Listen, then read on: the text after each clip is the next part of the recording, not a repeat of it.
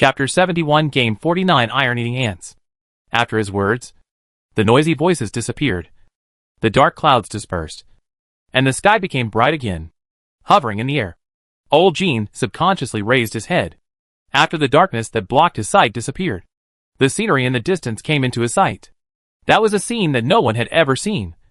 The true appearance of the anger of the entire kingdom. The dark creatures were all over the sea, the beach, and even on the land. Familiar, strange, never seen. And once extinct underwater creatures emerged one after another. Their number was enough to cover the sea surface. And their species were so rich that even Old Gene could not fully distinguish them. But Old Gene could still recognize the underwater overlord like Doodlin, who once curbed the development of the underwater kingdom. Father God. Old Gene muttered to himself. The reason why Old Gene could still remain calm was that these marine creatures were not amphibians, and could not leave the ocean, which to some extent guaranteed the safety of everyone present. But when Old Gene's sight returned to the scene in front of him, his composure instantly vanished. Although marine creatures cannot go ashore, the sea is only a part of the kingdom. The kingdom is vast enough, and far more magical than people imagine.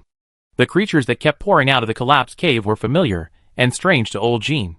Familiar because it was once famous, and everyone on this continent knew it. Strange because it was too long since its famous era. As a race that was exterminated by intelligent creatures because of danger, it had no reason to appear again. The out-of-control situation was brought back under the king's authority. The iron-eating ants that continuously poured out of the caves also became quiet, and only the sound they made when crawling was still in my ears, bringing distant memories. Iron-eating ants are not ants. To be precise, they are a kind of reptiles that live in underground caves. They are good at digging holes, and eat everything. Soil, plants, meat, and even metal are on their menu. Iron-eating ants are small in size, and have low combat effectiveness. Their single-unit strength is only 0.3. Even normal adult human males have higher single-unit strength than them. But the problem is that their survival ability is the strongest among all known creatures. They can survive in magma, crawl in severe cold, and survive even if they are split in half. Even more unfortunately, iron-eating ants never appear in numbers of 1 or 2. They are social creatures, and the entire species gathers together. They will not disperse. And there is no possibility that someone will encounter another group of iron-eating ants in the endless forest at the same time as encountering iron-eating ants in the human kingdom. Because there is only one group of iron-eating ants in the whole world. So when you see an iron-eating ant, it means you will face an entire population of iron-eating ants.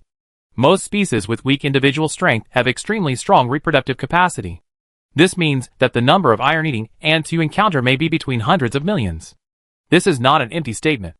As a creature that lives underground, has no shortage of food, gathers in a large population, and has extremely strong reproductive capacity, their number can often exceed the imagination of intelligent creatures. When there are only hundreds or thousands of iron-eating ants, there are still creatures that can hunt them. But when the number of iron-eating ants became 10,000, the concept of natural enemies no longer existed. Even Old Gene, a dragon, would retreat in front of the iron-eating ants. When the number of iron-eating ants reached a certain limit, the amount of food they needed would also exceed a certain limit. Even if it was not their intention, they would cause devastating consequences wherever they passed. This is the reason for its extinction. In order to obtain more food, the iron-eating ants multiplied wildly on the top of the mountains. And they came with great force, posing a great threat to the dwarf kingdom, which had not yet been torn apart. So the dwarf kingdom invited humans, elves, mages, dragons and other most powerful forces on the continent at that time to join forces to encircle and suppress the iron-eating ants, and finally eradicate them completely. This encirclement ended with the extinction of the iron-eating ants. But its impact has continued to this day. Several major mineral veins in the dwarf kingdom were devoured, and 3 main mountain ranges on the top of the mountains collapsed. The traces of movement left by the iron-eating ants span the entire top of the mountains, leaving countless mountains on the top of the mountains riddled with holes. As the main battlefield, the dwarf kingdom, the mechanical army that once shocked the world was completely wiped out in this siege. The dwarf kingdom, which lost its mineral veins, could not reproduce the mechanical army again. This was the main reason for the gradual weakening of the dwarf kingdom. In the end, the dwarf kingdom ended up in pieces. And this was based on the premise that the dwarves had built a strict and flawless military facility on the top of the mountains. in the most powerful era of the dwarves. The dwarf kingdom was called an impregnable fortress. Under the protection of countless machines and defense facilities, it had the confidence to despise all the kingdoms on the continent. The iron-eating ants destroyed it all. And now, it reappeared. Anuda carefully assessed the cave. His eyes swept over the scaly, palm-sized iron-eating ants. Their thin, dense, sharp teeth and sharp claws were their typical signs. They crawled on the ground, building a barrier between the king and the outsiders. In the brief, inexplicably palpitating silence, old Jean, who was hovering in the air, spoke first. I seem to have come to the wrong place. You continue. I have something else to do. You didn't come to the wrong party. He Xingwen interrupted him. If I'm not mistaken, are you a member of the expedition team contacted by Ezigen? Old Jean glanced at Anuda standing among the iron-eating ants. Anuda interrupted the conversation and introduced them. A golden dragon traveling on the continent. Or Jean. King, the initiator and organizer of the expedition. Or Jean narrowed his eyes, as big as copper bells, and stared at the young human king, the flower of hope in the land of death. Ai Jin's description is always so appropriate. What an impressive welcome ceremony. This is not a welcome ceremony. He Xingwen corrected his words and said kindly, this is the consequence of your behavior. Gudong. Or Jean made a huge swallowing sound in his throat. He hovered in the air for 2 seconds and thought about what would happen if he turned around and left. Iron-eating ants can't fly. Or Jean looked at the tiny and fragile creatures on the ground. Iron-eating ants really can't fly. But when their number reaches a certain level, there is actually no difference between the air and the ground, because they will drown everything. But flying is always better than walking on the ground. Old Jean was thinking about turning around and running. But Anuda spoke up in time to dispel this idea that might lead to further deterioration of the situation. Because before this, they didn't know you and your kingdom. Anuda said, but now, I believe they all respect you and your kingdom enough. He Xingwen glanced at the druid who built a fortress with plants. The plants shrank, as if time had gone back. The vibrant plants turned back into seeds, revealing Lincoln, who was covered by plants. He took back the seeds, bowed slightly to Xingwen, and ran all the way along the steps handed by Anuda. I respect your arrangements for all creatures in your kingdom. This is the most true portrayal of this world. The law of the jungle. All respect comes from your strength, not moral constraints to be precise. The morality of this world is different from the definition of morality on Earth. The morality recognized by humans on Earth only applies to Earth, crossing the distance between the two worlds. Asking a different world that had been reborn from despair to abide by the morality of the Earth is undoubtedly a very self-righteous idea. Therefore, He Xingwen did not force everyone to abide by the morality he abided by. He just used his strength to formulate the rules that should be followed in the kingdom's territory. He Xingwen looked down at the iron-eating ants on the ground. Unlike the Asian bears, they did not bring him any sense of danger, and he did not find the reason why Lincoln and old Jean were so nervous. After the anger of the kingdom subsided, the iron-eating ants did not retreat back underground. It was not that He Xingwen ordered them to stay where they were, but that they did not intend to go back. He Xingwen, what is this? Before Lincoln and old Jean could react, Anuda took the lead in explaining, iron-eating ants are omnivorous reptiles that live in groups, and the individual strength is about 0.3. Old Jean slowly descended and landed on the ground. From the appearance, he is a very typical Western dragon. A fat belly, long wings, short front claws and hind claws that are enough to support a huge body, and a long neck. He landed on the ground without iron-eating ants, but he stretched his neck and came in front of Anuda. And the airflow he exhaled during the conversation messed up Anuda's hair. It's actually a new world bordering us. He turned his head and stretched his head in front of He Xingwen again. Since you don't know the iron-eating ants, why did they revive in your territory? Anuda wiped the spit on his face and continued what he had not finished. This is a creature that becomes extremely dangerous because of its large number. He Xingwen took a step back to avoid his spit. No one knows the answer to this question. He paused for a moment and asked Oral King, are you interested? Oral King shrank his head back, a rare display of self-awareness that the Dragon Clan does not often have. Of course, Oral King believes that anyone in front of the iron-eating ants will spontaneously develop various human virtues that they originally did not have. This is amazing. Oral King used his copper-sized eyes to hiddenly glance at the phoenix on He Xingwen's shoulder. After all, many races have been extinct over a long period of time. He sucked a mouthful of saliva, and after persisting for 2 minutes, His true nature was exposed. The one on your shoulder looks like a phoenix. He Xingwen looked at the golden phoenix on his shoulder and reached out to take it down. Old Jin's eyes were fixed on him. He watched him loosen his hand, and the phoenix spread its wings and flew towards the forest. He almost flapped his wings and flew up. Before doing so, the iron-eating ants all over the ground made him restrain his impulse. Then he moved a few steps to the side and stood on the ground without iron-eating ants again. It seems that there are more and more iron-eating ants on the ground. Lincoln interrupted in time to pull back the topic. Just like those little grasses, he couldn't establish a connection with these iron-eating ants. The creatures in this kingdom rejected him. He Xingwen, you woke it up. This sounds like a case of turning the tables. However, Anuta didn't want to argue about this.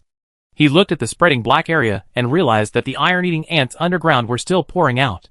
Obviously, when no one knew, its scale had already reached a certain astonishing number.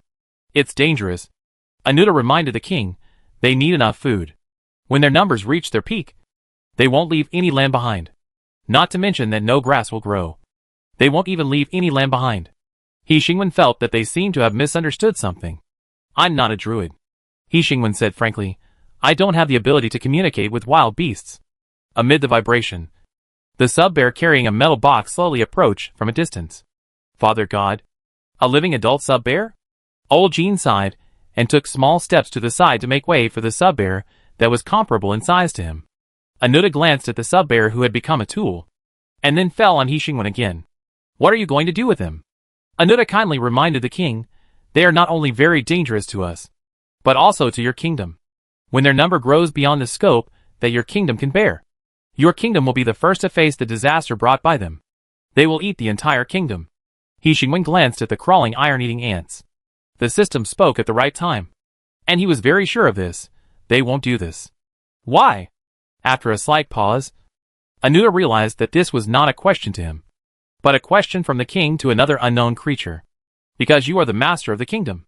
Perhaps knowing how many times he had answered He Xingwen with this sentence. The system added one more sentence this time. You created the kingdom. And it is part of the kingdom. He Xingwen found the problem. But it is a creature that has long been extinct in this world. The system did not deny this, obviously. This is one of the questions we still have no answer to. But at least I am sure that your people obey you. Your kingdom belongs to you. You are the ruler of the kingdom. The only master of the kingdom. These words are empty, exaggerated and excessive. Like words abused in some games to make players spend money. And it is difficult for people to have a real sense of awesomeness. Especially at the beginning. When the kingdom only had 2 NPCs, and did not even have a village. It was more like some kind of over-promoted advertising slogan. False and powerless. Even now, it still looks extremely exaggerated. And it is out of place in a kingdom with only 2 cities. But who knows whether this exaggerated word is really just an exaggeration, rather than an appropriate description? He Xingwen ended the simple conversation with the system, and turned his attention back to the present. Obviously, everything that happens in the kingdom cannot be inferred according to common sense. He Xingwen trusts the system. As always, since you are here to form an expedition team, we can discuss this point. He Xingwen looked at the huge body of old Jin, thought for 2 seconds whether he could enter the main city, and concluded that he should be able to land in the square in the city center. Then turned around and walked towards the main city. You just leave these iron-eating ants alone? Old Jin looked at the black area that was spreading on the ground, and felt that the other party's choice was like choosing chronic suicide. Obviously, the king has his own way. Lincoln rationally thought about the distance from here to the Everfree Forest, thinking that even if there was a disaster, it would be the human king who would suffer first. He quickly gave up unnecessary worries, and followed He Xingwen's footsteps. I think the king will not let the worst happen. Anuta, the only reliable person present, comforted old Jin. The kingdom has been creating miracles, so you can believe in the king's ability. So I am the only dragon who is worried? Dragon Island is located in the South China Sea. In terms of distance and sense of security, it is much better than the Everfree Forest next to the Land of God's Fall. Old Jin flapped his wings, flew back into the air, and followed He Xingwen's footsteps. Before Anuta took a step, he turned his head and looked at the black area that was still spreading, frowning. What the hell? What is that? What a big golden dragon. Why is it a Western dragon? It doesn't look majestic at all. Do you have the guts to say it again in front of it? It's shining with gold. And it looks very rich. This crappy game finally has a dragon. When the map introduced the Dragon Island, I started to look forward to it. Is it finally going to have dragon-related tasks now? Did the king bring a dragon back? Why did the dragon fly towards the main city? The main city doesn't allow players to enter now. It's just to avoid players. I suspect the planner hasn't finished the plot yet. It's a dragon. Do you think this game will have a dragon knight or something? Then I'll spend a lot of money. Until old Jin's figure disappeared from sight. The players still looked at that direction reluctantly. Or Jin stood in the center of the square, looking around curiously. The NPCs were busy with various tasks and ignored the golden dragon. There are so few people. Or Jin concluded. Considering that Or Jin could not enter the conference hall. This conversation took place in the city center, not far from the altar. Or Jin's eyes wandered around the altar, attracted by its glittering surface. Do you believe in gods? Obviously not. Or Jin took small steps, stretched his neck, and approached the altar. As the most magnificent building in the entire kingdom, the altar combines divinity and grandeur, shining with a style different from the entire kingdom. Old Jin stretched out his front paw and grabbed the glittering gem on the top of the altar, but it didn't move. Old Jin looked at his paw, then looked at the human building in front of him, back and forth, in disbelief. He is a dragon. This is simply an insult to him. He stretched out his paw again, and grabbed the top of the building with both paws, trying to overturn the building in one breath to prove his strength. But no matter how angry he was, the altar remained motionless, as peaceful as if it had merged with the world. Anuta reminded the other party, damaging national public property is an act that violates the laws of the kingdom. Old Jin, who was fighting with the altar in different postures, pretended that he didn't hear anything. Anuta continued, at least 3 demons died directly because of violating this law. Or Jin retracted his claws, as if he had just heard Anuta's words, and asked in surprise, there are still demons in your kingdom? Hishingwen, the kingdom welcomes all intelligent creatures as long as they abide by the laws of the kingdom. Lincoln, who was watching quietly, interrupted, death directly? As far as I know, demons are not a race that can be easily killed. Or Jin put his claws in his pocket, stretched his huge head between them, and forcefully interrupted the conversation. Obviously, the king has a secret weapon that can kill with one blow. He sprayed a lot of saliva again, but this time before it fell on Lincoln's face, it was blocked by the plant that opened its branches in time. Lincoln's voice came from under the net woven by the branches. Then you should pay more attention to your behavior. Don't forget that you are stepping on the king's territory. Then, old Jin calmly skipped the topic. Let's talk business. The lost treasure of the dwarf kingdom? Old Jin stared at the tiny human with his golden pupils as big as a gong. Ezijin told me that you have obtained the permission of the dwarves? He tilted his neck, and a huge shadow moved with it. One word after another came out of his mouth. Xiaoyuan tribe? Dongmuli family? Dwarf elders? Which dwarf force allowed it? Dwarves have never admitted that there are treasures in the dwarf kingdom. Or Jin muttered softly, are you fooled by some dwarf? This kind of permission is not just for anyone. Hishingwen was surprised by Or Jin's focus. I thought you didn't care about these things. Do you think I'm stupid? Can you find something with unreliable permission? Or Jin stared and began to suspect that the man in front of him was a liar. The black dragon searched the entire mountaintop back then, but still found nothing. If there is no reliable news this time, I won't participate. In fact, Hishingwen really didn't have any reliable news. But even without these, the judgment from the system is far more reliable than reliable news. Anuta interrupted. The king obtained permission from Indisa Jin. That name sounds familiar. Or Jin repeated it several times and remembered why it sounded familiar. Descendant of the Shishan dwarf king? The war advocate in the dwarf elders council. Hishingwen interrupted. He sounds famous? Of course. Or Jin proudly showed off his knowledge, as the most prestigious young leader among the dwarves. His attitude towards war is very famous. Be prepared for war. At the critical moment of the dwarves' life and death, Lincoln interrupted, if it was him. This permission is obviously very powerful. Or King thought about it and realized, but in this case, he should be the organizer and initiator of the expedition. Why would the human king initiate this expedition? In the silence where no one answered, Or King came to the conclusion, did he join the human kingdom? Lincoln subconsciously objected to this speculation. Impossible. It is said that druids are not very smart. And it seems that they are right. Or King leaned over, stared at Lincoln and said, this is the only explanation. Lincoln, so?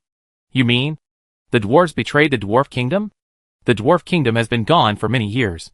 And they betrayed the dwarf kingdom. Orgene babbled. This can only be called that the dwarves finally had a bright mind, and knew that it was impossible to reunify the dwarf kingdom. As a second choice, they chose to leave the last trump card for the dwarves. Human King. Let's talk about the reward. After confirming that the commission was reliable, Orgene couldn't wait to change the subject. He had no interest in whether Andisa Jean joined the human kingdom. In fact, he didn't care about anything other than the treasure, let alone the smoke of war. Even if the entire continent was caught in war, it would not have an impact on the dragon race. As one of the most powerful races known to date, Dragon Island, located in the South China Sea, is independent of the major forces on the continent. The geographical location of Dragon Island and the established fact that the number of dragons is small ensure that they are able to stay out of it. Chapter 72 Game 50 Reward and Expedition Team sets off. I want 1/10 of the treasure. Orgene's opening words were in line with the greedy nature of the dragons. But everyone present knew another point. 1/10 of the treasure would never satisfy the other party. The greed for wealth imprinted in the dragon's instincts made them never give up the treasury in front of them. The moment they found the treasure, the dragons would betray the agreement without hesitation and take all the treasures for themselves. No expedition team would invite the dragons to join, because that would undoubtedly be sending sheep into the tiger's mouth. However, the dragon's failure to abide by the agreement could not stop He Xingwen from abiding by his promise. So he bargained seriously with Orgene. 1/10 is too much. He Xingwen, 1,000. He actually bargained seriously with the dragons? Anuta and Lincoln, who were watching this scene, both expressed that this was very subtle under the premise that the dragons would not abide by their promises. Bargaining itself was useless. Orgene rolled his eyes, his flexible mind full of vigilance. Do you have a trump card that can ensure that both parties fulfill their promises? It's not that there are no collaborators who try to use curses, ether and other methods to restrain the dragons. But compared to the surging and powerful ether sea of the dragons, most of these constraints cannot play the role they should because of the weakness of the collaborators themselves. But if it is a human king, anything beyond common sense happening to him will not surprise people. He Xingwen was silent for 2 seconds because the other party's attitude of I will not fulfill my promise was obvious. No. Orgene didn't believe him. But if he was asked to just turn around and leave, he would be even more unwilling. That was the legendary treasure of the dwarf kingdom. So he fell into a dilemma that bystanders could easily see, taking advantage of the gap in Orgene's thinking. Lincoln said, I am not interested in the treasure of the dwarf kingdom. From what I saw just now, your expedition team doesn't need me to join. It sounds like the other party has directly given up the idea of joining the expedition team and is ready to turn around and leave. Of course, any normal person would subconsciously choose to stay away from this dangerous place after the series of experiences just now, especially after the appearance of the iron-eating ants. He Xingwen interrupted him. The kingdom has just started. Everyone. There is no extra manpower to form an expedition team. And with the environment on the top of the mountains, I think the joining of druids is very necessary for the expedition team. As the saying goes, it doesn't matter if the trick is old. It's okay if it works. He Xingwen has a trick that will kill these experts. In fact, I don't know much about plants. He Xingwen did not hide his intentions and said frankly, I need experts who are good at plants and animals to help me count and confirm the species and number of plants and animals that exist in the kingdom. This does not sound like a reward, but more like a new job but for the druid. This is indeed a reward that is hard to refuse. Extinct creatures generally refer to animals. But in fact, there are also many extinct plants. Animals at least have the option of escaping when the end of the world comes, while plants can only accept the approaching death. In the Dark Ages, the elves were almost exterminated. It was because of the continuous weakening of the Tree of Life in the Elven Kingdom that the Tree of Life that nurtured newborns began to weaken because the world was on the verge of destruction. Not to mention other plants. But at that time, everyone was more concerned about the survival of their own race. And no one cared about the mass death and disappearance of green plants. After entering the Fifth Era, plants with tenacious vitality reappeared on the continent.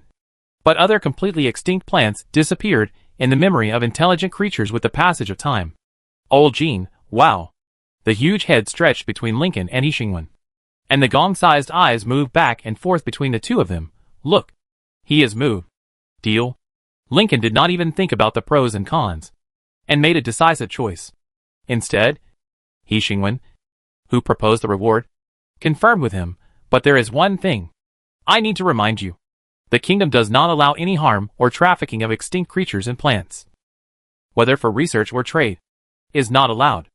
Orjin tilted his head to look at the human king and asked curiously, what if it attacks me? The human king's answer to this was extremely cold. If you don't step into the forbidden areas of the kingdom, theoretically, you can encounter extinct creatures that will attack you. How is it impossible? Orjin shouted loudly, bringing bursts of loud noises in the sky.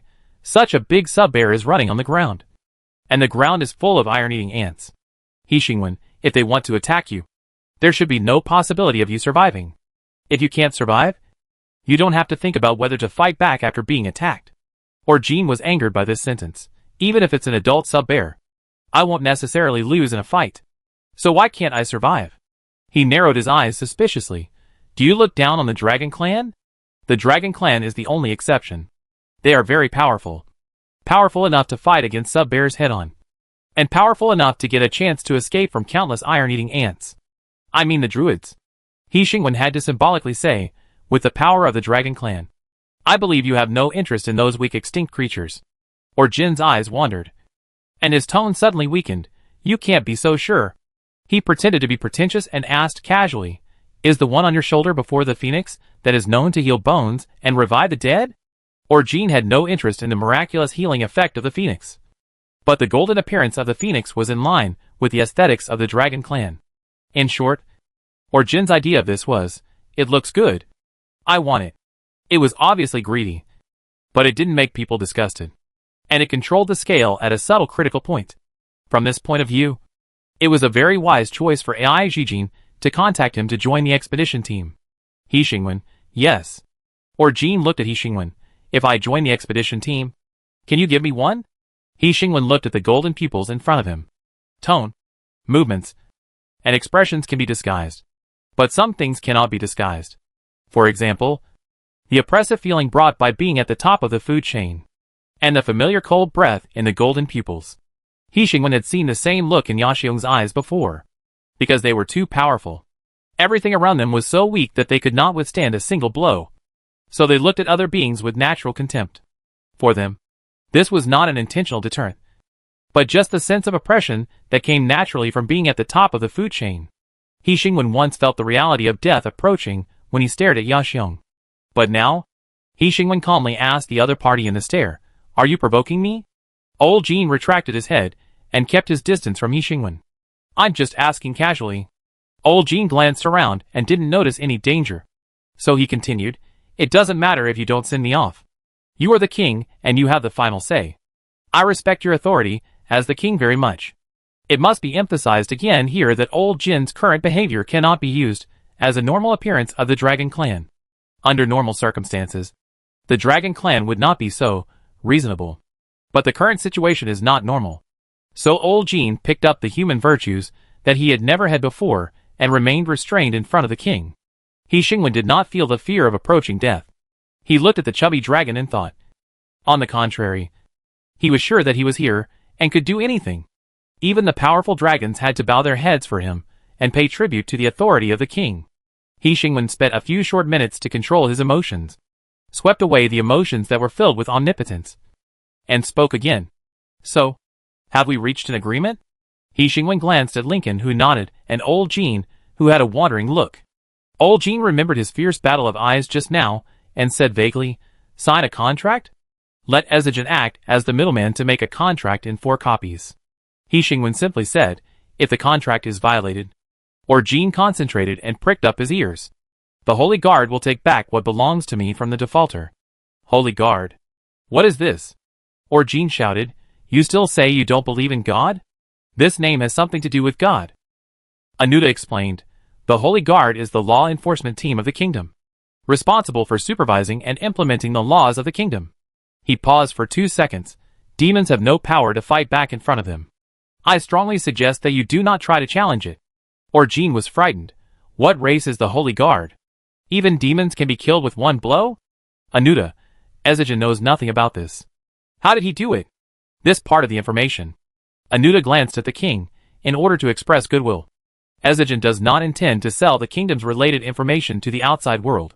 Orgene took 2 steps back and stopped in time before stepping on the conference hall. He stood on one leg in a somewhat awkward posture and revealed the essence of the problem. So, this kingdom is very dangerous. After the registration for the large-scale task of searching for the treasure of the Dwarf Kingdom ended, the expedition team began to form. The players' last-minute cramming behavior played a certain effect. By the end of the registration period, nearly 200 players had worked hard to meet the requirements and join the expedition team. The dwarves, excluding those who still had to build schools and attend classes, barely gathered about 50 dwarves, responding to the king's call to go to the top of the mountains to search for treasure that did not exist at all, because they didn't think the treasure existed. These dwarves set out to join in the fun. In addition, the largest number of people in the expedition team was Team 117. After the dwarves began to build Gundams with their bare hands, Team 117 retired and no longer participated in the construction of the school, instead focusing on learning. Compared to the miserable situation of players who didn't even have 3 0-level skills, Team 117 basically had more than 5 skills. In addition to the dwarf casting skills, they had 4 0-level mage skills: ether perception, ether control, spell construction, and spell analysis. That's right. There were no offensive spells such as illumination, lightning, and mage's hand. They were all basic spells. But this doesn't mean they are not aggressive. Ether control itself has the ability to control weak ether to attack. But it is less aggressive. It is very consistent with what a 0-level spell should look like. Spell analysis is a skill that analyzes the released spells theoretically. Theoretically, these 4 skills can completely replicate the spells released by the mage. All spells originate from the mage's control over the ether. The great magician, who is only a dozen or so in the entire Arcane Academy, and a real mentor, Dodi said, as long as you understand the ether well enough and know the principles of spell formation, you don't need to learn the spells left by the predecessors. And you can also build powerful spells on your own. Whether it is a magician who mainly uses spells or a mystic who mainly builds ether circuits. In the final analysis, it is all about exploring how to use the ether. In the beginning, we knew about ether.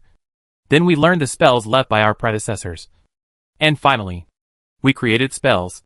From a realistic perspective, even a groundbreaking genius cannot construct new spells with only these 4 0-level skills. They must know enough about ether, be familiar enough with the framework of spell construction, and have a stable enough connection with ether to do this. For example, Moody, as the most outstanding genius among young mages and an intermediate magician, has not yet built his own spells. But the difference between the game and reality is that, to a certain extent, the game is cheating. Players who mobilize ether through the main console do not need to meet these conditions like mages to do this, in order to ensure that the expedition team can successfully complete the mission, rather than die and return to the kingdom as soon as they leave the land of the fallen god. He Xingwen consumes the energy he has reaccumulated and adds another basic function to the game before the expedition team sets off. 9. Enable the temporary altar function, which can only be enabled by the king. The speed of energy consumption is related to the distance between the temporary altar and the nearest altar and the duration. In the case of insufficient energy, the temporary altar will be forced to fail. Orgene floated in the air, and Longsheng doubted himself for the first time. Am I really not deceived? Can this team find treasure? In the team moving forward below, the lazy and disorderly etheric bodies ran around, trying to find some treasure in the desert, while on the other side, the orderly team led a long way, maintaining an amazing order during the long journey, and seemed not to be tired at all. The dwarf in the simple tool cart led the team in the front. Even if Oral King was floating in the air, he could hear the rough singing coming from the cart. At the end of the team was the druid. He silently followed the team. The solid plant fortress continued to extend as he moved forward, effectively isolating the group of etheric bodies surrounding him and avoiding their harassment. Oral King witnessed the madness of the etheric bodies with his own eyes. Lincoln's defensive posture was not there at the beginning. It was a choice he had to make in the face of the harassment of the etheric bodies. As a middleman, Anuda also joined the expedition team to ensure that the commission could be successfully completed. As the king's representative, he was also in the expedition team. His role was to serve as a temporary resurrection point to ensure that the expedition team would not be reduced to only dragons and druids as soon as they entered the top of the mountains. since the players left the territory of the kingdom. The national setting for, in your kingdom. The language used by your people is the common language is directly invalid. So the players and NPCs had communication barriers.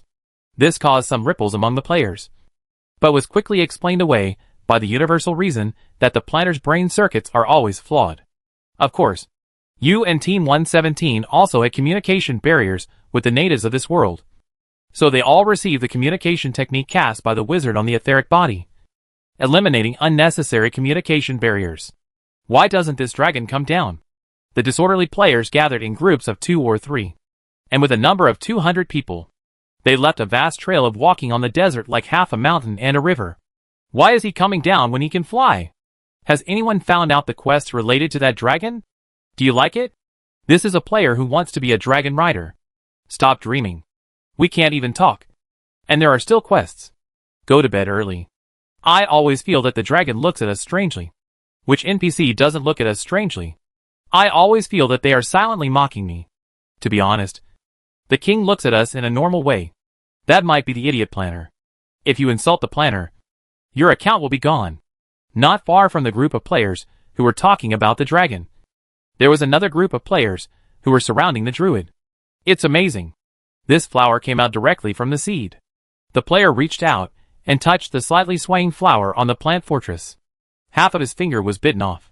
He took out the blood recovery potion bought from Anuda without changing his expression, and drank a sip carefully. After a while, the missing finger grew back. No matter how many times I watch it, it's still amazing. Yes, Druid and Dragon also think so. The operation of restoring the etheric body with a mouthful of ether supplement is amazing no matter how you look at it. Wang Shower. You're wasting blood recovery potion again. This is for the task, not for you to use up. Another player snatched the bottle from Wang Shower's hand, and seeing that the amount was not much less, he calmed down a little and lowered his tone. Don't join in the fun. Come to the meeting quickly. Don't forget, you are a war correspondent. Aren't I fulfilling my duties as a war correspondent? Wang Shower said confidently. Druid is a new profession that will be released next. I will explore the way for everyone to see how awesome Druid is. The players who were watching Lincoln continued, that's awesome. It's like a walking sea drill, and it can completely eliminate the desert by itself. When will this profession be available? The players who were watching Lincoln were almost scratched by the seemingly fragile leaves, so they braked and retracted their heads. I feel that the desert terrain limits his performance. Let's switch to a forest. I can totally understand why the king would trick a druid back. This profession is really strong. Stop talking. Wang Shower. Let's go to the meeting. The player dragged Wang Shower to another group of people. We have to cooperate this time. Individual players and guilds must unite. Only by uniting can we share the benefits of this large-scale mission. If one party dominates, the mission will not be completed and the benefits will not be obtained. Stop. Stop. Stop. Where is the guild? Just a few people playing together can be considered a guild? Do you have any shame? Seeing that the atmosphere of the conversation began to deteriorate, Wang Shower began to play his role, thanks to everyone's trust. Now, the war correspondent Wang Shower, will take pictures of the pre-war preparations for everyone. Seeing that the atmosphere that was about to quarrel suddenly eased, the players showed peaceful smiles and continued to talk in hypocritical peace. Ahem. Cooperation. Of course we have to cooperate. Didn't we agree before? Completing the mission is important. It's mainly for the development of the kingdom. As a member of the kingdom, I have the obligation and responsibility. Explore the surrounding environment for the kingdom. Then let's discuss how to command. Before the voice fell, several people's voices rang out. I'm not bragging. Everyone has heard of my name. I used to. I won't argue with my seniors. It's mainly because of this kind of real-time strategy game. I play more and everyone knows me. If it doesn't work, then I'll do it. I've been the leader of the first guild for so many years. It's no problem to command 200 players. Let me do it. You are modest. Let me do it. The discussion started with who will command and ended with who will command. It was declared over in just 5 minutes. It's not that these players are not good enough. On the contrary, each of the players participating in the discussion is a well-known elite in different games before. Therefore, under the premise that they can all take the position of commander-in-chief, it has led to a situation where no one can convince the public. Forget it. Anyway, there is still a long way to go. Let's talk about it later. The expedition team set off to the world outside the land of gods with Oreljan's worries, the players' endless noise, and the dwarves singing and dancing. Chapter 73 Reality 16 and Game 51 Suspension and Encounter. Mom, I'm back for a while. I have something to tell you. He Xingwen put on his bag and walked out of the bus. No. I don't need money. You don't have to send me money. I just have something to discuss with you. Yes. I'll be home around 4 p.m. Don't come to pick me up. I can come back by myself. He Xingwen walked into the high-speed rail station familiarly, hung up the phone, and got on the high-speed rail to a city 10 minutes later. He Xingwen found his seat, put on headphones, swiped the social software on his phone, and the dynamics from friends quickly swiped by. Travel, games, dinners, complaints. If nothing unexpected happened, there should have been another one of him among these people. But now, He Xingwen turned off the screen of his mobile phone, took out a copy of Das Kapital from his backpack, and quickly felt sleepy in the familiar Chinese. System, have you made a decision? He Xingwen yawned. It just so happens that all the players are going on an adventure, so I should also deal with real life. Mom, I'm back. He Xingwen hugged his mother tightly. As soon as he entered the door, he first praised his mother's cooking skills, and then began to flatter Miss Huang Heling in all aspects, as if he was a model of a good son in the modern era. Last time, I met your Aunt Zhang from the next-door community. She asked if you were back. I said you were independent, and didn't need us to worry about you at all. You were busy working to earn living expenses in your junior year. Guess what your Aunt Zhang said? What did you say? Mom? He Xingwen stuffed the peeled orange into Miss Huang Heling's mouth and guessed, praise me. Right. Huang Heling swallowed the orange and stretched out her hand, as if to hit him. I'm still praising you. People ask me if I abused you. Otherwise, why didn't you want to go home during the summer vacation, and had to stay there to work? He Xingwen smiled and leaned close to her. How could that be possible? Everyone in our community knows that you dote on your children? He Xingwen kept peeling a candy, and stuffed it into his mother's mouth, saying something sweeter than candy. My mother loves me the most at home. He looked up at Miss Huang Heling, who was squinting her eyes to eat candy, and asked as if looking for approval, right? Mom? Don't set me up. It depends on what it is. Although she is approaching middle age, Huang Heling, who has taken good care of herself, and has no worries in her life, and has no trace of time, was not fooled at all. I knew you came back for something. Tell me. What is it?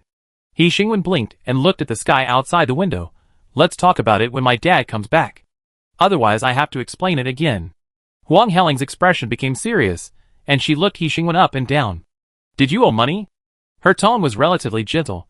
It doesn't matter if you owe money, as long as you don't gamble. She glanced at He Xingwen. Absolutely not. He Xingwen hurriedly said, don't guess blindly. It's not a big deal. Look at your guilty look. You didn't dare to go home for the whole summer vacation. You finally came back. First you flattered me, and then you waited for your father to come back. Isn't it a big deal? Her tone became serious. Xingwen, you were not like this before.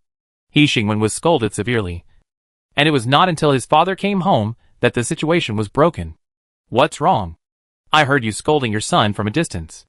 He Jiangwen took off his coat and looked at the living room, easing the situation, and said, didn't you say you missed your son? He has something to tell us. What is it? He Jiangwen walked to the sofa and first lowered his head to coax his wife. What big deal can it be? Think about it. He didn't even have a rebellious period since he was a child. How big can this matter be? Okay. Don't be angry. I'll talk about him. He Jiangwen turned his head to look at He Xingwen, who was sitting upright, and his wife's opening was exactly the same. Did you owe money? He Xingwen shook his head. Gambling? He Xingwen shook his head. After getting a negative answer, He Jiangwen turned his head and coaxed his wife again. What big deal can it be? You worry about it all day long. And our son is fine. Tell me. What's the matter? I want to drop out of school. The scene was silent for a few seconds. He Jiangwen confirmed with him. You will be a senior soon, and you will get your diploma in another year. Why do you suddenly want to drop out of school? Huang Heling waved at He Xingwen and hugged him. Is there anything you can't tell us? If you encounter something, hiding it won't solve the problem. Tell your parents why. He Xingwen paused for 2 seconds. Because I'm addicted. He glanced at his parents' expressions while speaking. Addicted to games. What? There is a new holographic game recently released. You know it? It's very fun. With no one to respond, He Xingwen's voice gradually lowered. So, I want to play games, and don't want to go to school. Just to play games? He Jiangwen confirmed with He Xingwen again. He Xingwen nodded heavily. There was a moment of silence at the scene. Wang Heling breathed a sigh of relief. I thought it was a big deal. I just checked our family savings several times, and thought that we had to sell the apartment anyway. He Jiangwen sighed. Rebellious period. I knew it. Your rebellious period is not coming. It's coming late. Just play games. It's better than gambling. He Jiangwen concluded. When you said you wouldn't come back during the summer vacation, your mother kept saying in my ear every day, I hope nothing will happen to our son. Today I guess you were cheated. Tomorrow I guess you took out a naked loan. The day after tomorrow, I guess you didn't take good safety measures with the little girl. And you scared yourself. So scared that you planned to secretly go to find you. Your father won't let me go. Wang Heling held He Jiangwen's hand, seemingly complaining. But actually abusing the dog, say you. You are old enough now. You know what's going on. If we go to see you secretly, no matter what happens to you, it will be hard for your parents to see you. He said that if you have no choice, you will always go home to your parents. He Jiangwen smiled and said in a relaxed tone, I tell you, Xingwen, don't say you want to drop out of school. Even if you really owe money. As long as you know how to tell your parents and want to get out of it, we won't blame you. Who doesn't make mistakes? He Jiangwen, you have the right to make mistakes when you are young. And it's just a dropout. When you get tired of playing games and come back to school to get your diploma, everything will be in time. He Xingwen breathed a sigh of relief. Although he knew his parents' personalities, he was always nervous before the dust settled. The Special Investigation Bureau's character profile of He Xingwen was not wrong at all. He Xingwen was born in a middle-class family with good economic conditions and a relaxed family environment. These shaped him into what he is today. Because there is no shortage of money, he has no specific concept of money. Because of the relaxed family atmosphere, he has learned to be tolerant. Happy people use their childhood to heal their whole life, while unfortunate people use their whole life to heal their childhood. One note. At the end of the summer vacation, 2 months after the game's internal test began, He Xingwen and his parents went through the procedures for taking a leave of absence from school at school, extending his short summer vacation life to a more distant future. Remember to eat on time. Wang Heling nagging He Xingwen. Remember to buy fruits. Don't just order takeout. Seeing that they were about to part, she became more and more anxious. And finally couldn't help saying, why don't you go home? You can play games at home. At least you can eat better. I promise not to blame you. Okay. The high-speed rail will be open soon. Let's go. He is so old. If it really doesn't work, he will go home. He Jiangwen held Wang Heling and looked at the cars on the road, turned his head and said to He Xingwen, if you encounter any problems, don't bury yourself. Go home to find your parents. I know. Don't worry. Didn't we agree? I will call you every week. He Xingwen stopped a taxi, waited for his parents, who were worried to get in the car, and disappeared from his sight. Then slowly turned around and walked towards the rented house. System. You haven't said anything. I don't know what to say. He Xingwen was silent for 2 seconds. I don't know what to say either. He was a little tired and a little relaxed. My college life is over. Actually, you don't have to do this. Are you sure you want to say this after I've done this? I wanted to say this before, but I don't know why. I never said it. Why? I don't know. After a long silence, the system said, I just think you should have the right to choose which direction your life will go. The optimal solution I come up with may not be the optimal solution you think. While He Xingwen was dealing with real affairs, the expedition team was facing the first crisis after setting out. The expedition team walked out of the land of God's Fall and unexpectedly encountered a group of ferocious wild animals with bared teeth at the foot of the top of the mountains.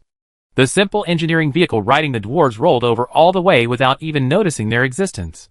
Next came the disorderly players, who lost dozens of players as soon as they met, flashed white light, and reappeared at the end of the team. And the 117 team behind the players had to stop because the players in front were in chaos and were blocked behind, unable to move forward or retreat. Screams, fighting, roars, accompanied by white light and chi-chi sounds, all echoed in front, and chaos spread among the players, who died one after another because of lack of organization and discipline. Fortunately, the players were not good at other things. But running was definitely a special skill. Some of the players who fell behind saw that the situation in front was not right. So they turned around and ran straight towards Team 117. As a result, the players completely collapsed. Some died on the spot. Some gathered behind Team 117. And more players also gathered behind Team 117 after resurrection. After defeating the players, this group of monsters met Team 117 head-on. While the players were resisting the monsters in vain, Team 117 had silently adjusted the cue, pulled out the long wooden cannon made of bone blades, held them in their hands in unison, and leaned forward. In an instant, the air of killing was everywhere. The resurrected players and the escaped players gathered behind Team 117, not only watching the fun, but also making a brief comment. Fuck. Professional. I said it was an army. What nonsense are you talking about? How can such a big kingdom not have its own army? No one said it's not the kingdom's army. Why are you so anxious? Wu Xing, who was hit by a sentence, hesitated for a few seconds and simply changed the subject. Is this a monkey? Then it looks a bit ugly. The group of monsters that suddenly appeared looked like monkeys, but a closer look showed that they were full of fangs, sharp claws, and protruding noses. Under the monkey-like appearance, they had a very unruly and powerful inner self. Chi-chi-chi. Schwa. The uniform sound of breaking through the air gathered together, and was quite spectacular. Some of the monsters that faced the 117 team head-on hung on the wooden warehouse pole, and the other part stepped on the corpses of the monsters in front and rushed towards Team 117. The queue rotated. The one holding the long wooden warehouse stepped back, and the other row behind followed, holding shields and swinging swords. There was a panicked chi-chi sound, seeing that the monster's forward momentum was tripped by Team 117. The players who huddled behind Team 117 could not hold back. Several players stepped forward to command, and the players who had just been running wild seamlessly switched their personalities and began to attract monsters in small groups in the form of teamwork. Anuta and Lincoln stood at the back and witnessed this fierce and evenly matched battle. After a subtle silence, Lincoln said, "A group of mountain monkeys. Can they fight so fiercely?" Mountain monkeys, the most common wild animals on the continent, live in groups, have very low combat power, live in forests and mountains, and rarely attack humans. If the various animals on the top of the mountains are classified according to the level of monsters, then mountain monkeys can be called level 1 monsters. Unlike Lincoln's doubts, Anuta looked at the 117 team and the players with surprise as they worked together to defeat the rushing mountain monkeys and began to clean up the scene. They are indeed not strong. Anuta's eyes followed the actions of the 117 team and answered Lincoln's question, but they have surprising potential, considering that Lincoln knew nothing about the players. Anuta had to tell him one of the most prominent characteristics of the players, as undead to some extent. Weakness and madness coexist in him. Perhaps realizing that Lincoln did not trust this sentence, Anuta continued, the king chose them to form an expedition team, and he believed that they could complete this task. Lincoln was convinced. He did not trust the players, but the human king won his respect with his strength. Keeping respect for the strong is the most common cognition in this world. What the hell is this? The player who wrapped his nose with clothes and searched for loot in the mountain monkey corpse muttered. It's unscientific if the monster doesn't drop loot. It's bloody. Don't turn it over. Another player stopped him. In this game, it's normal not to drop loot after killing monsters. After killing the monster, don't you get 2 ether points? These ether points appear after killing the monster. Right? Yes. It's just below the name. The player glanced at the character panel. Below the name and above the profession, there was an inconspicuous ether point, followed by a lonely 2. Without even an explanation, the planner's brain circuit is really in line with His Majesty the King. Is it okay if there is no explanation for the new function? I think it's okay. Have you played a single-player game? This is the energy consumed by using spells. No. I could use spells before this thing? Another player suddenly realized that means that using higher-level spells will require ether points. Otherwise its appearance will have no meaning. This must be because we need to use it. So there is no ether point limit for level 0 skills? The more I listen, the more I feel that level 0 skills are magical skills. Now that you mention it, I feel the same way. while other players were arguing about the ether points that appeared after killing monsters. The player who messed up the mountain monkey's corpse suddenly spoke up. "By the way, if I hand this thing over to you, will I get credit points?" The debate paused, and the players picked up the scattered mountain monkey corpses and rushed to Yu's side before they could squeeze in. Team 117 was already there. "Are they here to hand in their loot too?" The players were stopped behind the circle formed by Team 117, and subconsciously stood on tiptoe, trying to see what was going on inside. "You? This is a bit problematic." The leader of Team 117, Wang Daji, showed Yu the cleanly dissected corpse in his hand. Yu's sight paused on the plane where the corpse was cut open. Inside the corpse, on the surface of the flesh, there were some dark irregular black spots, distributed along the spine, and finally disappeared at the brain stem. Yu's expression became serious. "Anuta, come here." Anuta, who was talking to Lincoln on the side, was slightly stunned, passed through the players and squeezed into the crowd. "Is this normal?" Anuta glanced at the mountain monkey corpse held by Wang Daji. The dissection started from the abdomen, and it was completely cut into a whole piece of skin along the texture. The internal organs were taken out, and the spine was clearly visible. Anuta was first surprised for 2 seconds by the clean and neat dissection technique, and then he was attracted by the black spots on the surface of the meat on both sides of the spine. He subconsciously reached out. Wang Daji avoided his hand and explained, "It may be infectious." Anuta's hand paused for 2 seconds, and he took it back with some novelty. Being protected by the weak was indeed a very novel feeling for him. "This is not a normal behavior." Anuta retracted his hand and said, "It looks more like some kind of..." He stopped talking and called Lincoln. Lincoln looked at the body for a few seconds and made a judgment. "Pathological changes? Anuta, have you communicated with these mountain monkeys?" "When they appeared, they were too aggressive. In this situation, I couldn't establish communication with them. In theory, mountain monkeys will not actively attack humans." Anuta's expression was serious. "So why did it suddenly rush out to attack us?" Lincoln looked at the endless mountains in front of him. They were at the forefront of the mountains, at the top of the mountains. And they couldn't even be said to have entered the top of the mountains. On the top of the mountains, there is a whole stretch of mountains and vegetation covering all the mountains. Here, they're live animals, plants, and some intelligent creatures that have settled here. Lincoln closed his eyes and felt the mountains. His eyebrows furrowed. Chaos, disorder, attack, death. He suddenly opened his eyes. This place is out of control. A plague? Wang Daji made a bold assumption. Lincoln stared at the lush mountains in front of him and remained silent. Anuta responded to his words. "Maybe worse than that." "Worse than the plague?" As an earthling, Wang Daji could not understand the meaning of the other party's words. But it is obvious that Anuta and Lincoln both have their own judgments on this. After listening to their conversation, Yu walked out of the encirclement of Team 117 and issued a task to the players, asking them to collect the bodies of mountain monkeys. And then a fire burned the bodies, leaving a pile of bones that could not be burned. "Where are the people? How come you're falling behind?" After realizing that they were falling behind, the dwarf engineering vehicle turned around again and ran back to the original place, calling them, "Don't stand there. Hurry up and catch up." Halfway through the conversation, Dorona poked his head out to look at the mountain monkey corpse they were holding. "What is that thing?" When Anuta was about to explain to Dorona, a gust of wind blew over from above. A vibration was heard not far away, and then a big head popped out from the tree branch. Orgene found a place to stay on the ground covered with trees with some difficulty, poked his big head out, and interrupted the conversation suspiciously and forcefully. "What are you doing? Why haven't you made any movement for a long time? Are you discussing how to find the treasure?" Well, even Oral King was impatient. Anuta patiently repeated their findings to them. "What is chaos?" Oral King's voice shook the sky.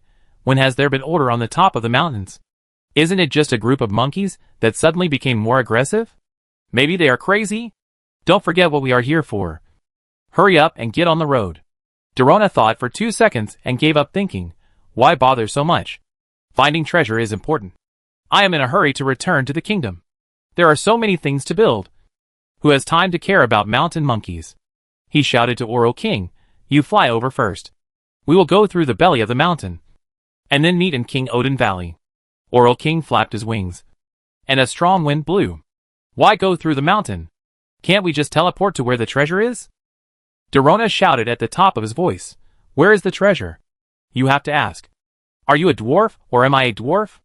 Orgene fell to the ground again. You don't know where the treasure is? Dorona looked around. Does anyone know? Before the conversation got out of control. You coughed. If we already know where the treasure is, why do we need a dragon and a druid? We can teleport directly there. Right? Orgene stared at this weak human, a little unsure whether the other party was lying to him. Before he thought of the result, Lincoln, who had no interest in the treasure, spoke first. We can teleport directly to King Odin's Valley. The range of the top of the mountains is too large, and there is no need to waste time in the outer area of the top of the mountains. Orgene was still a little suspicious. The descendant of the 10-mountain dwarf king didn't say anything? Dorana was enraged. He held the hammer and shouted, Are you doubting the dwarf? Dwarves are well known for their stubbornness. Seeing this, Orgene reluctantly dispelled his doubts and took off again. Then we will meet in King Odin's Valley. Did the dragon just leave like that? The players were surprised. Isn't he our most powerful foreign aid? From here to King Odin's Valley. It belongs to the outer area of the top of the mountains, which is very safe. The moment he realized that the communication barrier appeared, Anuta, as a wandering merchant, equipped a translator with communication activated. At this moment, he could hear the players' words and give them a simple popular science. When you get to King Odin's Valley, the situation will be different. When you get there, you will be on the land of the top of the mountains. Chapter 74 Game 52 Where do all these bugs come from? Orgene soared over the mountains, moving forward along the undulating curves of the mountains. The mountains were at his feet, and the sky allowed him to soar. Without a doubt, he conquered the sky. The players stared at Orgene's figure, attracted by pure power and beauty. That was a scene that would never appear on Earth. Conquering the sky with the brutality of the flesh. Anuta and Dorona whispered about the proposal of teleportation. We teleport directly. You leave these cars here. And when we come back? No. The dwarf shouted. Dwarves will not give up their tools. Anuta looked at the tool cars that were temporarily assembled. So simple that there was no decoration, and even the internal structure could be seen. It was difficult to make any comments on this. He looked at you and returned the leadership of the expedition to the other party. After all, he was only an intermediary to organize the expedition and a witness to ensure the smooth implementation of the contract, not a participant. Anuta, there is no magician in the expedition team. I have tools for space teleportation, but I can't teleport inanimate objects of the weight of a tool cart. You looked at Lincoln. According to the law that all the natives of this world can rub black holes with their hands. Although Lincoln is just a druid, he must be able to teleport. In fact, Lincoln does know how to do it. Space positioning, teleportation, and jumping are the fastest means of transportation. Intelligent creatures that travel alone on the continent can basically do this. It's not because it's common, but because intelligent creatures that can travel alone on the continent are powerful enough. Lincoln looked at the tool cart and concluded, only a great magician can teleport an inanimate object of this size. You turned his head to look at the dwarf, who looked at him vigilantly and shouted first, then let's go in 2 ways. He pointed at the dwarves. We will go from the belly of the mountain, and you will teleport there by yourselves. When the time comes, we will gather in King Odin's Valley. Anuta interrupted. We will be there in the next second. Dorona held the hammer and glared. Are you doubting the dwarves? From the frequency of this sentence, this may be his catchphrase. Anuta was immune to the opponent's loud voice attack and said in an orderly manner, unless you can also reach King Odin's Valley in the next second. Otherwise this kind of gathering is just a waste of time for us to wait for you. Dorona glared at Anuta for a long time. If it weren't for the residual power of the human king, he would have turned around and drove the tool cart into the mountain on his own. He suppressed his temper and said to you, even if that human king comes, don't expect the dwarves to abandon our tools. From the fact that the dwarves are famous for their stubbornness, they can't change their minds. The expedition team was already facing the crisis of disbanding before they really entered the top of the mountains. The players watching on the side whispered, are they arguing? Are they going to split into 2 teams? We won't have to climb those mountains next. Right? Look at that mountain. The player looked up and pointed at the endless mountains ahead. According to the planner's brain circuit, there must be no road on this mountain. I'm afraid they will ask us to climb Mount Everest barehanded? Amid the whispers of the players, you made the final decision. Then we will go in 2 directions. You glanced at Lincoln and Anuta. Can you contact the dwarves by then? Lincoln was very sure of this. The forest knows every creature that enters its territory. The druid will contact you by then. You thought very carefully, taking into account all possible situations. If something unexpected happens, then we will. You looked around the endless mountains in the distance, and paused for a moment, because he knew nothing about the top of the mountains. Duolongda took over the conversation impatiently. If something unexpected happens, we will go to the burial place of the king of Shishan. The burial place of the king of Shishan is an altar built when the dwarf kingdom once ruled the top of the mountains. Anuta paused for 2 seconds. It was destroyed because of the iron-eating ants, and now only some ruins are left. Duolongda's expression became more and more fierce. He started the tool car without saying a word, rushed forward, and disappeared into the forest. Seeing the figure of the convoy rushing away, the players started to discuss again. Is the dwarf planning to drive up the mountain? This kind of transportation is not suitable for mountainous terrain. Right? You know that the dwarf's brain is not very good. This is not the extent of not having a good brain. Right? There is a hole in his brain. The voices of discussion suddenly stopped. The simple car disappeared from the sight for a moment and reappeared. They floated up from the bottom of the woods and did not start to accelerate until they were above the forest. They changed from land vehicles to flying vehicles in a second and rushed towards the distant mountains at an extremely fast speed. Is this speed speeding? Is there a speed limit in the air in this world? Why do I feel that it is faster than the dragon just now? Is it my illusion? What is the power source of this vehicle? How can this thing transform? And with its simple style full of clanging, it can actually fly? Then you underestimate the dwarves. You should know after watching the video that the things made by the dwarves are both land and air. So, it is really possible that it can be used on the mountain? That's a bit outrageous. Right? With such a large volume. And there is no road on the mountain. How can it be driven up? Lincoln didn't care about the strange sounds made by the players. Although he could use telepathy to eliminate communication barriers, it was meaningless. He was not interested in what the players were saying. Ether spread over Lincoln's body, and quickly arrived at another coordinate point. After confirming the coordinates, it connected into a channel and tore the space. The black hole appeared in front of them from nothing, expanding from an unstable point to a stable circle. Players stretched their necks to closely watch the teleportation point. Although they called it a black hole, it was actually quite different from a black hole. At least it was not under a huge suction force. It was just a calm hole. It looked like a liquid due to the high ether reaction, but it was not actually a liquid. Is this thing reliable? With this thought in mind, the players stepped into the black hole one by one. As the crowd disappeared from the foot of the mountain, the teleportation point slowly shrank, collapsed into a dot, and finally disappeared on the spot, leaving only the corpses of mountain monkeys and traces of the chaotic fight. Almost as soon as they lifted their legs, they didn't even have a clear understanding of the black hole. When they took another step, the world in front of them completely changed. It was like they had strayed into a wonderful forest kingdom. All they could see were trees. Various plants occupied the land. The tall and thick treetops densely blocked the light, making the place feel cold and gloomy. The visibility was not high, but some rustling sounds suddenly accelerated because of their sudden appearance. It was a very primitive forest, because it was rarely visited by people. There was not only no road here, but also no place to stay. The players were crowded together. Some of them even hung on the trees because of their poor position, and then fell from the trees. Aw fuck. What's touching me? Hand. Hand. Hand, with the players terrified shouting as the background sound. Team 117 gathered with difficulty in the dense forest, where there was nowhere to stay. Anuta, you and Lincoln finally emerged from the black hole. The black hole disappeared behind them. Lincoln looked around. The plants that occupied the gaps between the trees gently retreated, as if they really had willpower, leaving enough space for the expedition team to stand. The background sound of shouting and yelling became lighter, and it turned into amazement and curiosity about the scene in front of them. Is this possible? Druids are cheating? So cool. This profession has a bright future. To be honest, every profession looks promising. No, the dwarf profession has no future.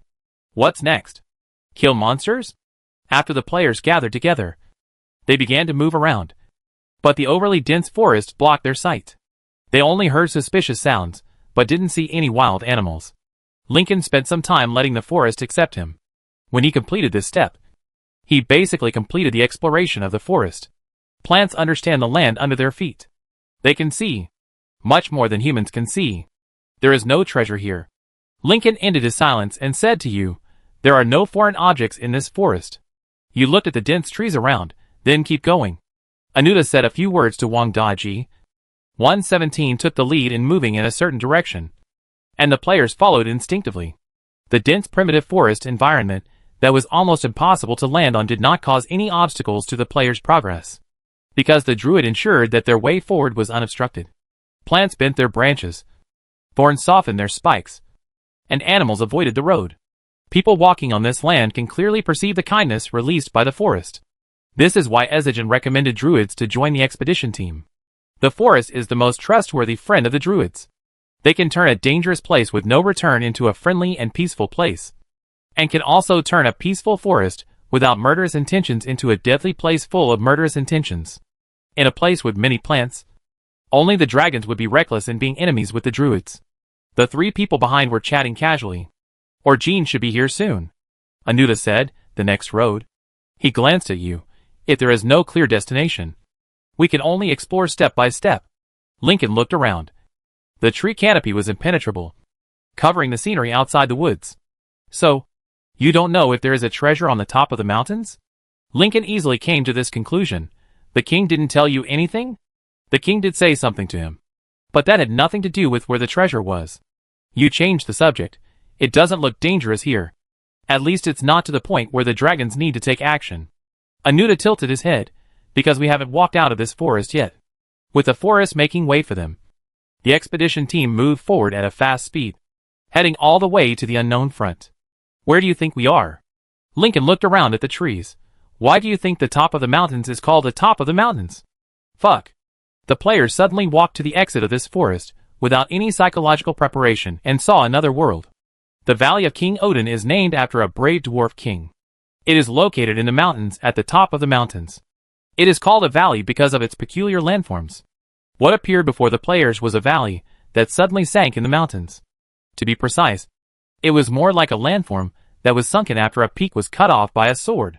The valley is surrounded by high peaks, tilted towards the west, and finally connected to another peak in the distance, against the backdrop of the towering and extremely dangerous peaks. It is like a bridge left here, connecting several major mountain ranges. The mountains are lush with vegetation, but there are large open spaces in King Odin Valley, where grass grows. When the wind blows, the grass sways gently, revealing a relaxed and leisurely atmosphere. The peaks on both sides, which are like natural dangers, form a sharp contrast with the valley that is sunken and tilted to the west and covered with green grass, especially its magical structure connecting several major peaks, reflecting a fairyland on earth in the white snow-capped mountains. Lincoln looked at the strange terrain in front of him, and continued what he had just said without being affected by the players' emotions. We haven't really entered the Valley of King Odin, let alone the top of the mountains. The so-called top of the mountains refers to the mountain range that stretches for tens of millions of miles. Anuta followed the crowd into the valley. It covers an area larger than the land of the fallen gods. It is not a small place that can be described by one or two mountains. If you only use your legs to measure the vastness of the top of the mountains, you may never be able to walk out of here in your lifetime. The players who ran towards the valley excitedly ran back at a faster speed amid a series of WTFs, and hid behind the lined-up 117 team without hesitation. Snakes. The ground is full of snakes. Amid these roars, the Valley of King Odin revealed its true face to them. The 117 team took 2 steps forward, then retreated again and again. At that level, it was no longer a question of whether or not to defeat the snakes, but a question of how to survive. On the grassy ground at the junction of King Odin's valley and the forest, there were countless green snakes entwined, to be precise. This was not grass at all, but because the players were far away, they mistook the snakes entwined together and spread all over the ground as grass. The densely packed snakes left them no place to stay. Every place on the ground that the naked eye could see had long creatures moving and rolling. Green grass snakes, a specialty of King Odin's valley. After seeing the snakes all over the ground, Lincoln's desire to talk increased significantly, and he introduced to the game in a popular science tone. It is said that King Odin transformed to protect the dwarf kingdom, and it is extremely poisonous. Lincoln paused for 2 seconds, and the ether wave covered the Valley of King Odin.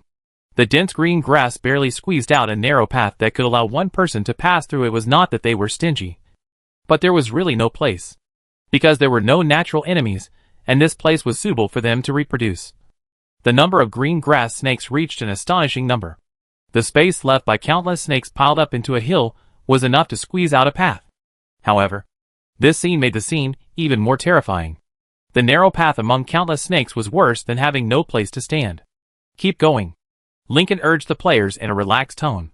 No one moved. The players looked at the narrow path that was only a few centimeters wide at most, and the piles of snakes squeezed together beside the path, and took a big step back in unison.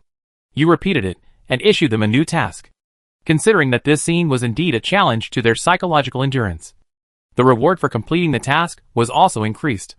There must be a brave man under a heavy reward. The first player took a step forward with a fearless attitude, and the rest of the players followed slowly. Although the players present don't look good, in fact, they are all internal testers selected by the system, and can barely be called elites. After adjusting the cue, Team 117 stepped into the brush in an orderly manner. This is a long and difficult journey to adapt to. The ones in front should walk faster. Don't rush. Walk steadily. Don't step on them. Fuck. I seem to have touched something soft. Don't talk. Shut up and move forward. Nothing happened. I seem to have been bitten. A white light flashed, and the player was resurrected at the end of the team. Why does this thing bite people? Aren't druids controlling them? One bite kills instantly. Isn't this poison too strong? You put your foot close to their mouth, and they move their mouths and accidentally kill you. How can you complain, given the distance between us and them? This is a very likely guess. After all, they are almost only a centimeter away from the brush. When the brush moves, it is very normal to accidentally touch it. The team was stretched out by the narrow path and moved forward very slowly. Lincoln, who was in a good mood because of the close contact with nature, raised the topic again. So, what is the principle of the resurrection of this group of players? There was silence for a few seconds. Lincoln speculated to himself. In theory, such a weak ether body is difficult to reorganize once it collapses. Even if it is the place where miracles are born, it should abide by the basic. Before he finished speaking, the wind whistled, and the dragon flying from afar greeted him in the distance, and the sky echoed with a loud noise. "I'm here!" Orgene plunged into the valley. The ground shook violently. The carefully maintained passage collapsed. Snakes fell all over the ground. Some fell on the players' bodies and feet. "Fuck. Help." Amid the players' instant collapse shouts, Orgene stepped on a bunch of green grass snakes and killed them, and ran straight to the topic he had been thinking about without noticing. "Am I not late? Where is the treasure?" White light flashed on the ground, and players and Team 117 continued to revive beside you. In this busy process, a player asked a key question. "Wait, aren't those NPCs? How can they be resurrected?" Wu Xing's heart pounded wildly when he heard this. "Hey, what is this?" Orgene looked down at the soft-bodied creatures at his feet. The green grass snakes piled up at his feet. Although they tried to break through the defense, the individual strength of the dragon clan was there. Although they tried hard with their small fangs for a long time, they did not pose any threat to Orgene. Orgene said with disdain, "Why are they all over the ground?" He opened his mouth. Almost at the same time, the branches extended from the ground, grew towards the air, quickly climbed up Orgene's thighs, and had a tendency to extend towards his torso. Burp. Orgene burped. A few sparks came out, and he swallowed back a flame by force, muttering, "Really? Why did the expedition team bring druids? It's not convenient to set fire to the mountain. It's not that he can't beat the druids, but the profession of druids. It's very dangerous to have a conflict with them over environmental protection, because this involves their most sensitive area.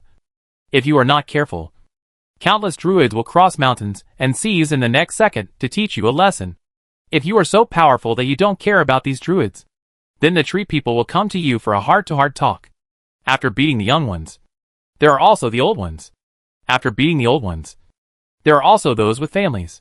Druids have used this method more than once to prove their obsession with nature. Orgene had no choice but to stomp on piles of green grass snakes to death. During this period, accompanied by the light of the death and resurrection of players, he talked to the game at the top of his voice. "Where is the treasure?" And the players as the background sound are also talking at the top of their voices. Is this team a player? Uncle Party? Stop talking. Do you still want an account? Do we need to discuss such a simple matter? What do you mean? What do you mean? Are you playing dumb? Even if you haven't seen their military posture. Don't you know which country has such a disciplined team? The scene suddenly became quiet. A player pulled Wang Daji's sleeve and asked in a low voice, "Comrade." Wang Daji ignored him. He commanded Team 117 to surround the players in the queue and conduct simple defense. The chaos at the scene, mainly the chaos caused by the green grass snake crawling all over the ground due to the sudden vibration, lasted for a long time. Until the team unknowingly followed old Jean across a certain line. They suddenly found that the green grass snake was gone. To be precise, an invisible line cut the area where the green grass snake was and another open space. I have a bad feeling. Can we go faster? There is nothing here. Why did the green grass snake disappear? It means there must be something scarier than the green grass snake. When the players came to this conclusion, it proved that they had fully understood how dangerous the top of the mountains was. Or Jean did not have this awareness. When he found that the green grass snake disappeared in this open space, Or Jean immediately stopped and turned to discuss with you and the others. Where are we going? Where is the treasure? You looked ahead. They had just passed the periphery of King Odin Valley. The front was a flat terrain with little vegetation and no visible danger. It was very empty. And in the distance, at the end of King Odin Valley, there was a narrow passage connecting different peaks. As the background, there were continuous and undulating mountains in the distance. Looking far away, you could only see different mountains and vegetation one after another. Where to go next? You said firmly, go to the core area of the Dwarf Kingdom. Or Jean agreed with him, yes. Since it is the treasure of the Dwarf Kingdom, it is very normal to be in the core area they once ruled. Although he said so, the next second Or Jean remembered something, but it has been searched countless times. If the treasure is there, it is impossible not to find it. He rolled his eyes, fixed his eyes on you, and asked suspiciously, does the king know where the treasure is? The treasure is on the top of the mountains. You said calmly, no doubt. This is nonsense. Before the conversation continued, the familiar shouting and screaming broke out again. Fuck. The players ran away with fear. And after running a few steps, they had to stop at the boundary of the green grass snake. There were wolves in front and tigers behind. And they were in a dilemma. The spiders that emerged from behind were not the conventional spiders, but the spiders from another world that were bigger than humans, had human faces, and had a bunch of small spiders under their limbs. Unlike the slow-moving green grass snakes, they emerged from nowhere and rushed straight to the crowd as soon as they appeared. They didn't look like they had good intentions. Old Jean looked down at the huge number of arthropods at his feet, stepped on them impatiently, and killed a large number of them. The empty space was covered by other spiders that emerged. His actions attracted the attention of the spiders, and they began to climb up along old Jin's claws. When the spiders began to approach Lincoln and the others, the vines that had long been rooted in the ground suddenly spread out, forming a huge encirclement, enveloping the open space and the people on it. The players heard a crackling sound, but no one had the courage to look at what the spider was doing. Although there were many snakes, they challenged the limits of human psychology. At least they looked the same as we knew them. They were just disgusting. But this spider had a human face. An ugly one with a terrifying atmosphere. The human face was connected to the spider's body, and several legs were waving on the huge body. Or Jean was impatient with the harassment. The violent ether fluctuations enveloped King Odin's valley. The players whose vision was blocked by the vine wall only heard the wind in the valley suddenly become fierce. And everything returned to silence in the next second. The vines retracted the seeds and fell into Lincoln's hands.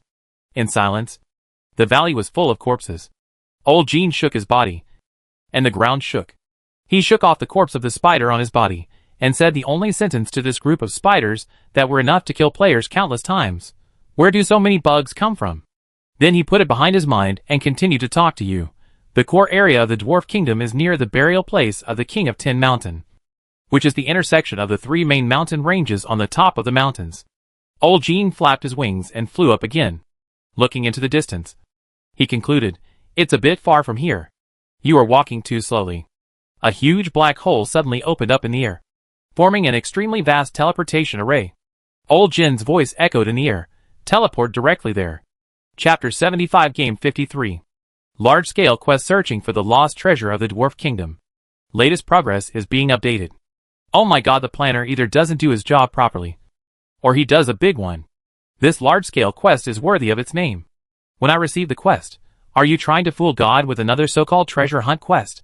When I started the quest, oh my god. What is this? What is that? When I was halfway through the quest, the planner is awesome. I was too naive, and thought that searching for the lost treasure of the Dwarf Kingdom was all about singing and dancing. Laughter. And at most players would form a group to fight a few bosses. I never thought that the players were here for a trip. Every time I see this kind of post being discussed enthusiastically, I start to wonder, why do so many beta testers not play games all day and come to the forum to brag? If you don't like playing games, transfer your beta test account to me quickly. First, the beta account is bound and cannot be transferred. Secondly, the game has an anti-addiction system. After 7 or 8 hours online, you will be forced to log off. You must wait 4 or 5 hours before you can go online. So, is it strange that so many beta players appear at the same time? I want to be a dragon rider. Please let me be a dragon rider. I think it is impossible for anyone to tame a dragon. No. It should be said that there is no possibility for intelligent creatures to ride dragons. This is too awesome. I was preparing for a big battle the previous second, and the next second, my head was full of question marks. It's okay to clear the monsters with one move. I didn't even see how he did it. I think the expedition team doesn't need us at all. We are here to hold them back. Just send the dragon and druid. If they encounter a monster that they can't beat, does anyone expect us to beat it? You don't have to make it so clear. Right? I am a player after all. In other games, I have to be a savior. How can I be so shameless in this game? That's quite shameless. Don't forget the identity of the player in this game, let alone the savior. Even if it's a citizen of a kingdom, it's still the kind that can be dispensable. Thinking about it this way, the planners have worked really hard to give us useless game experience, and they have to force us into the expedition team to hold them back. What do you mean the planners have worked hard? This is obviously the fault of the planners for not planning the game's power system well. If the players can level up, let alone dragons, I will kill gods for you to see. From the current professions and skills, the planners have no intention of opening the level system of normal games. This mode looks like players can learn skills of different levels, then switch to other professions to improve their combat power. I looked at my level 0 skills. What's the point of learning these skills? They are not even offensive, let alone level 1 skills. Where can I learn these things? Did Lee not join the expedition? I remember he met the requirements to participate in the mission. He seems to be planning to stay for class. A good professor turned the game into a learning simulator. How miserable. Who said that level 0 skills are not offensive? Why don't you look at that team? Screenshot of the leader of Team 117 using skills. Speaking of this team. Don't talk about it anymore, or you'll get banned. Why don't you talk about something else? Like, how did you do this? I heard that you can create your own skills. I heard? Who did you hear that from? My friend's classmate's good friend said that? Then can you ask your friend's classmate's good friend how to create your own skills? It should be using a level 0 skill. The name of this skill is very clear. It combines spell analysis and spell construction. In theory, you should be able to create your own skills. Right? This game has too much freedom.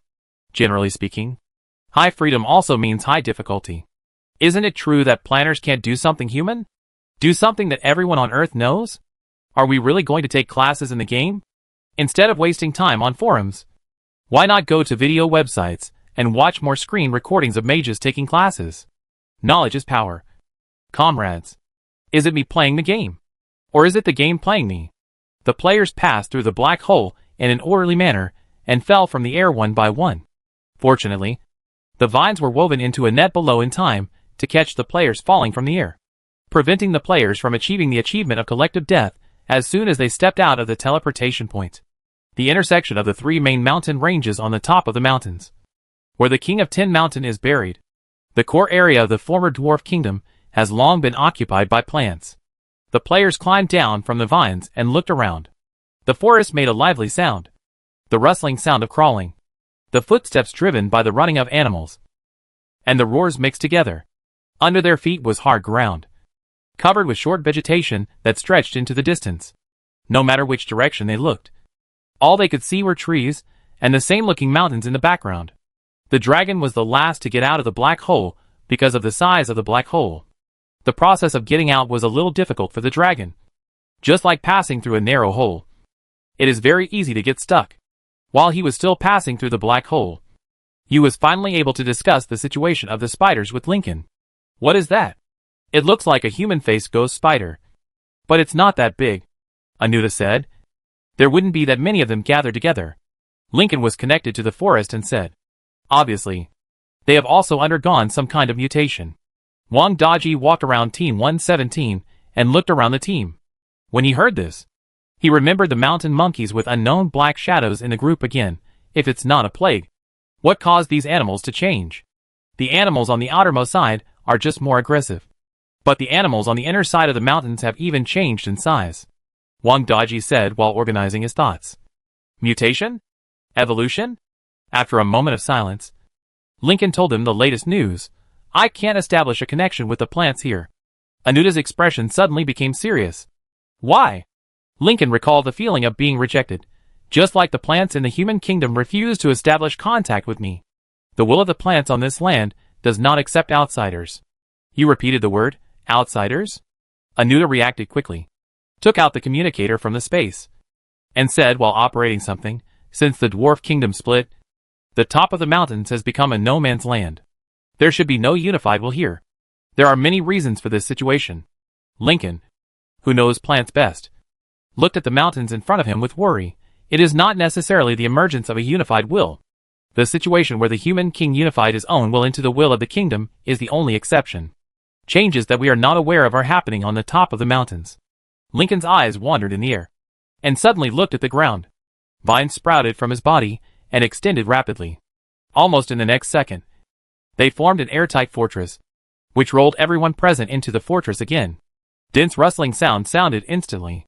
His, or Jean, who finally got out of the teleportation point, took a deep breath, and a loud sound echoed in the sky. He flapped his wings and flew far away subconsciously. Then he reacted and turned his head to look at the green that was quickly submerged by black. When he realized that the green was not immediately swallowed, he turned his head and flew back. He opened his mouth. Without chanting or controlling the ether, the flames gushed out of his mouth, burning from the ground all the way to the farther place, submerging the black wave. The fortress made of plants rose from the ground with the pillars woven by the plants below, separating the flames. The fully enclosed fortress shrank, opening a wall, so that the people standing on the top of the fortress could cast their sights below. The players who had no idea what was happening looked down noisily.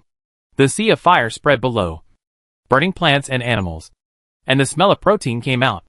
The black wave loomed in the flames and gradually disappeared. Old Gene flew back again, stretched his big head in front of Lincoln, and talked to him.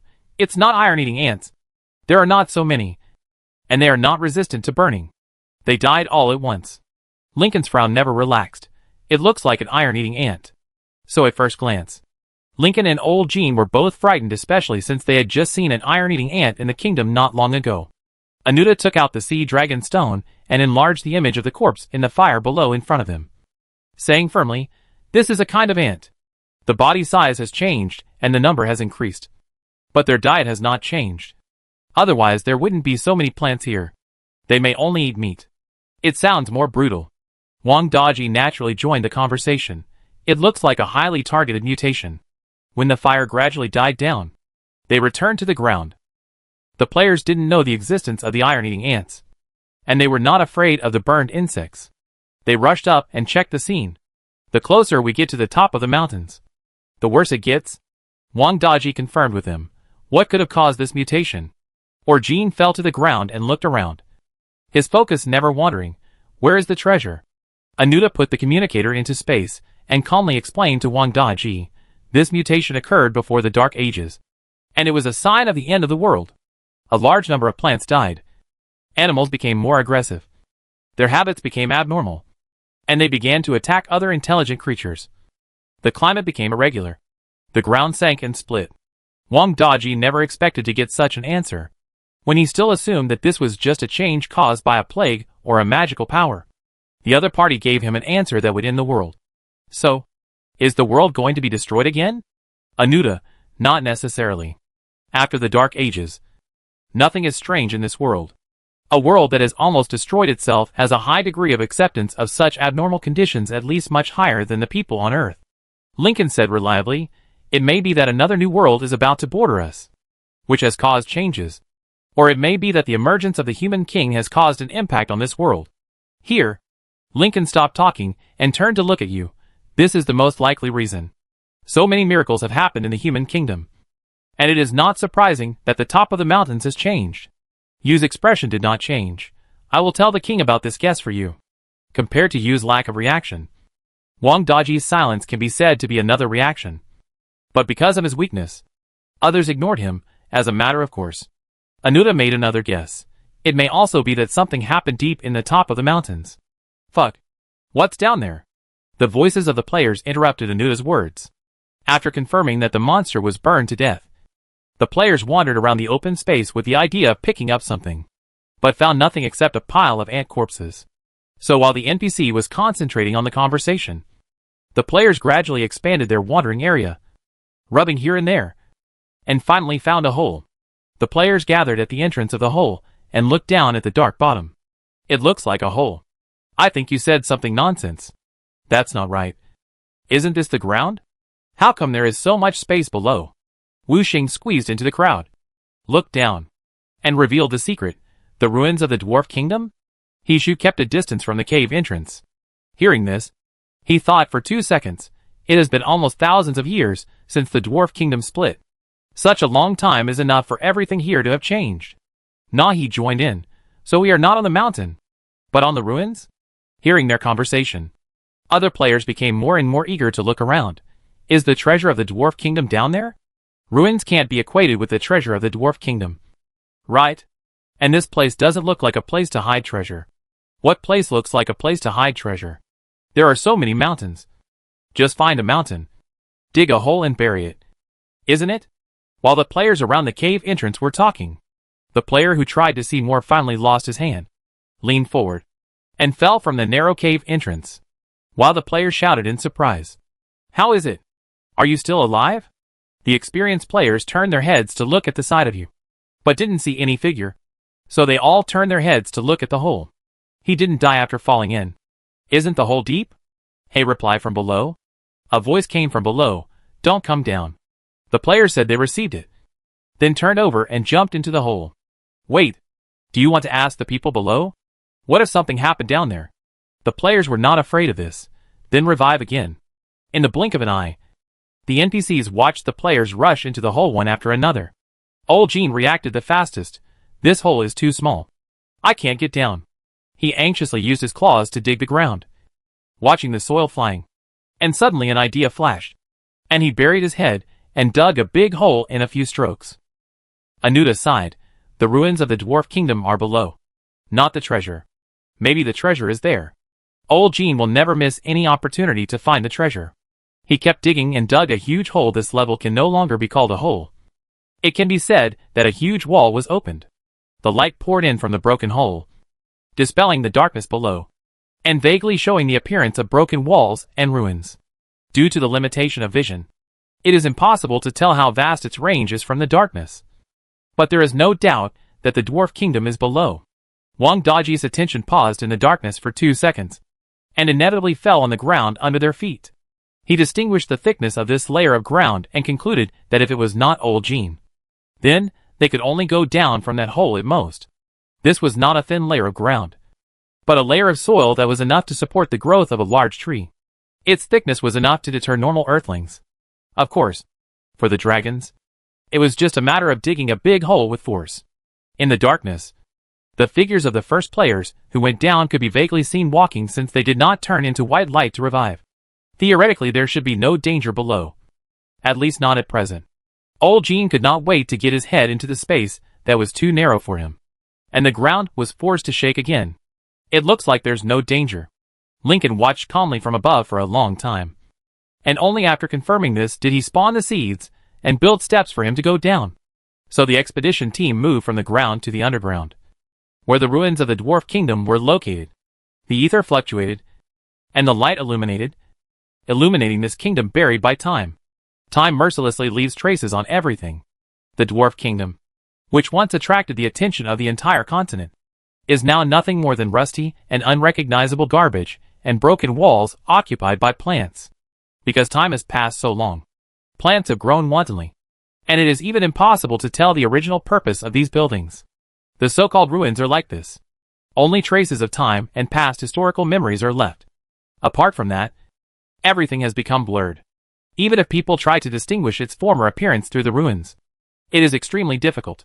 Although it is the ruins of the dwarf kingdom, it looks like an underground cave.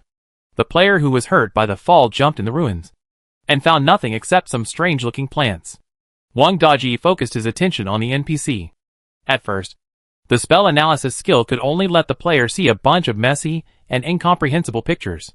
But after using it more and more times, these pictures can gradually be understood by the player. Just like at this moment, Wang Daji was staring at the traces of ether, the flickering light in the center, and then a faint light lit up at his fingertips. A zero-level spell quietly emerged after those zero-level spells. Zero-level self-created spell. Illumination can see a faint light in the dark. Except for making the darkness more scary, it has no other effect. This change, which was enough to cause a violent reaction among the players, flashed silently at this moment, and then disappeared silently, covered by the noisy environment at the scene. Orjin walked forward slowly, and with his huge body, he destroyed countless remaining buildings at the scene. The queue followed him forward, and the players scattered around in the ruins without any care, looking for lost equipment and other items with the light from the NPC. But obviously, this is a delusion. Thousands of years are enough to make the equipment that may exist rust into a lump. But the players don't think so. This is a game. Isn't it normal to leave equipment on the battlefield? Although strictly speaking, this cannot be considered a battlefield. There are indeed some traces of battle here. Looking at these traces, either the dwarves had a fight here, or they had a fight with others. Broken walls and ruins. They don't look like they were damaged naturally. Do they? The battle was fierce? Did they destroy the kingdom? I don't know how you define a kingdom. A kingdom is a vast area, not a whole palace. This can only be considered a part of the kingdom at most. The huge dragon led them in front, and the tiny humans followed closely behind, walking towards the ruins of the kingdom in the depths of darkness. Orjin muttered as he walked. Thousands of years ago, when the dwarf kingdom split, my people came here to look for it. At that time, this place had not been buried underground yet. He didn't find anything. And thousands of years later, it is even more impossible for us to find it. Although he complained like this, the dragon, who was full of covetousness for the dwarf treasure, obviously had no intention of stopping. Chapter 76 Game 54. The dwarf drove the tool cart and disappeared from the sight and perception of the expedition team, and plunged into the vast mountains on the top of the mountains. The convoy sped through the sky, passing one peak after another. Hey, Dorona, can you hear me? The voice of the dwarf behind came from the communication tool built into the tool cart. Dorona struggled to identify the direction from countless peaks, and said impatiently, "What's wrong? What did Andisa say?" Dorona made a sharp turn and flew in a certain direction. What else can I say? Didn't he disagree? The dwarf on another tool cart interrupted the conversation. I really don't understand what Ndisu is thinking. Doesn't he want to see the unification of the dwarf kingdom? What are you talking about? Several rebuttals sounded instantly. Dorona shouted the loudest. He is Ndisu. Why doesn't he want to be king? The dwarf was puzzled. Everyone supports him. And now that he has left the elders, those old antiques will no longer interfere. And the human king is willing to support him. Dorona lowered the height of the tool vehicle. Didn't he say that? Dorona said, he is now a citizen of the human kingdom, and his status is not suitable. The convoy slowly lowered and landed towards a certain mountain. I don't think the human king will care. A dwarf said, he is different from other humans. He is very righteous. The convoy landed steadily on the ground. The driving ether circuit slowly extinguished. The machine restarted, replaced the power source, and ran wildly on the ground. But Andisa seems to be very worried about this. I think he is a little pessimistic, said the dwarf. I talked to him before, and he seemed to think it would be difficult for the dwarf kingdom to reunite. It is indeed a bit difficult. The dwarves admit this. Even if they are not politically sensitive, they can realize one thing: over a long period of time, the dwarf kingdom has been divided for too long. Those dwarf forces that have split off have already formed independent systems. After a long time, if the dwarf forces that have already taken root and sprouted are to become a whole again. The difficulty they have to face is not how to persuade the split dwarf forces to unify, but how to integrate the interests of different forces. This is difficult to achieve, because unification means that independent forces will inevitably cut off some interests, no matter what the apparent reason was for the initial division of the dwarf kingdom. The most fundamental reason was nothing more than the inconsistency of interest groups. And thousands of years ago, they did not solve this problem. How should they solve it thousands of years later? But as long as the dwarves still yearn for unity, it will definitely come true. The dwarf who is stubborn, has very low emotional intelligence, and has no political sensitivity said so, naively and optimistically. Tool carts climb the mountains, narrow paths, winding roads, and even mountain walls without roads at all did not affect them. These hastily made, simple-looking tool carts climbed mountains when they encountered them, and stood up on one leg when they encountered paths. They even turned into boats in streams and moved forward with the help of turbulent water. It was not that they did not encounter aggressive animals on the road, but that these animals could not stop them at all. The tool cart was left with various traces from wild beasts, but none of them caused a devastating blow to it. The team ran all the way, with a clear goal to deviate from the direction agreed with the expedition team. After crossing the mountains and rivers, the team gradually drove into another uninhabited area. The top of the mountains is extremely vast, due to the terrain. There are many unknown areas here, areas that are unknown to the intelligent creatures on the continent, and even the Ezigen does not know their existence. For example, deep in the mountains, in the belly of the mountain, the tool cart passed through the soil, crossed the tortuous road in the belly of the mountain, and rushed all the way to the depths of the ground, and stopped in the mud. They have entered the depths of the ground. Soil and ore are everywhere. After crossing the last man-made passage, there is no way to go here, of course. The tool cart is fully capable of digging out a new road. But the dwarves did not do this. Instead, they stopped the tool cart, as if it was some kind of signal. All the dwarves picked up the sledgehammer and knocked on the tool cart, making a dull sound, because they were stuck in the mud. Their voices could not be heard, and they just kept on talking in a dull voice. The dwarves continued their casual conversation while knocking. So what did Andisa say? He asked you to take the dwarves to join the expedition. And I thought that meant he agreed? Dorona, Andisu may not know about their existence. Impossible? We all know about their existence. So there is no reason why he doesn't know. Maybe it's because he hasn't wandered on the continent? Then why didn't Dorona tell Andisu? A light lit up from the darkness, and something was turned on in the soil. Dorona drove the tool cart towards the direction of the light. Tell Andisu about this in the territory of the human king? His EQ was not enough, and his intuition came to him. Dorona muttered, I don't think this is a good idea. The tool cart passed through the soil and jumped into another space with a buzzing sound. Bright light was sprinkled from above. The stream was rushing, and a huge metal building stood at the end of the field of vision. The machinery was running on its own, taking care of the farmland and livestock. The tattered tool cart was out of place here. The tool cart fell to the ground, and another column of hovercraft drove out of the metal building. The dwarfs met each other. Dorona looked at his strange and familiar compatriots. Brother. The other party did not hesitate, and took the lead in opening his arms to Dorona, giving him a solid hug. Glad that you are back here. He released the hug and patted his chest. Romu. Dorona also patted his chest. Dorona. After the dwarves finished introducing themselves, Roma turned to the other dwarves and said, Our brother has returned home, and we will hold a celebration tonight. We will not return until we are drunk. The dwarves cheered and rushed to the metal building together. We will not return until we are drunk. Dorona and Roma fell behind, and the noise from the city did not affect their conversation. Dorona scratched his head, not knowing how to start.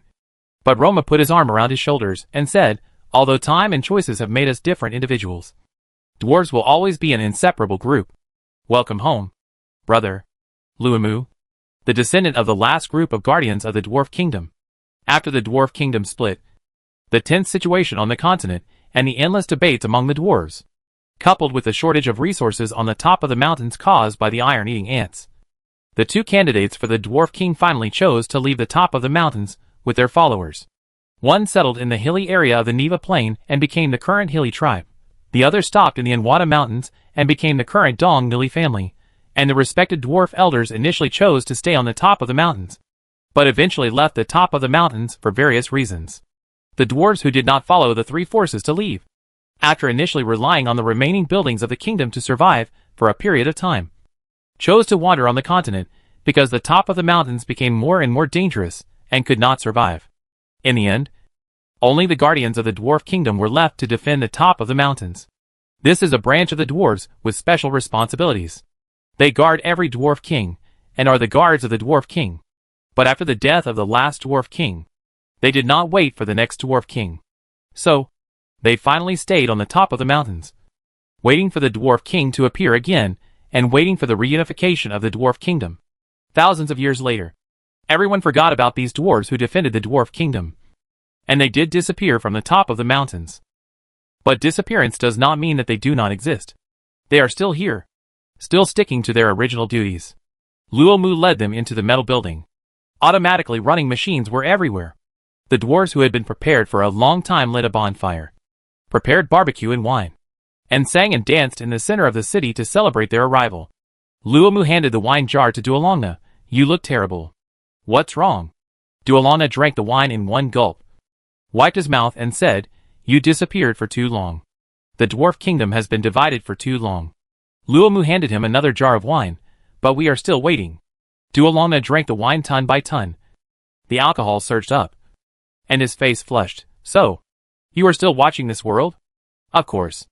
Luomu blinked at Duolongna and answered the question frankly and directly. "We have never moved our eyes away. Whether it is the growth of the Arcane Academy, the emergence of scientists, or even the human kingdom that appeared in the Godfall land." He raised the jar of wine in his hand, and clinked it with the jar of wine in Duolong's hand. "After drinking it all," he continued, "we have seen it all." Duolongna was not surprised by this. Desperate people may choose to live in seclusion. But dwarves? Absolutely not. They have a mission. They bear the pain of the kingdom's division, and they will never cut off their connection with the world like this. There is only one reason why they can stay here with peace of mind. They are still connected to the world. "Is it the previous failed product?" Durrana asked vaguely while drinking. "Did you succeed? That is a miraculous design." Speaking of this, Luomu was obviously very interested in talking, and talked about the design non-stop. "You will never believe that the previous failure was due to such a tiny mistake. The kingdom was only a step away from success. But it failed because of the location of such a logo. But it doesn't matter. Now we succeeded." Luomu, the ether signal observer that monitors ether fluctuations, feeds back relevant information, and summarizes everything that happens in the world to us, is deep in the mountains. It took us a lot of effort to install it. Luomu burped. "It's more difficult than we thought." The singing of the dwarves echoed in the building, celebrating their arrival. The unpleasant conversation continued. "I heard about this project from my elders." Durrana picked up a new jar of wine. "The scale on the design is very large." The wine stained his beard. Durrana put down the empty jar and looked at Luomu. "Where did you get the materials?" Luomu burped and answered his question simply and clearly. "Minerals on the top of the mountains." A reasonable answer. Although part of the reason for the division of the dwarf kingdom was that the resources on the top of the mountains were so scarce that it was difficult to support the operation of the kingdom. The range of the top of the mountains was so vast that it was not impossible that minerals were buried deep in dangerous areas that had not been explored by the dwarf kingdom. Doran paused for 2 seconds. "The so-called treasure of the dwarf kingdom." Luomu looked surprised. "We know nothing about it. Do you think it exists?" Before entering here, Doran could say for sure that there was no treasure of the dwarf kingdom. But after entering here, Doran glanced at the orderly running metal city and said bluntly, "What supported you through the long years and survived the dangers on the top of the mountains was just the minerals in the mountains. It has nothing to do with treasure?" Luomu put down the wine jar. "So, you are here for the treasure of the dwarf kingdom? Although this is indeed the purpose of our departure, we are not here for this." Delana also put down the wine jar. "I am here to ask you, what do you think about unifying the dwarf kingdom? We are waiting for the next dwarf king." Luomu said solemnly, "But we don't swing swords at dwarves. The next dwarf king has already appeared." Luomu was not surprised. "And Disa Jean?" Delana held the hammer. "Do you have any objections?" "Don't be so irritable, brother." Luomu reached out and broke Delana's hand off the hammer. "No matter who the dwarf king is, we have no position to express our opinions. And you don't need to get our approval. Dwarf king, first of all, he must be recognized by all dwarves. Dorona's voice rose. Thousands of years are not enough for you to make changes? If you also want to unify the dwarf kingdom, then you should not do nothing and wait for the dwarf king to come to you. Romu made a gesture for him to speak more quietly and said, I know. He smiled at Dorona, frankly and sincerely, but Indisa-jin and I have the same idea. Dorona looked puzzled. It is obviously more important to leave a retreat for the dwarves than to unify the dwarf kingdom. Romu, raising your arms and shouting is meaningful. And silence also has its own meaning. Why leave a retreat again? How dangerous are the dwarves facing? Do they need to think about retreating instead of advancing? Dorona couldn't understand their choice. But he trusted Indisa-jin. And this was Indisa-jin's choice. So he didn't argue with Luomu about it. Then let's talk about the treasure of the dwarf kingdom. Dorona raised the wine jar and drank the whole jar of wine. Then continued, You didn't find the treasure of the dwarf kingdom? If you mean the treasure of great value. We didn't find it. Dorona muttered, I knew there was no such thing.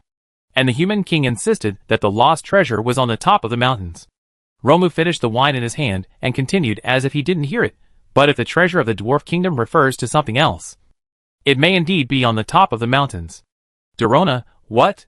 Romu clapped his hands, stood up and said, I'll take you to see it. What do you mean the treasure of the dwarf kingdom refers to something else? Dorona quickly followed. What does this mean? It means that it is a priceless treasure for the dwarves, but worthless to other races. Deep in the darkness, there was a faint light. The expedition team followed Oral King, who was at the front. After passing the ruins, they gradually went deeper. Because Oral King was the one leading the way. Even if the road came to an end, he could completely rely on his brute physical fitness to force a way forward. So the expedition team went astray under his guidance, away from the scope of the dwarf kingdom, and went to other directions deep underground. Are we going further and further away? The first ones to notice that something was wrong were the players, when they found that large areas of soil were appearing more and more. And even later, almost all the soil in sight was dug out by the golden dragon, and there was no trace of artificial construction. The whispers gradually increased. Where is he taking us? Fortunately, there are no monsters here. Otherwise, such a narrow passage would have wiped us out. I think the monsters are glad that they didn't appear here. Otherwise, the dragon would have wiped them out directly. Why do I feel that this passage seems to be dug out by him? Does this dragon know the way? It's hard. How about you remind the NPC? The player turned his head and looked at the NPCs. The NPCs frowned and looked unhappy. Forget it. Maybe the plot is to let this dragon lead us to find the treasure? Yes. Yes. Just keep following it. So they marched in silence for a long time. The vision became darker and darker. The passage became newer and newer. And finally an NPC reacted. Anuta raised his voice, or Jean. Do you know the way? Ah? Did I go the wrong way? The huge body in front suddenly stopped. Unable to turn around due to the restriction of the passage. Why didn't you say it earlier? Where are we going? You are still walking so hard if you don't know the way? Of course. Considering the difference in force. The NPC who reacted didn't say this. They looked back and forth, trying to find someone to answer or Jin's question. But you looked at me and I looked at you. And the situation was deadlocked for a while. Where are we going? Why don't you say anything? Old Jean kept yelling in front. And there was complete silence behind him. It couldn't be said that there was complete silence, as the players were busy and excited. But old Jean habitually ignored this group of useless and overly noisy etheric bodies. What the hell? What is this? Once again, the weak and noisy players found something new in the corner. I dug in the soil twice and touched something hard. The itchy leaf dog touched it and described it to other players. It feels like metal. Treasure?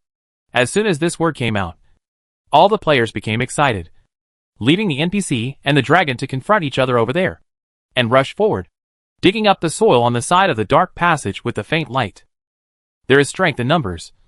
And in just a few moments, the entire passage that was squeezed out by old Jin's advance was pulled open by the players, revealing the metal structure underneath. This doesn't look like treasure? Why does it look like some kind of machine? The ruins of the dwarf kingdom? No. It looks quite new. When the players were talking about what they had dug out, the NPCs were attracted by their movements. The machine half buried in the soil looked like a huge round metal. Judging from the area currently exposed to people, its size was not small. Anuta reached out and brushed off the dirt on the surface of the metal. The metal was branded with the patterns commonly used by dwarves. It was obviously made by the dwarves. He reached into the disc and roughly looked through it. He didn't touch the button to open the disc. So he retracted his hand and looked at the metal product in front of him. It's running. Lincoln took a look. It's not a creation from the Dwarf Kingdom period. It's too new. You finally spoke. Is this a treasure? It's not. Anuta didn't finish his words. An oral king, who caught the key words in front, turned around suddenly, swept his tail across the soil, and bumped into a new passage. Treasure? Where is the treasure? The dragon's head leaned forward, and the metal object that was originally half buried in the soil was covered by the rolling soil again. Or King glanced down and took the metal disc out of the soil before everyone else. What is this? Or King looked at the tightly sealed disc and exerted a little force on his mouth. Crack. A crisp sound sounded under Oral King's mouth. Boom. A loud sound sounded deep in the belly of the mountain. The earth shook, and the whole mountain collapsed in an instant, burying everything. Luo Mu in the hovercraft looked at the icon that suddenly lit up, cast his eyes in a certain direction, and said to Duolona, the expedition team damaged the C-212 device in the ether signal observer. Duolona, who heard nothing, looked in his direction and uttered a single syllable, "Ah? Their destructive power is greater than I thought." Luo Mu said to himself, but it's normal. After all, there is a dragon in the expedition team. They are always like this, relying on their thick skin and flesh, and are unscrupulous. Duolona reacted. And the first question was, will this cause the ether signal observer to malfunction? No. We have a backup. Luo Mu paused for a few seconds, turned his head and looked at Duolona, but because of this accident, I'm afraid we have to meet them first. Otherwise, with the destructive power of the golden dragon, I'm afraid other parts will be damaged. Luo Mu's tone revealed some distress. They have completely gone in the wrong direction and deviated from the area of the Dwarf Kingdom. Duolona uttered a single syllable again. Ah? They are coming for us. Luo Mu was not surprised by his reaction and explained. The human king's initial target was us. This time Duolona's reaction was fast enough. Impossible. Anuta doesn't even know your existence. How could the human king know? Maybe because he has a brain? Duolona, does this sound like you are saying that we don't have brains? Luo Mu corrected. There is no need to emphasize this point. What I mean is that most intelligent creatures besides dwarves are not very smart. Get in your car and go. A short reunion always has to be separated. The celebration has come to an end. We will light a bonfire for you next time. Chapter 77 Game 55. See you on the battlefield. At the moment of the explosion, the second before the entire mountain collapsed due to the huge impact, vines extended in the soil, layered on top of each other, and wrapped Lincoln and you. The short reaction time did not give Lincoln the opportunity to protect everyone present. He only had time to wrap up you, who was closest to him, before the mountain collapsed. Anuta reacted very quickly. Almost in the first second when the crisp sound sounded, he took out an alchemical product from the space. The ether waves spread from his hands, creating a safe zone between the collapsed mountains. Old Jin's body was too large. Half of him was covered in the safe zone, and half was buried by the rocks that hit him. In the violent vibration, the whole mountain collapsed. Fuck. What happened? It's shaking so badly. Something rolled over. Help! The players' voices rose and fell, mixed with screams, gaining a sense of presence that could not be ignored in the violent shaking. The shaking lasted for a long time before it gradually slowed down, giving the creatures swept by the sudden disaster room to breathe. Lincoln's plant fortress disappeared silently after Anuta forcibly opened up a safe zone. Although the surrounding gravel and soil were piled up in a mess, the expedition team was miraculously unscathed. Orgene shook his tail and pulled out the half of his body that was buried firmly from the soil. What exploded? Orgene had no consciousness of being the culprit at all. Shaking his body, trying to shake off the faint discomfort on his tail. Anuta, it's not clear, but it looks like a self-destruct device. Lincoln, dwarves usually don't install self-destruct devices on things they forge, unless it's important enough to use a self-destruct device to ensure it doesn't fall into the hands of others. Orgene shouted loudly. So, that thing just now was very important. But the big disc just now was bitten to pieces by Orgene, and then experienced the chaos of the mountain explosion. Now there is not even a remnant left. Anuta looked around the surroundings surrounded by mud and suggested, go to the center of the explosion to see the situation? Orgene looked around and could only see soil and rocks. It was hard to say whether Orgene was stupid or smart. He was not very smart in other things. But once it came to treasure, he was particularly sharp. It's like this. What else can there be? I think the thing just now is very important. It's not something from the Dwarf Kingdom period. And it has a self-destruct device. He suddenly became excited. Maybe this is to protect the treasure? No one responded. There must be more than one of these things. Let's go find the others. Orgene said nothing, and took the lead in moving forward in the tightly blocked ruins.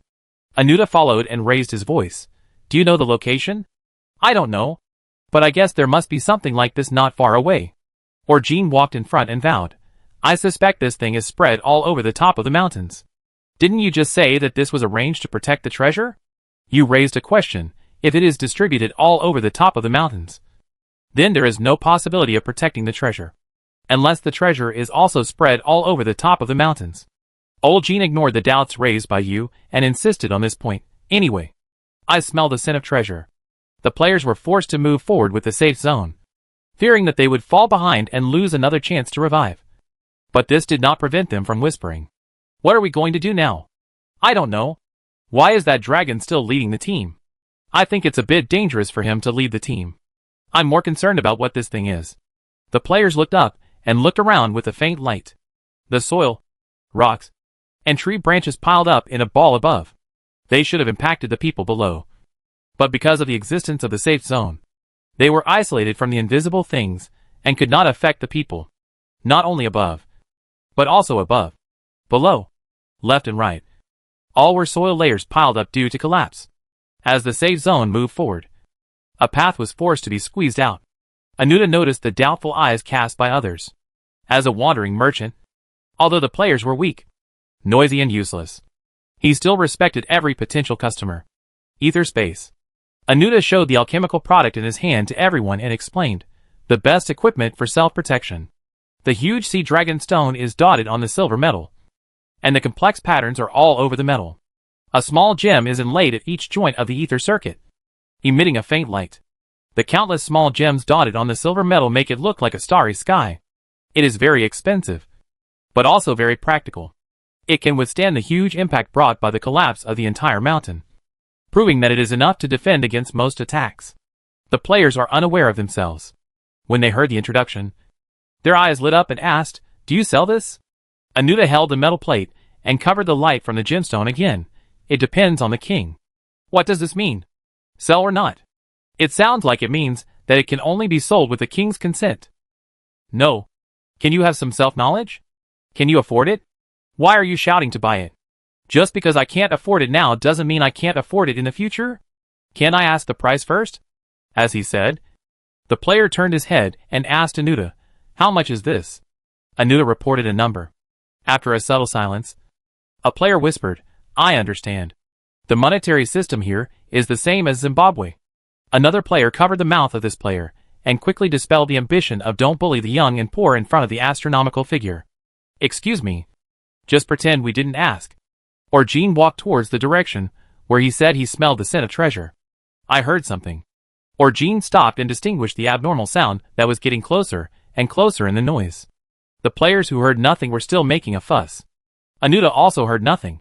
But Lincoln frowned and distinguished the information that nature gave him. He came to a positive conclusion. Something is approaching. As soon as the words fell, the next second, Orgene flicked his tail and pounced forward. A standard predatory action. And collided head-on with the strange vehicle driven by Luo Mu to be precise. It almost collided head-on. Before Orgene's abrupt action, the vehicle that detected the danger braked suddenly. And as he pounced, it moved back steadily, controlling the situation within a millimeter difference. Orgene's huge head was close to the car window, staring at the dwarf inside through the transparent metal. The strange tool that suddenly appeared attracted the attention of everyone present. Semicircular transparent front cover, oval bottom plate, plus the floating forward mode. Looks a bit like a UFO? Wow. Isn't it too advanced?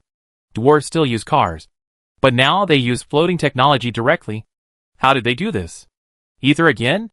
I'm more concerned about the power source. Oh, it can't be ether too? Does ether have so many functions? Is the planner lazy? At least come up with a means of transportation? Copying the design of the UFO is to remind us that the dwarves have a high level of technology. No. What about the Middle Ages? When this thing came out, I thought I jumped to the future science fiction. Who told you about the Middle Ages? But in this case, His Majesty the King did not say whether this game is future science fiction or ancient history. Amid the endless discussions of the players, Anuta took the lead and talked to the dwarves before old Jean spoke. The natives of the top of the mountains? Wait for me.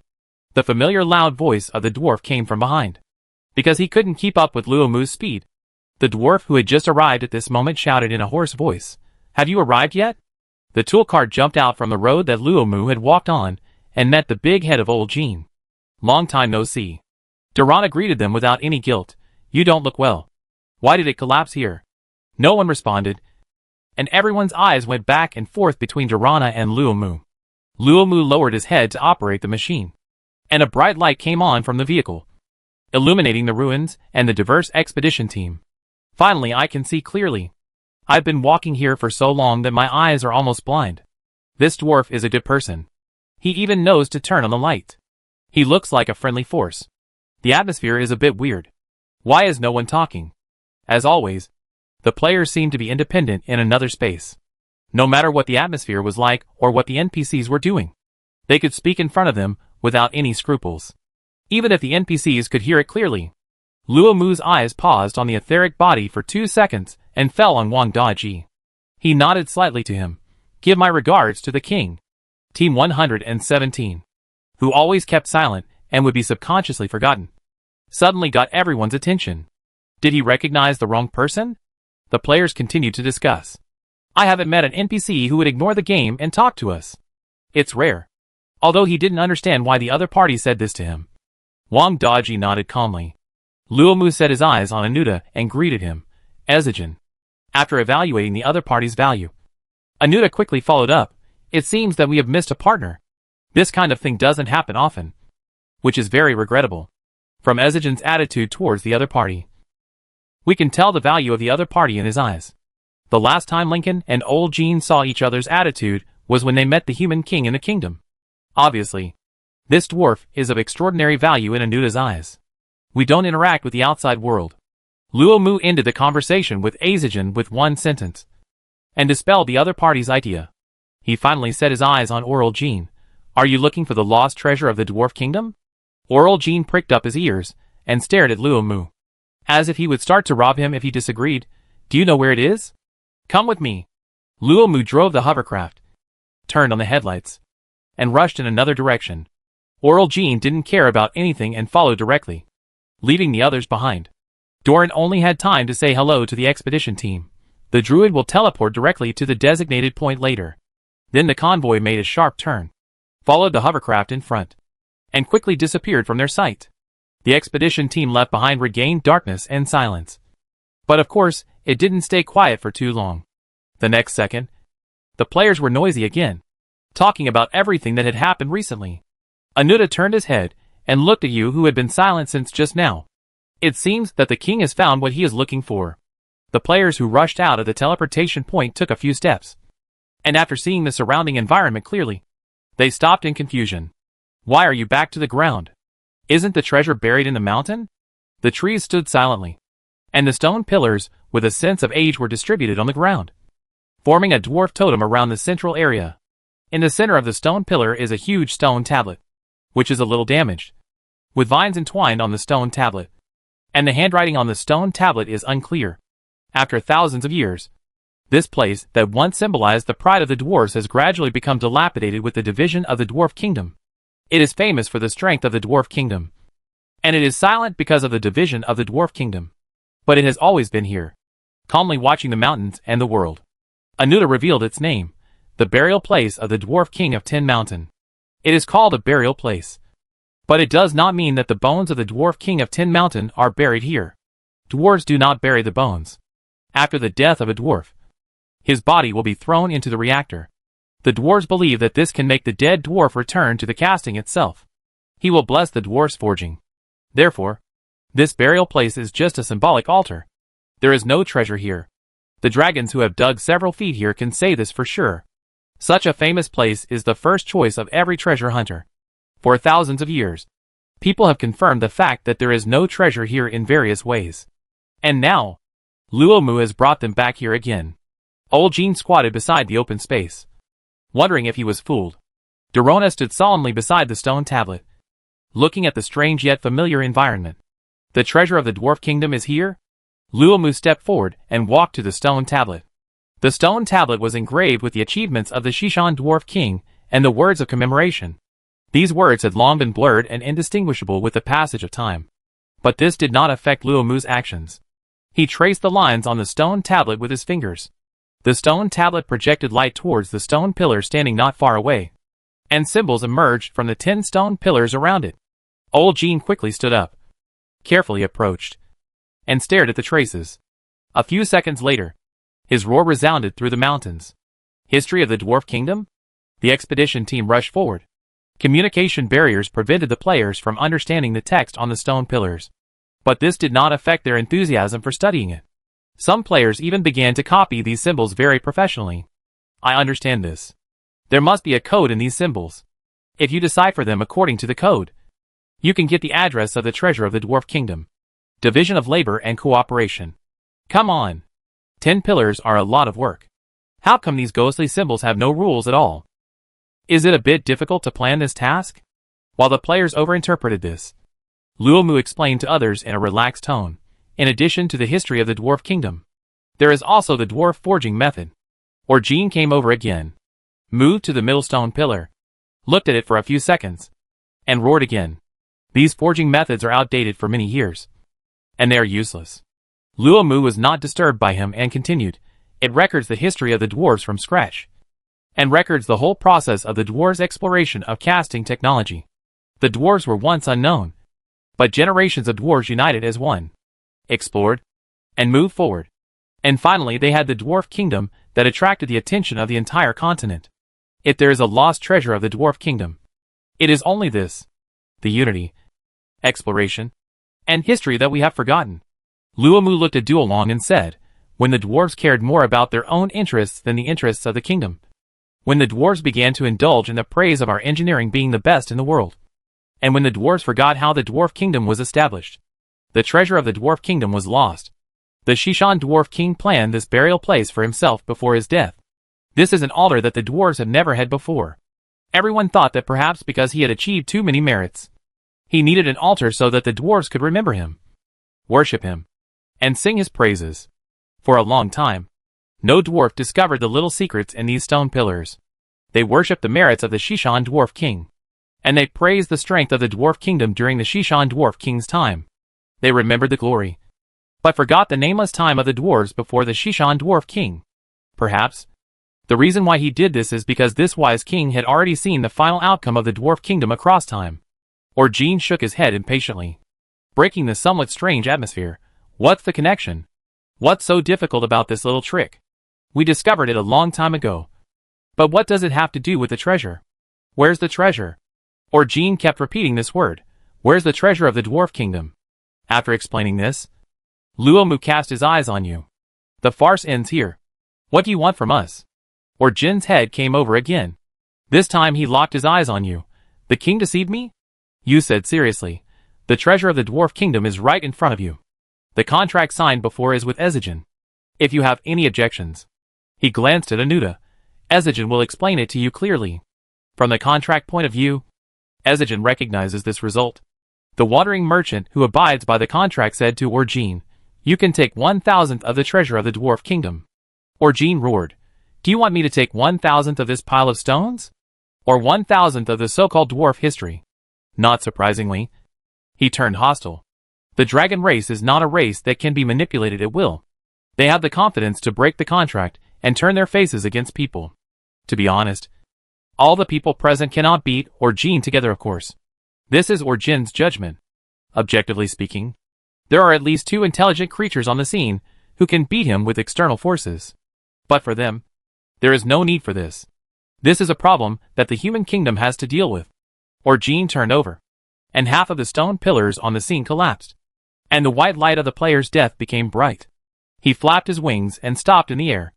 The magma boiled in his throat, and the smell of sulfur became strong. I don't recommend you do this. Jin's roar echoed in the air. You will pay the price for deceiving me. You confirmed his attitude and crushed the horn in his hand. Signals were transmitted. Spatial positioning was achieved. Ether fluctuated, and a black teleportation array was deployed behind him. Orgene was smug and fearless, even if the mages came. I would burp. The flames that were swallowed back by force made him burp. In silence, the ether at the scene fluctuated violently, and everyone immediately made preparations for defense and escape except for the players, who were making surprise sounds. Thinking carefully, the only thing they did during the entire mission was to make surprise sounds. Wow! So many bugs. No, these are not bugs. But there are really a lot of them. I have a bad feeling. Even if this thing is weak, this amount is enough to cause a huge threat. No. Didn't this dragon eat all the spiders and ants before? What's the difference between this thing and the others? But the dragon's attitude is completely different. He looks like he's going to run away. Please don't panic. Yu's voice sounded in the rustling sound. For now, they are not dangerous. I don't believe you. Iron-eating ants are not dangerous. The current fate of the dwarf kingdom, which once faced iron-eating ants, is a true portrayal of the danger of iron-eating ants. But observing that the iron-eating ants that continued to pour out did not lose control. The people who were ready to run away barely teleported and left the top of the mountains. The so-called loss of control means that they did not start eating. If the iron-eating ants started eating, judging from the number of iron-eating ants that continued to pour out of the black hole, it would only take a few minutes for the bottom of this mountain to be eaten up. That dragon broke the contract. Didn't it? Nulita appeared cheerfully, and his gloating heart could not be concealed at all. Come on, little cuties. Take it as an appetizer first, Lincoln said with contempt. Devil? An annoying devil. Orgene roared. What are you doing here? Nulita and Kenny passed through the space gate and appeared in front of them with the iron-eating ants. Nulita said cheerfully, of course, to ensure that everything goes well for the expedition team. He shamelessly tried to get close to you. You. Is this guy threatening you? Don't be afraid. My good brother is here. As long as you ask. While everyone was watching the monkey show brought by the demons, only Luomu set his eyes on the dense layer of creatures on the ground. He repeated the word, iron-eating ants. It seems that this is not a friendly dialogue, but a war. Luomu looked at you and said, this is not an extinct creature that should be resurrected. You think you can control death, but in the end, you will find that it will only make you suffer the consequences. He made a final announcement. See you on the battlefield. Wait. Delana reacted quickly. This is definitely not what you think. The human king will not start such a war with the dwarves. Delana looked at you and urged him. You? What does the human king want to do? Orgene, who was completely ignored, secretly took a few steps back in the air, distanced himself, and prepared to disappear quietly in the chaotic situation. This is definitely not a declaration of war, you said firmly. He looked at the huge monster suspended in the air. Orgene, maybe you should explain your previous behavior to the king? What to explain? Orgene shouted loudly, feeling that he was a complete victim. You obviously deceived me. This is a reasonable protest. The iron-eating ants on the ground did not spread. They piled together, stacked high, making people terrified. So these iron-eating ants are here to threaten me? Orgene quickly retreated while continuing to shout. Then we'll see you on the battlefield. He didn't give you a chance to speak. He turned around quickly, fully demonstrated the unimaginable flying speed of the Dragon Clan in front of everyone, and disappeared in front of everyone like a meteor. Wow! The kingdom's first war. Isn't it with the dragons? Kenny was excited. Why don't we go back in a hurry? Take them to the South China Sea first? Nulita sang the same tune. I remember the location of Dragon Island very clearly. I will definitely not lead them astray. Before that, I think you should tell the king what happened. You reminded the demons who were gloating. Nulita's gloating mood instantly waned. He looked around Luomu twice. Meaningfully, dwarf. Kendi pulled him. And Nulita smiled and said goodbye to you. Don't forget to bring back the treasure. Why are you still standing there? Let's go. Nulita turned his head and urged the players, who were watching the show on the side. Your mission is completed.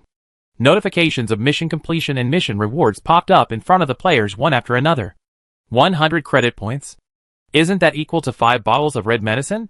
I've made a profit. A set of primary cloth armor forged by dwarves. And equipment. 1 visit to the mage library. Spells.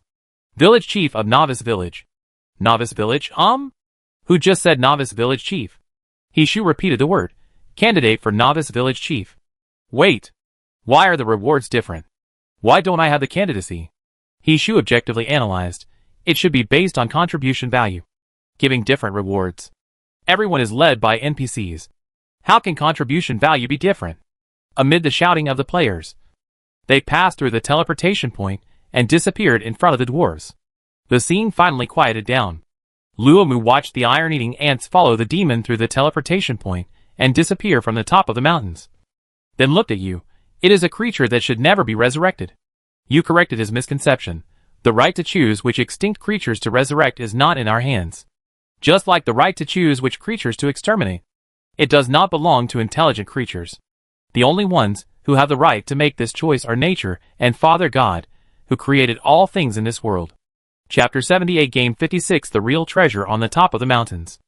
Although the task of searching for the lost treasure of the Dwarf Kingdom has been declared completed, from another perspective, it is still in progress.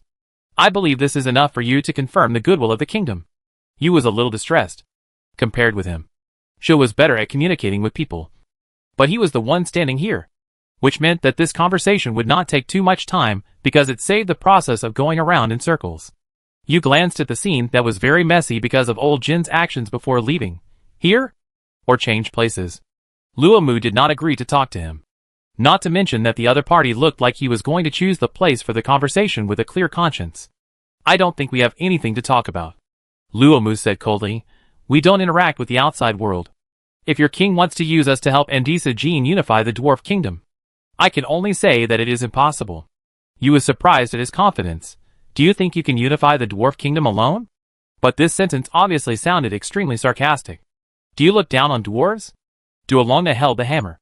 His beard and hair were angry. And his catchphrase was online again. He thinks too much. You said sincerely, I just want to ask the locals who are familiar with the situation. He met Luomu's eyes.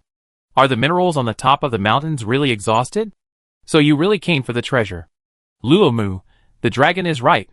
You deceived it. You are not looking for the treasure of the Dwarf Kingdom, but the mineral veins on the top of the mountains. You had no intention of arguing with the other party on this point. So he changed the subject. You should know the answer to this question. Yes, I know. Luomu asked back, but why should I tell you?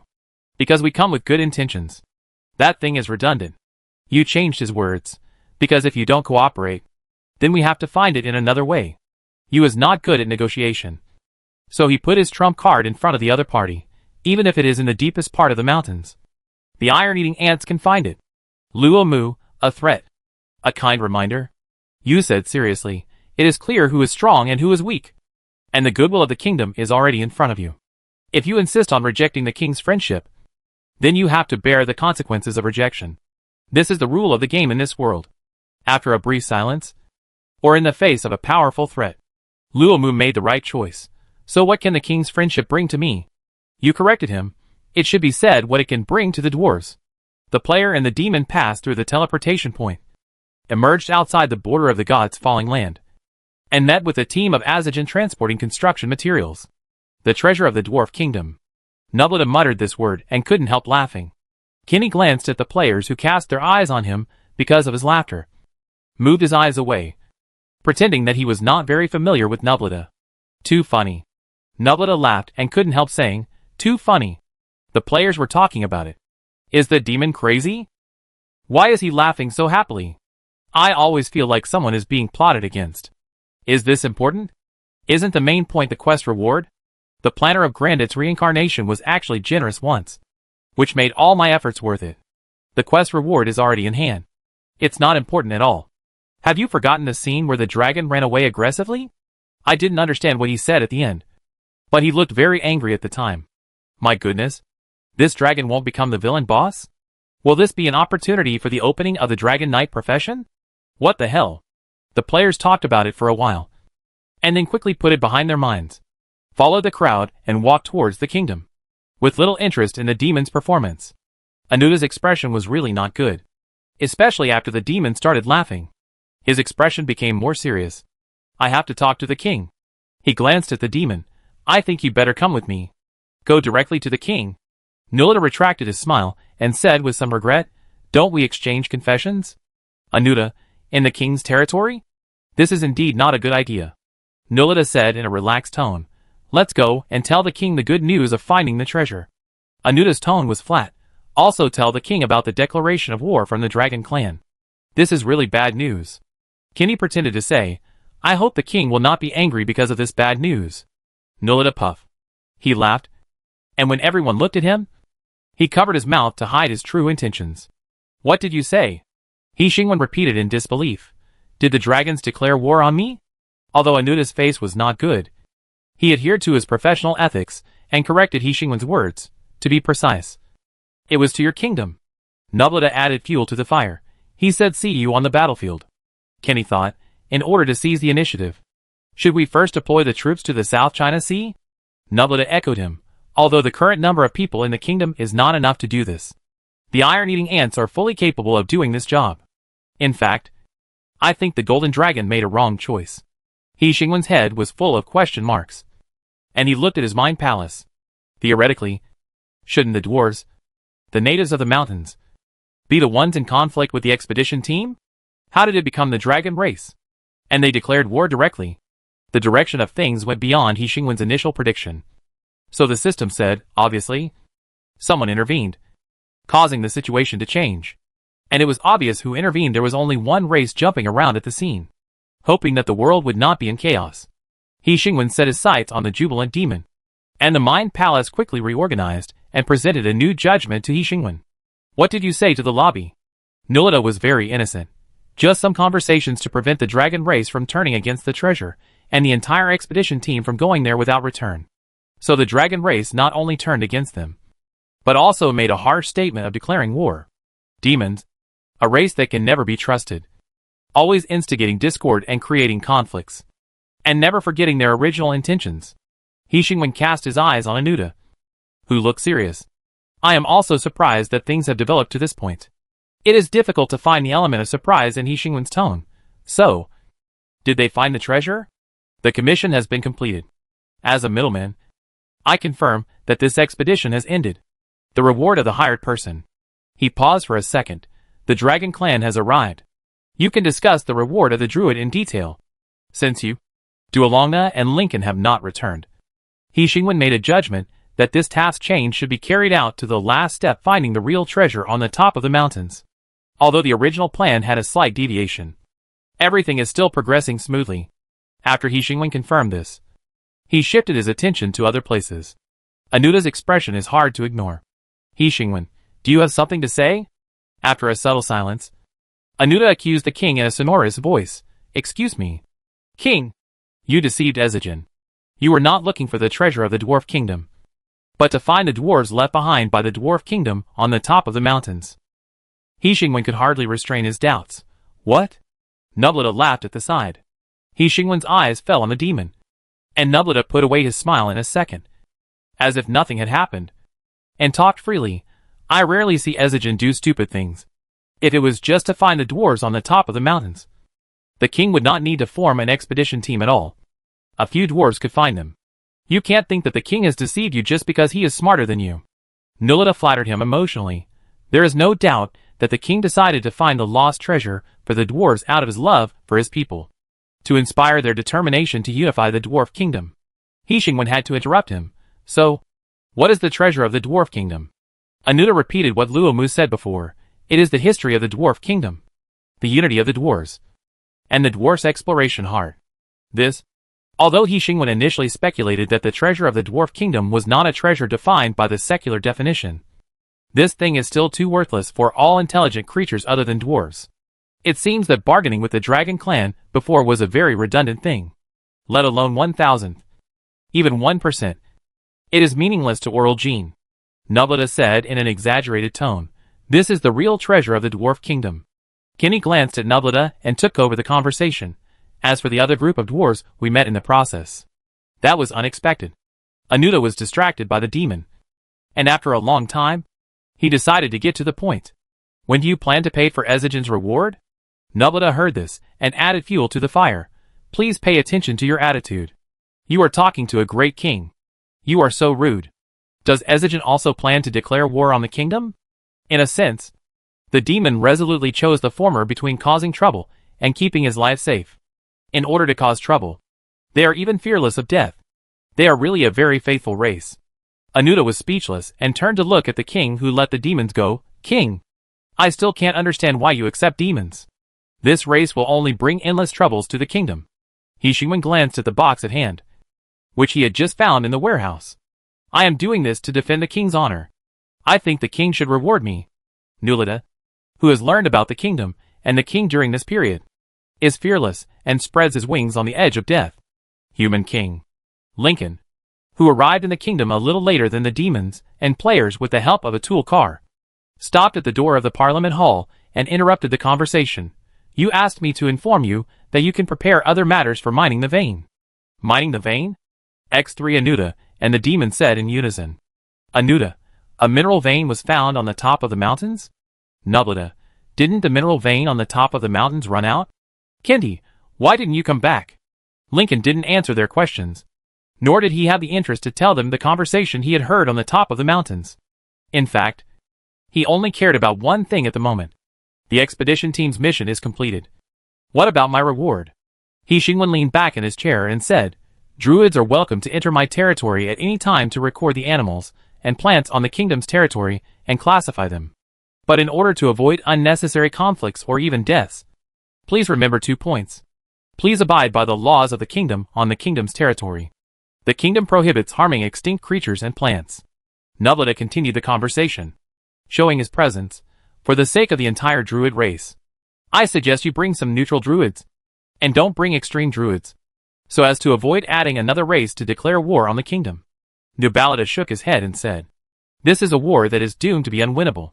Great king, you cannot be defeated. If this sentence comes from other people, it can only be regarded as flattery.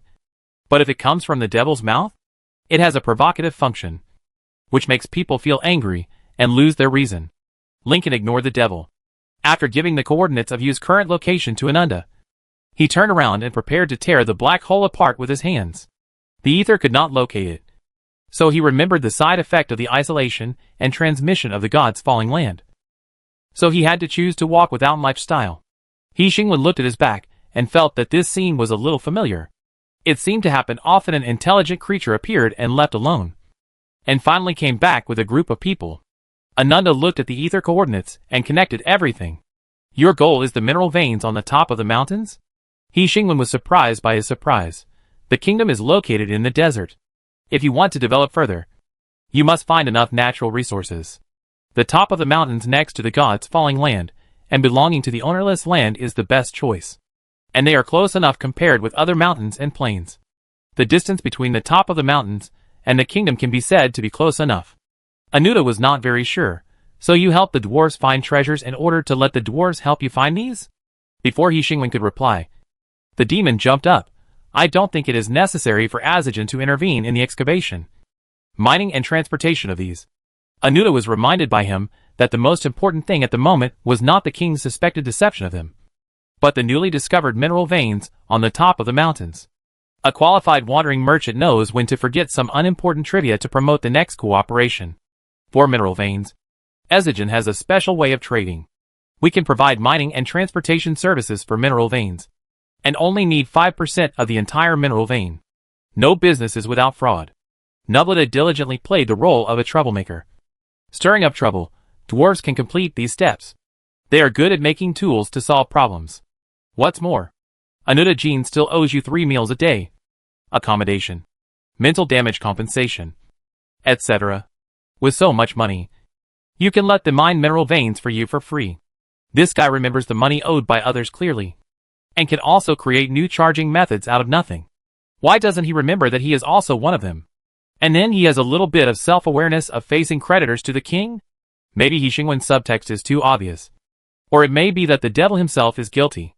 In short, Nublita reacted at the first time. We are not staying here temporarily.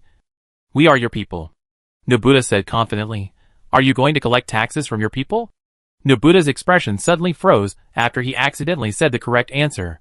The kingdom has not established any tax system at present. Of course, considering that the people of the kingdom excluding demons have no personal property, it is very normal that there is no tax system. Nobuta's voice was a little lower. I mean, charging. Nobuta is not good at explaining this. But he is definitely a leader in diverting trouble. Anyway, Ezigen is out first. And you, King, have no reason to let them share your interests. Anuta fought for entry for Ezigen. In fact, the profit from developing a mineral vein depends on what kind of mineral it is and its scale. Most ordinary mineral veins of resources are not considered huge profits. And Ezigen will not look at them. But the top of the mountains, as the cornerstone that once supported the operation of the entire dwarf kingdom. The largest crystal vein known so far was discovered at the top of the mountains. Of course, it has been developed to its full potential now. But now, a new mineral vein? Based on Anuta's understanding of the king, he has reason to believe that it is worth a lot. Ezigen is very happy to express goodwill to you for the previous inappropriate misunderstanding. Anuta said, for example, your little trouble? Little trouble? He Xingwen didn't remember what this so-called little trouble meant for a while. Anuta had to remind him further. Declaration of war from Oral Jean. He Xingwen remembered, you mean? Ezigen can help me solve the Dragon Clan? The strength of Ezigen is too terrible. Anuta clarified. Ezigen is good at mediating conflicts. I think this little misunderstanding is not enough to affect the friendship between the Dragon Clan and you. It just needs some explanation. And Ezigen can be the middleman. Nobuta winked at He Xingwen and used exaggerated facial expressions to indicate to the king that this was his credit for fanning the flames. If you can solve this problem. Nobuta not only winked, but also said in a controlled tone, since you are so sincere. Perhaps the king can be reluctant. He Xingwen interrupted him. If the dragons are willing to extend a hand of friendship, you can join in the mining of the veins. The expressions of the people present were all surprised for the generosity of the king. Of course, as they get to know each other better, they will gradually understand how generous the king is. He Xingwen reached out and threw the box at hand to Nulita. Nulita took the box and studied it over and over again. What is this? He looked at it for a long time, but did not open the box at all. He put it in his arms and said confidently, I know. This is the reward given to us by the king. Nulita dragged Kimmy back and said, your generosity is impressive. Then the demon quickly disappeared in front of him. The glimpse of the box when it was thrown to the demon made Anuta feel inexplicably familiar. That is, He Xingwen simply explained, return the property to its original owner. Demon's things? The familiarity became stronger and stronger. Almost ready to come out. I thought you had something to do now? He Xingwen interrupted his thoughts. Or maybe you should go back to the novice village and continue your previous work. Anuta thought about the source of the familiar feeling and left the meeting room. After the meeting room returned to calm, He Xingwen lowered his eyes to look at the task at the bottom of the Mind Palace. Main task uniqueness. Ensure that the kingdom is not assimilated by the alien world and becomes a part of the alien world. Phase 1. Expand the kingdom's territory and accept other races in the alien world. Progress 10%. You don't think demons and dwarves are enough? Right? He Xingwen was here not to wait for the expedition team, but because he was discussing another matter with the system. He Xingwen turned and looked at the rough world map. I thought I had saved the world. Yes. So this has nothing to do with the Earth. Chapter 79 Game 57. In a more distant place, a slight wave caused a change in the situation. The discussion spread all over the continent, and different conversations were heard everywhere on the continent. Even the most insensitive races would realize that the familiar world had undergone new changes as the movement in the land of gods gradually grew louder. A human kingdom appeared in the land of gods? Dwarves, demons, and the School of Arcane have all come into contact with it. Ezigen has been making some big moves near the land of gods recently. Expedition team, top of the mountains, dragon. Has the curse of the land of gods disappeared? A new civilization has bordered us. Go and take a look for me. What happened there? If it is really a new civilization, it would be very interesting. Wouldn't it? Ezigen doesn't sell relevant information? This is not their usual style. It seems that this is a civilization that is strong enough to make Ezigen give in. I am a little interested. Perhaps he will break the current situation. Anyway, take the king's greetings first. The land of gods is far away from us. Even if something happens, it has nothing to do with us. Another human kingdom? Humans are cunning and treacherous. I am not interested in them. What happens on land has nothing to do with the sea. Among these discussions, the conversations of a group of intelligent creatures are particularly different. Dragon Island, located at the southernmost part of the South China Sea, is just a small circle surrounded by the South China Sea on the map. But in fact, It is an illusion caused by the comparison with the overly vast South China Sea. As the largest land on the continent, the South China Sea is large enough to make all reference objects look insignificant. The small circle on the map is actually a huge island suspended on the sea. Continuous mountains rise from the island, towering into the clouds. The endless rivers come from the north, running through the entire island and flowing into the sea. There are tall snow-capped mountains, active volcanoes spewing flames, mines with exposed gold veins, and mountains with rolling gems. Countless peaks are connected to form the main terrain of Dragon Island. The dragon glides above the mountains, and the huge shadow covers the peaks. The dragon roars through the world. In this island, except for the dragon, no animals survive. There are no sea creatures passing by in the sea near Dragon Island. This is the sphere of influence of the Dragon Clan. The word Dragon Clan alone is enough to make all things give in. At this moment, a huge roar keeps ringing on Dragon Island, shaking the world. What did you say? The huge golden dragon hovered above the mountain. Its huge body made the mountain that reached the sky look miniature. It was held under its claws, like a toy that could be easily broken by the other party. The Orgene suspended in the air was less than half of his size. In fact, Orgene was still a minor. Only young dragons, who were not yet adults, would be so keen on traveling around the continent. What do you mean you declared war on the human kingdom? The black dragon on another mountain interrupted. You want to be an evil dragon? Evil dragon? The dragons who gathered because of the previous roar started a conversation in the sky. What is this? I know. It's the evil dragon that snatched the princess in the bedtime fairy tale. Another young white dragon circled around Orgene. Oral, you like the human princess? Then where's the human princess you snatched? Redding? What nonsense do you tell the young dragons every day? Another dragon yelled. What bedtime fairy tale? I don't even know which world the story is from. And you still tell it to the young dragons? What are you yelling about? Another white dragon slid through the valley and collided directly with the dragon that had just spoken.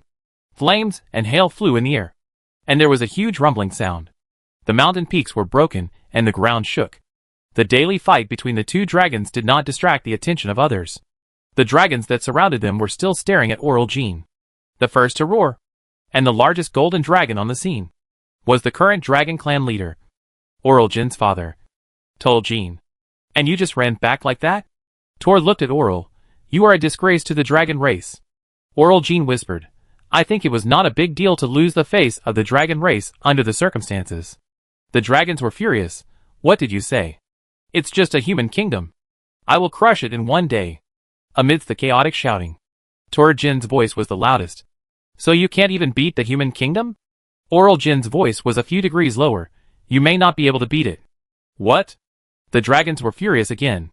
Orgene, is there something wrong with your brain? Are you saying this on purpose, hoping that we will help you solve this problem in anger? Orgene hurriedly clarified. No.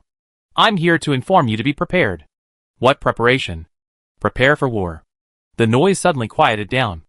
A dragon whispered, faced with the Dragon Clan's declaration of war. Why doesn't the human kingdom surrender quickly and dare to take the initiative to start a war? Orgene spoke out the special features of the human kingdom in one breath, and was greeted with confused discussions by the Dragon Clan. The curse of the gods' falling land has been invalidated? The iron-eating ants have been resurrected? Is there something wrong with Ol's brain?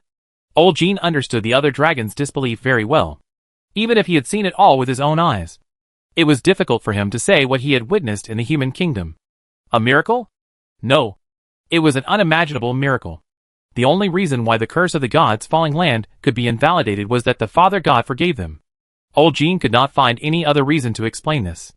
Of course, many people can't find this reason. Just like they can't imagine that the long-extinct creatures such as the Asian bear and the iron-eating ant will be resurrected. This should be something that only the Father God can do. And how can this human kingdom do this? Orgene thought for 2 seconds, without doubting what Orgene said. He was seriously thinking about another question. Can the human king control the iron-eating ants?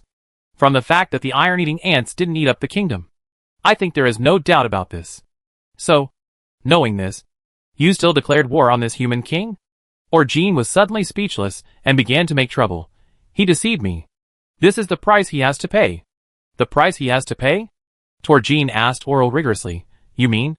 You fled back to Dragon Island and reminded us to be prepared to face the iron-eating ants, which is the price the other party has to pay. Orgene gave up logic and chose to cheat. He deceived the dragon. He took away my treasure. I declared war on him to defend the dignity of the dragon clan. All the dragons present pricked up their ears because of a certain keyword. Treasure? What treasure? You really want to embezzle the treasure? Where is the treasure? There was a loud noise at the scene. And Old Jin's figure was covered by other dragons. After a beating, Old Jin's golden body dimmed a little.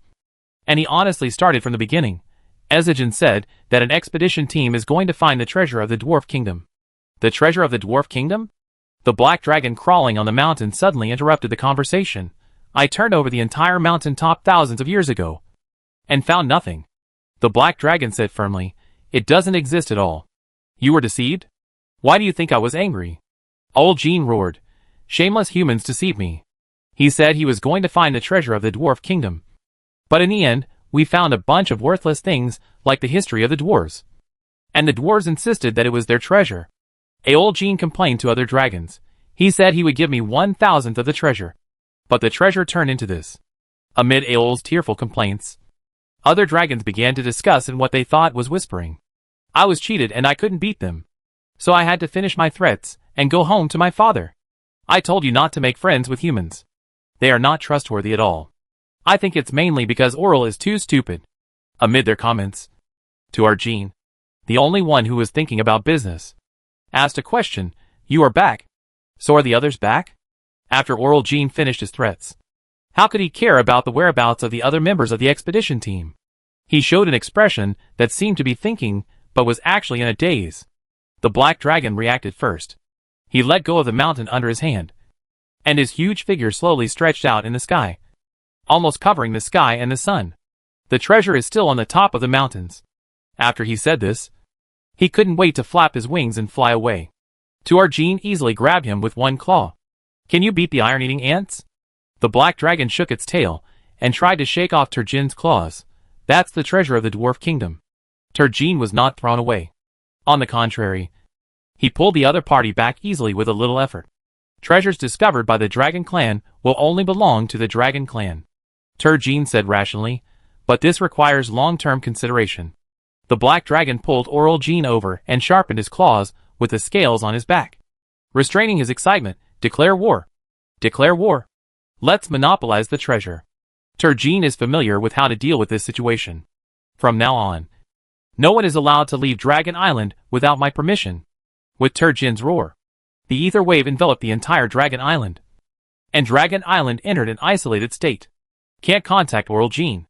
Anuta closed the door and put up a sign saying out of business. Under the gaze of the players outside the door, he was busy with his business without paying attention to anyone else. Du Lei's gentle voice came from the communicator. Dragon Island is closed. Anuta's expression was serious. Do they really want to go to war with the human kingdom? On the land of God's fall? No rational intelligent creature would do that, Du Lei said slowly. But considering that the dragons are not rational most of the time when facing treasures, it is not impossible for them to really start a war. We can't let it happen like this, Anuta said firmly. Of course, Du Lei, this meaningless war is unnecessary. Based on the conditions proposed by the human kingdom, we can achieve a win-win situation. Du Lei paused for 2 seconds, but as far as the human king's trump card is concerned, he has no need to give in. It seems that this is indeed a very noble king. Du Lei ended the conversation with a very high evaluation. He is the only king who knows why Ezijin is so powerful. War will only lead to hatred and death, but cooperation can bring friendship and peace. Nolita and Kinti returned to the villa, and their hurried steps even attracted the attention of other demons. What happened? A demon asked lazily. Has the human king finally decided to drive us out? I think it's more serious than that. Nolita looks a little nervous. Nolita is nervous? He is Nolita. Although this group of demons started to make trouble and add fuel to the fire as usual, because they were too lazy to move. No demon left their position and just made trouble. No one really cared why Nolita was abnormal. In fact, Kinti didn't really want to care about Nolita. There was nothing to care about this guy. It would be a waste to invest any feelings in him. But unfortunately, he and Nolita were the only reliable demons on the scene. So Kinti cared about him for a while. Stop acting. What did the king give you? Kinti reached out and fumbled around Nolita. Where is the box? Take it out and show it to me. Why did the king give Nilita something? Is it a treasure? Forget it. I'm not interested in treasure either. The demons lying in various places in the house were calm and peaceful, and were not even moved by wealth. From this point of view, it is indeed biased to think that they are an evil race. They stir up trouble, sow discord, and make things out of nothing. But these bad behaviors are all out of pure spiritual pursuits, and have nothing to do with vulgar materials. Nilita took out the box from his personal space, and the ether fluctuations enveloped the villa, eliminating all possible peeping outside to ensure that the next conversation would not be eavesdropped. He then restudied the seal carving patterns on the surface of the box. Kenny leaned forward to take a look, thinking, it looks a little familiar. This subtle sense of familiarity is exactly the same as the familiarity that Anuta had just felt. A certain word is on the tip of his tongue, but he can't remember it. Why is it so familiar? Kenny stretched out his hand with this doubt in his mind, and Nubalita quickly avoided his hand and told him the answer. The most common style of the gods in the Third Age. Yes, this sacred feeling that comes to your face. Kenny suddenly reacted. Why does the king give us things from the Third Age? The voices of other demons came from afar.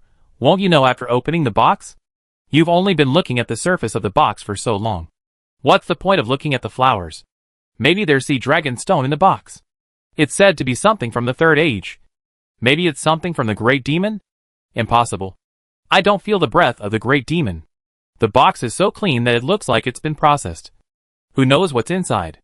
If it's really something from the Third Age, it's too new. It's specially stored in a place that time can't destroy.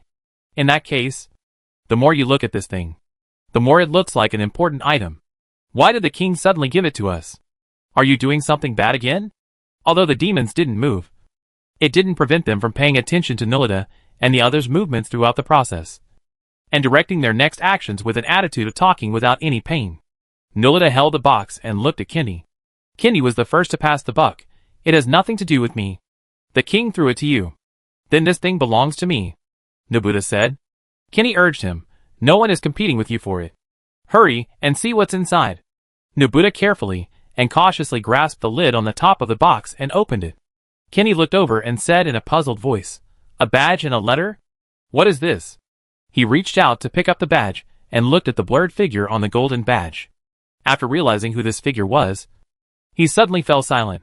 Nabuta unfolded the envelope, scanned it at a glance, and then fell silent. The other demons, who had not moved for a long time, finally moved, gathering in the living room from all corners of the villa. Nilita read out the contents of the letter. The gods have never betrayed us. We will not stop until we die. This is... A demon interrupted. The last words they left for this world? What happened in the Third Era? What mission are they going to perform?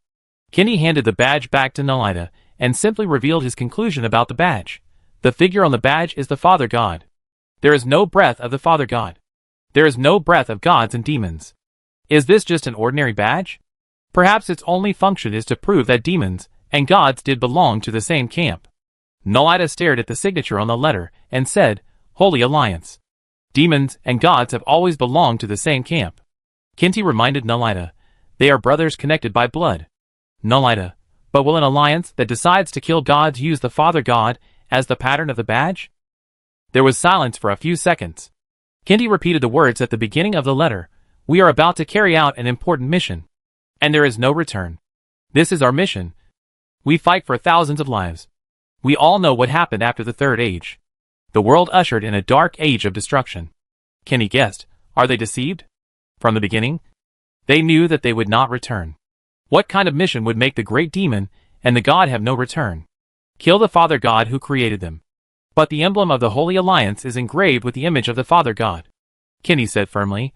They have been deceived. Nilita disagreed with his idea.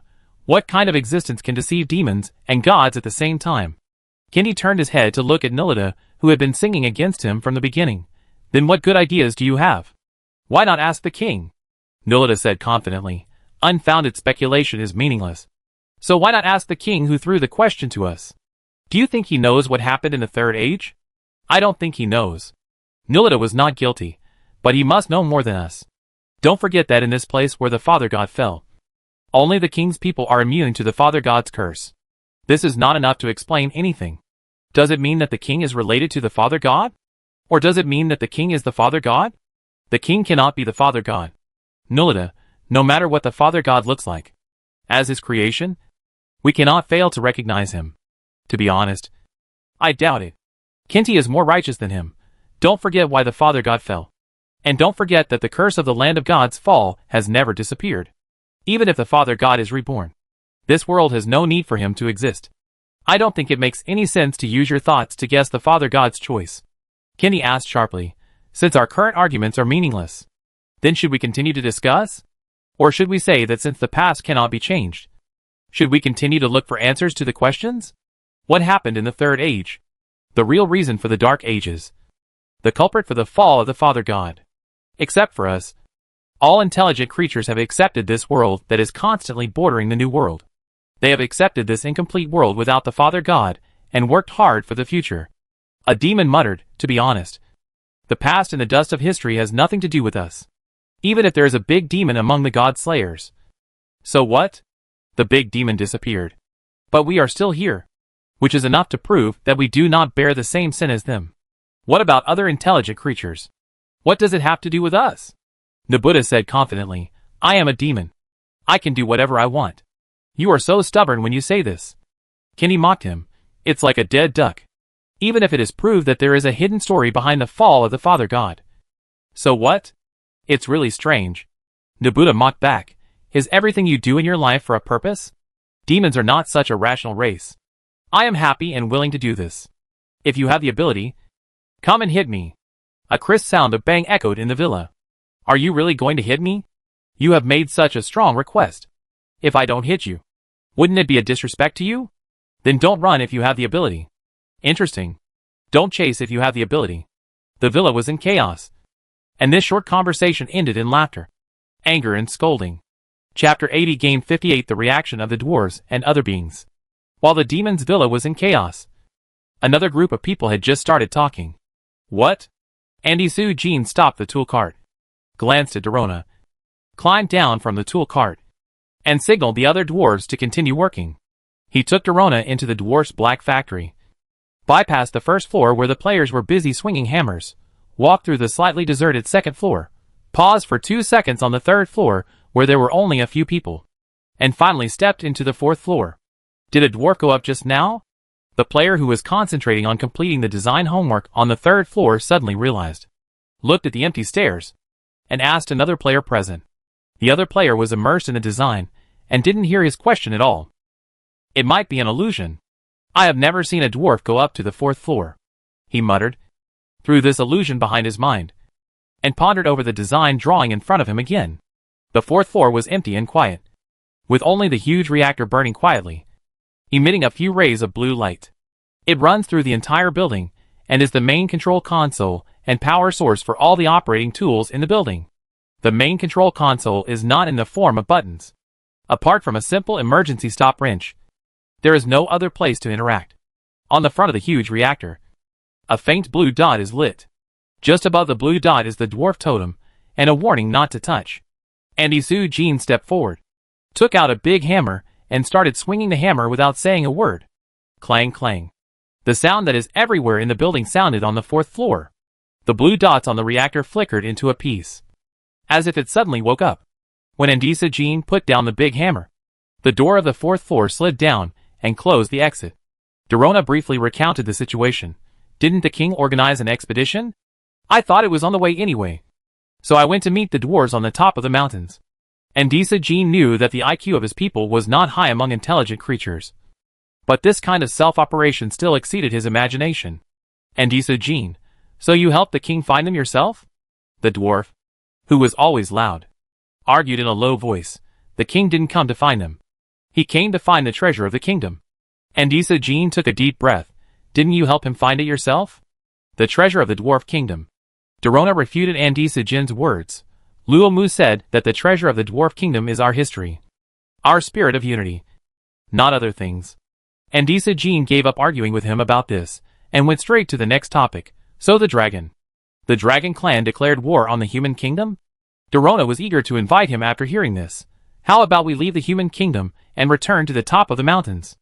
Although Luomu and his people are deep in the mountains, there is a whole city that is big enough to survive, and will not be affected by the war between the dragon clan and the human kingdom. Andisa Jean, do you think that under the current circumstances, that place is still unknown? Dorona is not stupid. He certainly knows that after Luomu and his people appeared in front of the expedition team, their existence is no longer a secret. The reason he said this is because he is sure that it is extremely safe there. That's a city built by dwarves. Dorona emphasized the word dwarves. A fortress that has been run by dwarves for thousands of years is enough for them to be prepared for emergencies. Dorona was sure, especially after they learned the lessons of the dwarf kingdom. If they are willing to accept you, I can help you resign from the king. Dorona, aren't you coming with me? I am a citizen of the kingdom. Andisa Jean reminded him. Then don't be a citizen of the kingdom. Dorona encouraged Andisa Jean. The dwarves are waiting for you to come back. First of all, I don't want to be the leader of the dwarves. Secondly, if you need someone to help you save something, the most important thing to do is to stand up yourself. Finally, commitment is a very serious matter. Andisa Jean looked at Dorona. Do you want to be an enemy of the human kingdom? Absolutely not. Dorona saw enough miracles in the human kingdom, and these miracles were enough to make him dispel this dangerous idea. The king didn't ask you to pay more for staying in the kingdom. But that doesn't mean he doesn't care about such a blatant provocation. After a brief silence, Andisa Jean asked another question based on his understanding of his people. And are Luomu and the others willing to accept you? Dorona was surprised by this question. Will he be unwilling? Andisa Jean continued to ask, so, did you get their support for this visit? No. Dorona complained, they rejected me. They are too stubborn. They must wait until the dwarf king comes before they are willing to act. But now the more critical thing is that the division of the dwarf kingdom has not been resolved. Andisa Jean once again reflected on why he had so hastily let Dorona join the expedition. Andisa Jean changed the question. What do you think of the king's previous proposal? Dorona didn't even think about it and said directly, we are not trying to get a place to live. We will always be the people of the dwarf kingdom. And this will not change. He looked at Andisa Jean. If the human king supports us, it is not impossible for the dwarf kingdom to be unified. This topic can be called a cliché between them. This time, Andisa Jean decided to talk about it in more depth. Then what do you think is the price to get the support of the human king? Dorona was stunned for 2 seconds. The king said that the civil strife of other races has nothing to do with him. But if it is related to the people of the kingdom, then he will stand on the side of the people of the kingdom. Doesn't this sentence mean that he will support you? On the premise that I am a citizen of the kingdom? Andisa Jean showed the deepest meaning of this sentence in front of Dorona. If I am a citizen of the kingdom and I am crowned king, what do you think is the relationship between the dwarf kingdom and the human kingdom? Dorona hesitated. Brotherly alliance? Andisa Jean looked at him calmly, watching his expression change from hesitation to disbelief and then hesitation. Vassal of the human kingdom? Unlike Andisa Jean's intense emotions on this point, Dorona's emotional reaction was not intense, and even had a sense of meaning, but the dwarf kingdom had been unified at that time. For the dwarves, the division of the dwarf kingdom is a wound that cannot be ignored. As for the vassal state, it takes a long time for the dwarves to understand this word. Dorona said indifferently, the unified dwarf kingdom has enough room for choice. This so-called room for choice means that they can turn their backs on each other and burn bridges after crossing the river. Dorona thought for a few seconds and was a little confused. But does the human king really think so? If he really thinks so, there is no need to choose you. Dorona said shockingly, choose a dwarf at random. Such as me. Wouldn't it be possible to reduce a lot of trouble and achieve the goal directly? Dorona has a very clear self-awareness. Anyway, I am definitely not as smart as you, and I won't find the problem in it. Andisa Jean was surprised that Dorona could think of this. So you mean that the king's purpose is not this? Dorona scratched his head. I don't know. But the king is a good person. He looked at Andisa Jean. He also helped us find treasures. What Luomu said at that time was, I was shocked. But I didn't remember those words. Dorona thought for a long time and gave up. Anyway, unity, exploration and history. These are treasures that we have forgotten. Dorona said seriously, we should unite, continue to explore, and remember history, so that we can find the former dwarf kingdom. Andisa Jean, so we have been talking for a long time. But you didn't understand what we were discussing at all? Dorona convinced himself. And regardless of what Andisa Jean thought, he said in a relaxed tone, I will go down to work. Dorona paused and recalled the design drawing. Which part is being built now? Andisa Jean was still immersed in his thoughts. And he said casually, botanical garden. Then I'll go down to help. Duolongna said hello to him, and walked out easily, muttering as he walked, there is a druid in the expedition team. And the third building on the design is just a botanical garden. What a coincidence. And Isu Jin sighed behind him, and his sincerity was unbearable. In the situation that was turbulent because of the treasure, the first to react was the behemoth based in another world. He Xingwen welcomed the long-awaited visit of He Xianwen, the deputy leader of the different world investigation and development team. Although the other party had a simplified version of the holographic game helmet, for various reasons, this helmet was completely used by the other party as a channel to communicate with His Majesty the King. Long time no see.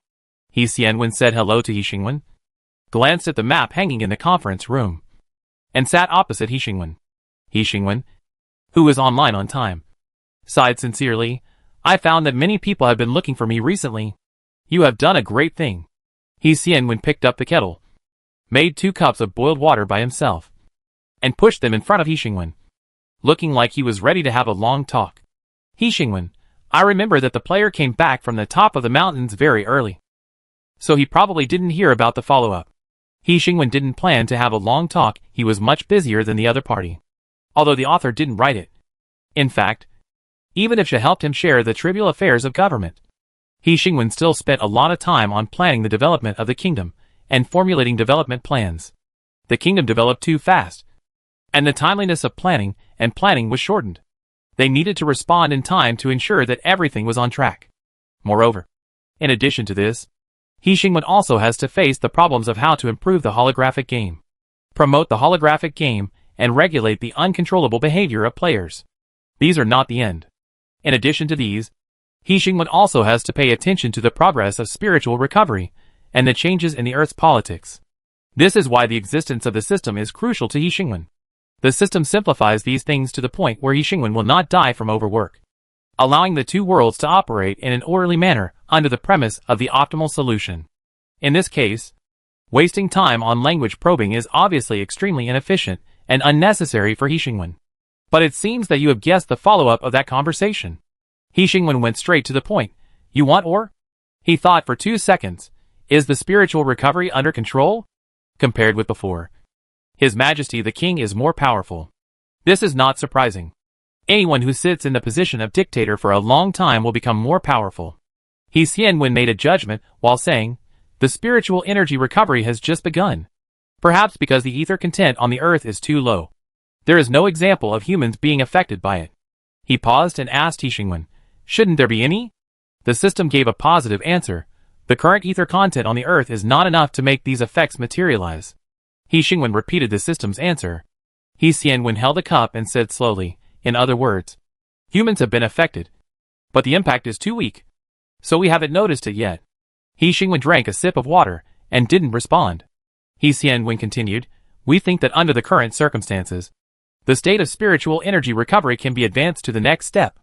In other words, they decided to promote the increase of ether concentration on Earth through the exchange of materials between the 2 worlds under controllable conditions. He Xingwen did not interfere with their decision. In this regard, they were very tacit, and tried not to make any comments on each other's behavior as much as possible, and carefully maintained their cooperation. I don't need gold. He Xingwen, it is not a good idea to use the equivalent of another world to impact the original monetary system of this world. He Xianwen added, what's more, you have found enough equivalents to supply daily consumption. He Xingwen did not respond to his words, so, what do you plan to use as an equivalent exchange for ore this time? We can provide a team to mine. He Xianwen noticed that He Xingwen's eyebrows moved slightly, revealing a negative micro-expression, and then stopped talking. It sounds like you want another batch of game helmets? Since it is to provide workers, they must first have game helmets before they can enter the game. He Xianwen explained, in fact, we propose the exchange conditions based on your needs. The current problem of the kingdom is that it has developed too fast, causing the kingdom's population to fail to keep up, resulting in a large number of job vacancies. This is a sharp point. After the holographic game became popular both domestically and abroad, the energy that He Xingwen could obtain every day was enough to be called an astronomical figure. But most of this energy was used to improve the basic modules of the game and maintain the player's ether C. The remaining energy was only enough for He Xingwen to revive several NPCs every day. which was a drop in the bucket compared to the development speed of the kingdom. The small number of people in the kingdom has become a problem for the kingdom's further development. But this can only be called a hidden danger, and it has not yet exploded. Regarding the job gap, He Xingwen did not comment. Ezijin and the dwarves can both provide help. He Xianwen disagreed with this idea. This is exactly what Ezijin wants. According to our judgment, Ezijin relies on solving problems for other forces and delaying the further development of other forces, thus making them the most special economy in the world. He Xianwen paused for a few seconds and asked He Xingwen, "How is your history?" He Xingwen raised his eyes and looked at him. "Better than you think." Then you should understand this point. At different stages of society, the status of merchants is also completely different. This world cannot simply analogize the development of the earth. But there is one thing we can agree on. It is extremely inclusive. And different political systems and different civilizations merge in one world. In this case, the superiority of the system determines everything. He Xianwen simply explained to He Xingwen, and there is no doubt that the merchant system of Ezijin has its special advantages, allowing Ezijin to develop into a behemoth over a long period of time. If Ezijin did not exist, other forces that could not easily obtain alchemical products and the help of mages would develop different alchemy and research on ether in order to achieve their goals. But precisely because Ezijin exists, it promotes the connection between different races and forces across the continent, and also cuts off other forces from further exploration in related areas. But this is a kind of. He Xingwen thought about the adjective, inevitable. Inevitable for economic development. Inevitable for world integration. Different civilizations on the same continent will inevitably have exchanges and then trade. Even if there is no Ajin, there will be other merchant groups. He Xianwen agreed with his words. So returning to our previous topic, when the cooperation between the kingdom and Ajin becomes more and more in depth, Ajin will become an indispensable part of the kingdom. He Xianwen simply commented on this. This is the method they are good at, making themselves disappear from the eyes of other forces. People may care about the dynamics of the dwarf kingdom, the behavior of the human kingdom, and even the existence of the Valley of the Dead. But they rarely put Ajin, which has no territory and is mainly engaged in commercial trade, on the world map, because they can't do without Ajin. He Xingwen concluded. So you are now wary of Ajin? That's a bit too early to be wary. He Xianwen said meaningfully. If a civilization or a country wants to exist long enough, the most important thing is to always be prepared. You convince me. He Xingwen turned the cup in front of him and agreed to the other party's equal exchange. Okay. The mining of the mineral vein this time will be yours. He Xingwen stopped talking and corrected the word. We will be the main ones. There was no need for them to finalize the follow-up on this point at this moment after all. He Xingwen was really busy. If he still needed to discuss the details of the negotiation in person, he might really die from overwork. The conversation should have ended here. But He Xianwen obviously had something else to say. We have a small doubt. He Xianwen, what is your purpose in making this matter so big? He Xianwen, you don't need to form an expedition team to find the treasure, let alone involve dragons and druids. Let alone let this develop to the point where the dragons declare war. You did it on purpose. He Xianwen said firmly. But the question is, why? I am also surprised that you would ask me directly for the answer. He Xingwen said casually, if you really want to know. I did this to save the world. He Xianwen really realized that he was really old and could not understand the enthusiasm of young people for the title of savior. If I remember correctly, your system has hinted to us before that you saved the earth? He Xingwen nodded. In fact, your memory is quite good. So, you tell me now, you are preparing to save the world? He Xingwen blinked at him. He Xianwen did not flatly deny the other party's words. He thought for 2 seconds and said uncertainly, if there is anything in common between the two, is it that the two worlds are bordering? He Xingwen did not answer this question.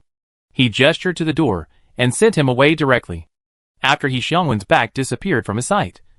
He Xingwen said to the system, you are right. They did think of this. The system was not surprised. In fact, the superiority of the system is reflected in them to the fullest. This is the only country on earth that can keep up with my ideas with collective wisdom. Very high evaluation. He Xingwen stood up and prepared to complete the original itinerary. I should go to the wizard to confirm their research results. The kingdom has been neglecting the wizard's research for some time, in order to prevent the wizards from making any results that can destroy the world during this period. It is very necessary to pay attention to their research regularly. Chapter 81 Game 59 Research Progress and Ezigen. He Xingwen knocked on the door of the villa. No one spoke. And as he knocked, the door creaked open automatically. The interior of the villa was so clean that there was no trace of human habitation. He Xingwen walked forward and met Duodi, who came down from the second floor. King, do you have something to talk to us about? Duodi was not surprised by He Xingwen's appearance. When He Xingwen entered his etheric perception range, he knew that he was there. How is the teaching going? He Xingwen sat on the sofa and picked a question suitable for conversation. Duodi thought for 2 seconds and commented from a professional perspective. The progress is faster than we thought. The learning ability of the kingdom's people is beyond our imagination. Especially the learners on the 3rd level. They are almost not beginners. Their affinity with ether, their proficiency in perceiving ether and using ether are very amazing. He Xingwen recalled the learners on the 3rd level, who were ordinary NPCs revived from the altar. During the test, Duodi took the initiative to end the test because they had no fear. Duodi, they have almost learned all the basic knowledge that beginners should learn, including those contents that you have identified as elective courses. We are considering whether to readjust the teaching content according to their learning progress. Duodi noticed that the king did not show any surprise. After noticing this, Duodi changed his tone. In fact, I think they already have the foundation to become a mage, and they can further learn the knowledge related to mages. He Xingwen, that depends on their own choice. It is because they did not choose to be mages that Duodi raised this point. I have communicated with them, and they do not seem to have the intention to become mages. Some students, who have learned the basics, have gone to learn hammer swinging from dwarves. Hammer swinging. Duodi could hardly hide his emotions about this, although the dwarves' attainments in forging are amazing. In fact, the talent gap between humans and dwarves in this area is so great that it is not enough for humans to reach the level of dwarves. It is a waste of talent to let them learn from dwarves. Duodi said with certainty, mage is the most suitable profession for them. That may not be the case. But given Duodi's strong desire to cherish talent, He Xingwen did not say this. He changed the subject. Besides them, how are the students in the 1st and 2nd floors? The speed at which they learn does not match their IQ at all. Duodi quickly turned to disgust. They learn very quickly, but they don't remember the knowledge at all. The learning attitude of the 2nd floor is a little better than that of the 1st floor.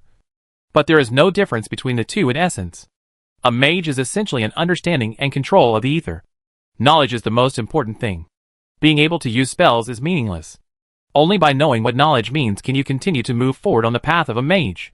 Shortcuts are shortcuts and cannot replace down-to-earth progress. However, He Xingwen did not expect the players to become mages, so he lightly passed over the topic, ended the greetings, and started the official topic.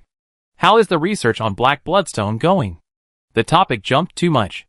Duodi paused for a few seconds before reacting. The research was not going very smoothly. At first, we tried to control the energy in the Black Bloodstone, but there was no progress. Later, we turned to how to effectively improve the utilization rate of the energy in the Black Bloodstone when using specific substances. After using the controllable substances you provided, the research has made considerable progress. Directly using flame catalysis is the least efficient behavior. Ether catalysis and material catalysis are the 2 directions we focus on. At present, both groups have made some progress. Specifically, He Xingwen listened and began to lose his mind in the incomprehensible words. So, I plan to wait for the results to come out before sharing this research progress with you. Duodi said incessantly. Ether catalysis can easily cause the energy in the Black Bloodstone to lose control. And material catalysis has quite high requirements for the material itself. Duodi talked incessantly for more than half an hour. The materialization of the connection reaction, coupled with the reflex stimulation of the etheric circuit, creates a catalytic design for the Black Bloodstone. But there are currently 2 difficulties. How to ensure that the etheric circuit adjusts the efficiency of the catalysis without losing control, and what to use to complete this design. After a few seconds of silence, He Xingwen reacted, "Are you done?" Duodi was not surprised by the king's reaction. After all, even among mages, this is an extremely difficult research topic, not to mention the king who knows nothing about it. Do you mind if I take a look? He Xingwen stood up and looked at the 2nd floor. Duodi was very concerned. This was the domain of the mages. Just looking at the fully armed offensive spells on each mage tower, you can know this. They do not welcome outsiders. He Xingwen did not give him a chance to refuse. He walked and said, I didn't quite understand what you said just now. But he has a plug-in. Under Duoti's vigilant eyes, He Xingwen took a step towards the stairs leading to the second floor. These two problems are easy to solve. Duoti's attention was instantly focused on He Xingwen's words. He didn't care about being vigilant about his footsteps. He followed He Xingwen step by step and asked impatiently how to solve it. He Xingwen walked up the stairs and walked to the second floor. There are dwarves in the kingdom. They are good at this. He Xingwen stopped in the corridor on the second floor and stretched out his hand to the closed door of the room. Controlling the effect of catalysis and the design of devices are areas that dwarves are good at.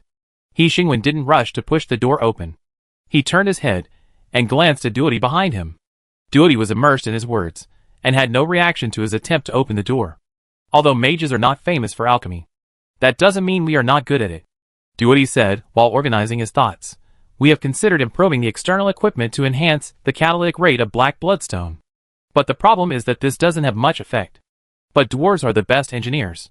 They can turn casting into art and improve external equipment to a level that you can't do. He Xingwen pushed the door open casually. The moment he pushed the door open, the ether was rippled, and the multiple spells arranged by the mages here were triggered one after another. It was a mixture of defensive spells and offensive spells, enough to make uninvited outsiders face death. Duoti was awakened by the ether fluctuations. He raised his head suddenly and was about to block these attacks. But all the fluctuations calmed down. The triggered spells disappeared silently, and the layers of ether reactions were wiped out in front of Duoti's eyes. Just like when the demon died, the ether was erased and disappeared from their sight silently, violating the mage's cognition of ether. It dominated ether in a more powerful manner. Duoti's attention shifted again. This was also one of the new topics they added after coming to the kingdom. But compared with other research, the progress of this topic was slower. Almost no progress. He Xingwen knew nothing about the situation, that he had just brushed shoulders with death. The scene behind the door was beyond his imagination. Behind the door was not the familiar room furnishings, but another space that far exceeded the villa's capacity. The galaxy swayed in the background. Neatly arranged research equipment occupied a separate area. A huge device that occupied the entire room. Floating materials painted with symbols. Black blood stones suspended in the air. And mages immersed in research. He Xingwen took a step back and looked at the ordinary door of his room to confirm that he did not push the wrong door. This was inside the villa. But the huge space in front of him could not be built in the villa at all. Its area far exceeded the area that the villa could accommodate. Some of the busy mages looked at the door, and some did not look at it at all. This is the second space, Duoti explained to He Xingwen. The second space is a concept in the ether. It is essentially between existence and non-existence, and is composed of ether. For example, the personal space that most intelligent creatures have is a way of using ether to transform into a second space, by relying on the individual's manipulation of ether. At most, a space that cannot hold living things and can only accommodate a limited number of people can be opened up. The Arcane Academy has conducted more in-depth research in this area than others. Owner long proposed a research theory on the materialization of the second space. After hundreds of years of research, we finally solved this problem and completed the materialization of the second space. Duoti stretched out his hand to the space in front of him and gestured. The second space established with the entire Arcane Academy as the base point and the Mage Tower as the node is the second space in the true sense. Space. It can accommodate life forms and can be transferred with the transfer of ether control. He Xingwen looked at the astonishing research site in front of him. Is this a space opened up from the ether? To be precise, it is part of the second space, Duoti explained, in order to meet the conditions for black blood stone research. We have set the research area of the second space here. Given the poor situation of the kingdom, it is very unrealistic to conduct high-end research on black blood stone with the current situation of the kingdom. The reason why the mages can continue their research is that they have their own equipment and use the second space to provide suitable conditions for research on the site provided by the king. The system reminded He Xingwen of the part that Duoti did not mention. The full name of this so-called second space among mages should be Ethernet. The word Ethernet has also appeared in the mouth of Ezigen. As a unique design of mages, it has unimaginable functions. Everything suddenly became clear. From the time He Xingwen first heard the discussion of the mages in this villa that should only accommodate 2 people, to the magical space in front of him now, all the answers were connected together. Because the mages built the Ethernet here, or to be more precise, They cut off part of the Ethernet and rebuilt it here. I don't know much about this world. He Xingwen stepped into this space. He Xingwen looked at everything running in this space and said, "But your power is beyond doubt. This is the power of ether." Duodi said, "We have only conducted limited and shallow research on ether. Ether is the real source of all miracles. The deeper the research, the more we respect ether." He Xingwen stopped and stared at the black blood stone floating in the air. Strange symbols were suspended around it. A layer of wrinkled cloth wrapped the black blood stone, and a few wisps of suspicious smoke floated out from under the cloth. He Xingwen retracted his gaze and continued the previous topic. "I suggest you cooperate with the dwarves." Duodi did not comment on this proposal. Mages are known for their xenophobia. In their field, they do not welcome outsiders, let alone such a major topic as the research of black bloodstone. He Xingwen took a quick look around, and under the gazes of many mages who disliked him for being in the way, he continued to say to Duodi, "If the research does not make progress, you can consider this proposal. Of course, according to the character of the mages, it is estimated that He Xingwen will hardly wait for this day. So in the optimal solution given by the system, the factor of the mages' ideas is not important." Duodi did not respond, and He Xingwen changed the subject. "By the way, apart from the research on black bloodstone, how are other research going? He Xingwen, are there any progress in the research on extinct creatures and the curse of the gods' falling land? Our energy is mainly focused on black bloodstone, and the rest of the research has been handed over to students. Duodi, let me ask them to talk to you." He Xingwen found a chair and agreed with his proposal. "Do you understand? Why did you sit down?" Duodi held this doubtful thought, but it was not easy to turn against him in the king's territory. To be precise, this was indeed part of their original contract sharing research results with the king. So, a sudden research progress report was launched here. One by one, the unfamiliar mages passed by He Xingwen and reported their research direction and progress concisely. In short, He Xingwen's current situation is probably like a liberal arts student auditing calculus confused because it goes beyond the field of knowledge. However, He Xingwen was not the main audience of this report, so his confusion would not affect anything. After the report, which was confusing, He Xingwen ended his visit, walked out of the villa, and headed in another direction, chatting with the system as if he was talking about the weather. "How is it? If the research progress is like this, I am afraid that even if they spend a long time, it will be difficult to successfully obtain the final research results. The mages have plenty of time to study the mysteries of ether system, but the kingdom is developing rapidly, and it does not have enough time to wait for this result." He Xingwen glanced at the black shadow hovering in the sky. "Yes. Hundreds of years is enough for humans to die. System, through appropriate intervention, the research time can be effectively shortened, and this will not be a problem. What do you think of the mage's research on black bloodstone?" Although He Xingwen did not understand Duodi's introduction, it did not prevent him from asking questions. "It sounds dangerous." The system perfectly understood the meaning of danger in his words. From a research perspective, they are trying to make very dangerous weapons, using black bloodstone as energy output to make the efficiency of energy output controllable. This not only means to efficiently utilize the energy in the black bloodstone, but also means to regulate the energy output to the most efficient level. At that moment, the energy stimulated in the black bloodstone will be amazing. Although I really want to use the nuclear weapons on Earth as an analogy. Objectively speaking, the ether itself has more surging energy than nuclear fission. That is definitely not a weapon in the conventional sense. So, they are at a loss about this. He Xingwen, precisely because this research ultimately points to such an amazing product. The difficulties they encounter are beyond their capabilities. He Xingwen concluded, they are researching in the wrong direction. If the mage just wants to study black bloodstone, there is no need to study how to develop black bloodstone into an ultimate weapon. This is undoubtedly a long way to go. The system does not think so. This is the result they want. Although the Arcane Academy is like a scholar-type organization, their pursuit of knowledge is essentially derived from the pursuit of power. He Xingwen, it sounds like they are very dangerous. The system reminded him, among the 5 most dangerous areas in this world, the Arcane Academy ranks second. This is enough to show the danger of mages. He Xingwen stopped at the door of the grocery store in the novice village and came to the final conclusion. Pure academic researchers are far more dangerous than fools with ill intentions. What? Anuta, who saw the king's figure and pushed the door to greet the king, just heard the second half of the sentence. He Xingwen glanced at the temporarily closed sign hanging at the door of the grocery store, walked past Anuta, and entered the grocery store. He did not answer his question, but raised a new question. Is the grocery store closed too many days recently? If possible.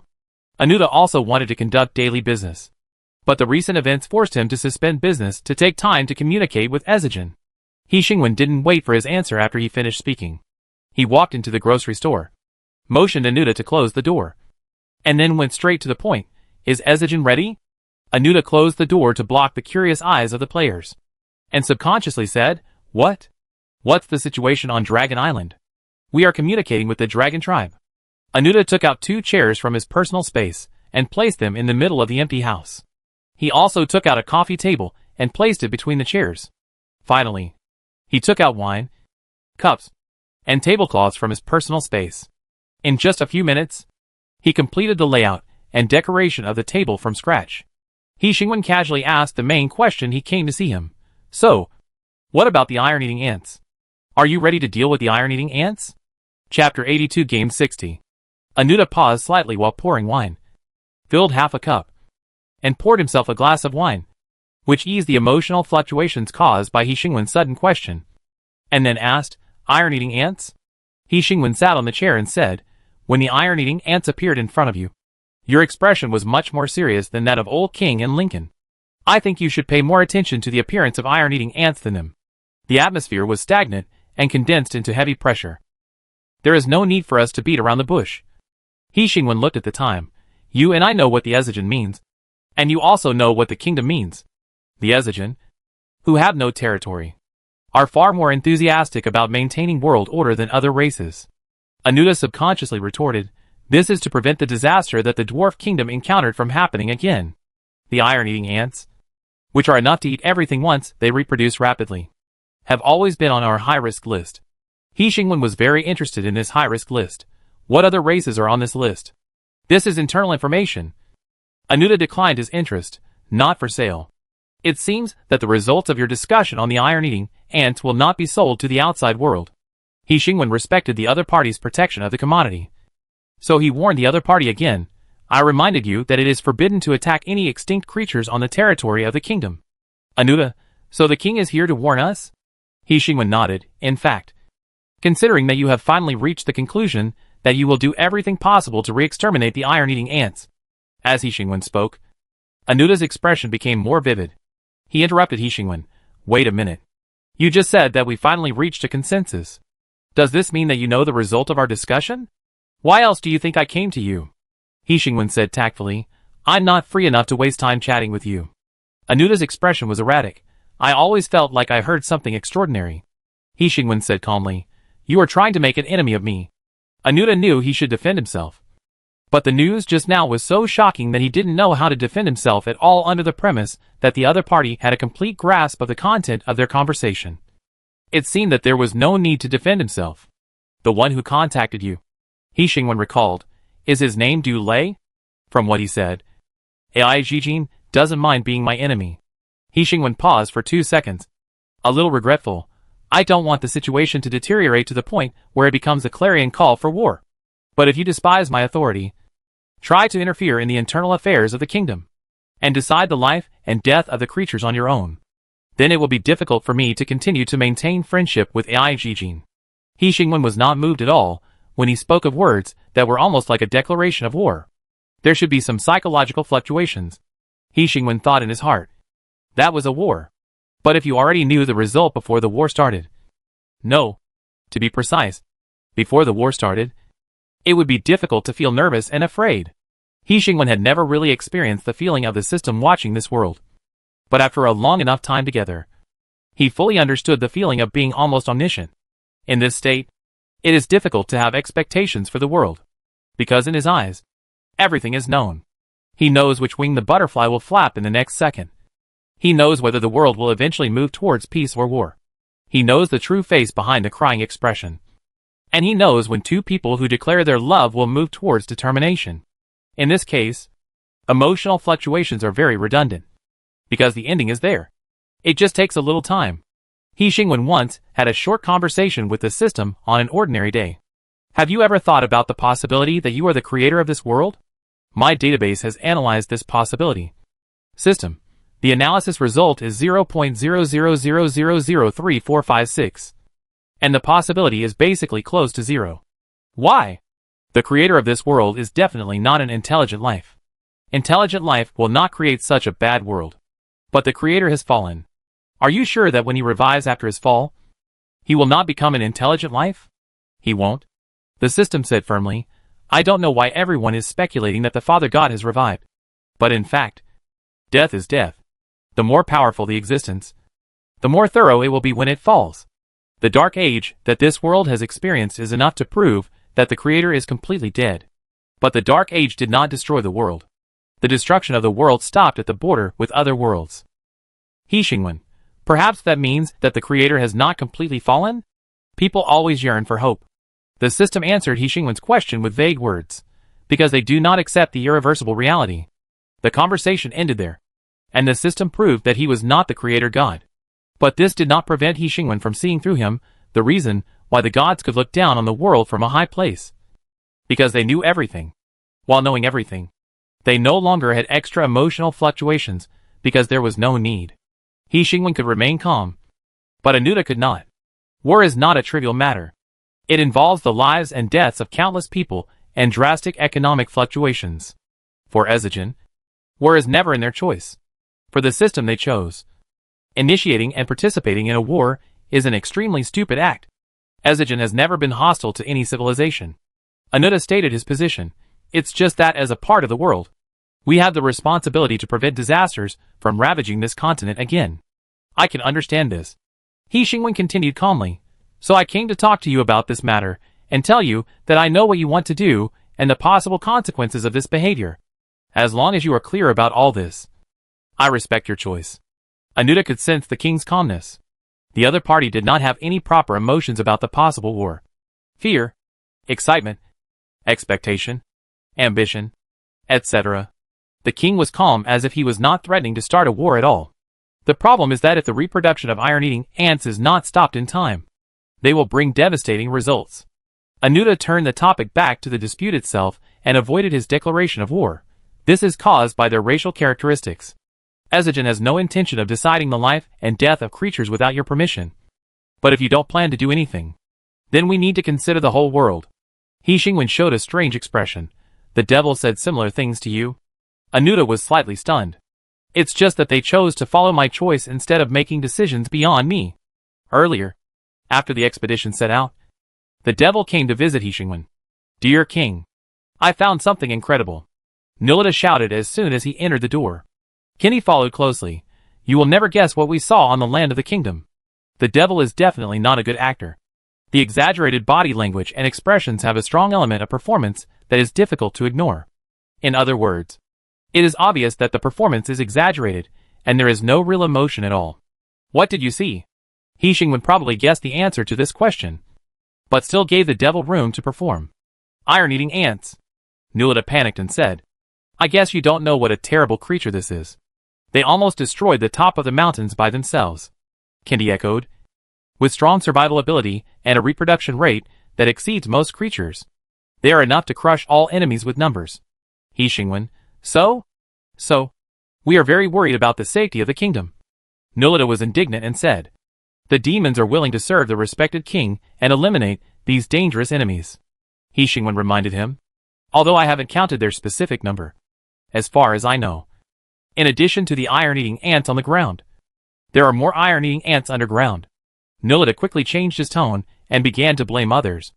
In fact, the Arcane Academy is very suitable for dealing with such small troubles. Their Sky City has the ability to attack from a long distance. If it doesn't work, Ezigen can also solve this small trouble for you. As long as you are willing to pay enough, they can help you solve all problems. He Xingwen. The iron-eating ants are extinct creatures that have been revived. The kingdom's laws prohibit attacking any extinct creatures. Kenny showed a surprised expression. Are the iron-eating ants also protected by this law? Nobita was worried. Then if the iron-eating ants start to attack the creatures in the kingdom because of lack of food, the kingdom will become very dangerous. They won't. He Xingwen's overly confident words made the scene quiet for a few seconds. Nubita quickly followed up. Respected king. Do you mean that you are able to control them from being driven by hunger? Kindi sang in unison. This sounds contrary to the normal physiological reactions of creatures. He Xingwen denied this speculation. I am not a druid and cannot communicate with them. But He Xingwen's denial did not work. Nuvita suddenly realized and said, but in there. Before they appeared. With their scale. No one knew they were underground. I think this is enough to prove that they are controllable. Yes. But respected king. We still have a little worry. Kindi cooperated, after all. This is a dangerous creature that allows the dwarf kingdom to invite other forces to cooperate. Nolita thoughtfully proposed a solution to their little worry. I heard that the expedition team to find the lost treasure of the dwarves has set off. Although you did not invite us to join the expedition team. Your loyal people feel that there are some dangerous factors in the expedition team. Which is enough to cause the expedition team to face failure in the end. I am very worried about Yu's life safety. Kindi said with a serious expression, if the iron-eating ants are controllable, then this worry can be completely solved. So, at the critical moment, Yu summoned the demon. And the iron-eating ants flooded through the space gate. Of course, this also directly led to the situation beyond He Xingwen's expectations.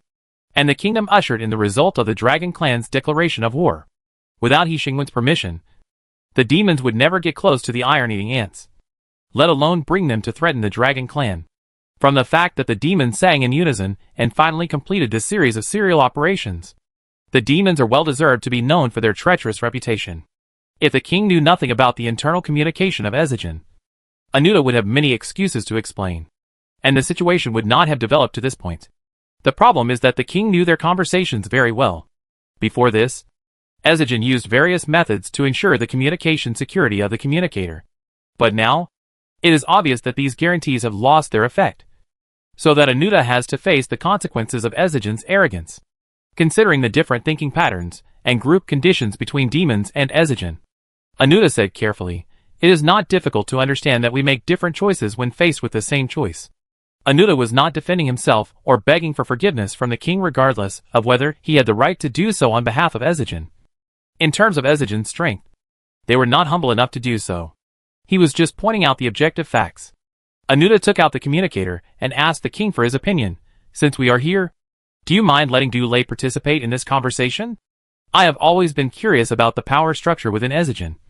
He Xingwen, Dur is the leader of Ezigen? Ezigen doesn't have a strict leader. Du Lei is responsible for coordinating this matter. Anuta operated the communicator and invited Du Lei to talk.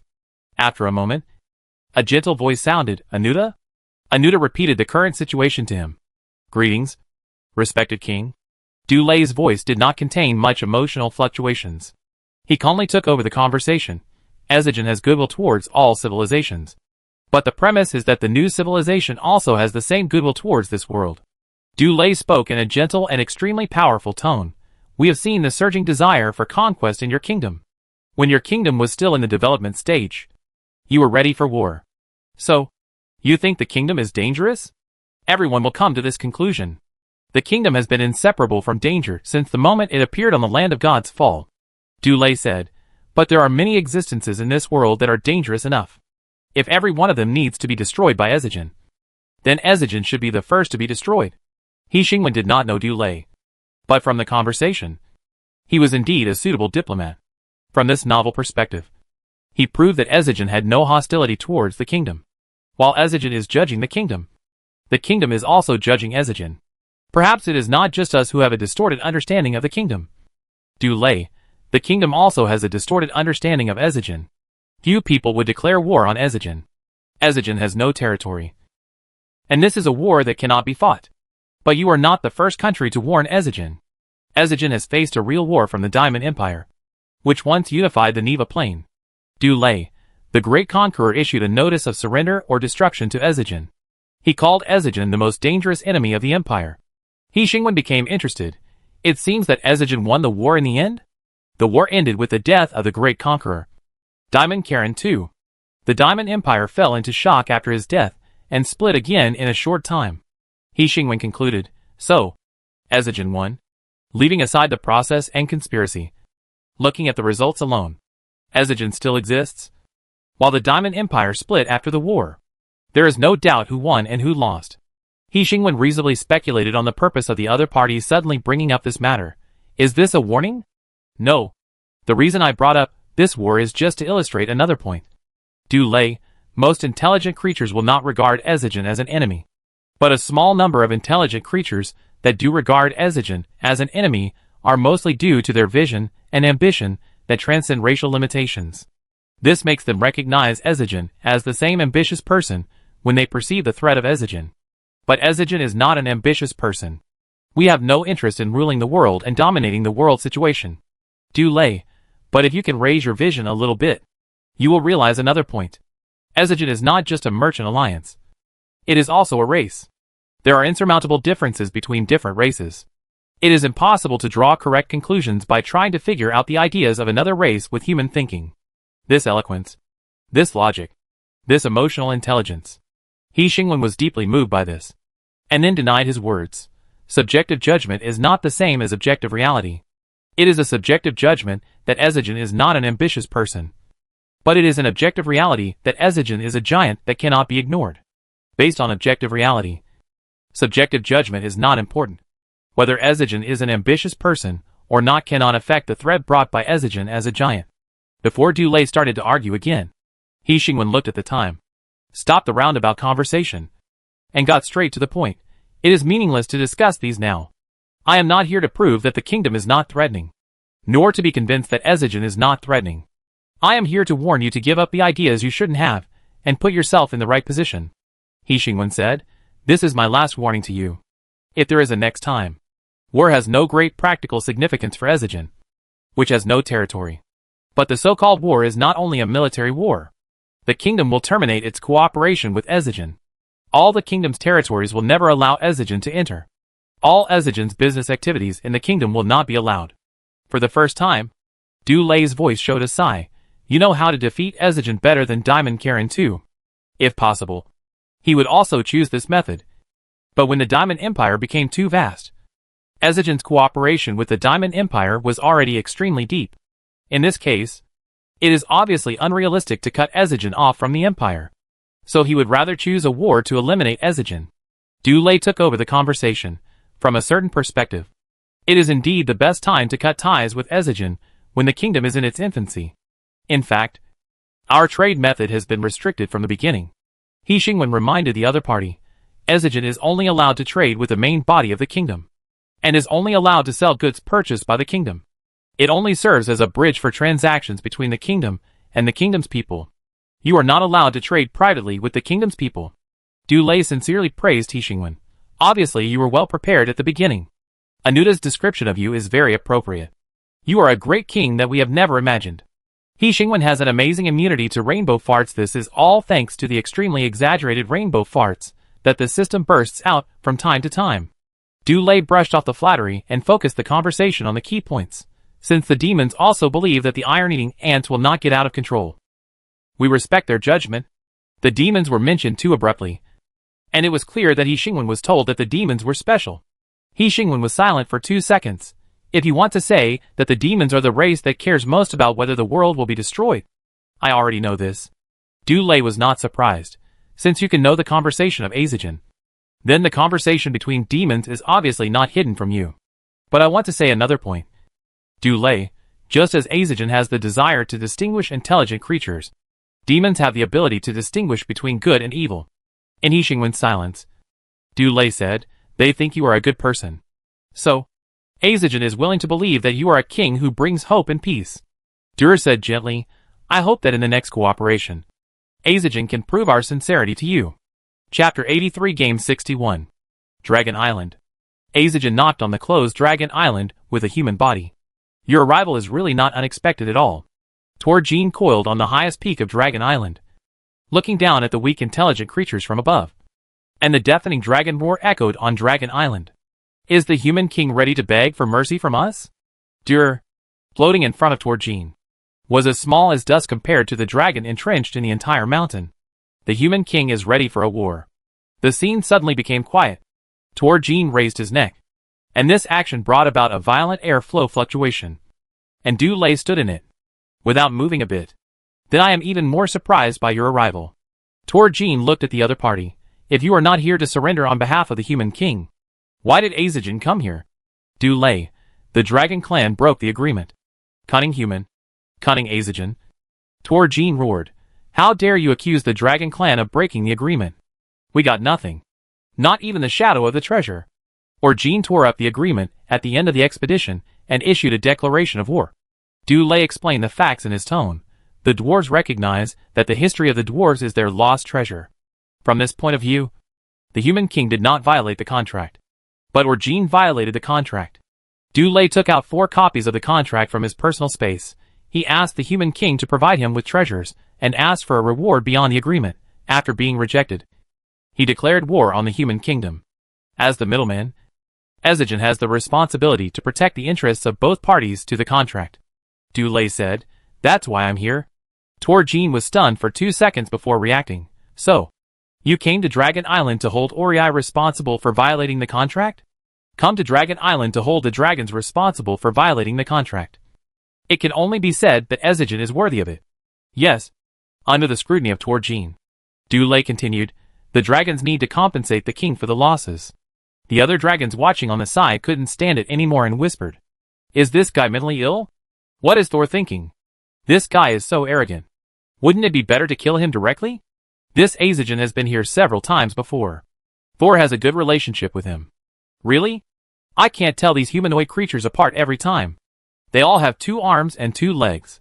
Thor stared at the dragons one by one with big eyes, and then stared at Du Lei fiercely, with the momentum of ending the conversation physically if he didn't answer well. "What's the price?" "Protect the human kingdom." The fire in Orjin's throat was ready to move. He slowly opened his mouth and roared, "Don't even think about it. The dragons will never be restrained." The smell of sulfur was strong. Mine." Burp. Orjin burped and swallowed the fire in his throat. "Mine? What mine?" Several dragons stretched their heads over one after another because they heard the key words, blinking their eyes as big as copper gongs and staring at Du Lei. Just looking is not enough. They whispered to each other. "I knew he came prepared. The mine. The treasure. It belongs to me." "What mine? Is it gold? I like gold. I will protect the mine." Orjin's accusing voice was drowned out by many voices. "The human king deceived me. This is the mineral vein discovered by the human kingdom." But the Dragon Clan's behavior of breaking its promise is obviously untrustworthy. Orjin leaned forward and stared at Du Lei and said, "The human kingdom is going to use the mineral vein to exchange for peace. I think you don't understand what I mean. This is not the human king's fear of war." I changed the question, "Or are you going to face the iron-eating ants directly?" "That depends on how many iron-eating ants there are," Orjin muttered, showing his wisdom as an immortal species. "If the number of iron-eating ants is large enough to scare us, then the first to cease to exist should be the human kingdom." To confirm this, Ezigen conducted a count of the number of iron-eating ants in the kingdom. Durai said calmly, "Under the kingdom's territory, there are all iron-eating ants." Gudong. I don't know who swallowed his saliva, which was unusually conspicuous in the silence. Orjin looked around and didn't find the culprit of the shame, and moved his head back angrily. Ezigen still has some credibility. But how do you explain that the kingdom is still intact? So many iron-eating ants don't need to eat? If Orjin didn't wake them up, they really don't need to eat. Although this has been confirmed, Du Lei will still be sincerely surprised when he repeats it again. Miracles are like flowers in the hands of the king, blooming one after another. The surprising fact is that in the absence of food, the iron-eating ants choose to pretend to be dead to reduce the acquisition of food. Du Lei, in other words, in order to avoid the destruction of the kingdom because of them, the iron-eating ants choose to evolve. Orjin blinked blankly on the spot, sorted out the true meaning of Du Lei's words, and concluded that it is best not to confront this human kingdom of unknown origin. He shook his tail, and loosened his claws holding the mountain. The huge black shadow floated in the air, almost covering half of Dragon Island, truly covering the sky and the sun. The next second, the light shone on everyone again, and the huge black shadow that covered the sky and the sun disappeared out of thin air, replaced by a human-sized mini golden dragon. Orjin stretched out his claws and put them on Du Lei's shoulders, saying affectionately, "Come on, let's talk about this in detail." He flapped his small wings behind him, sweeping up a hurricane that was not in line with his body size, and instantly brought Du Lei into the mountain. The young dragons who had not yet learned this trick shouted, "The clan leader is cheating." For the young dragons, the caves in the mountains were too narrow for them to get in. The adult dragons watching laughed and ignored the young dragon's dissatisfaction. They quickly followed Tuorgene after shrinking their size. Those mountains that looked like toys in the hands of the dragons were tall mountains towering into the clouds for humans. Tuorgene dragged Du Lei and slid towards the mountains like a meteor, disappearing among countless mountains. In fact, on a continent where most intelligent creatures choose human form, it is normal for Dragon Island to have a place dedicated to receiving humanoid creatures. Tuorgene took Du Lei to the cave in the mountain. The golden chairs were piled up without any aesthetic sense. There were some golden decorations inlaid with gems on the ground. If the dragons were not too lazy to decorate the ground and walls, this cave would not have maintained its original gray color, but would have been replaced by blinding gold. Tuorgene took small steps and leaned on the chair. Du Lei sat opposite him. Be direct. Tuorgene's golden eyes stared at Du Lei without blinking. What does the king mean? He found a vein on the top of the mountains. What vein? This is obviously the treasure on the top of the mountains. Tuorgene interrupted Du Lei and said, this is the evidence that the king deceived us. Dur had to stop and ask the other party, so you plan to go to war with the human kingdom for this? I mean, he should pay us a part of the treasure. Tuorgene is not stupid, he said confidently. This is a treasure we share with the human kingdom. The king is willing to pay a certain amount of compensation as. Dur stopped talking and looked at the cave entrance full of mini dragons. Ether waves burst out from Tuorgene, sweeping these dragons out of the cave, and a sharp wind sound was heard due to the rapid fall of heavy objects. Ignore them, and continue. As a reward for the dragons guarding the mines, Tuorgene asked a series of questions. How much? How to pay? How to ensure that he won't deceive us again? 1,000th of the Orvain. This number sounded familiar. Tuorgene stared at Du Lei with wide eyes and said, cunning human. This is what we deserve. In order to ensure that the dragons will not go back on their word again, Tuorgene said. Ezigen will also act as a middleman. Tuorgene quickly reacted. You guys are not motivated by profit. How much will the king promise to give you to be a lobbyist for him? 1,000th of the Orvain. That's too generous of him. Tuorgene blurted out the truth, and then quickly changed his words. What I mean is, based on. What do you mean you get the same pay as us? He glanced around with his big eyes, and suddenly lowered his voice, and discussed with Du Lei, in fact, we can completely leave the human king alone to monopolize this vein. Ezigen never breaks an agreement. After Du Lei's righteous statement, he gently asked the golden dragon, do you mean to try how long Dragon Island can last in front of the iron-eating ants? Tuorgene certainly didn't want to make such a meaningless attempt, but that was a vein on the top of the mountains. It was obvious that the vein that made Ezigen come to Dragon Island for a 1,000 profit must be worth a lot of money. The iron-eating ants are not impossible to exterminate. Tuorgene said, didn't the dwarf kingdom succeed at the beginning? And aren't the iron-eating ants on your high-risk list? Tuorgene stared at Du Lei and said, you don't plan to take action? In fact, Tuorgene not only knew that the iron-eating ants were on Ezigen's high-risk list, but also knew clearly which other races were on the high-risk list.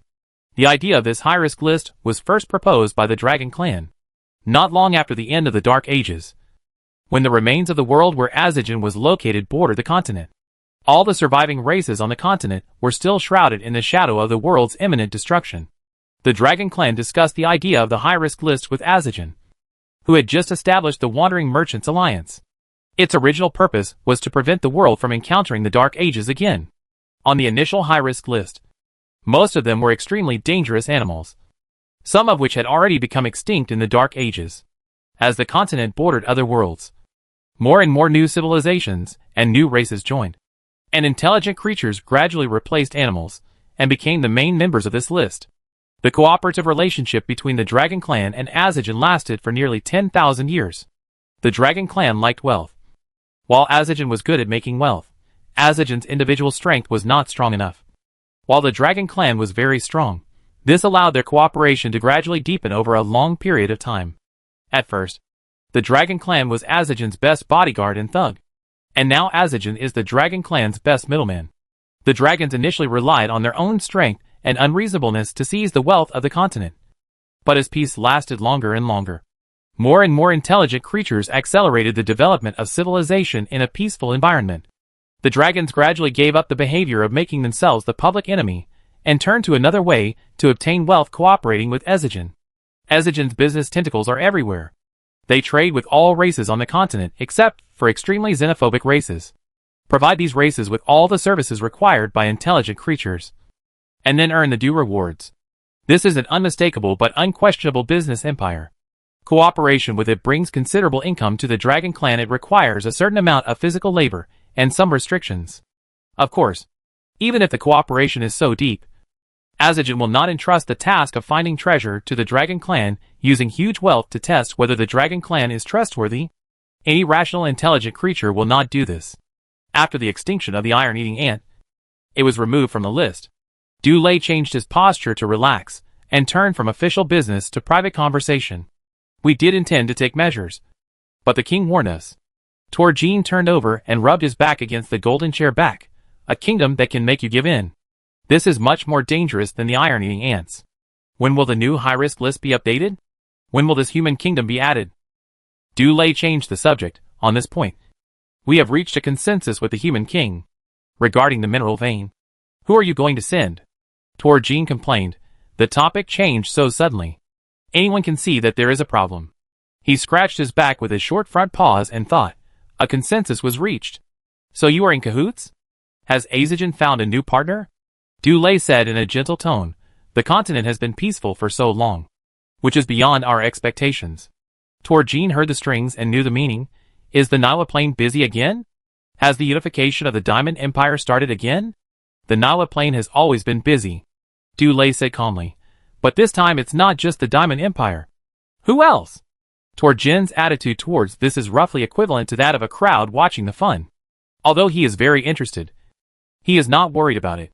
There are many human kingdoms distributed on the Neva Plain, among which the Diamond Empire is the most famous. It once unified the entire Neva Plain, but it split due to various reasons. Due to this historical reason, various conflicts and wars often broke out on the Neva Plain. The demise, prosperity, and change of human kingdoms are so frequent that they are commonplace in the eyes of the immortals. Duer thought for 2 seconds. An outstanding tribal leader has emerged in the Beast God Wilderness.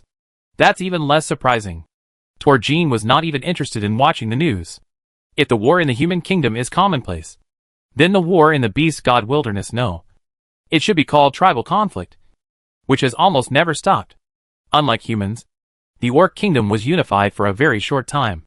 In the first era, the Father God created all things. And then, the Orcs were born. In the ignorant exploration, the Orc kingdom was established. In the Second Age, the Orc kingdom was divided and never unified again in the long time afterwards. Different Orc tribes had formed a blood feud over a long period of time. And the premise that they could not coexist peacefully led to continuous tribal conflicts in the Beast God Wilderness. Strictly speaking, the Orcs were failures created by the Father God, and it was difficult to define whether they were beasts or humans. When they were minors, they existed in the form of beasts. After they became adults, they could switch freely between humans and beasts. But the influence of beast genes on them was obviously far greater than that of human genes, and their beast nature was stronger than human nature. While other civilizations developed with the changes of the times, the Orcs remained unchanged and stagnated in the ancient tribal customs. They conducted simple trade with Azajan, exchanging fur and meat products for other items. The consequence of the race not being strong enough and the system being too backward was that slave traders were very active in the Beast God Wilderness, keen to capture Orcs for sale. Although they were not popular, there were always people interested in the prototype of Orcs. Du Lei, his tribe unified half of the Beast God Wilderness. For told the truth, then it would be too low-key to describe him as outstanding. What does it mean to unify half of the Beast God Wilderness? It means that he has defeated at least more than a dozen large tribes. And after defeating them, he can smoothly transition to unifying these tribes in the blood feud that cannot be resolved. Going back a few eras, there has never been an Orc who can do this, because he was in the same period as Diamond Karen III of the Diamond Empire. Du Lei knew all the forces on the continent like the back of his hand. This emperor who took office not long ago carried out political reforms in the Diamond Empire, mediated border conflicts, and held dialogues with other countries on the Neva Plain. How long ago is not long ago? Torjin recalled. I remember I just met the emperor of the Diamond Empire. Why is he replaced so soon? Du Lei recalled. I remember he became the emperor decades ago. Their emperors changed too quickly. The previous emperor died less than 200 years ago? Torjin sighed. Human life is really short. Political reform, It seems that the young emperor has dealt with other forces within the empire. Torjin turned the topic back to the point. The day when he conquers the Neva Plain is not far away. The resistance of the Diamond Empire to unifying the Neva Plain came partly from the resistance of other kingdoms, and partly from the constraints of different forces within the empire. Most of the time, the turbulent waves of internal forces were the problem that hindered unification. Torjin agreed with Du Lei. He is indeed very outstanding. Du Lei, but there is also the young human king who is in the same period as them. Torjin scratched his head and had to admit one thing: they can't be compared. He muttered, anyway, that human king is definitely not human. Humans can't create so many miracles. Has Azajan checked? What is his relationship with the Father God? This is not something that can be checked. Du Lei said calmly, if the Father God is revived, you can't not know. I remember the demons are in the territory of the human kingdom? Torjin didn't listen to him and said to himself, their connection with the Father God is much closer than ours. He looked at Du Lei. Are you going to ask the demons or should we ask? Ask this question in the human kingdom? Du Lei said slowly. Why not ask the king directly? TSK. Torjin made an ambiguous sound and changed the subject. What's the situation with the group of dwarves on the top of the mountains? Du Lei. This information has been priced and supports payment in various currencies. Spend money? That's impossible to spend. Anyway, when Azajan needs the dragons to intervene, they will know what they should know. Torjin has a lot of experience in this. He changed the subject. What kind of mine is the vein found on the top of the mountains? I want to think about who to go. Du Lei, a pure crystal mine. And 2 silver star mines are associated mines. The veins have not been fully developed, and the situation deep in the veins is unknown. Torjin made a prompt decision. I will go to guard our treasure myself. Chapter 84 Game 62 Deep in the Mineral Veins and Mutated Creatures. The top of the mountains has become lively again after a long absence. Azajan took action first. After the preliminary survey of the mineral veins and the assessment, he immediately built a stable space transmission channel, formed a professional mineral vein survey and development team, and opened up a safe area for daily life in the steep mountains. Its professionalism is enough to beat all intelligent creatures in the world. From the preparation for the development of the mineral veins to the professional teams entering the mountains one after another, the situation where only you was facing the huge mine cave instantly turned into a lively scene with people coming and going. All the necessities for daily life are placed in this safe area: single bedrooms, collective kitchens, separate bathrooms, and even entertainment facilities such as libraries. With sufficient logistical support, Azajan has opened up a comfortable gathering place deep in the mountains. They even repaired the rough mine within a few days and dug a wide mine along the side of the ore vein. Although they have not officially started mining, they have made all preparations for mining. They can start mining with the highest efficiency as long as they get permission. The team is composed of dwarves, goblins, humans, orcs, mages, etc., which are intelligent creatures of most races on the continent. This kind of organizational ability, personnel mobilization ability, and division of labor, and cooperation in large-scale tasks can fully understand why Azajan has become a business empire. After the team and Azajan appeared in the mine, they went back and then another unfamiliar human, Jean, was stationed here. This is the 5th elite NPC revived by Hixingwen. He let Azajan busy himself, and spent most of his time in the living area established by Azajan, drinking tea and reading books, occasionally chatting with other races who returned from work, and blending into the scene very naturally. A loud whistling sound came from the sky, and a huge shadow shrouded the mountains, bringing a strong sense of oppression. Where are the people? Why don't I see Azajan's team? In the belly of the mountain. You are too big. Come down after you become smaller. The bustling belly of the mountain was as busy as ever, and Jean, who had been idle for a long time, finally waited for the person he was waiting for. Azajan. Du Lei. Du Lei introduced the mini dragon behind him toward Jean, the leader of the dragon tribe. Jean closed the book, stood up from the chair, looked at the human-sized golden dragon, and introduced himself. Jean, currently responsible for coordinating the development of the mine. I'll take him to see the pure crystal mine. Du Lei asked Jean while leading the way. Do you need me to introduce you to the dragon tribe? No. The king mentioned it to me before. Jean followed behind him, and cast his eyes at the human-sized golden dragon again. With an ambiguous tone, the dragon tribe that declared war on the kingdom. Torjin was annoyed by his gaze. Why do you keep looking at me? I heard that the dragon tribe is very large. But I didn't expect to see such a small dragon. I'm a little curious. Torjin didn't like him, of course. He didn't like most humans. If humans didn't use their own size to build everything around them, I wouldn't have to become so small to adapt to the tools built by humans. If the number of dragons is large enough to use their size to build everything on the continent, then humans will surely choose buildings that adapt to the size of dragons. Before the conversation became more intense, Du Lei interrupted the conversation. He will be responsible for protecting the safety of the mines in the future. Jean naturally changed the subject. Let the dragons protect the safety of the mines? Won't it become stealing? Of course not. Torjin vowed. I can't take such a large mine away. So you really thought about it. Right? Dur explained. Ezigen will guarantee him. If he steals, then Ezigen will be responsible for compensating the king for all his losses. Torjin snorted twice, and didn't finish the second half of the sentence. Ezigen would not be so kind as to compensate for free. This sentence meant that Ezigen would be responsible for recovering the stolen mines from the dragons by all means.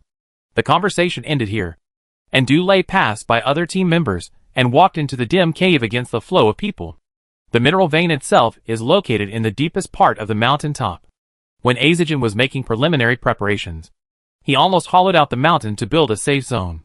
But even so, the entrance to the mineral vein is still deeper. After following for a while, Torjin could understand why the Dwarf Kingdom did not find this mineral vein at the beginning. The Dwarf Kingdom is said to be built in the top of the mountains. But in fact, with such a vast area of the top of the mountains, only one Dwarf Kingdom cannot cover it at all. So the Dwarf Kingdom at the beginning only covered some areas outside and in the middle of the top of the mountains. The so-called exhaustion of resources in the top of the mountains means that no mineral resources can be found in all areas that the Dwarf Kingdom can explore outside, in the middle, and deep of the top of the mountains. Of course, the Dwarf Kingdom initially tried to mine deeper into the mountains. But the undeveloped area was too dangerous, and several teams looking for mineral veins were lost.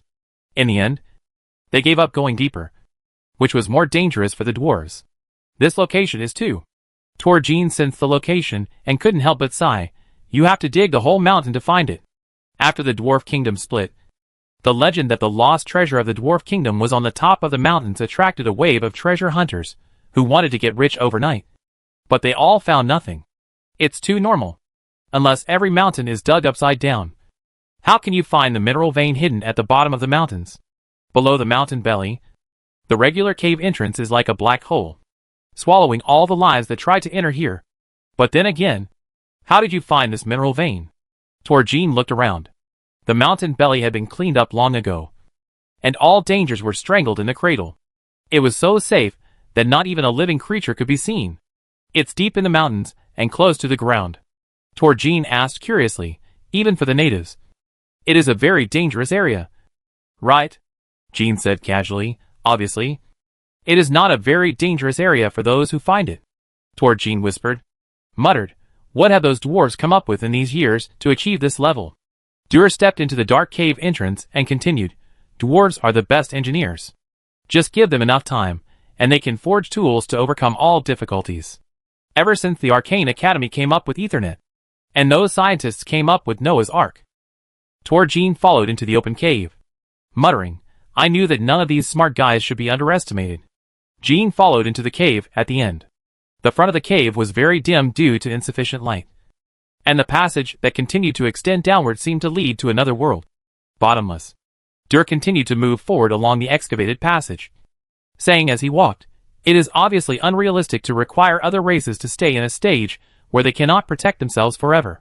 Then their requirements for self-protection are too high, and they can destroy a race at will.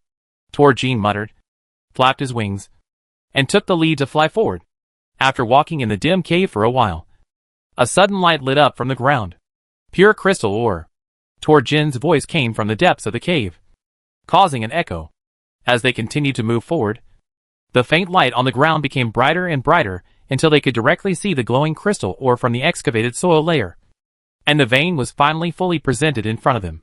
There were small fluorescent ores scattered above the soil layer, and the fluorescence was all over the soil layer, so that the fluorescence gathered into a river, lighting a lamp in the darkness. Torjin hovered above the fluorescence, watching his treasure. Jean lowered his head and picked up a piece of scattered pure crystal from the ground. There were dots of golden light floating in the transparent small crystal block, as bright as if it contained gold. Apart from this, there were almost no impurities, only the gradually richer golden light, and transparent and clear crystals. This is not the value of pure crystal. Its real value lies in its affinity for ether. As a rare or with extremely low production, it is the best and most expensive alchemical material. It is valuable because of its high supply and demand. Jean put the pure crystal in his hand back on the ground, called Dulé, and continued to move forward. Dulé reminded the golden dragon, who was immersed in the dazzling light. Tor. I know. I won't steal. Tor. Jean circled around here twice, followed Dulé's footsteps, and chattered because of excessive excitement. I just secretly put it into the ether space. And you don't know? So you better not do it. I am the leader of the dragon clan after all. In your eyes, don't I have this little credit? Dur did not hesitate. No. The conversation paused for 2 seconds, and Tor. Jean flew past them angrily.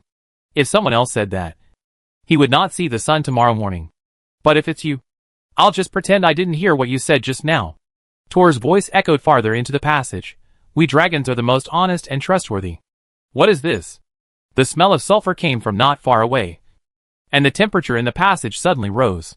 Even at a distance, the temperature rise could be clearly felt, enough to see the fierce fire not far away.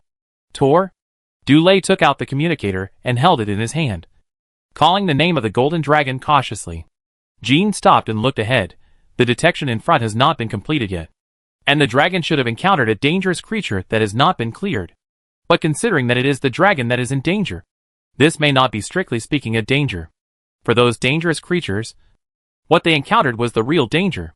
The temperature was still rising, gradually making people feel a little too high. As the temperature rose, the voice of Tor. Jean came. I met a group of monsters, and was scared. Tor. Jean said to himself, what is this thing? Why does it look so strange? He raised his voice. Dulé, come and take a look.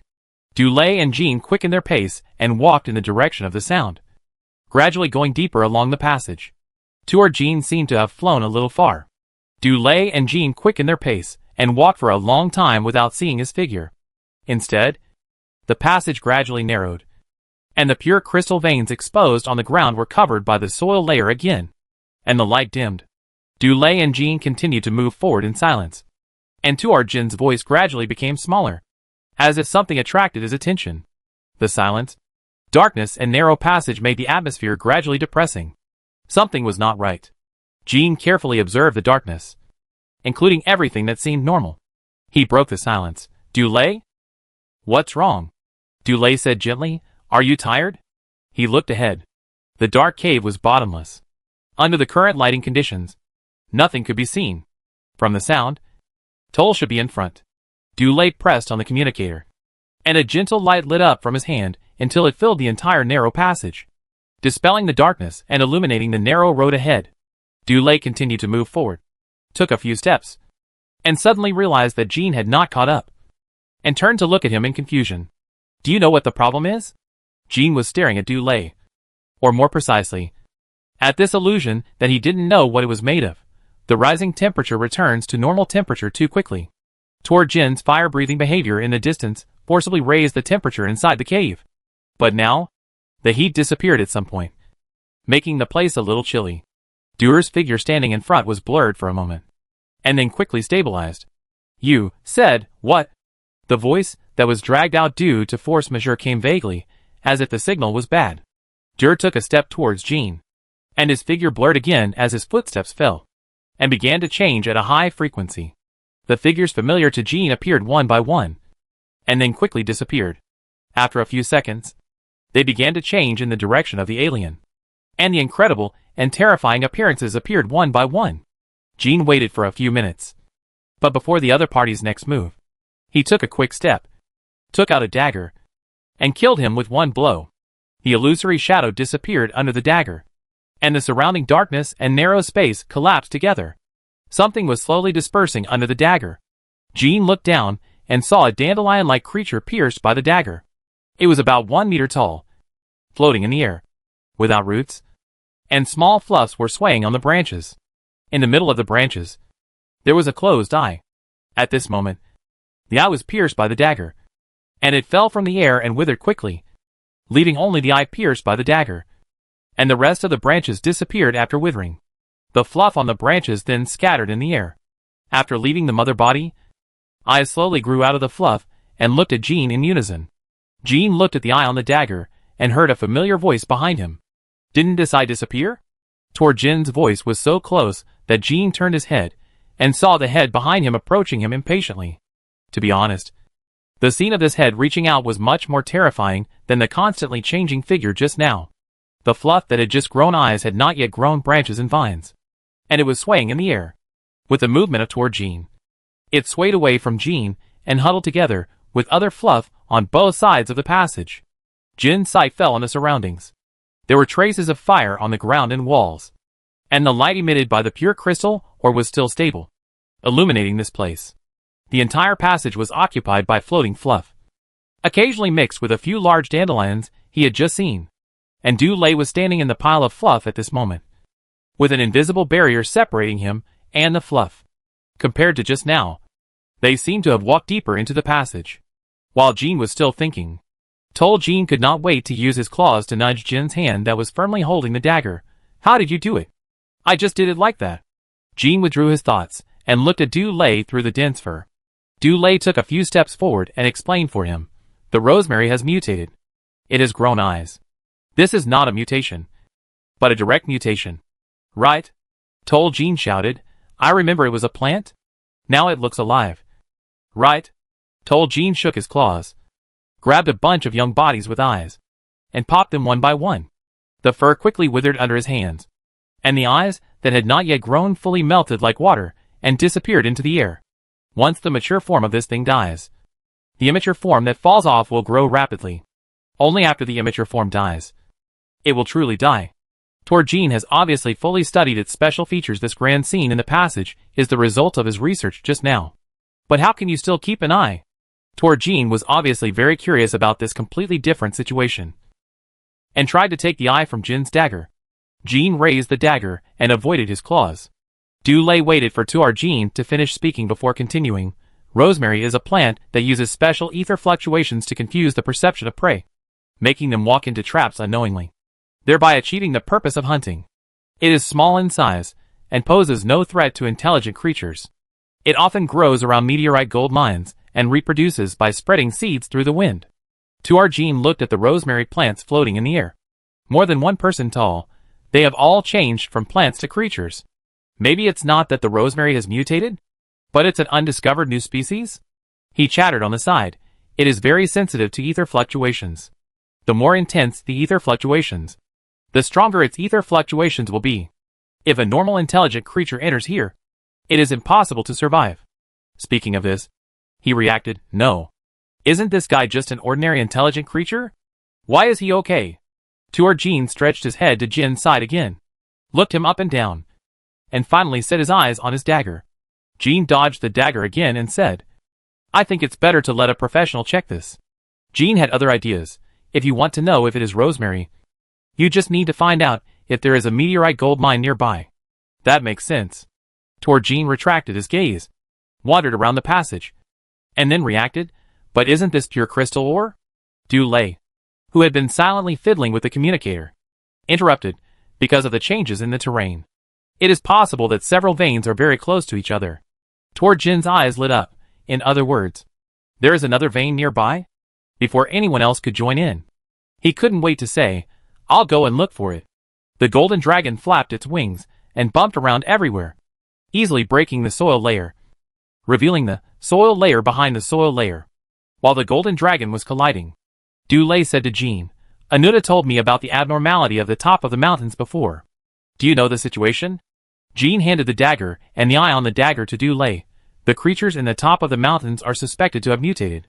Du Lei took the dagger and nodded. Obviously, the closer to the depths of the top of the mountains, the more obvious this abnormality will be. He paused. From the situation of the rosemary, it has become another creature while retaining its basic characteristics. Du Lei told Jean what he didn't see when Jean was confused by the rosemary just now. The fire can't hurt it. On the contrary, any stimulating behavior will cause it to be stressed. Its ether fluctuations will increase. and the coverage will increase. So it will directly affect you across a distance. Jean interrupted. It didn't affect you. Thor was confused for 3 seconds. Dulé explained. Given the physical fitness of the dragon race, being able to confuse him for 3 seconds is a very remarkable achievement. If it were an ordinary intelligent creature, this would be enough to create a dream of drunkenness and death for the entire country until they were completely digested. Jean had heard about the power of the dragon race, and his focus was not onto Jean. What about you? Dur pointed to the invisible barrier on his body. As you can see, at the first moment of abnormal ether fluctuations, ether isolation ensures that my consciousness is always clear. In other words, he was not confused for a second. Ether isolation? New civilizations always have many problems. Dur seemed to be sighing and seemed to just mention it casually. One of the spells created by the Arcane Academy. An automatic defense spell cast by the great magician. The feature is that it is very expensive.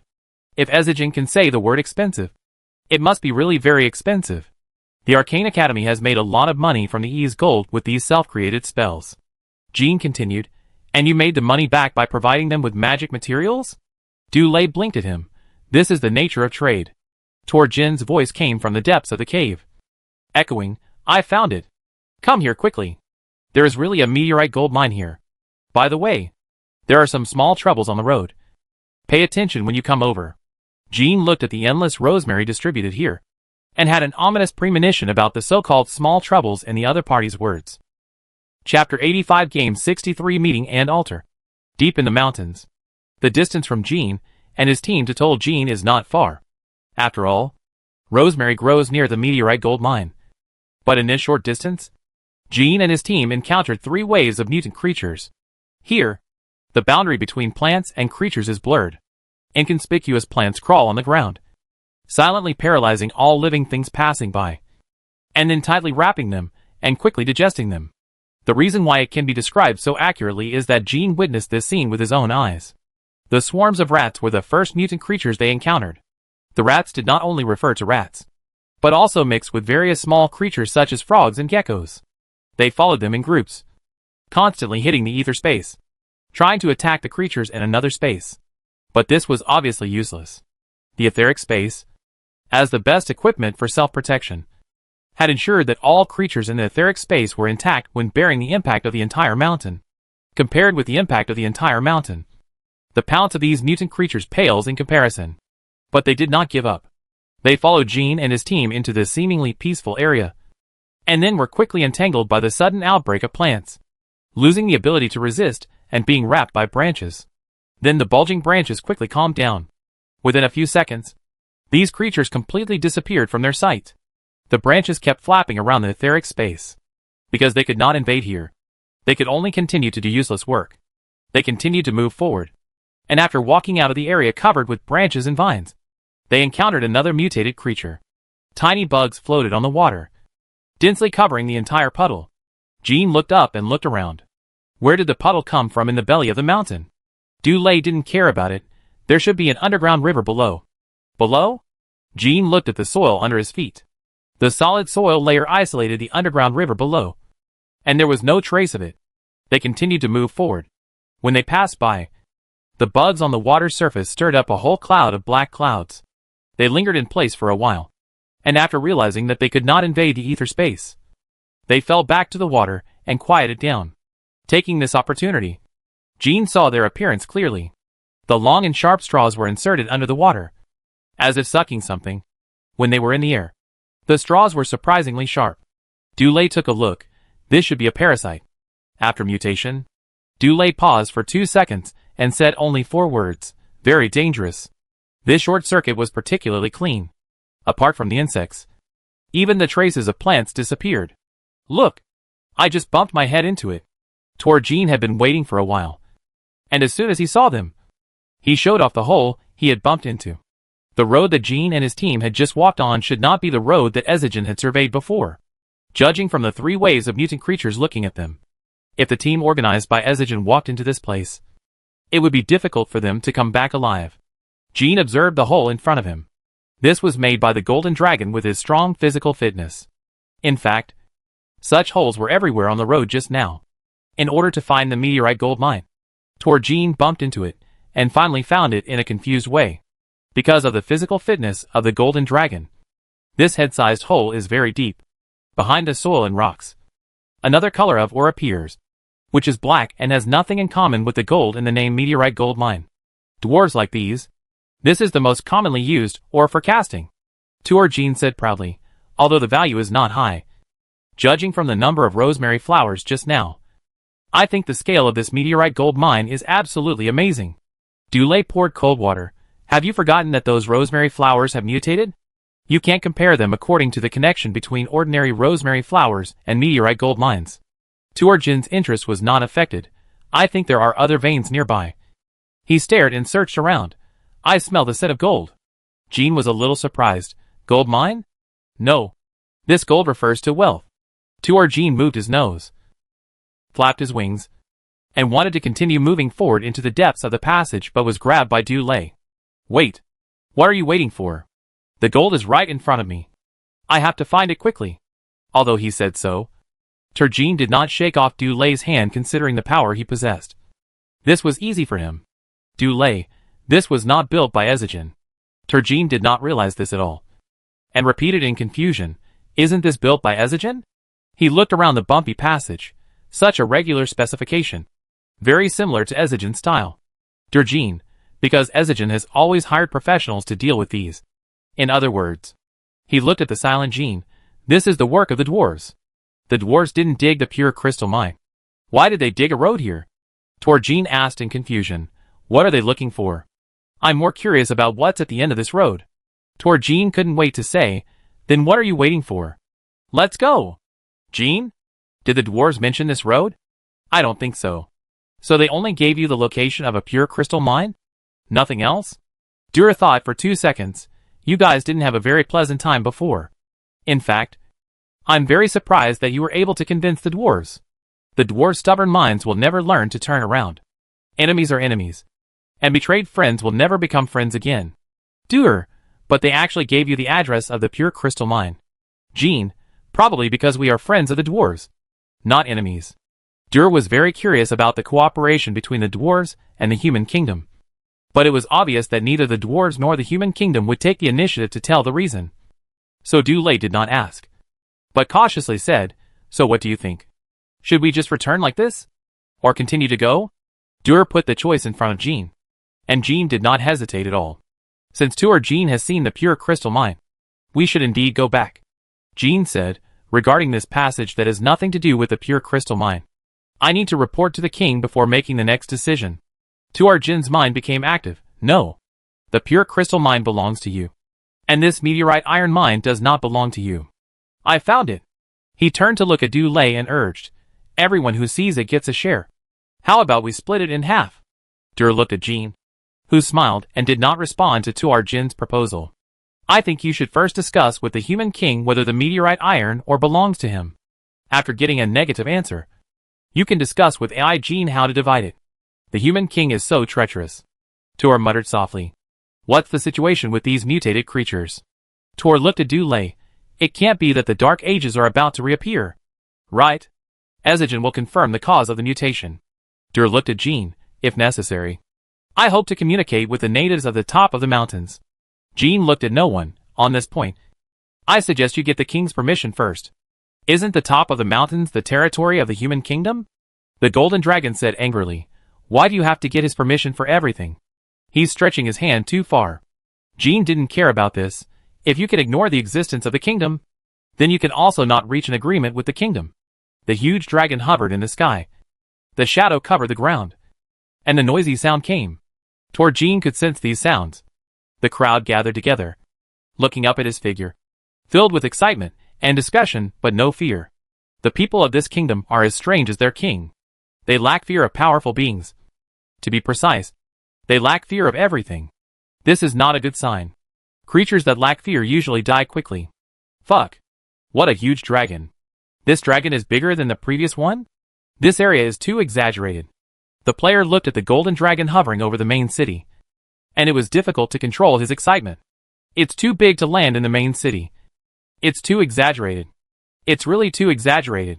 For all the players who saw him for the first time, this golden dragon that can easily cover the entire main city is a behemoth beyond their imagination. Orjin's huge size is already surprising. But in front of Tuarjin, people can realize that Orjin is indeed underage. Amid the noise of the players, He Xingwen walked out of the main city. After circling for a while, the dragon landed on the open space outside the main city and crushed a group of players who came too close to join in the fun. The huge head stretched out in front of He Xingwen, looking at the human beings who were too small for him. Tuarjin did not break into the kingdom. He arrived in the kingdom from afar across the land of gods after submitting a meeting invitation and getting He Xingwen's permission. In fact, this is the normal process, the process that should be followed when two parties of different forces meet. When the golden dragon was looking at He Xingwen was also looking at each other. The glittering shape, the smooth curves, the powerful body. Only by witnessing this scene can you understand why dragons, as a fantasy creature, have been enduring on the earth. This is the pure strength brought by the flesh. Every muscle, every bone, every inch of skin is free of burden, showing the confidence of this body as a war overlord. Tiny humans will be conquered by absolute power. This is the instinctive pursuit of power rooted in all creatures. Tuarjin shook his head, stirring up a gust of air. You're standing too close. The rumbling sound echoed on the ground as he spoke. At this distance, it is easy for a dragon to accidentally step on the other person after all. In his eyes, humans are not much different from ants. Of course, other humans can be stepped on to death. But this guy in front of him. Tuarjin took 2 steps back, and the ground vibrated with his movements, and then he stepped on a group of players who tried to get close, forcibly clearing the crowd around him. White light appeared under his feet, and Tuarjin didn't even realize their existence. After pulling away from a distance that Tuarjin was barely satisfied with, Tuarjin officially started the conversation. Human King. The dragon's roar resounded through the world, rumbling and shaking people's ears. He Xingwen was silent for 2 seconds, and waved to the golden dragon. Of course, the golden dragon didn't see his action at all. Then they must not be able to have a conversation at this distance. The golden dragon babbled a lot, and when he didn't notice the human king's reaction, he also realized this. There was a sudden silence for 2 seconds. The golden dragon that covered the sky and the sun disappeared, and the human-sized pocket dragon came back online. After shrinking to a size that was no different from humans, the golden dragon walked in front of He Xingwen. And he kept talking because he was full of resentment. Humans are so small. Why do they become the majority on the continent? Is it because they have so many children? We should let the powerful dragons accommodate the weak humans. It's wrong no matter how you think about it. It should be. The golden dragon was talking to himself, and He Xingwen had taken the lead. Before the players rushed over to surround the pocket dragon, he took the golden dragon into the main city. The players who were stopped outside the main city because they were a step slower beat their chests and stamped their feet, feeling annoyed as if they had missed the opportunity to become a dragon knight. Fuck. A step slower. There was an opportunity in front of me, but I didn't cherish it. If I were given another chance, I hope I could run faster. This dragon can become smaller. Why didn't it change just now? Dragons have self-esteem, right? Do you think I can catch a dragon if I stay at the gate of the main city? I think you can catch a chance to revive. Didn't the deaths that happened just now teach you any lessons? The profession of Dragon Knight does not exist in this game at all. Nonsense. Since the planner designed the dragon, there must be a reason. Maybe this dragon came to the kingdom just to follow the professional plot of the Dragon Knight? Although it is known that it is impossible, it does not prevent players from deceiving themselves and waiting for an opportunity to become a Dragon Knight.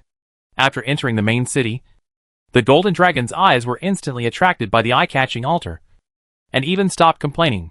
He Xingwen followed his gaze to the tallest building in the main city. The top of the altar shone with the light of gems in the sun. Whoosh! A very fast sound of breaking through the air sounded, and the golden dragon behind He Xingwen flapped its wings and disappeared on the spot. A golden obstacle appeared above the altar in the distance. He Xingwen, I always feel that this scene is a bit familiar, as if it happened not long ago. He Xingwen walked towards the altar, accompanied by a suspicious creaking sound. When He Xingwen walked to the altar, Tuarjin was still scratching at the top of the altar, trying to take off the gems on it. He Xingwen waited for a while, and seeing that he didn't seem to give up, he tactfully tried to interrupt his behavior. Should we talk about business? No. Tuarjin used all his strength, but the building under his hands was as solid as if it was integrated with the world, and was indifferent to his brute force. This went against common sense.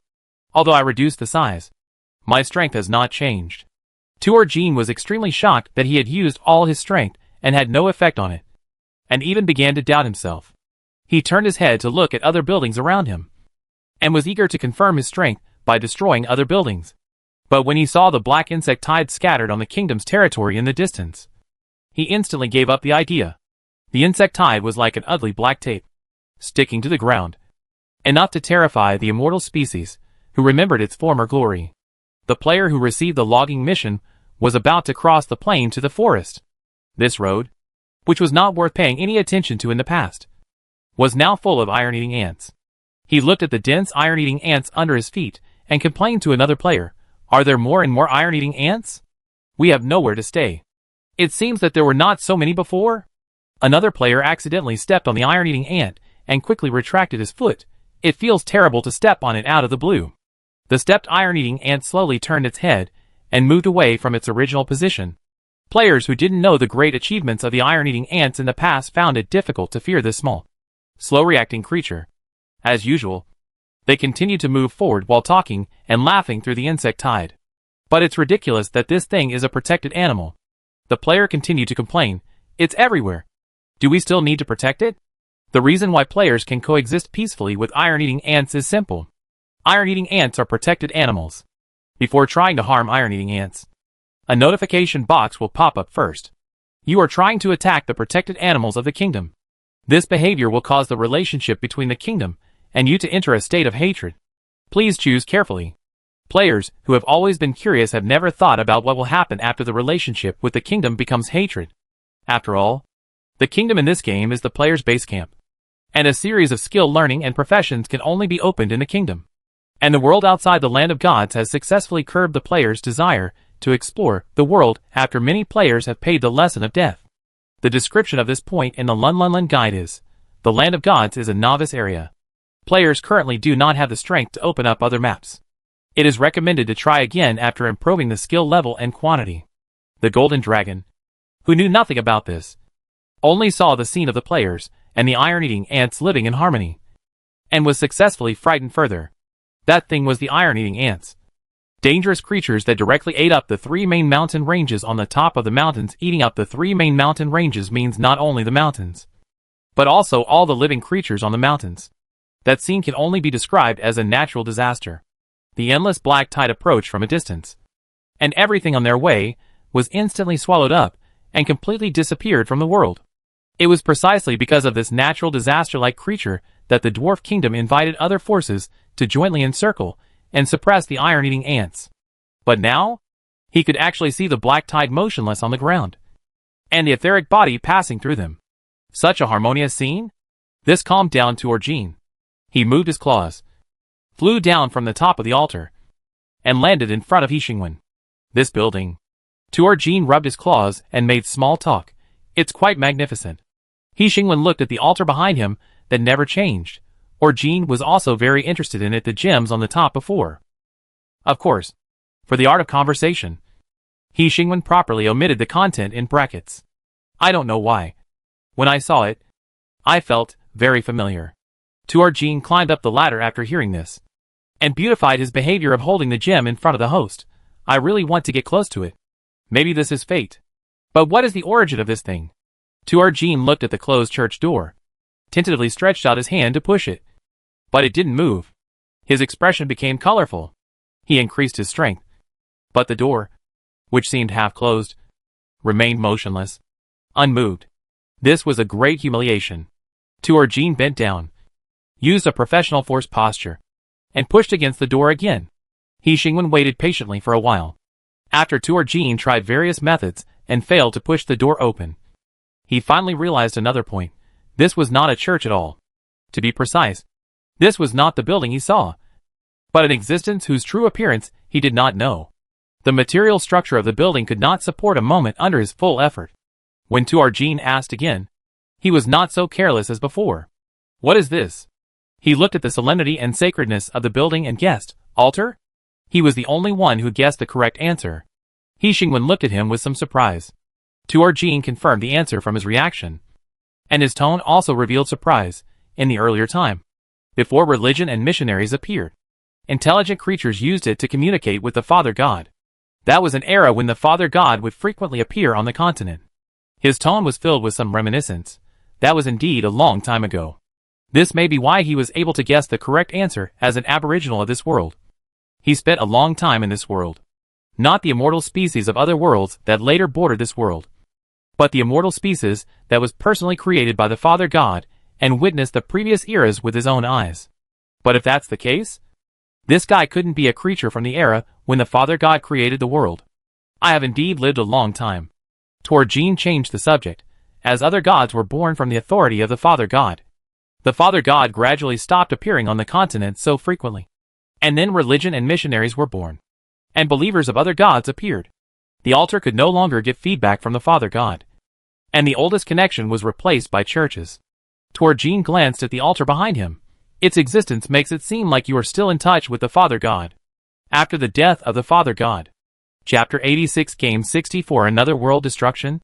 Living long always accumulates some advantages, such as surprising knowledge reserves. The altar stands in the center of the two cities, within Anuda's sight.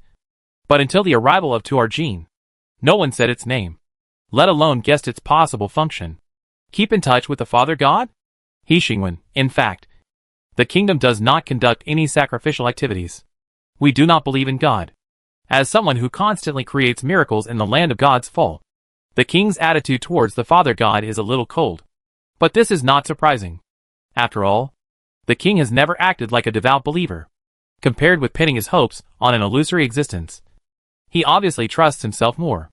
Since no one in the kingdom believes in God, its existence is even more strange. Torjin looked around. The whole city is built around it. It should be a very special place for the kingdom. Torjin asked the question he wanted to ask the most. If it is not a product of faith, then what is it? The main console of the game. The console for the establishment and development of the kingdom. Thinking about it this way, the problem seems to be really big. Hishingwen used it to formulate rules and create the kingdom. And Hishingwen used it to improve the basic modules of the game and provide players with a gaming experience. The common point between the two is its existence.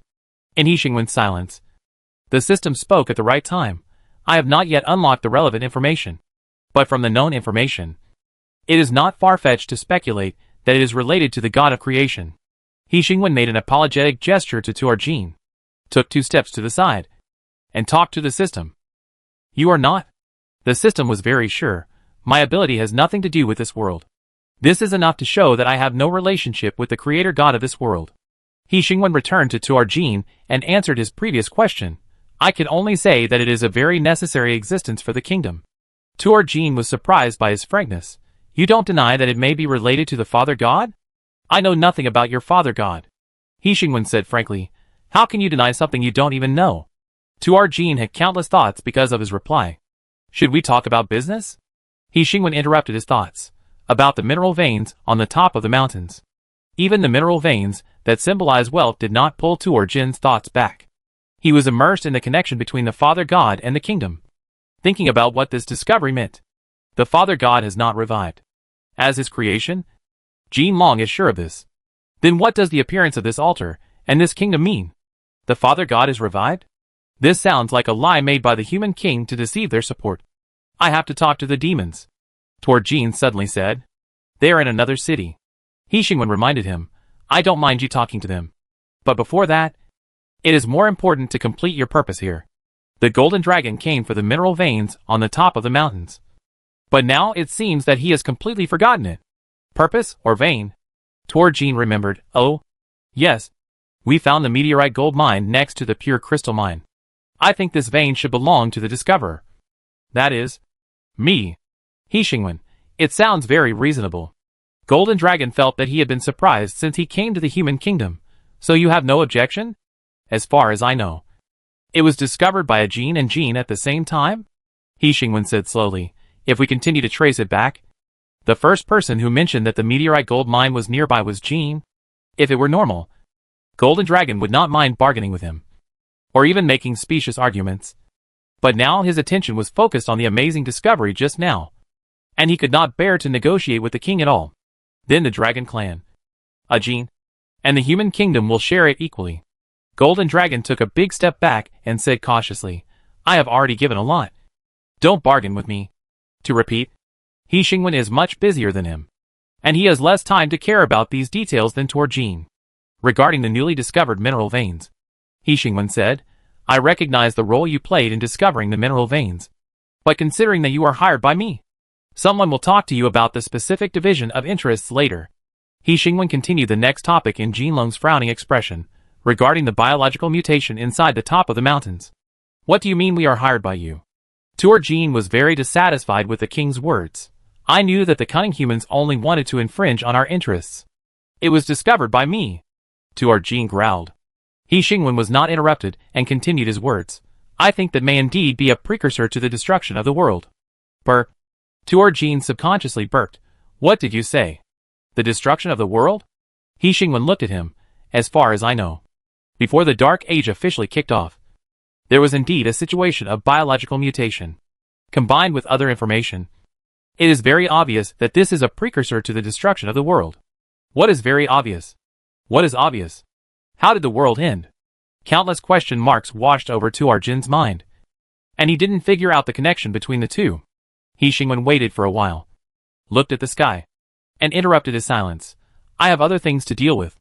If you want to find demons, they are in that direction. He Xingwen pointed to the location of the novice village and turned to walk towards the meeting room. No. How come the world is destroyed? Tor Jin flapped his wings and stopped in front of He Xingwen. Do you know what you are talking about? I know. But you don't look like you know it all? Because the situation is still under control. Just stopped at the door of the conference room and watched the conversation between Jin Long and He Xingwen.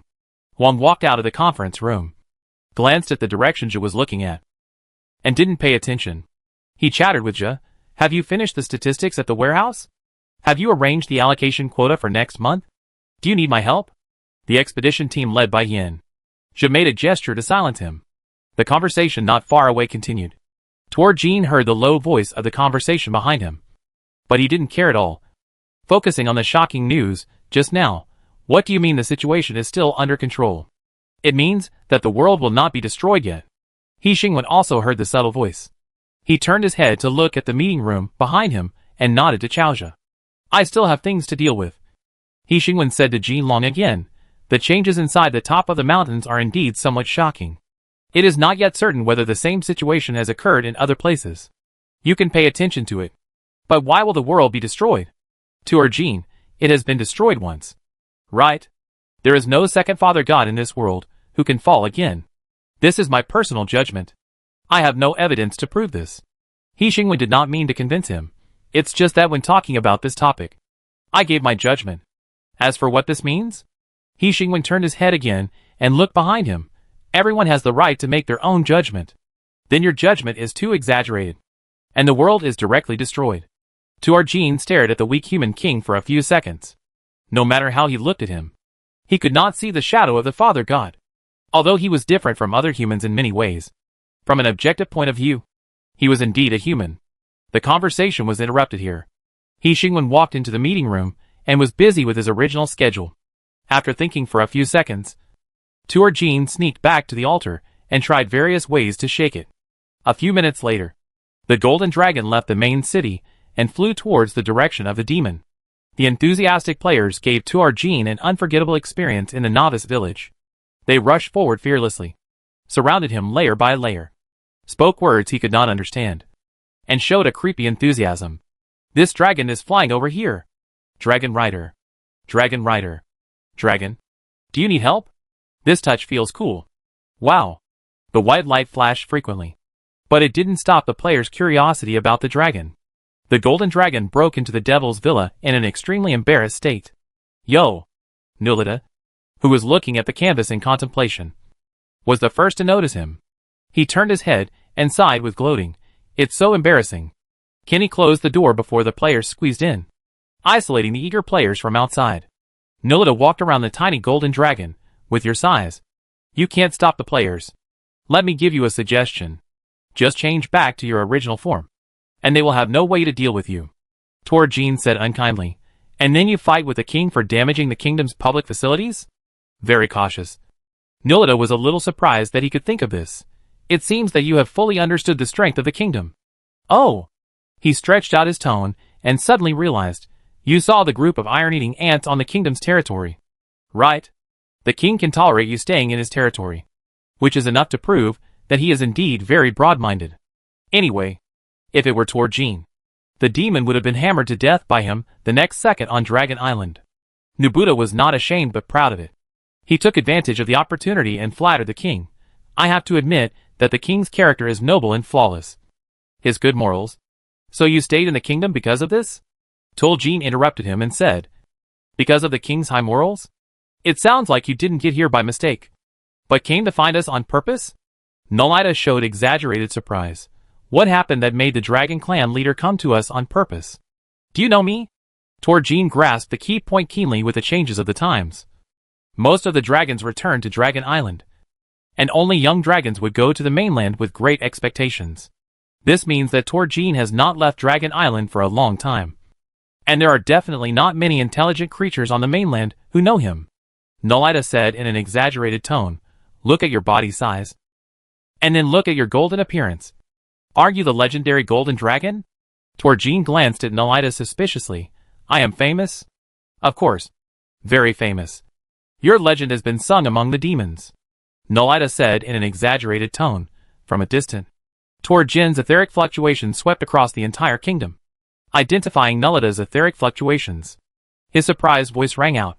It's you? New. Another ether wave covered the ether wave of Jean, isolating the possible prying eyes around. Jean swallowed the second half of his sentence, and did not forget to remind the demon, you are doing useless work.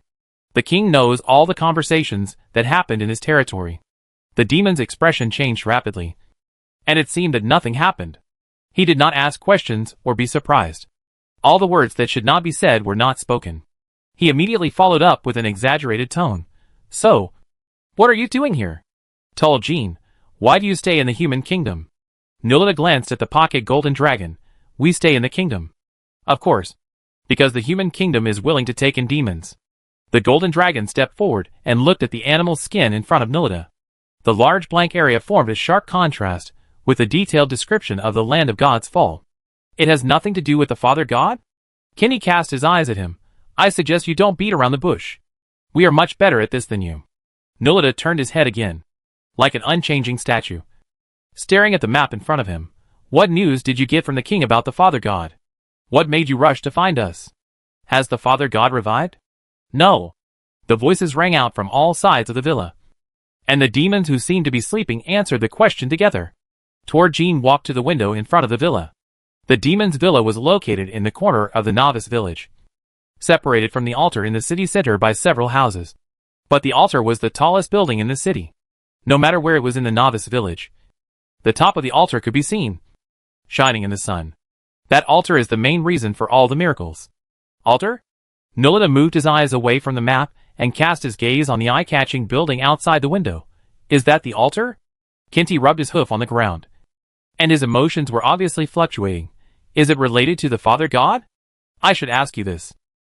Jean, as the Father God's favorite creation, your connection with the Father God is much closer than ours.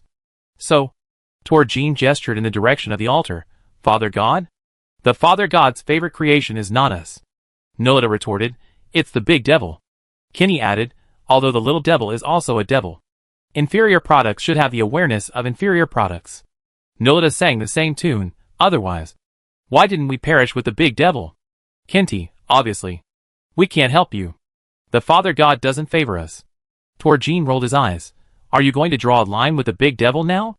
It's as if you are not the ones who have been investigating the real reason for the Father God's fall for thousands of years. You? If we could tell the truth, we wouldn't be so annoying. Nolita defended himself. Aren't we annoying because we are demons? Kenny echoed. Demons killed the Father God, and the God Slayer opened the Dark Ages. So demons are wandering on the continent, because demons are unwelcome. Strictly speaking, the two are indeed somewhat related after all. It is very unrealistic to expect intelligent creatures that have just survived the Dark Ages, when their races are on the verge of extinction, and the world is almost destroyed, to face all this rationally. It is natural to vent anger. The reason why demons are still alive and kicking at this moment is because of their own strength.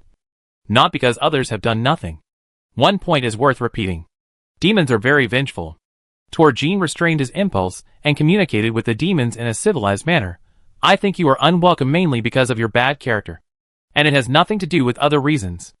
Any intelligent creature who has been with a demon for a short time will face a situation where reason cannot restrain impulse in short. It is to beat him. Nolita yawned. So you have something else to do?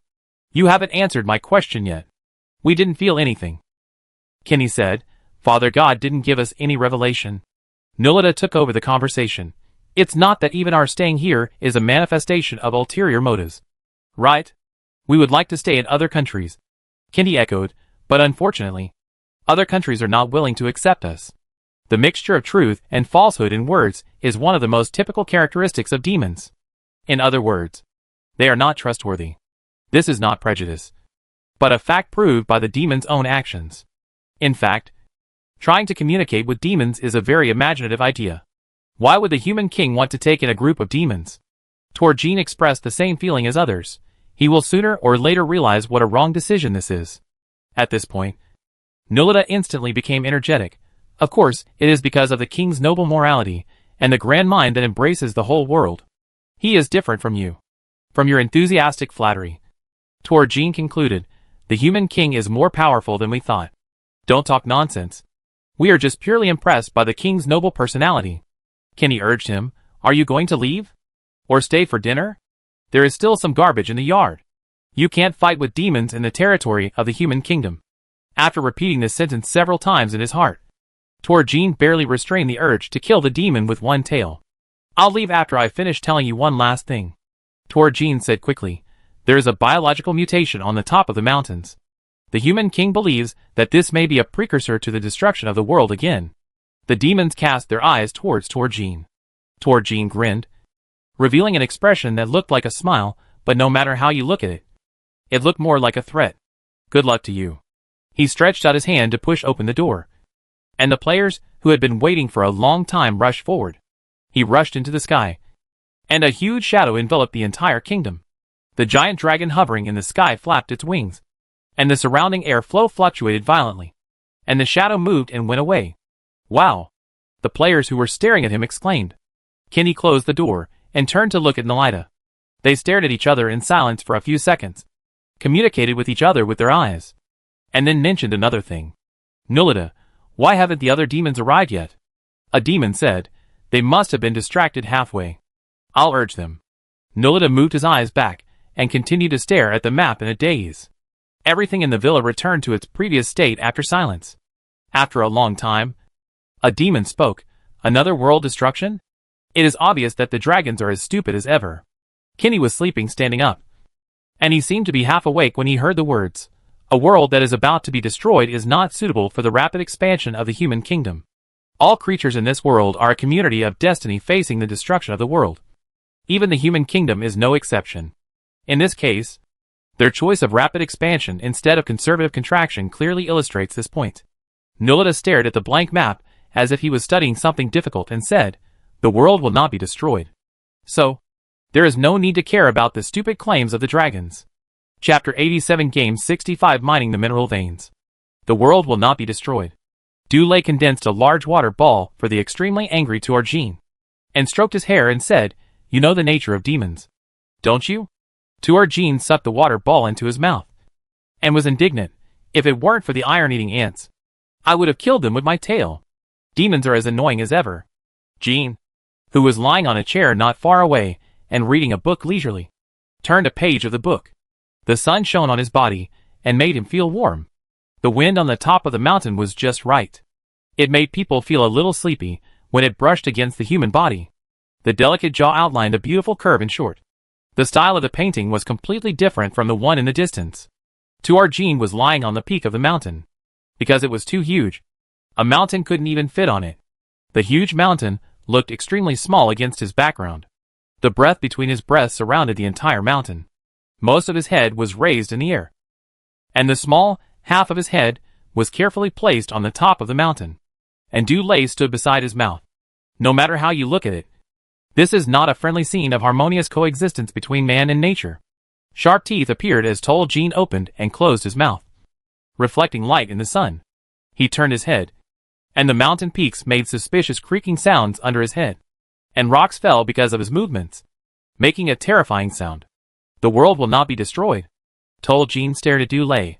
Are you so sure? Because the demons are not in a hurry. Although his way of thinking is completely different from that of the demons. Du Lei and the demons came to the same conclusion. Don't look at what the demons say. If the world is really going to be destroyed, they will definitely be the first to rush up. Tol Jin groaned, and a violent air current was raised on the top of the mountain. Fortunately, Du Lei was fully equipped and could not move in the strong wind. Jin was unlucky. The chair shook violently, and he fell down. Jin got up from the ground without saying a word, patted the dirt on his body, and continued to be invisible. On the one hand, you say you have nothing to do with the great devil, and that the Father God doesn't favor us at all. But on the other hand, you insist on finding out the truth about the slaughter of the gods. Tol Jin, when the Zerg appeared before, they were the first to appear at the Zerg tide scene. Du Lei, when words are unreliable, just look at what they do. They won't let the Father God's world be destroyed casually. Anyway, I hate demons. Tol Jin rolled his eyes and asked in confusion, but this is how you react to such big news?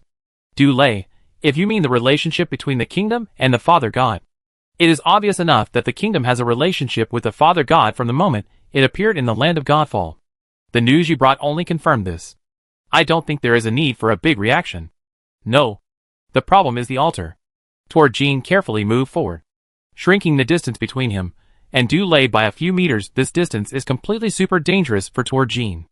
The Father God may not be in the kingdom, but they can definitely contact the Father God.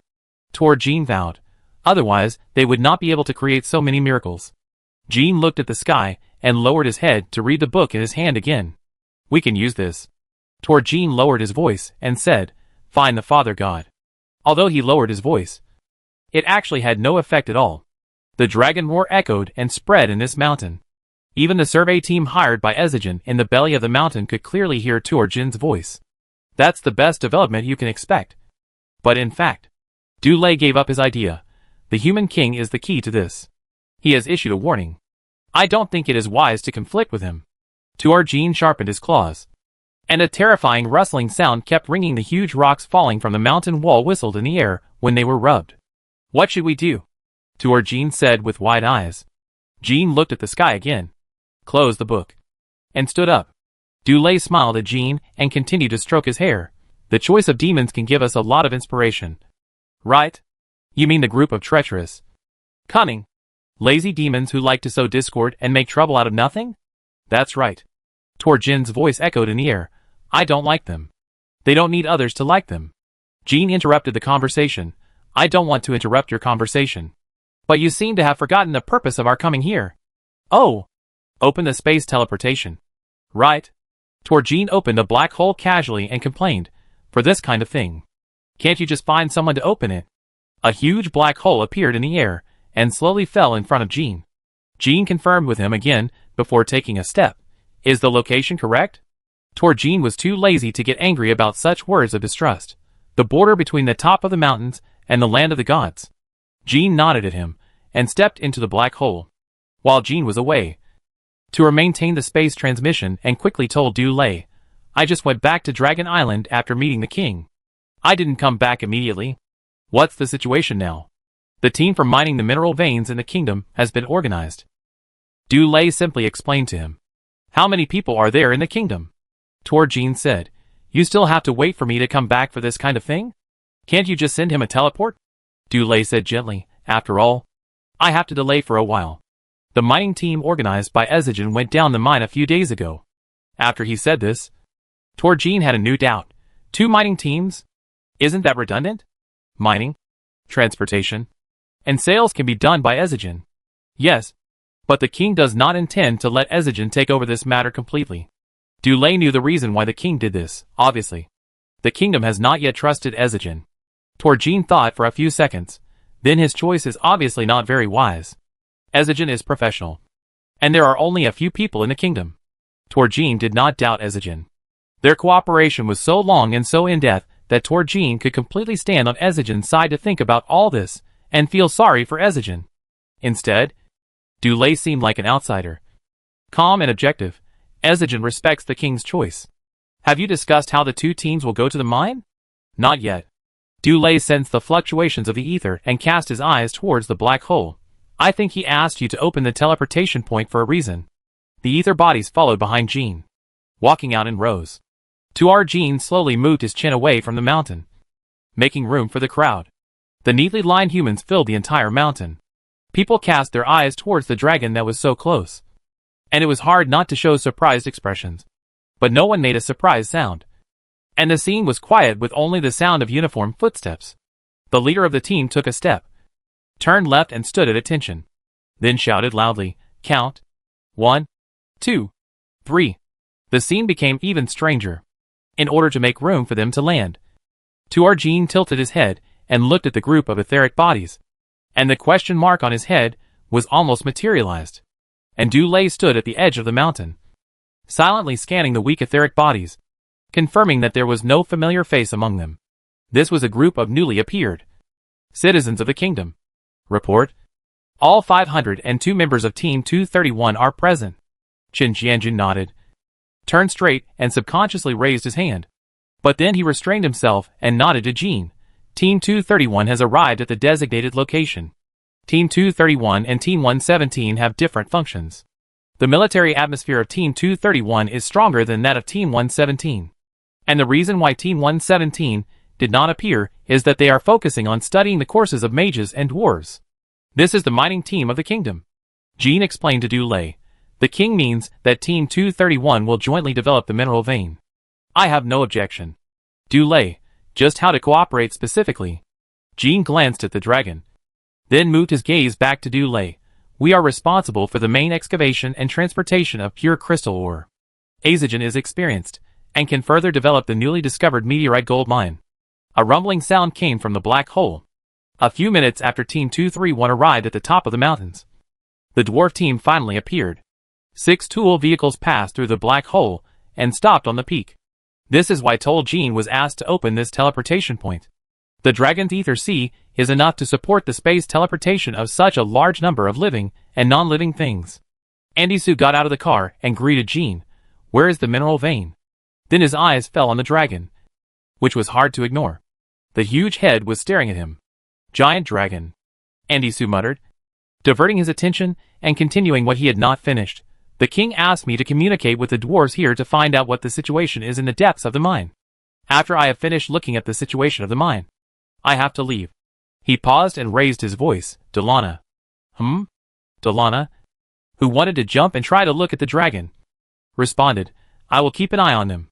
It is difficult to say whether the they he referred to was the dwarves or other people besides the dwarves. In the strange atmosphere, Jean led this strange team along the road opened by Ezigen towards the belly of the mountain. Ezigen not only renovated various areas inside the belly of the mountain, but also built the roads on the mountain. 10 days after Ezigen arrived here, this dangerous area deep in the mountains was turned into a safe area suitable for intelligent creatures to settle down. Considering the differences between different races, the mountain road was built very wide, and the 321 teams automatically divided into groups and stepped out a neat rhythm in silence. That's the good thing about Ezigen. Everything is planned before the official start. As a former wandering dwarf, Dualongna is more familiar with Ezigen's style of doing things than Andisa Jean. After entering the mountain, Dualongna commanded the dwarves to start the furnace in the construction space planned by Ezigen and left the team directly. Andisu was better than him. He greeted the other dwarves in Ezigen's hired team and finally pulled the dwarves back. Let's go and see the exposed situation of the vein and the distribution of soil layers first. Team 231 entered the mine and observed the vein with the dwarves. They returned to the safe area without going deeper. The dwarves gathered together and discussed for a while. Called Li Jianguo over, asked them about the tools they were good at using and various walking postures, etc., and then ended the discussion and started casting. The tool cart entered the mountain by teleportation and prepared various casting tools next to the built furnace. The construction of the dwarves was in full swing, while the 321 team on the other side, after distributing the basic tools, shovels and backpacks, entered the mine again in an orderly manner. Jean shrank his body and followed them for a long time. After watching the work of the 321 team, he sneaked up to Dulé. I think it's a bit strange. Lei, who was confirming the development process of the meteorite gold mine with Jean, stopped talking, looked at Jean apologetically, turned his head and asked Tour, "What's wrong? Although I'm not very familiar with humans, this team is completely an army." Tour, Jean said, "But will anyone let the army come to mine?" Jean calmly listened to them discussing the kingdom in front of him again. Normally, no country would do this. Lei gently explained to him, "It is difficult to train an army. Wasting them in such a place is a huge loss." He made this judgment based on Ezigen's understanding of this world. Jean suddenly realized, but the human kingdom is not a normal situation. His army comes from a place we don't know. Jean glanced at Jean. "I'm beginning to wonder how many such armies the human king can conjure up." Jean ignored his gaze and continued with the previous words. "Ezigen can clean up the road we have been to first. Given its dangerousness, I think you can slow down the cleaning speed." Lei understood his subtext. Ezigen has always paid attention to the safety of employees' lives. "We will carry out the cleaning task with sufficient preparation. Jean, as for the deeper part of the road, perhaps we have to wait for the results of the communication between the dwarves. But I doubt whether this kind of waiting is necessary." Lei said objectively, "The natives of the mountain top did not choose the kingdom. They gave this address, but did not tell you about the mutant creatures in the other passage. That is enough to show their attitude." Jean, "So it was Andisa Jean who communicated with the other party this time?" After Jean left, Jean asked in confusion, "Who is Andisa Jean? Why does he sound like he can definitely convince other dwarves?" Lei glanced at the dwarf, who was busy in another open space. Andisa Jean was swinging a big hammer, which was nothing special among the dwarves. "A dwarf," Lei said lightly. "The charisma is amazing. He easily raised a huge wave of advocacy for war among the dwarves, and even forced the dwarf elders to exile him to stop the voice from expanding." "Charisma?" Jean followed Lei's gaze and looked at the dwarves, puzzled by the word. "What new word is this?" Lei retracted his gaze. "He is very inflammatory and can easily convince others. For the dwarves, his existence is of great significance. The dragon, whose thinking mode is very different from that of humans, was surprised. Isn't this the effect of ether?" Lei shook his head. He couldn't understand why the dwarves would gather around Andisa so easily. And even in the current situation, they still pushed Andisa Jean to become the king of the dwarf kingdom. Obviously the dwarves trust him. In the open space where the dwarves were busy, the stove was burning. The hot red flames were leaping, and soft liquid flowed out, which was shaped by the dwarves. The hammers rang out in different shapes, and the dwarves hummed in different styles, showing a completely different style from the surroundings. The 231 team used shovels to mine for only a few hours. After a few hours, the dwarves perfected the assembly line and delivered the upgraded tools to them. After Andisa Jean finished this part, he chatted with the dwarves in the mining team hired by Ezigen for a few words before driving the tool truck away in another direction. Before entering the holographic game, the 231 team received relevant training arranged by the state, obtained information about the other world and player guides, and videos related to dwarf infrastructure were listed in this part of the information, which gave the 231 team a fairly intuitive understanding of dwarf engineering. But obviously, this intuitive level is also quite limited. From the shovel to the more convenient tools after upgrading, and then to the machinery that can mine all terrains. It took only 2 days for the dwarves to complete the replacement of tools, and successfully eliminated the complex and tedious manual labor with the upgrading of machinery. The upgrading of tools led to changes in the division of labor.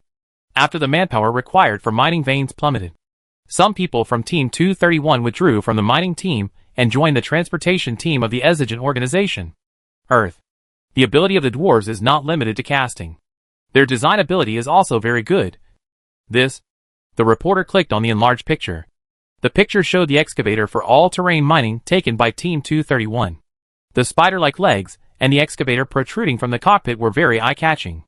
This is the final product after they upgraded the tools step by step according to the situation of the ore vein.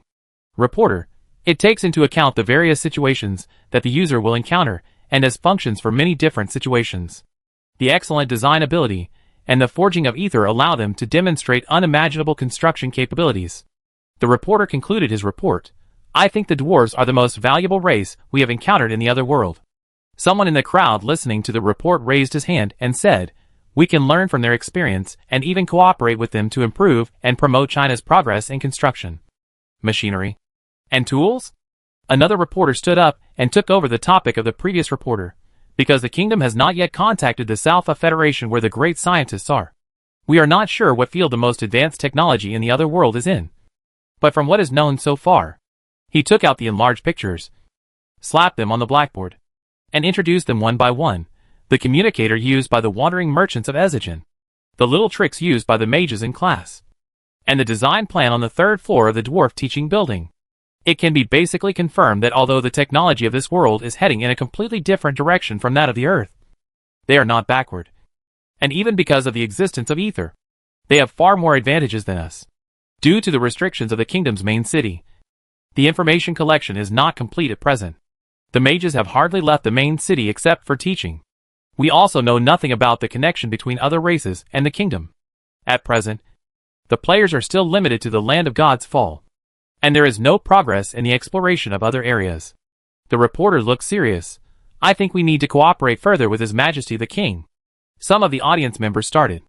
It does not depend on our ideas. The will of His Majesty the King is also very important. From the current situation, I agree with the previous judgment that the civilization of the other world can be further contacted. Another reporter stood up and said, part of the first or transported to the kingdom has been delivered to China. We are closely monitoring the recovery of spiritual energy on the earth. Analysis, research and study of mage skills and dwarf forging are still in progress. The relevant use of ether and the optimal operation plan have been issued to relevant units to ensure that they can respond immediately after the recovery of spiritual energy affects humans. Guide people to use ether scientifically and systematically learn how to use ether. Related schools and units have been completed, and internal updates and training can be carried out at any time. The meeting ended with lively reports. Chapter 88 Game 66 World Observation Plan. Deep in the mountains, the tool cart cut a path through the mountain and sped in a certain direction. He got the detailed address of Luo Mu and his team from Duolana deep in the mountain. There is no other way to get there except to cut a path through the rocks and soil. Direct space teleportation is very dangerous if you enter a secret space without the owner's permission. The intruder must be prepared to face heavy attacks. After more and more people learn to open black holes with their bare hands, this has become an indispensable self-protection. Obviously, technology, oh no! Ether changes life, which is an eternal truth. The tool cart stopped deep underground, and Andy Su Jean held a big hammer and knocked on the tool cart with a frequency familiar to the dwarves. After waiting for a while, the soil layer in front turned over, revealing a hidden opening and a layer of light. The tool cart drove straight into the cave entrance, and another space deep underground suddenly appeared. The water was rushing. The machinery that took care of the farmland was running automatically, and the metal city was refracting light under the light. At the top of this space, artificial light sources were suspended, tirelessly emitting heat and light to maintain the ecological environment underground. The tool cart stopped on the ground. The closed metal city opened again, and the suspension car drove out of the city. Luo Mu got off the car and greeted Andisa Jean. Luo Mu. Andisa Jean.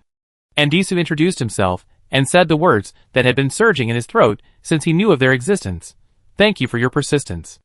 This has been a long and difficult time, but I see in you what the current dwarves have lost. He opened his arms to Luo Mu and gave him a hug. Let's go. We have prepared a celebration for you. Luo Mu led Andy Su to the city. I am glad that we have reached a consensus on the current situation of the dwarves. It is hard to imagine that the dwarves will become stubborn and stupid after the division. Luo Mu, they will even choose to exile you by themselves, which is really an imaginative act. The scene in the metal city unfolded in front of Andy Su. Automatic machines are everywhere. In order to effectively utilize the land area in the city, the houses are designed into layers of bungalows, assembled together to form several high-rise buildings. In addition, there are some outdated buildings and signs left in the city. After the baptism of time, they are well preserved. The roads are well organized, and the high-rise buildings are coordinated with other buildings. There is no sense of oppression due to the height, but instead a futuristic sci-fi style is formed with the whole city.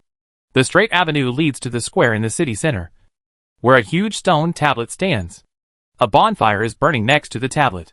Wine jars are stacked neatly into a wall, and the aroma of wine is everywhere, accompanied by the singing and dancing of the dwarves. Andisa Jean is brought back to the distant past in an instant. When Andisa Jean was born, the dwarf kingdom had already been divided. His understanding of the kingdom came from the elders, history, and imagination. But at this moment, he seemed to see the dwarf kingdom that once attracted the attention of the entire continent. Strong and confident, standing on the top of the mountains, overlooking the entire world. It's the child of Jin's lineage.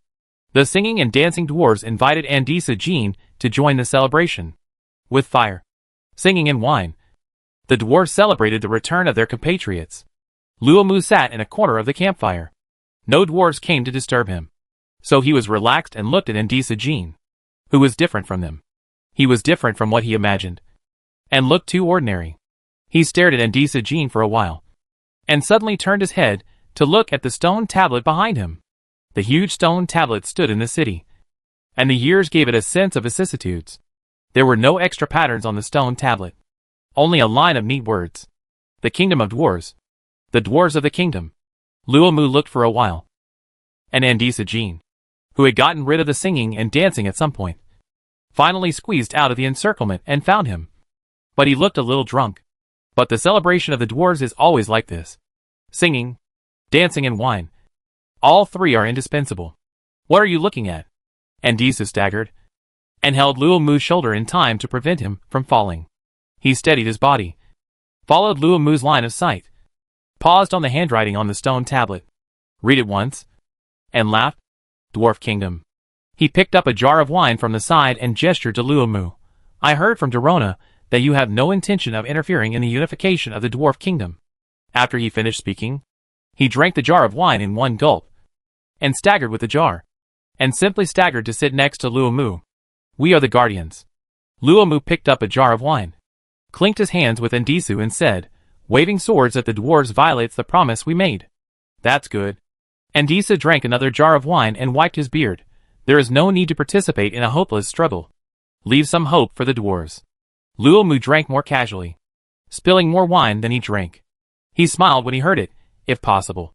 I also want to be you. Andisa Jean couldn't help laughing. What's good about being me? Being exiled by my people, and having accomplished nothing except shouting slogans? Speaking for my people. Running around in endless despair. Even if I fall into darkness forever. Roma raised the wine jar to Andisa Jean. This jar of wine is for your determination. Andisa clinked the wine jar with him. What determination? It's just powerlessness. The drunkenness made him say things he had never said to anyone else, at first. I was always angry.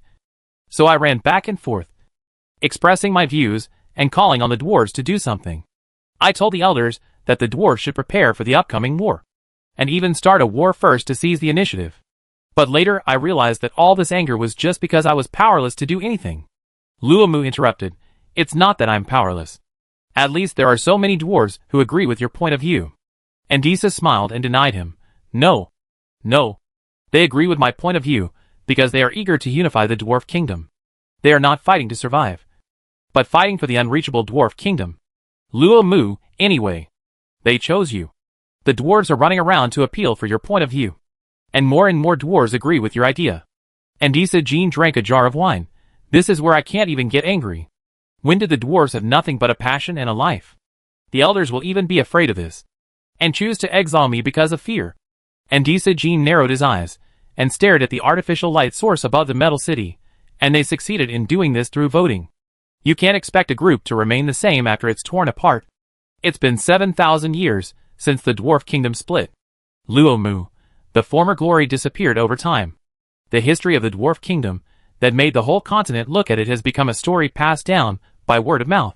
Luomu objectively said, without a unified education and long-term displacement, the basic quality of the dwarves has generally declined, which is very normal. Andisa Jean laughed. What you said is like the dwarves are destined to become stubborn, and have a bad brain. He smiled and denied Luomu's words again. Don't make such a firm inference. It will only limit your own thinking. Andisa took a sip of wine and continued, I used to. I thought most people were very stupid. But then I found that compared to some people, we were also stupid. Roma stopped pouring wine into his mouth and guessed, Human King? He is the only one who makes me feel that he can do everything. Andisa Jean glanced at Romu. But he never thinks that intelligent creatures are stupid. Roma put down the wine jar, thought for 2 seconds, and turned the topic to the point. We reached a. He thought about the wording. It is not binding. Only a verbal agreement. We provide the location of the mineral vein. And the human kingdom agrees that the top of the mountains belongs to the dwarf kingdom. Andisu was surprised by the word, dwarf kingdom. Roma added a qualifier. If the dwarf kingdom is unified again. This sounds like a useless agreement. Andisu slapped his knees rhythmically to the song. And talked about these topics with Luomu in a relaxed manner. I thought you knew that the dwarf kingdom could not be unified. Don't make such a firm inference. It will only limit your own thinking. Luomu repeated Andisu's previous words. Because of your existence? I still have the last glimmer of hope for this impossibility. He clinked the wine jar with Andisu. I hope we can wait until the day when the kingdom is unified. He had a bear in his eyes. The burning bonfire glowed in the depths. I hope I can wait for the dwarf king.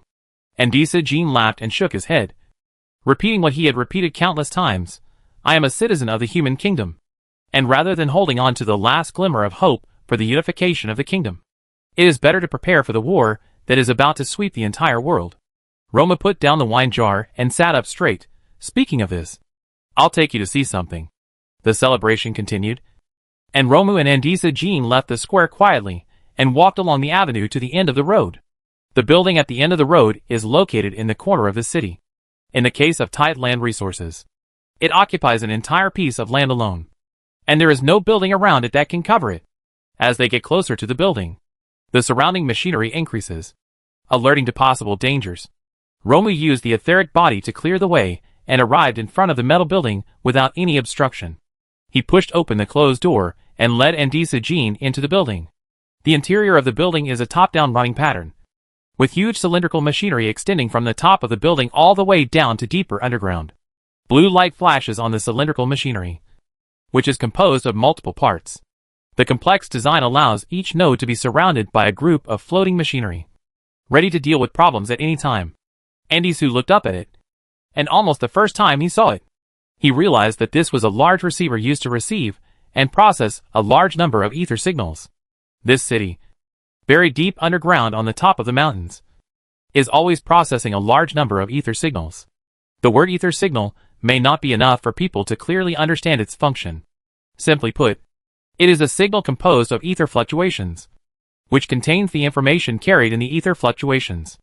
In this world, all intelligent creatures are emitting ether signals because ether is everywhere. All intelligent creatures in this world are exploring how to better use ether to gain more powerful power. The most typical example is the mages. Even if an intelligent creature never learns and explores ether, he will still emit ether signals. Because of the existence of world projection, their connection with ether is extremely close. This was a plan of the dwarf kingdom, but it was not completed because of design defects. This design is called Ether Signal Observer, and this plan is named World Observation. But now it seems that thousands of years after the kingdom was divided, they have completed this design. Luomu led Andisu upwards, and after passing through the hidden ether fluctuations, he pushed open the door at the top. Behind the door was the information processing center of the entire Ether Signal Observer. After analysis, deconstruction and reorganization, the ether signal was finally converted into understandable information and presented to the observer. In other words, in front of Andisu Jean was a huge projection divided into regions. Too much information was gathered together, and even after screening, the remaining part was still numerous. In order to accommodate so much information feedback, the projection area covers the entire building behind this door. It is not a room, but a window. Looking out from here, you can see those projections, suspended in a fixed position in the building, and except for here, if you are alone in this building, you can't see these projections. It can only be seen through this window. Luomu reached out to close the door behind him, and introduced Andisu Jean, Ether Signal Observer. We use it to keep in touch with the world. This is a huge project. A signal collector alone cannot collect the ether signals of the entire world. Yes. So we spent thousands of years installing all the parts of the Ether Signal Observer in the top of the mountains, and completed this huge project not long ago. Although Luomu said it lightly. In fact, it is quite difficult because the top of the mountains itself is dangerous, and the amount of work is huge. It takes a lot of arrogance to observe the entire world. The Dwarf Kingdom proposed this idea at its peak, but it was shelved due to technical failures. It is hard to imagine how the dwarves, with only a few people left, could finally complete it after thousands of years of inheritance from generation to generation. Andy Su keenly thought of the purpose of his visit. So, the passage connected to the pure crystal mine. In fact, these passages are everywhere on the top of the mountains. Luo Mu's ether condensed into a dot, and he went deep into the projection, explaining casually, "That's the road we dug when we installed the parts of the ether signal observer." As his ether went deeper into the projection, the densely packed scenes behind the window changed accordingly. The new picture was enlarged, and the other pictures were shrunk and hidden in the depths. The sea water was as calm as some kind of air, without the texture of the water's surface. The broken crystal tower collapsed in the rift, and there was no trace of any sea creatures except for the stones around it. The whole picture was filled with a dilapidated atmosphere. Andy Su Jin recognized the location of this scene at a glance. South China Sea? The abnormal movement of the underwater kingdom is due to the unexplained ether leakage from the crystal tower. Luo Mu introduced him. The crystal tower is the strategic reserve of the underwater kingdom to store ether energy. It is one of the most important guarantees for the underwater kingdom to maintain the kingdom in the depths of the South China Sea. Take the Nuri Empire as an example. 1,008 crystal towers located in the Lehigh Valley of the South China Sea. The Nuri-Kini Great Rift Valley and the East Ocean Mountains form a safe zone covering the entire territory of the Nuri Empire, ensuring that those dangerous creatures on the seabed cannot enter the territory of the Nuri Empire. But not long ago, the crystal tower became abnormal.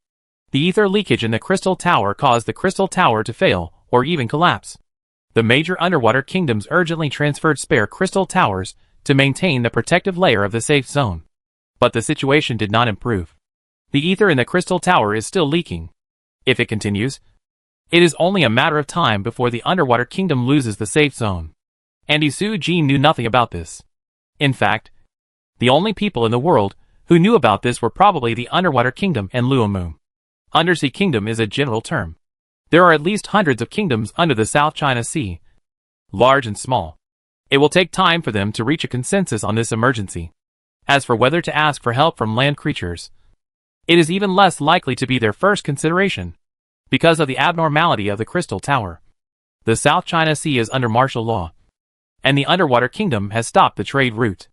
After briefly introducing the current problems in the South China Sea to Andy Su, Luo Mu controlled the ether and changed the image on the projection. The man sitting on the high chair, holding the scepter in his left hand, leaned forward slightly, and looked at the people who were talking endlessly at the round table below. There are some subtle racial differences among the dozens of humans at the round table. Some of them leaned forward, showing an aggressive attitude. Some stood straight and refused to give in. Some were full of smiles. Some had half of their long swords drawn out. Papers were scattered all over the table and even piled up on the ground. A human sitting at the end of the round table, in the midst of chaos, seemed to be in a study, out of tune with the excited crowd. His hands kept recording something on the paper. As the projection stabilized, the figures that had been paused all moved, and in an instant, noisy arguments rushed into the ears. Why should we give in? The borderline. We absolutely do not agree with this plan. The XX Kingdom has been a sacred and inseparable part of the Diamond Empire since ancient times. Fuck your grandma. I want to duel with you. Andy Su caught the key words in the noise. Diamond Empire? Luo Mu hid the overly noisy voices and confirmed his guess. This is the negotiation site between the Diamond Empire and other countries on the Neva Plain. Andisa glanced at the still continuing screen. Ongoing negotiations? The information captured by the ether is enough to provide real-time feedback on what is happening on the other side of the world, Luo Mu explained, and then said, the changes in the Neva Plain come from the drastic reforms of the new emperor of the Diamond Empire. He spent decades suppressing other voices within the Diamond Empire and started political reforms. Now he is starting a dialogue with other kingdoms on the Neva Plain. The Diamond Empire is unifying with great momentum. The projection screen changed again, switching from the scene of the endless debate to another slightly bloody scene. The ground shook. Countless wild beasts galloped on the grass. Dust and smoke rolled, and occasionally one or two human figures could be seen from lions, tigers, and many other beasts. In this undoubted battlefield, except for the pure physical collision, there was almost no trace of machinery. The roar echoed, blood and flesh collided, and the primitive and bloody war appeared before their eyes. Luo Mu, in the beast god wilderness. The wolf tribe is gradually unifying the beast tribe. Andisa Jean was surprised. This has never happened before. The intricate contradictions and blood feuds within the beast tribe have kept the beast god wilderness in a state of conflict for several eras. But not long ago, more than a decade ago, the emergence of a new leader of the wolf tribe changed the status quo. Andisa could already feel the breath of war coming from the changes that occurred in these three different regions. Most of the conquerors of the unified kingdom were ambitious, and there were so many unconquered territories in their vision. So redividing the world and gaining new benefits would naturally become their goal after unification. These are just changes that are still in progress. Roma changed the projection and said, "But the Salfa Federation beside the Aneva Mountains." The projection changed, showing a blank. Andisa turned his head to look at Roma with some doubts. Not long ago, the ether signal collector could no longer collect ether information from the Salfa Federation. Andisu Jean reacted. They discovered the existence of the ether signal collector and carried out targeted shielding? Roma took over the conversation. In the observation before they could no longer collect the ether signals from the Salfa Federation. They were developing an unprecedented invention, which is how they described it. From the results, they seem to have succeeded. Andisu Jean, unprecedented invention? You don't have any information about it? We traced back the remaining images. Roma showed a complicated expression and projected a densely packed picture in front of Andisu Jean. This is the original design drawing. It's very large. Andisu looked at it carefully for a few seconds and understood the meaning of Luo Mu's expression, but I don't understand it. This is an unprecedented invention developed by great scientists based on the latest research theories. Even among great scientists, only a few can keep up with Li Wang's thinking.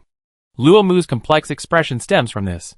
We have studied for a long time, and we have to admit that this has gone beyond the design of ether and reached another field. Andisa Jean uttered a word, science. Yes, it is the science that has just flourished in the past few hundred years. They have discovered a new way to use ether. Luo Mu, beyond everyone's understanding, including the mages. It's amazing.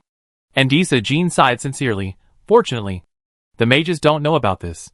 The conflict between the mages and scientists stems from different concepts. They have cooperated, but the cooperation was interrupted because of irreconcilable concepts. The mages belong to the classical school, passing on the knowledge of the academy from generation to generation, and conducting research on ether on this basis. And scientists, as a new thing that has only appeared for a few hundred years. It is difficult to define what they belong to. But there is no doubt that they are creating the history of this new thing and exploring ether without the constraints of inheritance. Luo Mu, the Salfa Federation has accepted many races, and the races of great scientists are also different. Dwarves, humans, druids, and even dragons have young dragons learning relevant knowledge in the Salfa Federation. This is a relaxed and inclusive existence. They are not interested in territory and conquest. The only problem is that although it has no interest in territory and conquest, when the Salfa Federation is involved in a war, the inventions created by science will intensify the scale of the war. I have no doubt that once the Salfa Federation is involved in a war, no matter what the objective situation is, the war will undoubtedly escalate to a scale that sweeps the entire continent. Because for other forces, under the overwhelming absolute force, self-preservation replaces the priority of standing idly by. Chapter 89 Game 67. The projection continued to change, and the Valley of the Dead and the floating abyss flashed by. The Valley of the Dead and the floating abyss should not be involved.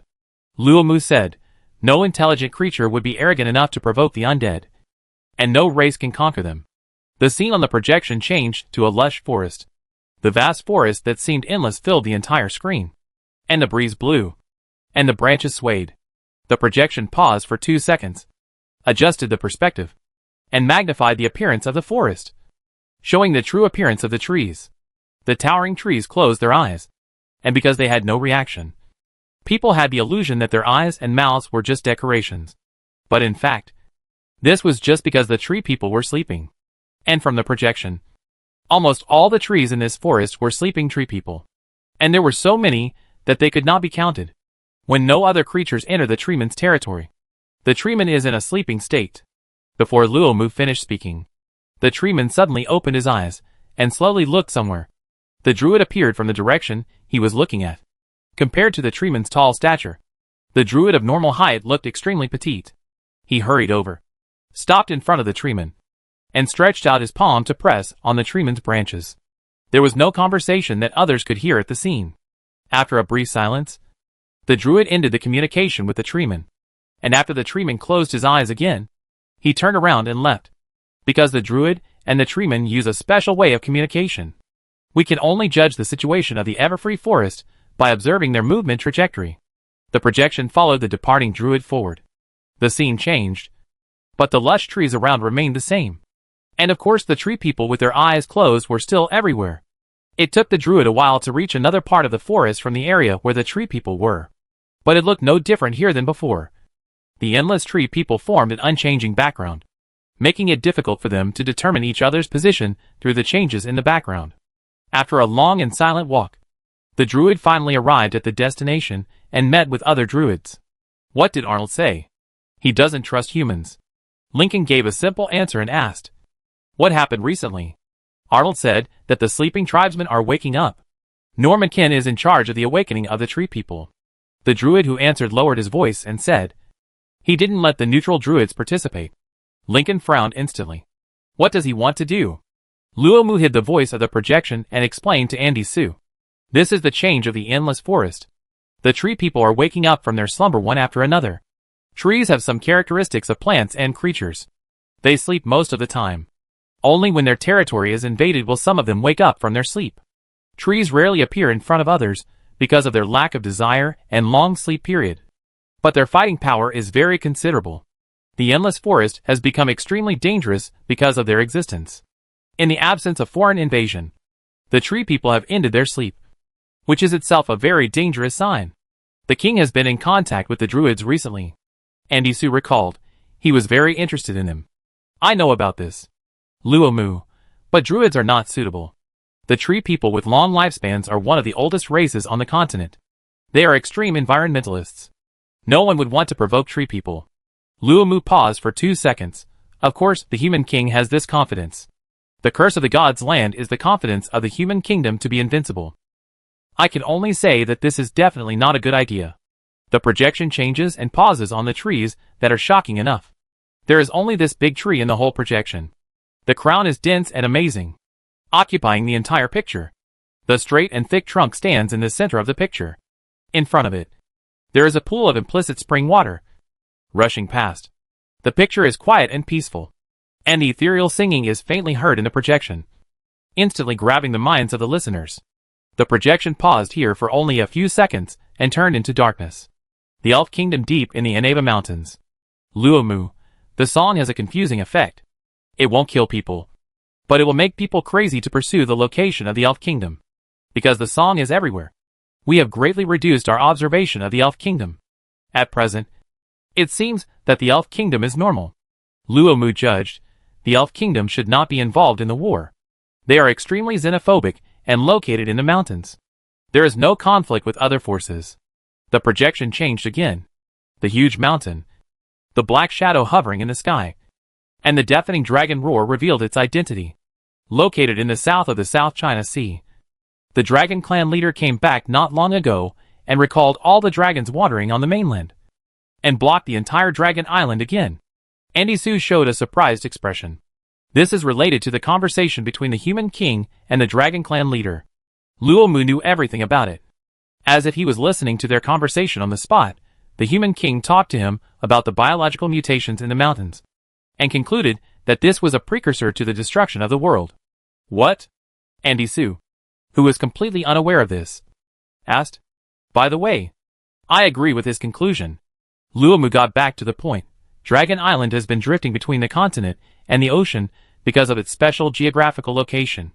The war on the continent cannot affect them. Of course, they cannot affect the war on the continent either. No abnormalities were observed on Dragon Island. The projection changed again. And the desert, oasis, rising cities, and busy etheric bodies appeared on the projection. The emergence of ambitious people and unprecedented phenomena are brewing the atmosphere of great changes in the Fifth Era. There is no doubt that the war is about to start. But now Andy Sue Jean doesn't care whether the war will start or not. He asked another question. The precursor to the destruction of the world? Oh, that's right. There were these signs before the Dark Age. Large numbers of plants died, Animals became more aggressive and abnormal, and began to attack other intelligent creatures. The climate became irregular, and the ground sank and split. And we are repeating all this now. Of course, there is a little difference. The third era is the era of gods and demons. So the war of intelligent creatures is not worth mentioning. But the fifth era is the era of intelligent creatures. So a war sweeping the continent is brewing, leading everything to the track of the world's destruction again. Luomu gestured to the projection. The human kingdom is the biggest change in the land of God's fall. Apart from other things, the territory of the human kingdom has been expanding outward, swallowing up the space of the land of God's fall. Its expansion speed was very slow at first, but as time goes by, the current expansion speed has become very amazing. The projection then shrank, comparing the shape of the original kingdom in the land of God's fall with the shape of the kingdom in the land of God's fall. From being almost unable to find an oasis in the huge land of God's fall to being able to see the location of the kingdom at a glance. The contrast is very clear. In less than a year, the speed of the kingdom's expansion has increased dozens of times. Luomu objectively said, the kingdom is extremely aggressive. It is only a matter of time before conflicts arise between the human kingdom and other forces due to the expansion of territory. Andy Su Jin stared at the two pictures. He was very clear that the kingdom was expanding outward. What surprised him was the speed of the kingdom's expansion. And Disa Jin had an epiphany. It is expanding too fast. If it continues like this, it won't take hundreds of years for the kingdom to devour the entire God's falling land. Given the current situation in the world, there are not hundreds of years left for the kingdom to develop. Luomu, based on this, I am very sure that at some point in time, the kingdom's territory will suddenly explode. It doesn't matter whether the human king is aggressive or not. What matters is that the kingdom's territory is continuously expanding, and conflicts will inevitably arise. And Disa Jin is very aware of the peculiarities of the human kingdom, and he personally chose it as another way out for the dwarves. At the moment, he is more concerned about another point. The more critical issue is, isn't the world heading for destruction? To be precise, these two are the same thing. The world will not be destroyed in an instant. All destructions need time to brew, ferment, and finally come to an end. And all this I introduced to you. Luomu pointed to the projection. It is the process of its brewing. The changes in the South China Sea, the emergence of ambitious people, epoch-making scientific and technological achievements, the awakening of tree people from slumber, the ambitious new civilization, and the biological changes on the top of the mountains. If you want to destroy someone, you must first make him crazy. And Disa Jin took over the conversation. The prelude to madness has been opened. Luomu nodded and said, as for destruction, that is the choice of the world. And Disa looked at him and saw something else from his calmness. You don't seem to be worried about this, because there are more powerful beings paying attention to it than us. Luomu, who is observing the entire world, is the most confident person to say this. Except for some areas that cannot be observed due to special reasons. He knows everything that happens in this world. And Disa Jin thought for a few seconds, and several names emerged from his mind, and finally settled on a familiar existence. The human king? Although it is incredible, it is true. He is paying more attention to this matter than anyone else. Luomu, he has a very close connection with the Father God. In this land, the Father God is the only one who forgives his people. And Disa Jin opened his mouth, but felt that his guess was a bit absurd. So he swallowed it back and only uttered a short question, in this case. Then you. So, we have reached a verbal agreement with the human kingdom. Right? Luomu said tactfully, in exchange for providing the kingdom with the mineral veins on the top of the mountains. The kingdom acknowledged the fact that the top of the mountains belonged to the dwarf kingdom. So, you also think. And Disa Jin made that absurd guess because it was too incredible. It was difficult to ignore. The reason why the human kingdom appeared was because the Father God hoped that he could save the world. Luomu, in fact. We don't even know whether the Father God is revived, let alone the speculation that the human king is the savior. It has no strength, even because of the current situation. This is more like a rumor spread by the human king in order to gain support from other forces. Although in most shallow fantasies, there is always a hero who saves the world at the last moment. Appear, but you and I both know. Romu smiled at Ndisu. Given the vast area of the world, it is impossible for one person to save the entire world. This world has experienced a world destruction. At that time, races with blood feuds united together. The death of most intelligent creatures ensured the survival of a small number of intelligent creatures. This is why the fifth era can transition peacefully to the present. We have worked together to overcome the disaster, and were saved by other intelligent creatures at the cost of their lives. Under this premise, it is difficult for companions who survive together to fight against other races when peace is achieved. Andisa Jean, unfortunately, more than 10,000 years have passed since the destruction of the world. The dwarf kingdom has experienced glory and has split up. It is time for people to forget the sacred covenant. After saying these old-fashioned words, Andisu changed the subject. So we don't have to do anything? We will do what we should do. Roma looked at Andisu. It just takes time. Just like the human kingdom. It is taking advantage of the calm before the storm to develop rapidly, so as to accumulate strength to face everything that comes next. The projection returned to the appearance of countless images crowded together. And Roma took Andisu Jean away from here. As he walked, he said, by the way, about your purpose here. What is at the end of that passage? Andisa Jean reacted. Parts of the ether signal collector? Yes. Luomu confirmed his guess, but in addition to that, there are mutant creatures. When we first installed these parts, the changes on the top of the mountains had not yet occurred. So although it was dangerous there, it was still at a stage where it could be handled. As for now, I can only say that using 1,000th of the profit from the mineral vein to hire the Dragon Clan is a very cost-effective deal. Luomu walked out of the building behind him, glanced at the celebration that had not stopped, turned his head and invited Andisu. The celebration is not over yet. Do you want to continue? The singing and dancing in the distance were peaceful and joyful. It's my honor. Andisu Jean followed him to the celebration. After walking in silence for a while, he suddenly said, I will do what I should do. Luomu handed him the wine jar and laughed. I'm not surprised. You are such a person. When it is time to stand up, stand at the front without hesitation. Face difficulties and criticisms, and become the light in the darkness.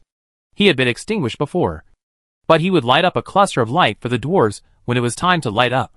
He picked up the wine and clinked it with Andisu, become the dwarf king. Andisu. Now the dwarves need the dwarf king. While the mining operation on the top of the mountains was in full swing, the development of the kingdom was also progressing in an orderly manner. The pure crystal ore was transported back from the top of the mountains on a large scale. So the kingdom urgently planned a part of the area outside the main city as a second warehouse. At the same time, the large-scale transportation of ore led to a new problem. The gods' falling land could not use space transmission, which meant that the cost of manual transportation from the gods' falling land to the kingdom rose rapidly. The sub-bears were very good transportation helpers, but with the underage sub-bears, there were only 6 sub-bears in total, which was far from enough under the premise that the sub-bears were still transporting building materials. The increase in manual transportation costs was part of the problem. And the other part was that players' interest in exploring areas outside the gods' falling land was rising rapidly. Part of the reason is that they have already explored the entire kingdom, and the daily tasks have exhausted their patience. They need new maps to stimulate their interest in the game. On the other hand, the increase in spell skills has given them false confidence. During this period of time, the huge rewards obtained from completing the large-scale task of searching for the lost treasure of the dwarf kingdom directly led to the increase of players' magic skills. Level 1 spells began to appear sporadically among players. Of course, the strength of players is not equal to that of NPCs. In fact, most NPCs have graduated from the magician. But because new NPCs are born every day and go to the teaching building to study, the players are unaware of this. Because the NPCs refuse to continue to change their jobs, they did not learn the second-level skills that can only be learned after the job change. But they have learned all the first-level skills. Since the enthusiastic person, some unknown, shared his experience of creating spells on the forum. Players have a lot of self-created spells in their hands. Most of them are useless garbage 0-level spells. But this does not prevent players from having the illusion that they can beat 10 people alone because of a lot of skills in their hands. In short, because of this illusion, players began to try to walk out of the gods' falling land and explore other areas. So the long distance between the kingdom and the gods' falling land became the first boring test that players had to face. There are no other creatures on the gods' falling land, so there is no danger. This long distance is purely mechanical walking, and the enthusiasm of players has suffered a huge blow here. The back end of His Majesty the King's account received a lot of suggestions and complaints from players. Considering these 2 points, He Xingwen had to take time to solve the problem that the gods' falling land could not be teleported to the kingdom, and could only walk. He went to find the dwarf. Connor scratched his head, climbed down from the tool cart, and looked up at the king, understanding the meaning of his words. So, King, what do you mean? Build a batch of vehicles? In fact, He Xingwen even had the design drawings provided by the system. He handed the drawings to Connor and explained, I hope these vehicles can carry enough people, considering that a considerable part of my people are not suitable for driving vehicles alone. If players are allowed to drive the car, their uncontrollability and danger will increase further. For now, this is not a good choice. Connor unfolded the design, and as he looked at it, his somewhat casual expression became serious. A very clever design. Connor was obviously interested. Laying tracks to increase the running speed? He took out a charcoal pencil from somewhere and started to modify the design directly. This idea is good, but it can be further improved. He muttered while changing the design beyond recognition. It just so happens that the kingdom has enough pure crystal ore, and ether can be used to increase its running speed. But there is a problem. Other dwarves who came over suddenly said, ether can be used in the kingdom, but not in the part of the gods' falling land outside the kingdom. That section of the road cannot be used. Use pure crystal ore. Another dwarf took a pen and drew directly on another blank space. Use pure machinery to drive directly. I think this design can alleviate the speed impact of two different areas. No. Black blood stone can be used there. Another dwarf at least knew that this was a secret. Lowered his tone and said excitedly, its energy is very abundant, enough to support the use of transportation for hundreds of years. But black bloodstone, we have not yet developed a method to use it efficiently. Aren't the mages studying this? They should have made progress. Right. By the way, how to ensure that this tire will not have problems at too fast a speed? Ah, I've thought of it. Let's just not use tires. I met Luomu and the others before, and noticed that their transportation was mainly suspended. I think this idea is very good. He Xingwen watched the dwarves surround Connor one by one, forming a crowd. In a few words, they gradually determined the prototype of the transportation. He Xingwen stood outside the crowd and thought about life for a few seconds because he was completely forgotten. Who am I? Where am I? What am I doing here? The next second, the calm thinking was interrupted, and He Xingwen turned his head to look somewhere. Anuta hurried over and was relieved because he finally found He Xingwen. King, the Diamond Empire has sent an envoy. He is waiting for your permission to summon him outside the Land of God's Fall. Chapter 90 Game 68 Invitation from the Diamond Empire and Treeman. Diamond Empire? He Xingwen searched for relevant information in his memory and was a little surprised. I remember that the Neva Plain is quite far from here. Speaking of this, He Xingwen turned his head and looked at Anuta and solved the doubt. What services does Ezigen provide? Anuta, the Diamond Empire has the ability to fold space over long distances. It just entrusts us to contact you and provide a communication channel as an intermediary. Given the distance between the Diamond Empire and the Land of God's Fall, they will become the second force to actively contact the kingdom, which is enough to surprise people. They came to convey the greetings of Emperor Diamond to the new civilization. He Xingwen turned his head and looked at the dwarves, who were still discussing transportation. They had long forgotten the king who proposed a new task. In this case, He Xingwen said as he walked, since they have come from afar, we must meet. He Xingwen pondered for 2 seconds. Let's meet at the border between the kingdom and the Land of God's Fall. Anuta was a little surprised. Aren't you going to entertain them? He Xingwen was also a little surprised. Is there a place in the kingdom to entertain them? If it is just a place to entertain envoys, the meeting hall in the main city has this function. In Anuta's opinion, this sentence coming from the king's mouth is undoubtedly an excuse. At this time, your vigilance always surprises people.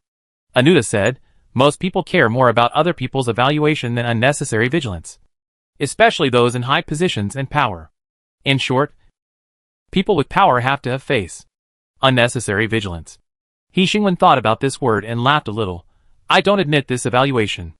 Most people overinterpret my words better than understanding their original meaning. Just a greeting, He Xingwen said casually. They have conveyed it, and the meeting can end. There is no need to mobilize troops. He Xingwen said this, and he didn't understand the style of interaction between major countries at all. So after a while, He Xingwen looked at the long row of boxes neatly stacked inside the border of the kingdom, and fell into a sudden silence. Andri K. Wen bowed slightly. touched his chest and said, "Respected King, Emperor of the Diamond Empire. Diamond Karen too sends you greetings. Since you are here, what else do you want to bring?"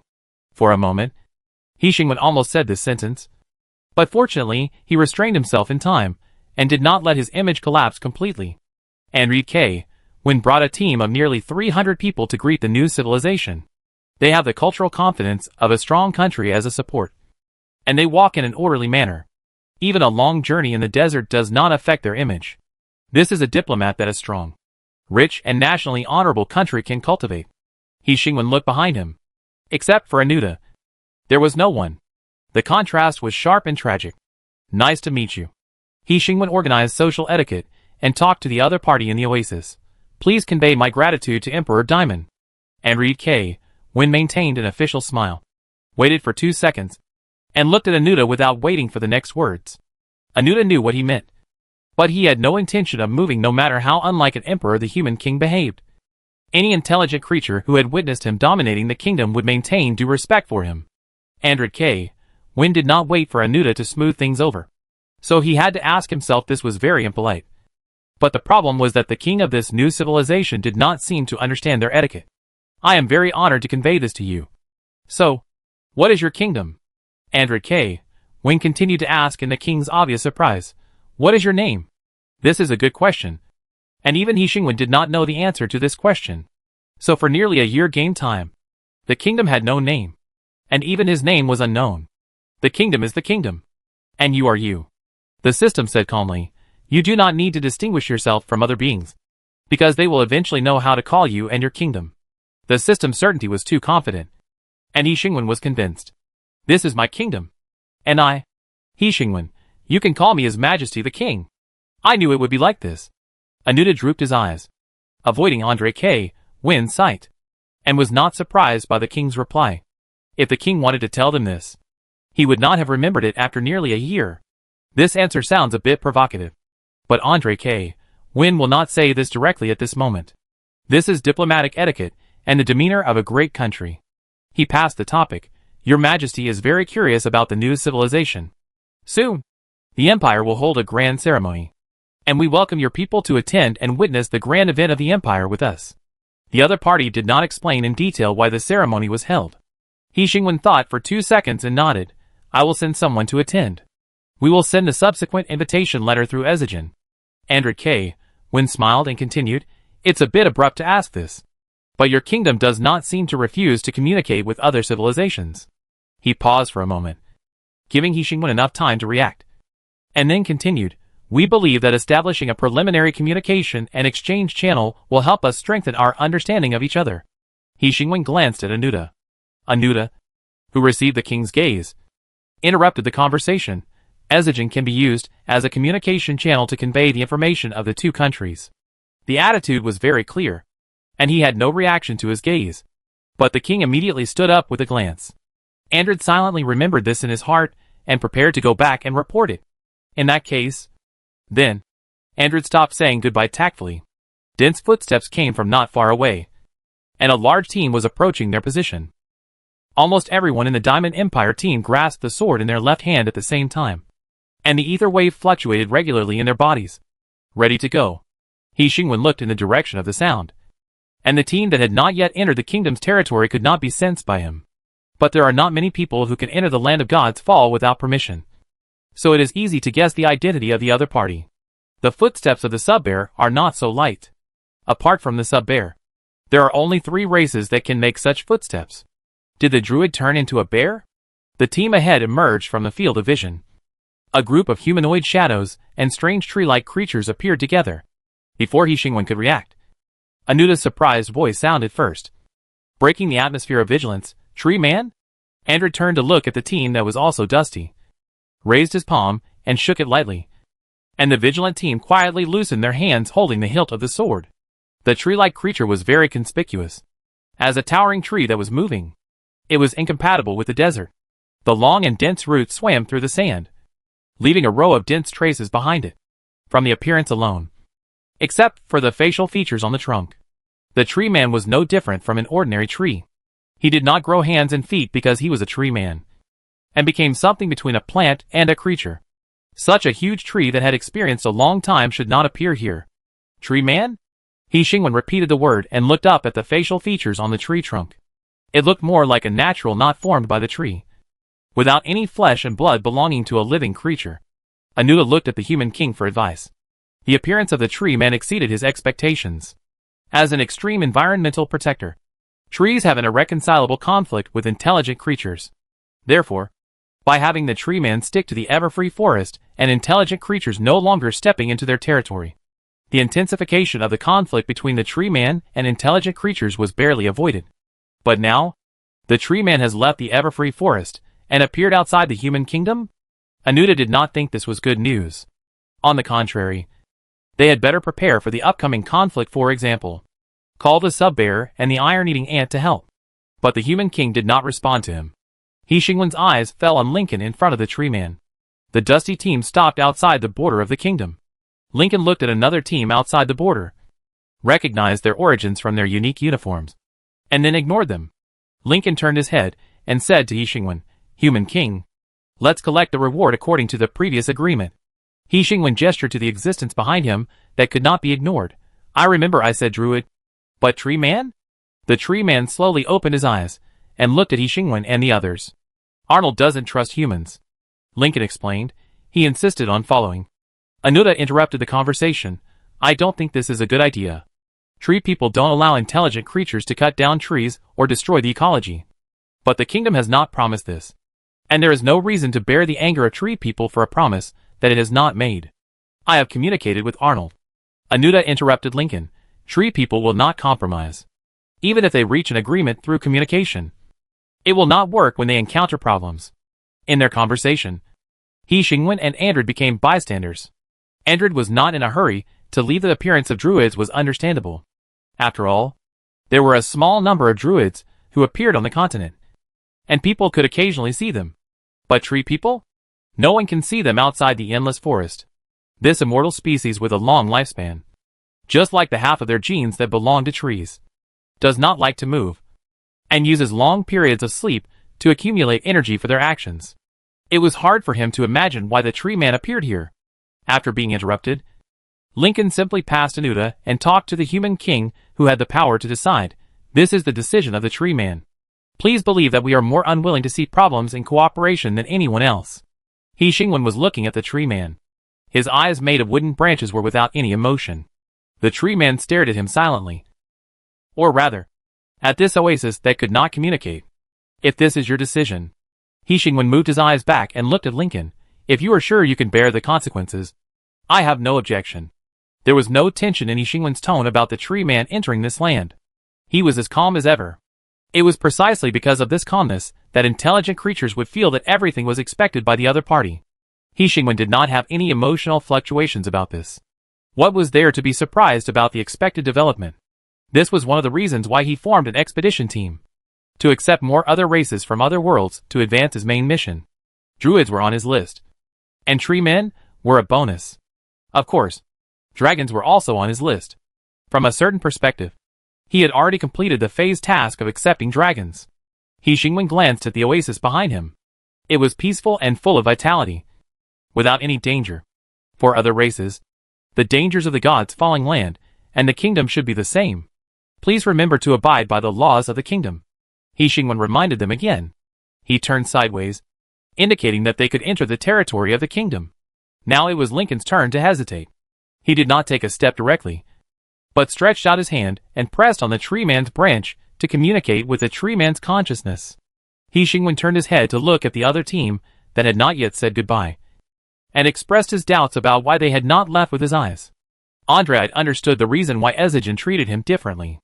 Although the king's previous performance was enough to make people sigh that it was indeed a small country in a remote place, but he was able to suppress the druid in the conversation, and the other party did not go berserk on the spot, which was enough to prove his strength. People who are not strong enough may care about red tape to emphasize that their identity is different. But people who are strong enough will not care even if they are rude. Just like at this moment, Andrei had redefined the image of the young king, dispelled the judgment of the other party's behavior in his heart, and expressed his respect with appropriate etiquette. "Greetings to you again. I hope the friendship between the two countries will never fade." He bent slightly, finished the social etiquette, turned around, and led the team to leave in the direction of where they came from, leaving behind more than a dozen boxes lined up along the way. He Xingwen glanced at the druid, who was still communicating. He had nothing to do, so he simply opened the lids one by one and looked at the contents.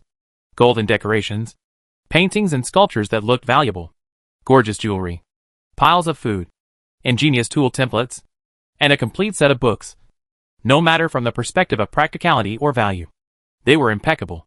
He Xingwen thought about returning the gift for 2 seconds, and the garbage in the warehouse floated through his mind one by one. Another despairing fact was already clearly placed in front of him. The kingdom is really poor. Is it a bit of a nouveau riche to give or directly? He Xingwen was thinking about whether this behavior was appropriate or not. And the system spoke at the right time. In fact, the dwarves and mages have suitable things as gifts in return. He Xingwen walked 2 steps to the side and talked to the system. Suitable things? In the dwarf teaching building, there are already a lot of inventions that have been built by players and helped by dwarves, but have no place to use. Although they have no place to use for the kingdom, perhaps the Diamond Empire will use them in unexpected ways. Waste utilization can also be said so beautifully. Worthy of you. System.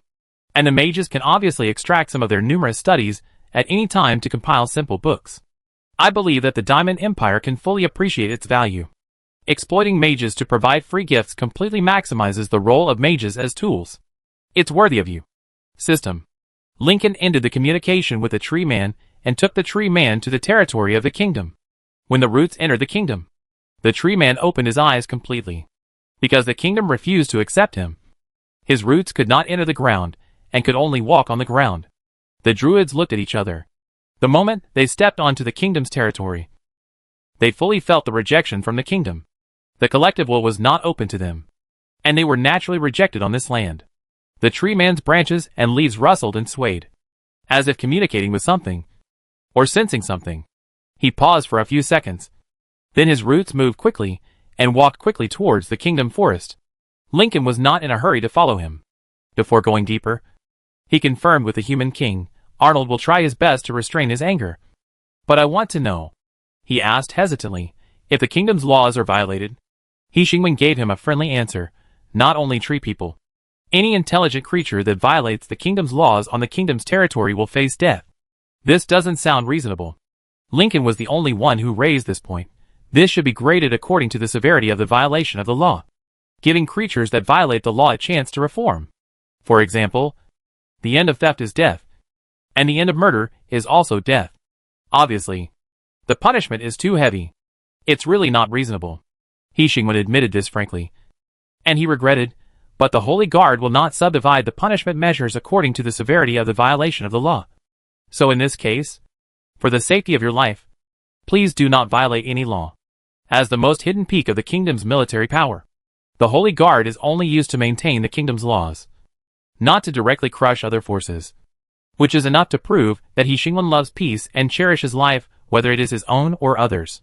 With the attack method of the Holy Guard, if they are really allowed to go to war, I am afraid that no grass will grow wherever they pass, and all living creatures will be wiped out from the world in the true sense.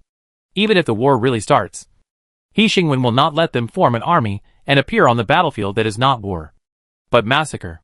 War is divided into enemies and friends, and there is life and death on the battlefield. But the surrenderers have the right to live. The civilians have the right to live. The lonely, the old, and the weak have the right to live. And all creatures caught in the war have the right to live after laying down their weapons. Lincoln confirmed that the king's words were not a joke. He was sincerely advising the druids about the possible death they might face. Lincoln turned his head to look at the back of the tree man running towards the forest, and followed him silently. Oh, by the way, please don't forget what you should do. He Xingwen reminded him behind him. Classify the plants in the kingdom. Lincoln walked very fast, and it was unknown whether he heard it. Anuta heard it clearly, but he was more worried about another point. The relationship between druids and tree people is very close. Tree people are their guides. If tree people die in your kingdom, I am afraid that the entire Everforest will not let it go. He Xingwen walked towards the main city. I hope Lincoln will not let things develop to this point. Is it a bit negative to put hope in druids? Anuta muttered in his heart, and continued, perhaps you can adjust the law a little? Then, there are more than just tree people who are worth adjusting the law for me. He Xingwen was curious about another point. Has Ezijin always been so sincere in thinking from the perspective of a partner? He was anxious about his worries, and worried about his worries. Although he was not a citizen of the kingdom, he was better than the citizens of the kingdom. At least the players would never have this consciousness. It takes a long time for a new civilization to integrate into the existing civilization. Andy Su was stunned for 2 seconds and explained, Ezijin has come into contact with enough new civilizations. Many new civilizations have ended up melting away due to conflicts caused by differences in civilizations over this long period of time. Therefore, in the early stages of civilization contact, we will do our best to fulfill our responsibilities. That is, try to avoid conflicts between the new civilization and the original civilization on the continent, and guide them to integrate into this world. This is enough to prove another point, that no one's success is obtained casually. Ezijin has made efforts to maintain a special system, and has enough social responsibility to gain the friendship of most forces on the continent and support their special business empire. Everyone must accept the consequences of their choices. If they cannot accept it, it is best not to do it. He Xingwen said, this is true for druids and kingdoms. If the druids choose to bring the tree man into the kingdom, they must accept the consequence that the tree man may face death. He Xingwen agreed that the druids would bring the tree man into the kingdom, and he would accept the consequence that the druids would retaliate because of the death of the tree man. He Xingwen is not sure whether the druids can accept this consequence, but he can bear it.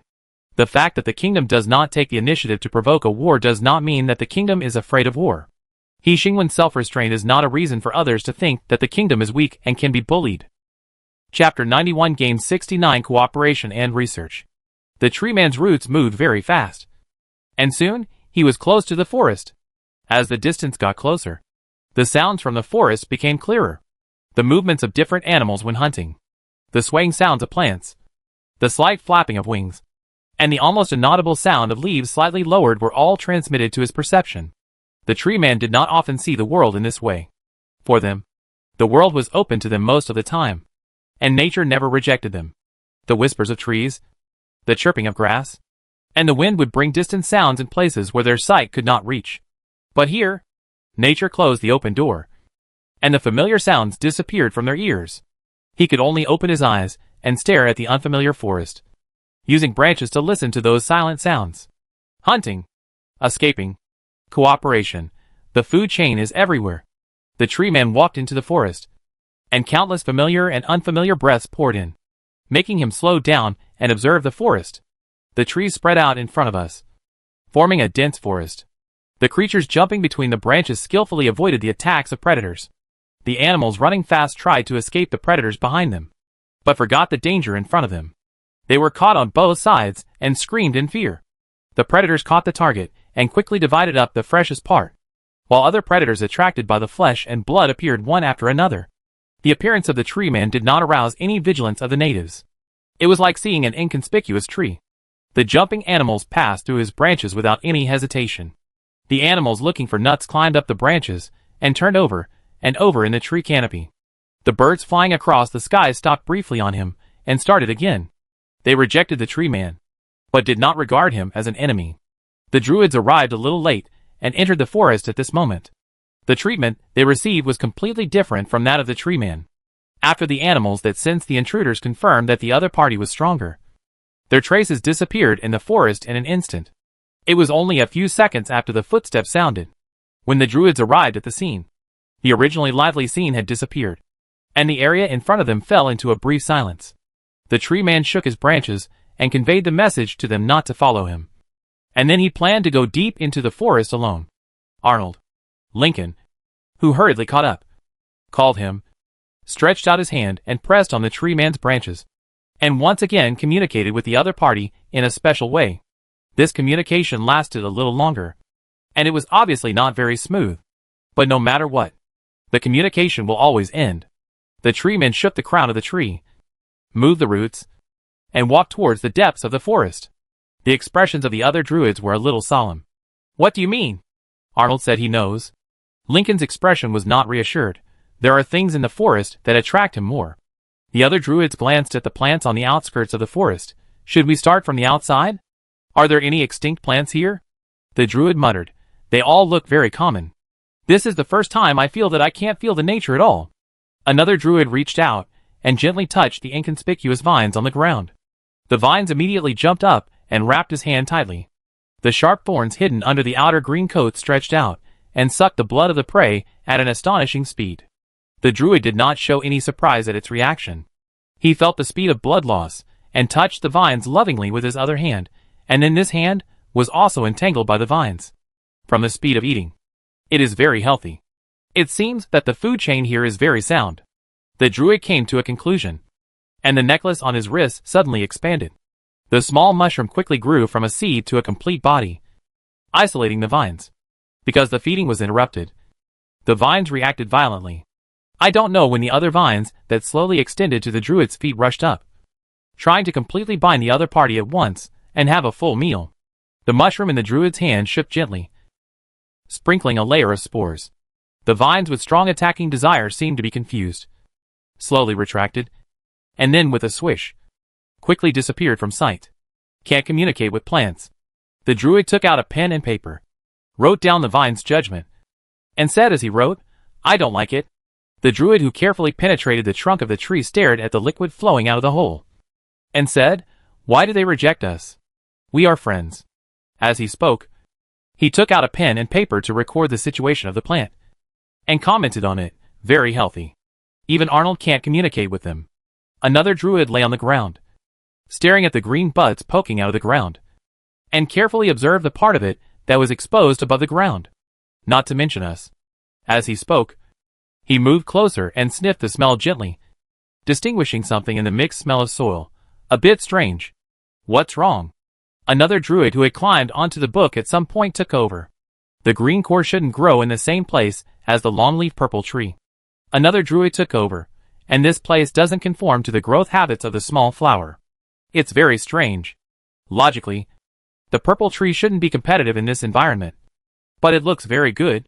It should be said that the plants here are very healthy." Lincoln withdrew his gaze from the tree trunk in front of him and randomly chose a direction. "Start from here and continue to observe in this direction." While the druid was still staying on the periphery, the tree man had already reached the depths of the forest. As the kingdom's territory continued to expand, the area of the forest also leapt. At least it did conform to what a forest should look like. In the depths of the endless trees, those plants that originally could not grow freely because the forest area was too small quietly occupied a corner. The tree man was the first to feel this. He had broken into a certain area. The swaying flowers, bright and gorgeous, shone brightly in the depths of the covered forest. A whole field of blooming sunflowers appeared in front of the tree man. Fortunately, the tree man's eyes are made of wood fiber, so even if he suddenly looked directly at the whole field of sunflowers, he did not go blind instantly. The tree man stopped and looked at the scene in front of him. When the sunflower blooms, it will emit extremely strong light. Most intelligent creatures need to wear special tools to see its appearance after blooming. Looking directly at the blooming sunflower without tools will risk blindness, of course. That refers to one flower.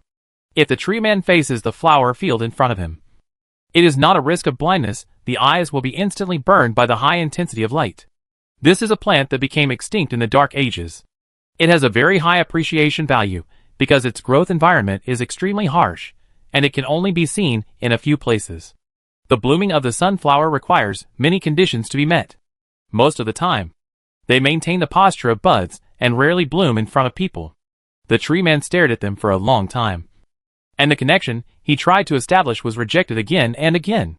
The plants here refused to communicate with outsiders with a firm attitude.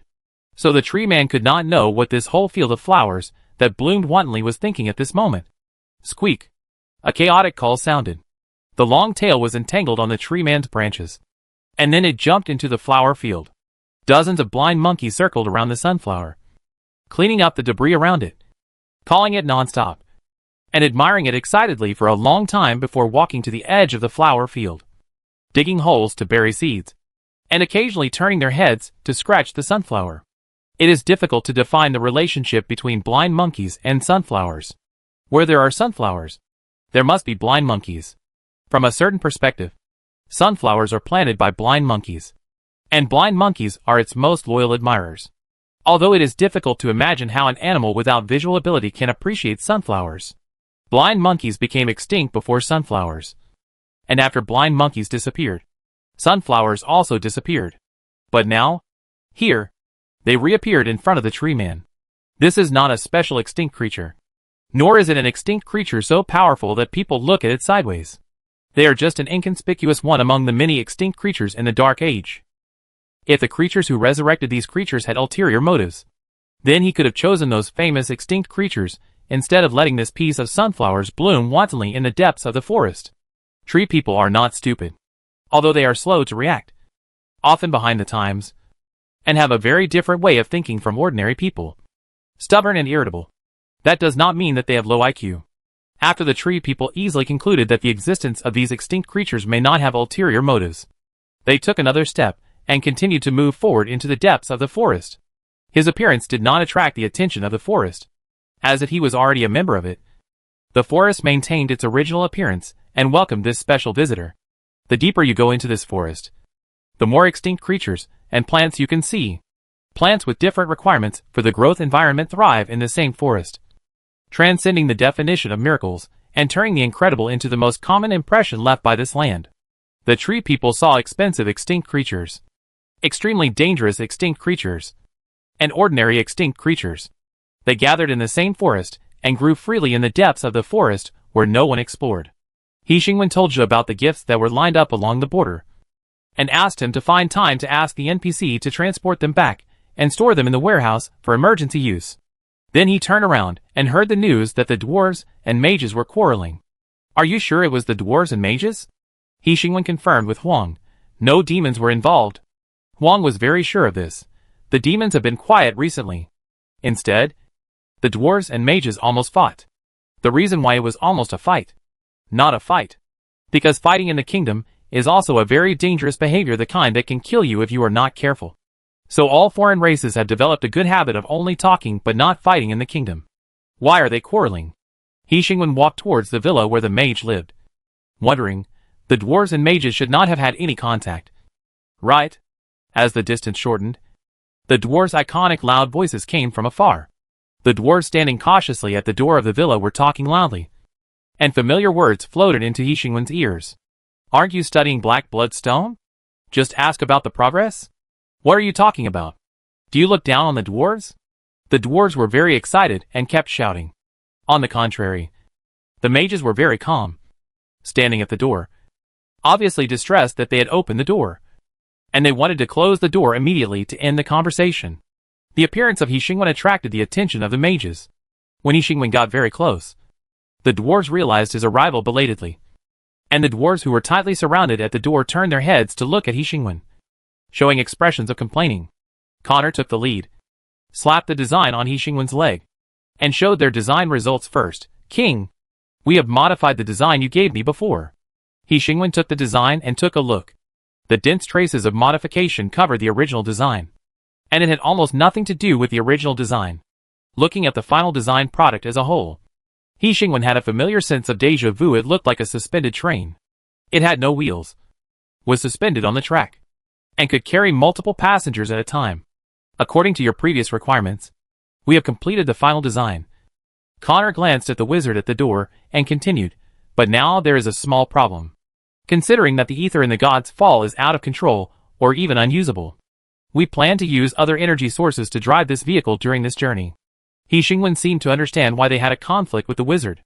Black bloodstone is currently the only energy source that can be used in the land of God's Fall. Connor introduced the topic, so we plan to cooperate with the wizard. The wizard, who was watching coldly, said, no cooperation. Connor stopped talking, glanced in the direction of the wizard, and muttered, it's as if we are begging to cooperate with you. Human King. You also heard it. Connor said confidently, if that's the case, this design can't be realized. Not using black bloodstone as energy drive, only using machinery as power, can only be a single person type. The speed of large-scale transportation vehicles cannot be increased, and we cannot meet your requirements. He Xingwen heard it very clearly. He glanced at the unfamiliar wizard. What is Duodi busy with? The instructor is conducting field tests on the research project. The wizard's hard tone softened a little. I can't spare the time. He Xingwen did not force it, but took a step back and said, then find someone who keeps his word and talk to me. After the wizards made a commotion for a while, Moody was pushed out with a helpless look on his face, and was forced to become the person who keeps his word and communicate with the king. He Xingwen raised the design in his hand to him and repeated the dwarf's previous question. How is the research on black bloodstone going? The dwarves laughed and winked at each other, and the air was filled with a happy atmosphere. It's not that we don't want to help. Moody first explained the reason for their refusal. It's that we can't help. Last time I told you about the specific research progress of the black bloodstone. We are still exploring how to effectively use the energy of the black bloodstone. We haven't figured it out yet. For now, directly using fire to burn the energy of the black bloodstone is still the only way to use it. The dwarves were whispering loudly. What he meant was that they have been researching for so long and have not come up with anything. Can mages do it? Isn't this what they are good at? That's it? No wonder they refuse so decisively. It turns out that they can't do it. The mages were disdainful of the dwarves' childish incitement. That's why the dwarves are here. He Xingwen said straightforwardly, I hope you can complete my request through cooperation. He Xingwen handed him the design drawing without asking for the mage's opinion. The sooner the better. Moody was stuffed with the design drawing, took a quick look, and showed an embarrassed expression. Dwarves are only good at engineering. There is no basis for cooperation between us. He successfully angered all the dwarves present with one sentence. What are you talking about? Why? Do you really look down on dwarves? We have contributed much more to the kingdom than you have. How dare people who have made no contribution to the kingdom say that dwarves are useless? As the dwarves spoke, they narrowed the encirclement and advanced in an orderly manner towards the mages standing at the door. It seemed that a real fight would break out in the next second. The dwarves are right. He Xingwen stood at the front and glanced back at Connor and the others in a warning. The dwarves stopped their actions and idly shook the big hammer, as if the criminals were watching them. Of course, considering the comparison of the combat power between the dwarves and the mages, the scene in front of them should be reversed. With a group of powerless civilians surrounding a group of criminals, they have contributed much more to the kingdom than you have. He Xingwen said slowly, as temporary residents, you have not provided any results for the kingdom. The wizard behind Moody interrupted. The study of ether is a long process. It is a lonely exploration that requires sufficient perseverance. He Xingwen interrupted him and confirmed with Moody. Do you understand what I said?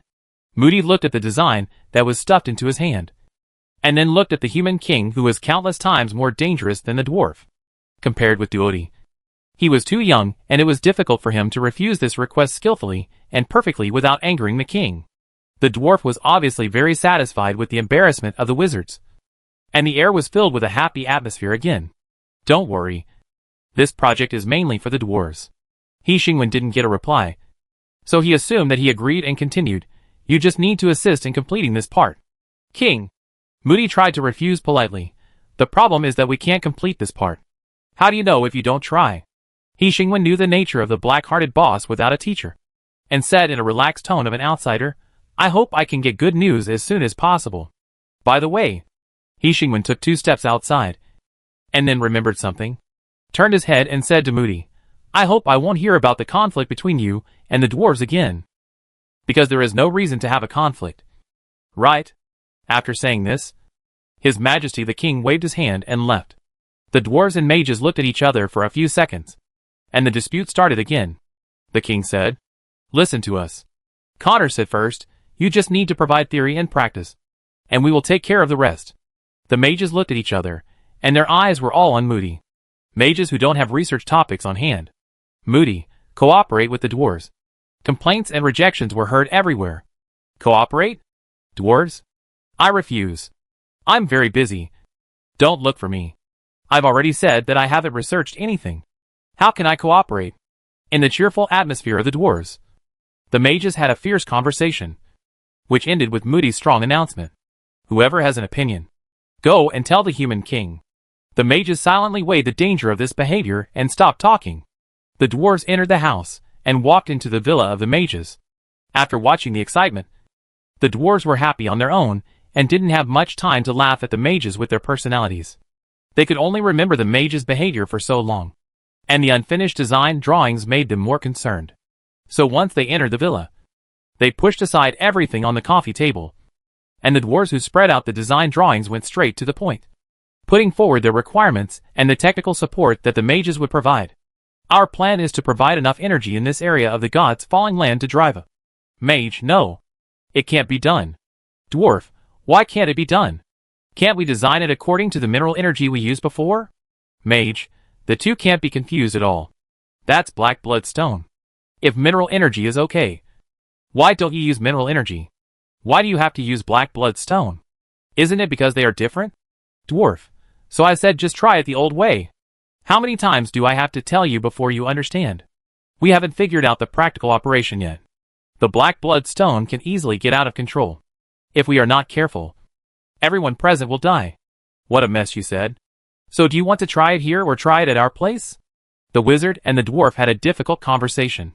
The most critical point was that Indisu, the reliable dwarf, and Durana, who had enough ability, were both on the top of the mountains, while Connor, who stayed behind, was not so outstanding and reliable. Among the wizards, Dodie, who was the most skilled in social skills, could not get away because of the experiment, and Moody, who was the only one who kept his word, was obviously not good at social skills either. These two unreliable guys came together as the leaders, and it was difficult for people to guess the final direction of the cooperation. In this case, the cooperation led by the dwarves eventually led to unexpected results. Failure is natural. Success is unexpected. Before the mages themselves had figured out how to effectively control the energy excitation efficiency of the black blood stone, the mages worked with the dwarves to complete a design that used another more efficient way to excite the energy in the black blood stone. The king's words to Master Dodie were proved with ironclad facts. Dwarves are the best engineers. They can turn casting into an art, and they can also improve external equipment to a level that mages cannot do. And this is enough to make up for the shortcomings of mages who rely solely on experiments and theories for research. Chapter 92 Game 70 Mechanic. Forum. Dwarves are awesome. The author is a social animal who works hard on the third floor of a black factory. He insults dwarves 300 times every day. But today, I want to say this sentence with dignity. Dwarves, forever gods. Is he crazy again? Brother, I'm not advising you. If you really can't stand the boring blacksmithing, just turn off the game. Return to the real world. Read a book and chat. You will find that blacksmithing is much more fun than this. Dwarves are indeed more perverted than mages. The skill is called hammer swinging. But the result is that they really teach people how to blacksmith on the spot. Mages at least have tables and chairs. Even if they can't skip the class CG, they don't have to do physical labor. My goodness. If the dwarves lose their focus during this course, their lives will be in danger. Planners are stupid. I'm tired of saying this. Which game will really teach players a lesson? They can just rely on the fact that they are the only holographic game in the world and do whatever they want. I heard that holographic games abroad have also made significant progress. When foreign countries develop holographic games, this game will definitely go bankrupt. To be honest, this game is not profitable yet. Right? The helmets are given away for free, and the places are selected by lottery. It is still in the internal testing stage and has not opened Krypton Gold. Isn't it on the verge of bankruptcy? Is the news from abroad reliable? Reliable ass?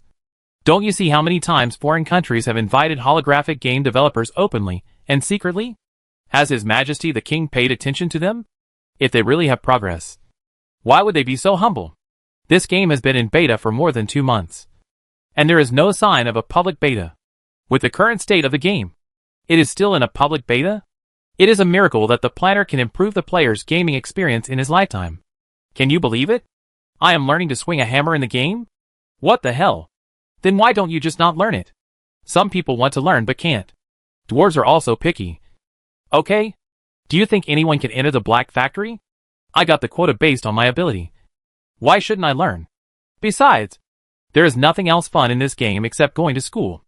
Uncle Party is here. I heard that the king is preparing a third profession. Pa. Druid. Right? I'm leaving it here. When I learn a new profession from a druid, it will definitely be farming.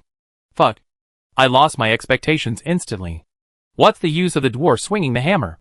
Even if the forger is a support profession, I can't think of how he can support his teammates. I have observed the dwarves, and none of them look like hidden masters. This profession is completely useless. The author went to the bathroom. Where did you talk about? I looked through the previous replies. I tell you, the forger is definitely a god-level profession. Shock. There are even water troops for the forger profession? What's the purpose of bragging about this thing? Don't say it. Let him brag, and see what he can brag about. You don't believe it? Then I won't pretend anymore. I'm going to show my cards. The dwarf sent me an elite quest before. Elite quest? I'm a little interested. Let's talk about it in detail. Dwarves have elite quests. The mage is too weak. Right? There has been no elite quest until now. This mage-loving person strongly condemns it. Elite mission. Help the dwarves complete the transportation they are designing. No. What level of boss are you? How can you accept the mission of helping the dwarves complete the design? There are such talents among players? No. Even if you were talented, compared with the dwarves' talent in casting, wouldn't you be a scumbag? I strongly suspect that this is the latest type of uncle party. I haven't finished yet. Why are you in such a hurry? This is a general description. The detailed meaning is that I am asked to be an experimental product. Because this design is a bit dangerous. The task is also marked that I need to have a fearless spirit of sacrifice and self-devotion. I was scared to death. The description just now. I thought this was some boss, who was as good as the dwarves in construction. Isn't it just an experimental product? There are so many gimmicks. Treasure your resurrection times. If you are gone, you are really gone. No. What does this have to do with the title of your post? What's so great about dwarves? Why didn't I see it?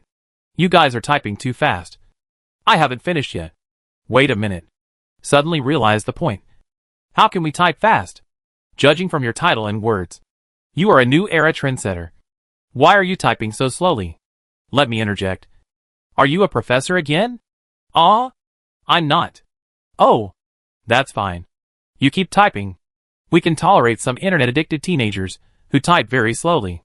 Wait. I suddenly remembered. There are only 2 players on the 3rd floor of the Black Factory. Right? Yes. I remember only 2. As far as I know. These 2 players are big guys. One is from the China Design Institute. And the other is a professor-level figure at University A.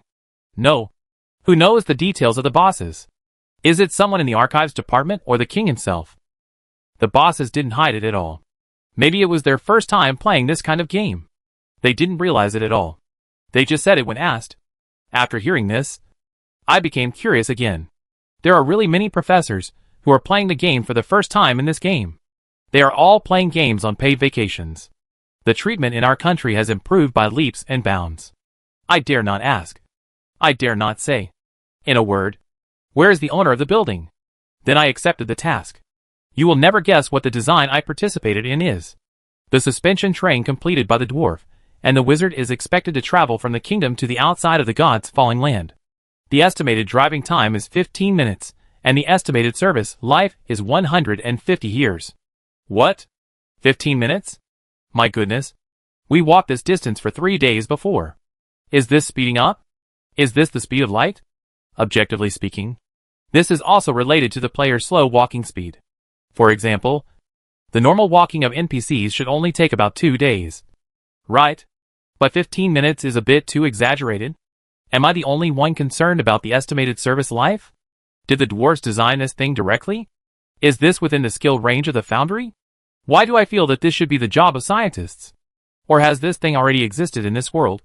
If this thing has already existed in this world, then this game is definitely a futuristic sci-fi background. Compared with them, we are more like the Middle Ages. There shouldn't have been this thing before. The dwarves overturned this design countless times, and repeatedly modified and tested it for a long time. Dwarves, why did you suddenly invent magnetic levitation? Pay attention to the wording. They didn't say magnetic levitation. Besides, they can teleport. How can a mere levitation compare to teleportation? Ether. Forever God. So, did you complete this elite task? No. There are many problems. The dwarves and the mages have been arguing. And the most critical core problem has not been solved. What core problem? The energy source of Black Blood Stone seems to be uncontrollable at present. You dare to use uncontrollable energy directly? You are really brave. Why is it uncontrollable? If it is ether, you can give them some suggestions. After a forum conversation full of professional terms that makes people doubt their IQ, the host hurriedly went offline. Daily question. Who am I playing games with? You don't even want to hide it now? Sure enough. This is a national key project. Right. Speaking of national key projects, I wonder if anyone has heard any gossip. Here it comes. My favorite part. The revelations of the uncles. Go ahead. I can bear it. It seems that the education system will be reformed next year. And it is said that new content has been added. Hasn't the education system always been said to be reformed? Isn't it still in the designated experiment? Nationally. I heard that new information has been issued internally, including the content of spiritual energy revival. Sorry. The post you clicked has been deleted. This post, which went in a strange direction, was deleted the next second after this answer popped up. The owner of the post, who hurriedly went offline, knew nothing about this and left home late at night. I'm sorry to ask you to come so late. Xiaoming shook hands with him and led him to the room where the argument could be heard from afar. The main reason is that we have a new idea. So we want you to come and take a look. If there is no problem, you can give suggestions to the dwarves based on this idea. The door was pushed open, and the argument came. Bullshit! This is not a circuit. This design. The speaker saw Li Ming and pulled him over. Li Ming. What do you say?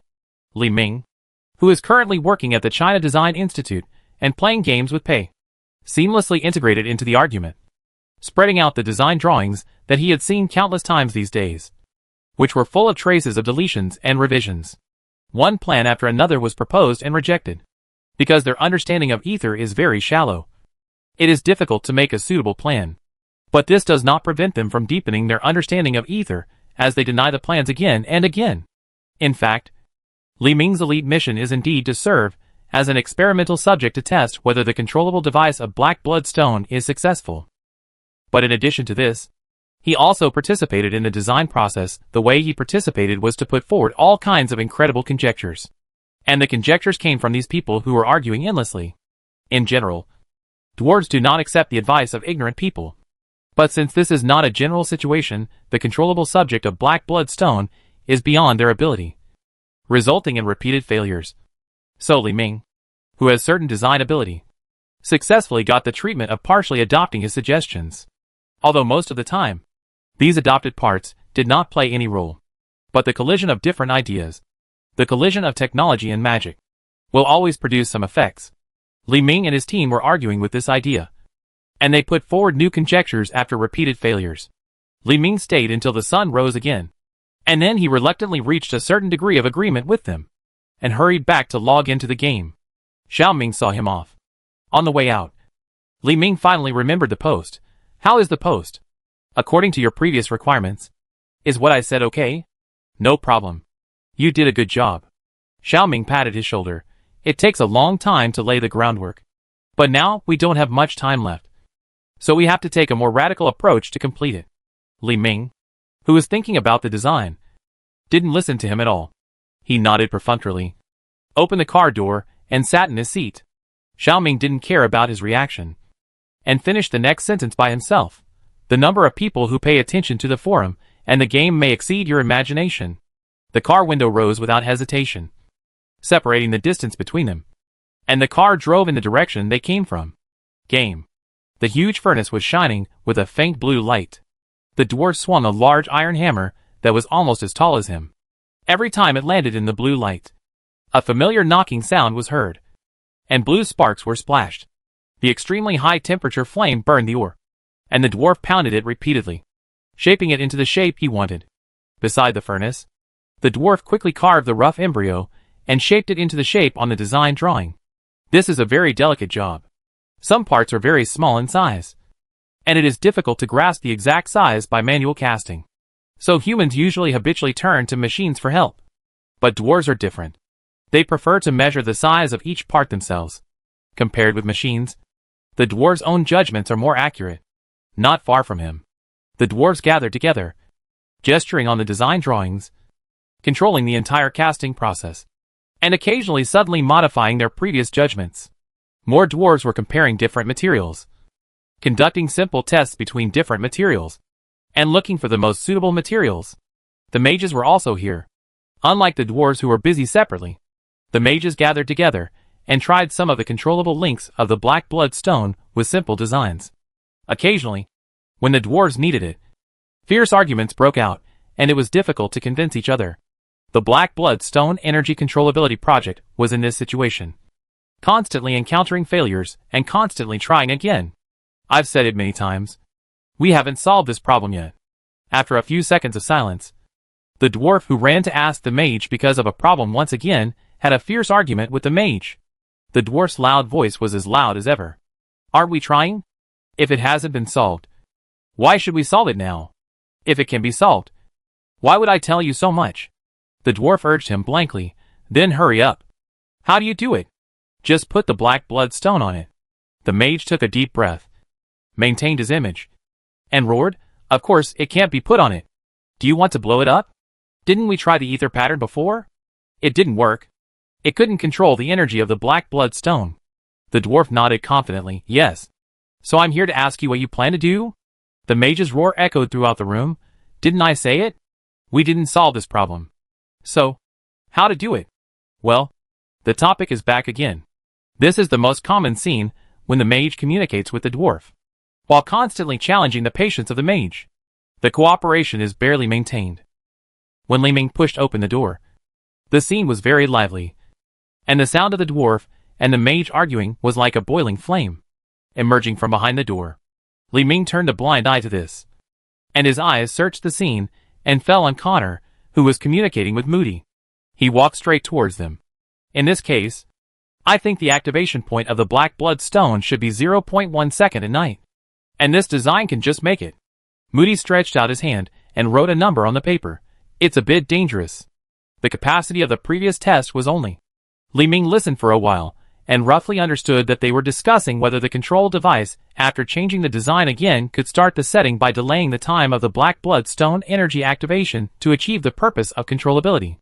After reaching a preliminary consensus, Connor looked up at Li Ming and said without much emotion, You are late. Something delayed me. Li Ming squatted down and looked directly at Connor and said, Has the test started? Fortunately, you are late. Connor said frankly, We rechecked the design drawings and found new problems, so we modified them directly. It will take some time to retest the modified equipment. Connor gestured to the dwarf swinging the hammer. They haven't modified the size of the parts yet. It just so happens that I discussed it with others, and I also have a new idea. Li Ming took out the animal skin and showed the design drawings full of traces of modification to Connor. What do you think of this idea? Use the delayed loop to achieve controllability. Connor glanced at the design and gave a reluctant answer. We have tried the ether circuit before. Have you forgotten the test of 2-03? He said, and looked at Li Ming with a very distrustful look. Remembering these design failure cases is the most basic. Didn't you do your homework? What I mean is, use the ether circuit as a lead to stimulate energy. Remove its other functions.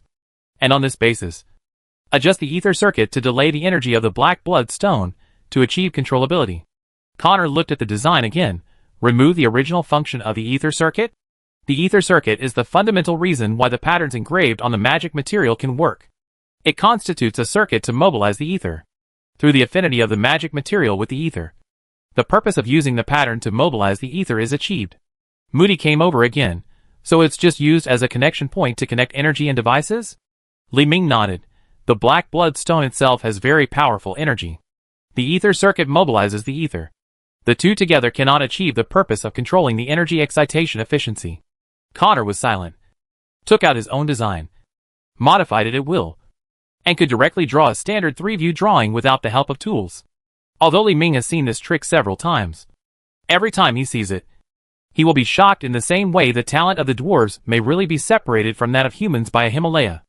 Just like at this moment, after the new proposal came out, Connor directly modified the original setting on the spot, and completed a new design based on the new proposal, as if he was doing it effortlessly.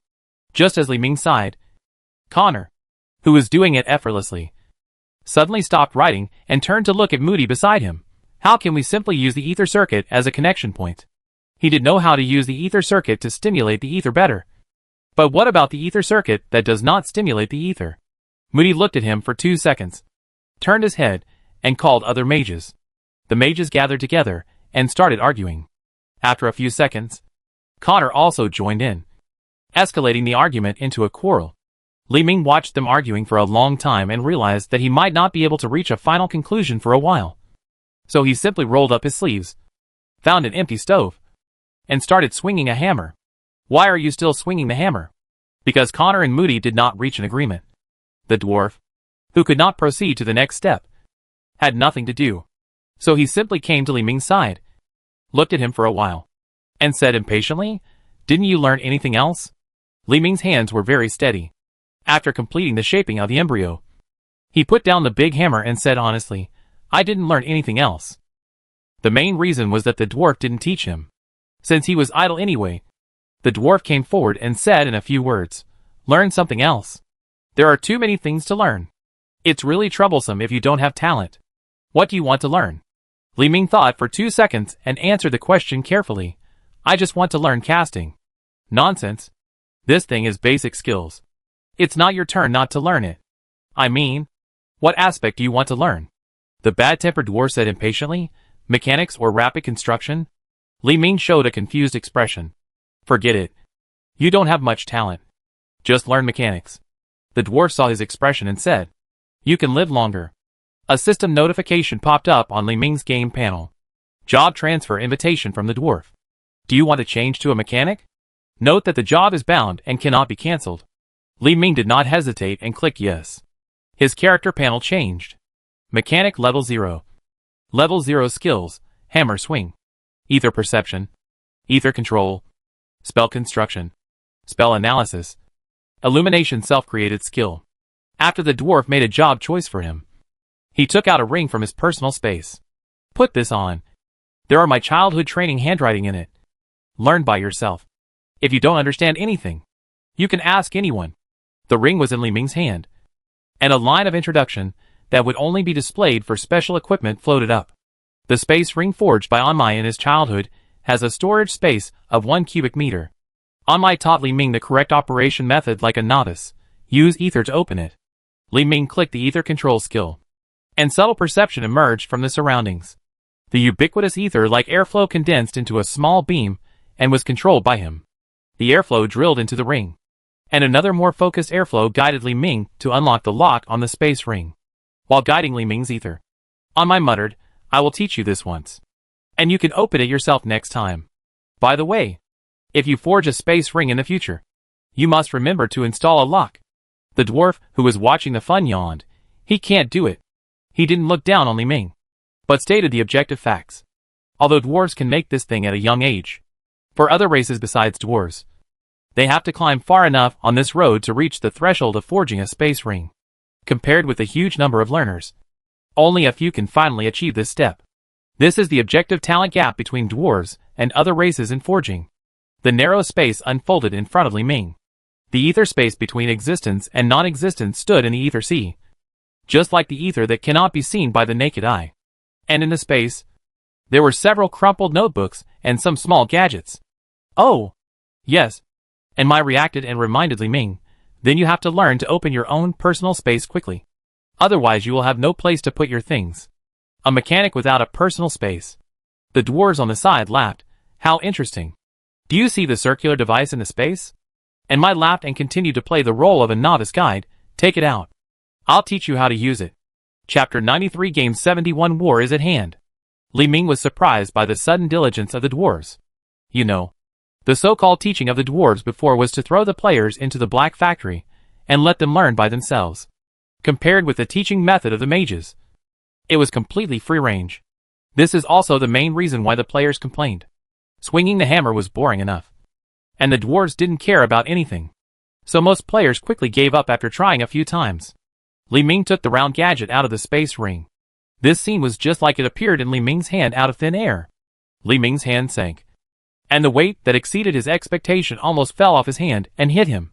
Compared with the area of the palm, its weight is obviously not scientific. But considering that the science of this world has little to do with the earth, Li Ming frankly ignored this point and handed the heavy disc in his hand to Anmai. Anmai took the disc with some nostalgia and waved it towards the other dwarves. "How is it?" the dwarves said one after another. "Crudely made. Poor craftsmanship. Waste of materials. Not very good. How old was I when I made this thing?" Anmai did not refute their evaluation, and said objectively, "It's good to be able to make it like this. Then you are too easily satisfied. I did much better than you back then." Anmai was asking for trouble, and did not argue with them about their childhood craftsmanship. He turned around and continued to say to Li Ming, "Watch this. This is how to play with this thing. He threw the palm-sized, bare, undecorated, solid disc device to the ground. The ether was rippled, and the ordinary disc showed its true face. The disc falling to the ground suddenly stopped, and the sound of mechanical operation came. The disc unfolded from the inside and assembled itself in front of Li Ming. Within a few minutes, it became a pocket aircraft suspended in the air. 2 pocket ammunitions were heavily attached under the aircraft. Li Ming stared at the pocket aircraft in front of him in silence and lost the ability to speak. The dwarves on the side started to make a noise. Your hobbies when you were a child were quite special. This attack mode has a very small lethality. I like another attack mode. Have you set it up? Another dwarf took control from Onmai and started another form of it with familiarity. The pocket aircraft transformed online, and the machinery operated to deconstruct and reassemble. After a while, a pocket humanoid appeared in front of Li Ming. It has limbs and a head, although it has no facial features and more detailed parts. It can be seen that it is a rough humanoid. It makes people miss it so much. The dwarf who controlled it said while using it to attack. The palm of the pocket-shaped humanoid changed, and a faint blue light appeared. The etheric circuit was ready. Boom! With a crisp sound, a small pit sank on the ground a few meters away from Li Ming. This sound attracted the attention of other dwarves. Some dwarves urged the other dwarves around Li Ming, "Stop playing. Come and help quickly." Most of the dwarves around Li Ming dispersed, and Mai laughed and said to the other dwarves, "It's quite nostalgic, isn't it? It's just that this thing is too small, and the frequency of replenishing the etheric circuit is too frequent." Other dwarves sighed, "It's not sustainable and not fast enough." Another dwarf made a fair judgment, "You are asking too much for a toy for training." And Mai turned his head and said to Li Ming, who had been silent for a long time, "This device can be used to exercise the etheric circuit." Halfway through the conversation, and Mai noticed that Li Ming did not respond, and waved to him, "Why are you standing there? Come over. I will teach you how to use it." Li Ming walked to his side, squatted down and listened to Mai chattering on the side. There are 10 attack modes. Attack modes of different powers consume different ether. After using them up, you need to replenish the ether circuit in time to ensure that you can continue to use them next time. By the way, if you become proficient in the future, you can design new attack modes yourself. However, these 10 attack modes correspond to different ether circuits. I guess you can't learn them in a short time. I will teach you the simplest 2 first, and you can learn the others slowly by yourself. And Mai guided Li Ming's ether into the disc. The disc looks ordinary, but the internal structure is so exquisite that it can be called ingenious. It is precisely because of such an exquisite structure inside that it can change between different forms without hindrance. Of course, the exquisite structure also means that the structure is very complex. Countless lines, ether circuits, and mechanical structures are combined to form this heavy disc. If you want it to change into other forms, you must use ether to connect the correct circuit in series to activate it. What the dwarves could learn at a glance became the first problem Li Ming had to face in controlling the disc. Li Ming was so obsessed with learning the endless new knowledge that he didn't notice that a level 1 skill, Activate Machinery, had quietly been added to his skills. Okay, let's try it first. Connor, who had been arguing with Moody for a long time, made the final decision and ended the planning of the new design with this sentence. He passed the new design to the other dwarves. "Try it according to this." This design is interesting. The design was quickly passed among the dwarves and received enthusiastic responses. The idea is very novel. It feels good. The dwarves said this and started casting. Onmai looked at the situation over there, ended this sudden lecture, and prepared to start forging.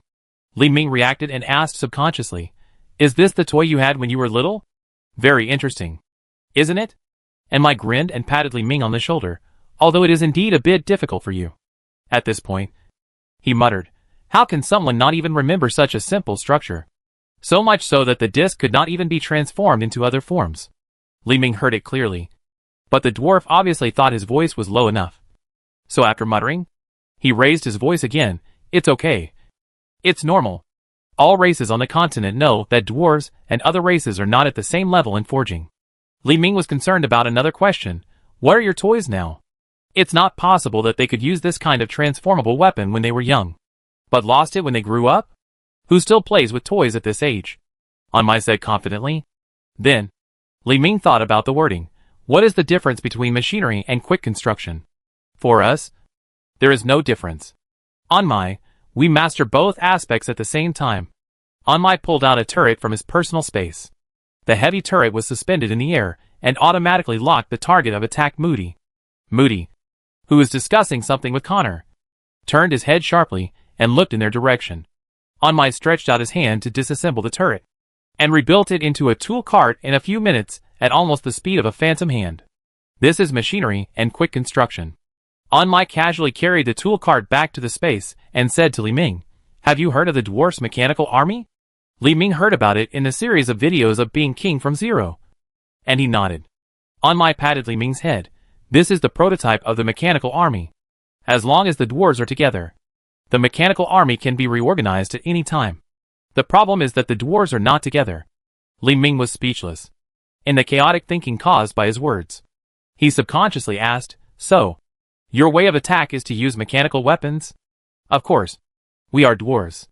Rapid construction can ensure that we maintain the number of mechanical troops on the battlefield. And machinery means literally.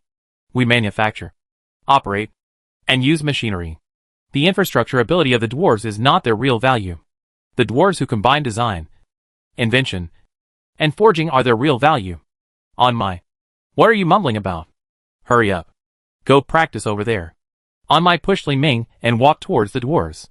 Li Ming looked at the disc in his hand, then looked at the information on the character panel, and fell into a long thought. "Okay, Li Ming. Put the black blood stone in and try it." Connor checked the assembled parts, put it on the open space, and called Li Ming. This is why Li Ming is here. To test whether the design of the cooperation between the dwarves and the wizard is successful. In fact, as an experimental subject, Li Ming has not encountered any real threat so far. It's not because the dwarves' design has never failed, but because the black blood stone will not cause harm to the player even if it gets out of control. The special feature of the kingdom is one of the phenomena caused by the bordering of two worlds, but not assimilation. NPCs and players are immune to the attack of black blood stones. Li Ming picked up the ordinary black blood stone, squatted down, and glanced at Connor. For safety reasons, in order to avoid the danger caused by test failure, everyone stayed away, and Connor remotely instructed Li Ming's next move. "There is a groove on this part. Put the black blood stone in first." Li Ming put the black blood stone into the open groove step by step. Press down. There is an automatically closed lid next to it. Check whether it is closed. Click. With a crisp sound, the lid closed, tightly confining the black blood stone in the groove. "Closed," Li Ming shouted at the top of his voice. Then install the part on the simulator. Li Ming picked up the part with the black blood stone installed and repeated the installation process he had done many times before. The main problem that has not been solved is the black blood stone energy part. Apart from this, the other designs of the suspension train have been completed. The simulator is a device that is used to test whether the black blood stone energy is controllable after the other parts are reduced several times. In contrast, this energy control device has also been reduced several times, reducing the energy released each time the black blood stone is activated as much as possible, and minimizing the danger after failure. Of course, this did not play any role. The last failure directly blew up the entire open space. If the mages had not reacted in time, even the dwarves and mages standing far away would have been affected. The overly surging energy of the black blood stone is enough to create an amazing disaster scene when it is out of control. Li Ming installed the parts in a familiar way and turned his head to look at Connor, who was standing far away. "Everyone pay attention," Connor said in a hoarse voice. Li Ming starts the device. Li Ming took 2 steps forward and walked to the start button at the front of the simulator. He looked back at the dwarves again, making sure that they had retreated far enough, and then took a deep breath and pressed the switch. The switch was turned on. The machine made a sound, and the first part began to quickly spread etheric fluctuations, turning on the entire machine and interacting with the energy core where the black blood stone was located at the back. Li Ming watched the ether line extending rapidly, and the light representing the normal operation of a certain part lit up as the ether extended smoothly, starting from the driving part and spreading all the way to the core energy installed under the vehicle. Li Ming had seen the scene too many times. The light went out in the middle and then exploded. The violent etheric fluctuations swept across the entire flat ground. A disaster that was completely unsurvivable. But this time, the light flashed for 2 seconds in the middle, where the energy core was located. and it seemed that it would go out in the next second. After everyone who witnessed this scene was relieved, it slowly lit up again, indicating that the light was operating normally for the first time, igniting the second half of the area, and smoothly lighting up the entire simulator. After a slight roar, the simulator floated up, started to operate at a very low speed, slowly accelerated, and with a bang, it completely fell apart in front of Li Ming. Success? Counting the time, the dwarf, who did not wait for the explosion, confirmed the success of the design plan and celebrated happily.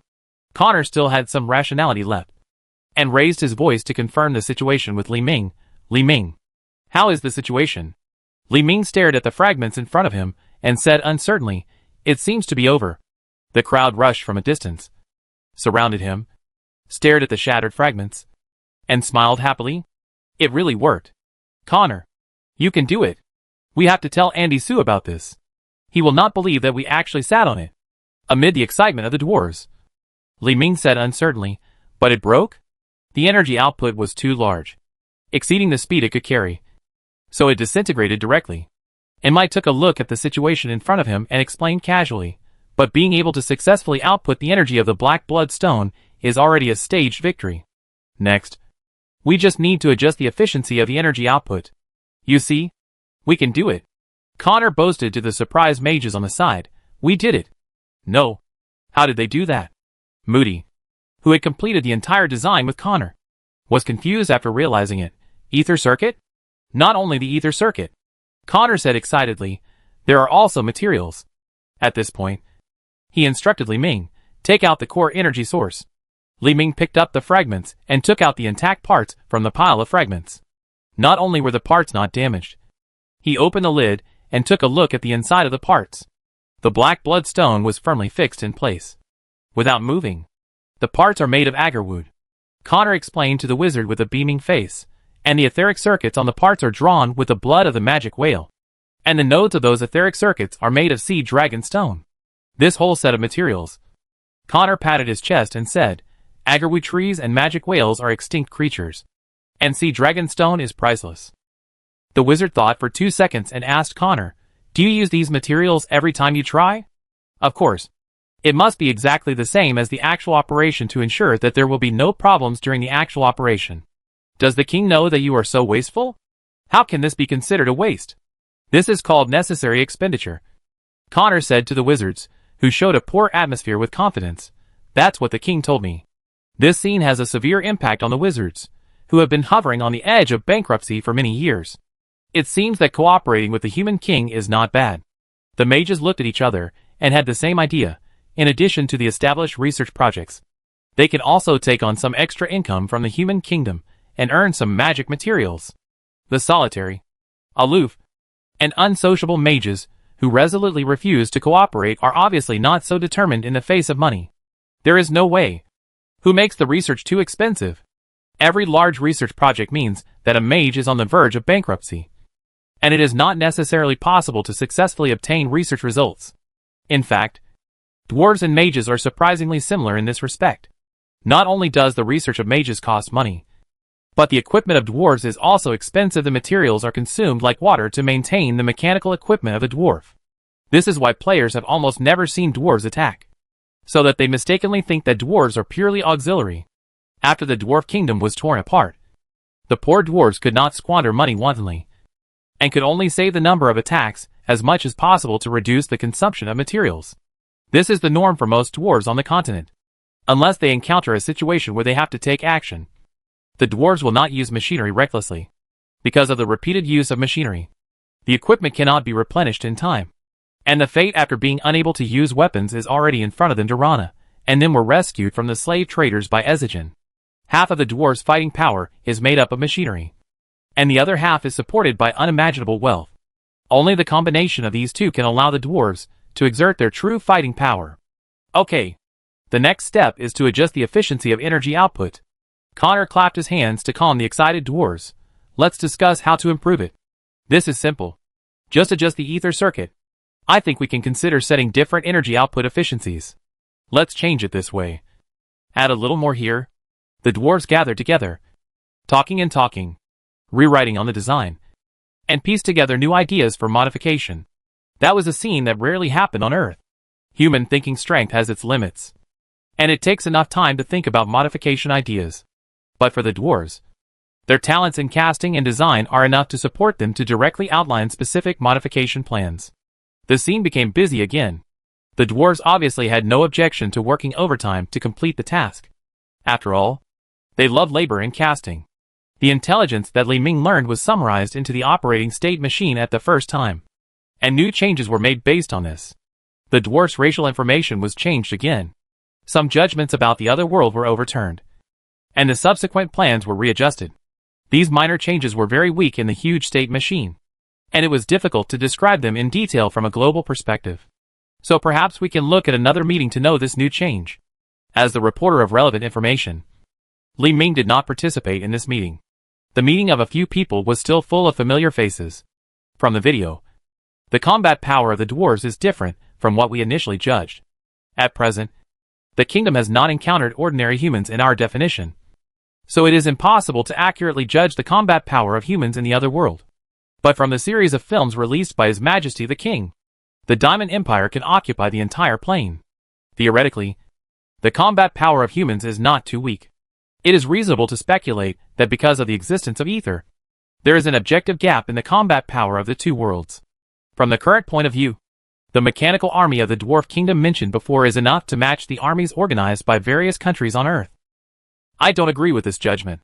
From the point of view that the dwarves mentioned in the video, that this is just a toy for children. I fully suspect that the strength of the mechanical army may exceed our imagination. In other words, the strength of the dwarves, the lowest fighting race we know of, can cause a devastating blow to various countries on Earth? The premise is that the mechanical army of the dwarves reappears. From the current point of view, this possibility is very small. At present, there is no sign that the Earth has contacted the other world, and the universe has not changed. The only change that is ongoing is the controllable growth of the ether content. In other words, the conclusion of the observation station is that the Earth will not border the other world. Based on the current situation, it should not. Some people really breathed a sigh of relief. The more you understand the other world, the more clearly you will perceive the gap in strength between the Earth and the other side. If the two worlds meet at the physical level, it will definitely be a devastating disaster for the Earth. His Majesty the King said before that he has saved the world. He Xianwen said, if that's what you mean, then it's true. This is not the topic of today's meeting. Someone brought the topic back. The question is, what effect will the change in the strength of the dwarves have? Will the strength of the kingdom increase? Or will there be no effect? What has changed is not the strength of the dwarves, but our perception of the strength of the dwarves. But in fact, the strength of the dwarves has never changed. So I think nothing will change for the other world. There is a word that has always been closely associated with the dwarves: the unification of the dwarven kingdom. The dwarves have never given up on reuniting the dwarven kingdom.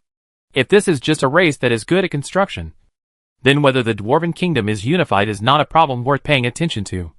But if this race also means a mechanical army, the nature of the problem has completely changed. So, what is more important now is, what are the dwarves going to do next? There are problems with our judgment of the development of the kingdom. The atmosphere of the meeting gradually became serious, and in the conversation between you and me, the final conclusion of this meeting was integrated. War is imminent.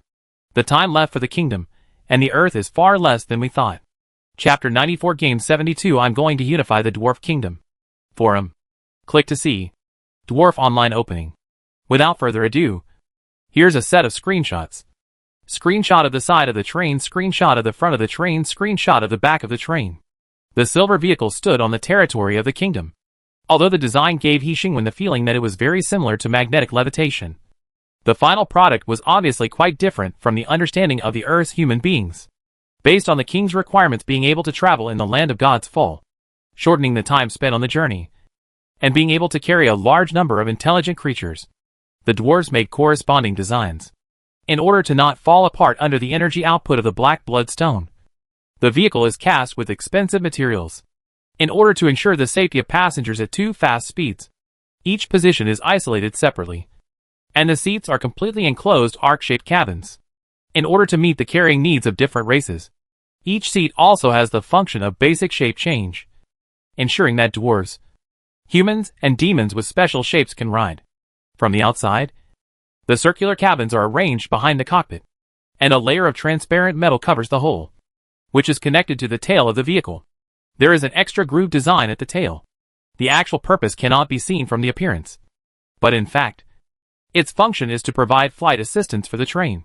Yes, although the original design drawing is a suspended vehicle, the vehicles built by the dwarves are never adapted to only one type of terrain. As the most outstanding engineers, the dwarves' consideration of design is often beyond imagination. It seems like I am not watching the same train as the OP. This is a movie-like quality. However, the reality is screenshot of people's backs squeezed together, screenshot of only one layer of glass hidden by the dense crowd. The players were naturally attracted by the new things, especially when this means of transportation was dozens of meters long and suddenly appeared. The players called their friends and surrounded the train. The players who came a step later could not squeeze in. This thing has no wheels? The appearance looks a bit strange. Is this really a means of transportation? These fully enclosed cabins look a bit creepy. Why is there a layer of transparent glass on it? What is it for? The cockpit is covered tightly. Is there anyone inside? What are the dwarves waiting for? Why haven't they started yet? Brothers in the back, don't squeeze. There is no room in the front.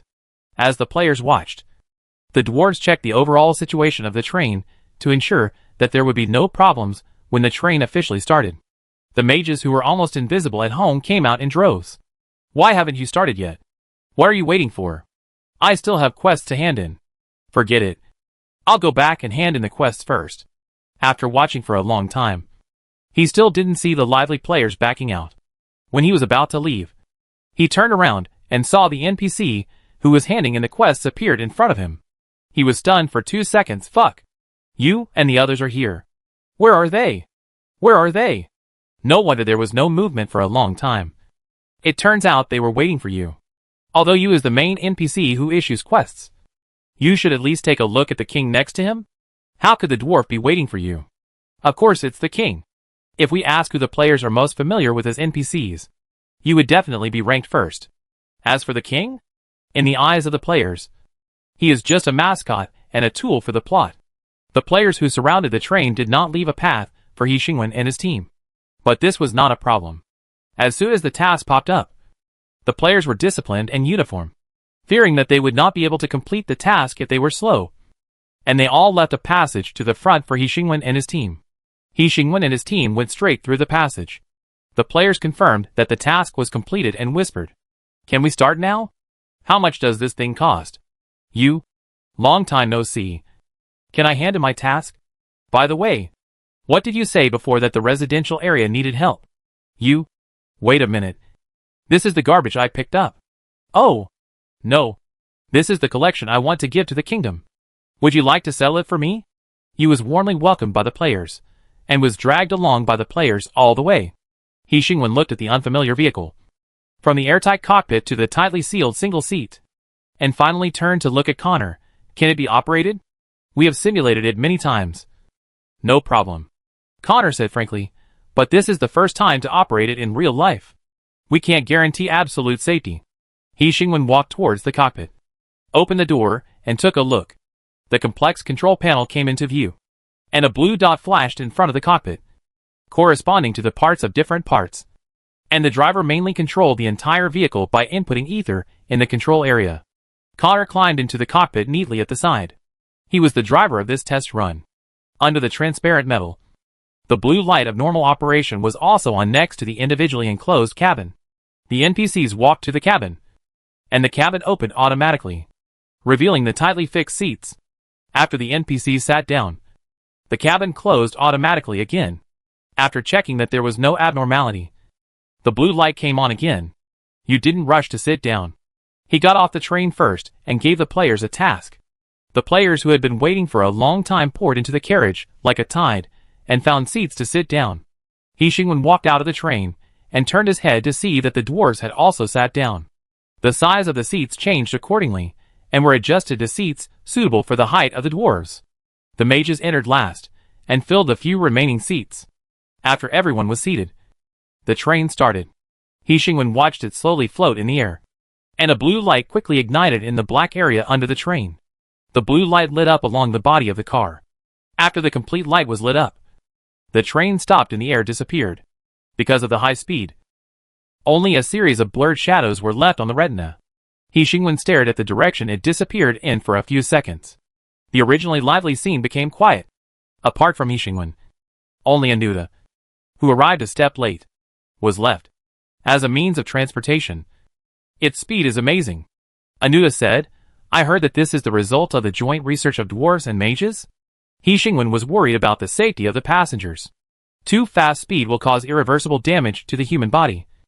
And the speed of the train just now exceeded the definition of too fast in any way. To be precise, shortening a journey that takes more than 2 days to more than 10 minutes itself means that its speed needs to exceed imagination. Anuda did not get a response from the king, and continued, with the talent of the dwarves, they still need to cooperate with the wizards. They should have delved into the field they don't understand. He guessed, ether? He Xingwen glanced at Anuda. If this is an insignificant news, then you will not know nothing about it. Because it is a secret. So we know nothing at this moment. Anuda was not surprised by this. There are as many miracles in the kingdom as there are corresponding secrets. Most of them have no answers. Then let's talk about business. Without receiving an invitation, Ezigen, who came here after hearing the news, straightened his clothes and got straight to the point. Does the kingdom sell this means of transportation? As expected of Ezigen, he always runs at the forefront of interests. But unfortunately, the so-called secret is an existence that can neither be known nor sold. Compared with the importance of the kingdom's outward expansion and the controllable black blood stone energy, the former is not at the same level as the latter. This world has never lacked ambitious people, and people are accustomed to it. But new energy, the world will always lack energy. Not for sale. He Xingwen rejected him flatly. No relevant maps will be provided either. Anuda swallowed the words he was about to say, thought for 2 seconds, and said, I understand. Ezigen respects your choice. He looked at the time and naturally changed the subject. Its appearance seems to be the choice you made to strengthen your connection with the mainland. He looked at He Xingwen's expression and asked, have you begun to be interested in exploring the world outside the land of God's fall? To be precise, my people can't wait. He Xingwen found a seat and chatted with him while waiting for the train to return. For them, this journey is too long. I have never seen a king who is as willing to meet the needs of his people as you are. To be precise, he has never seen such disorderly, reverent people who are keen to make various demands on the king. If it weren't for the performance of other humans, which made him confirm that the king's rule over the kingdom was as strong as before, he almost doubted whether this was the kingdom system he knew. Regardless of the race, the kingdom system undoubtedly reflects the king's uniqueness. Even the most rugged dwarves, when the dwarf kingdom still existed, the dwarf king had enough authority over the kingdom. He Xingwen, then you have seen it now. He Xingwen's reply caused a brief silence for a few seconds, and Anuda tried to find a new topic, but this is indeed very necessary. After all, for transportation, this road is also very long. Speaking of this, Anuda remembered another thing, the dwarves over the mine. He didn't finish his words, and the long-awaited train arrived in time and interrupted him. The speed of the train slowly decreased, from moving to static, and stopped at the original position. After the train stopped, the sealed cabin opened at the same time, revealing the passengers below. The players were not in a hurry to leave, and they fainted for a while on the spot. After they recovered, they exchanged their impressions of the first ride. This speed is a bit fast, and I feel like I want to vomit but can't. The planner is too real. In terms of physical reactions, this game is always very realistic, compared to the speed of this means of transportation. Just wanting to vomit is a normal reaction. It really took more than 10 minutes to get outside the gods' falling land? I thought you were bragging. Isn't this the speed of light? That's not the case. If it's the speed of light, it's too far beyond the scientific definition. First of all, the safety of passengers cannot be guaranteed by such a device. This game is not scientific. But you are right. What is the material of this cabin? Once it is covered, it is pitch black, and you can only hear the sound of the wind. The players gathered in front of their seats to study the internal structure. The NPC, the wizard, and the dwarf left the train.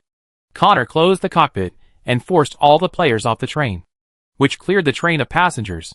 The test run was a perfect success. Connor reported this first, and then said, we just met Andy Sue on the road. I will pick them up again. Andy Sue Jean? He Xingwen did not receive the news that he was coming back from the top of the mountains. And Isa Jin returned to the kingdom exhausted and went to see the king first. Why did you come back so suddenly? He Xingwen, how is the situation at the top of the mountains? And Isa Jin, the mining of the veins is going smoothly. And the removal of mutant creatures near the meteorite veins is also being promoted by the team led by Tuar Jin. He Xingwen continued to ask, how does the train feel? No big problem. The safety measures are in place. As for the design problems. And Isa Jin thought about the king's question for 2 seconds before reacting. I came back because I have something to tell you. He Xingwen poured in Isa Jin a glass of wine. This wine was brought from Anuta before. Don't worry. Take your time. He Xingwen put down the bottle. What's the matter? I'm going to unify the dwarf kingdom. This unexpected statement. He Xingwen put down the glass and confirmed with Ndisu. What did you say? Ndisu repeated. I'm going to unify the dwarf kingdom. I remember you firmly rejected the dwarf's proposal before. At this point, He Xingwen reacted. Did the dwarf on the top of the mountains convince you? Based on Ndisu's previous firm attitude, it was not an easy task to convince him to change his mind. Ndisa Jin was about to answer the king's question. But He Xingwen had already finished his brief sigh and responded, Then I wish you success. Ndisa Jin swallowed the words he had been thinking about all the way. Don't you have anything else to say? He Xingwen thought for 2 seconds. My promise is still valid. And the kingdom stands behind every citizen. He picked up the wine glass and clinked it with Ndisu. You can ask the kingdom for help at any time. Ndisa clinked his glass with him in a daze. Drank it in one gulp. And then reacted, You. He doesn't look surprised at all. No. I'm still a little surprised. He Xingwen took a sip of wine and confessed. You made this decision much earlier than I thought. Under Ndisu's gaze, He Xingwen continued, I'm not sure if the kingdom is ready. This development is exactly what Ndisu Jin expected for this conversation, the uncertainty caused by the sudden choice. The hesitation of various factors mixed together. And the need to reach a consensus through dialogue. This should have been a long conversation. But the king's reaction was beyond his expectations. He had almost no hesitation or delay. But this will never be ready.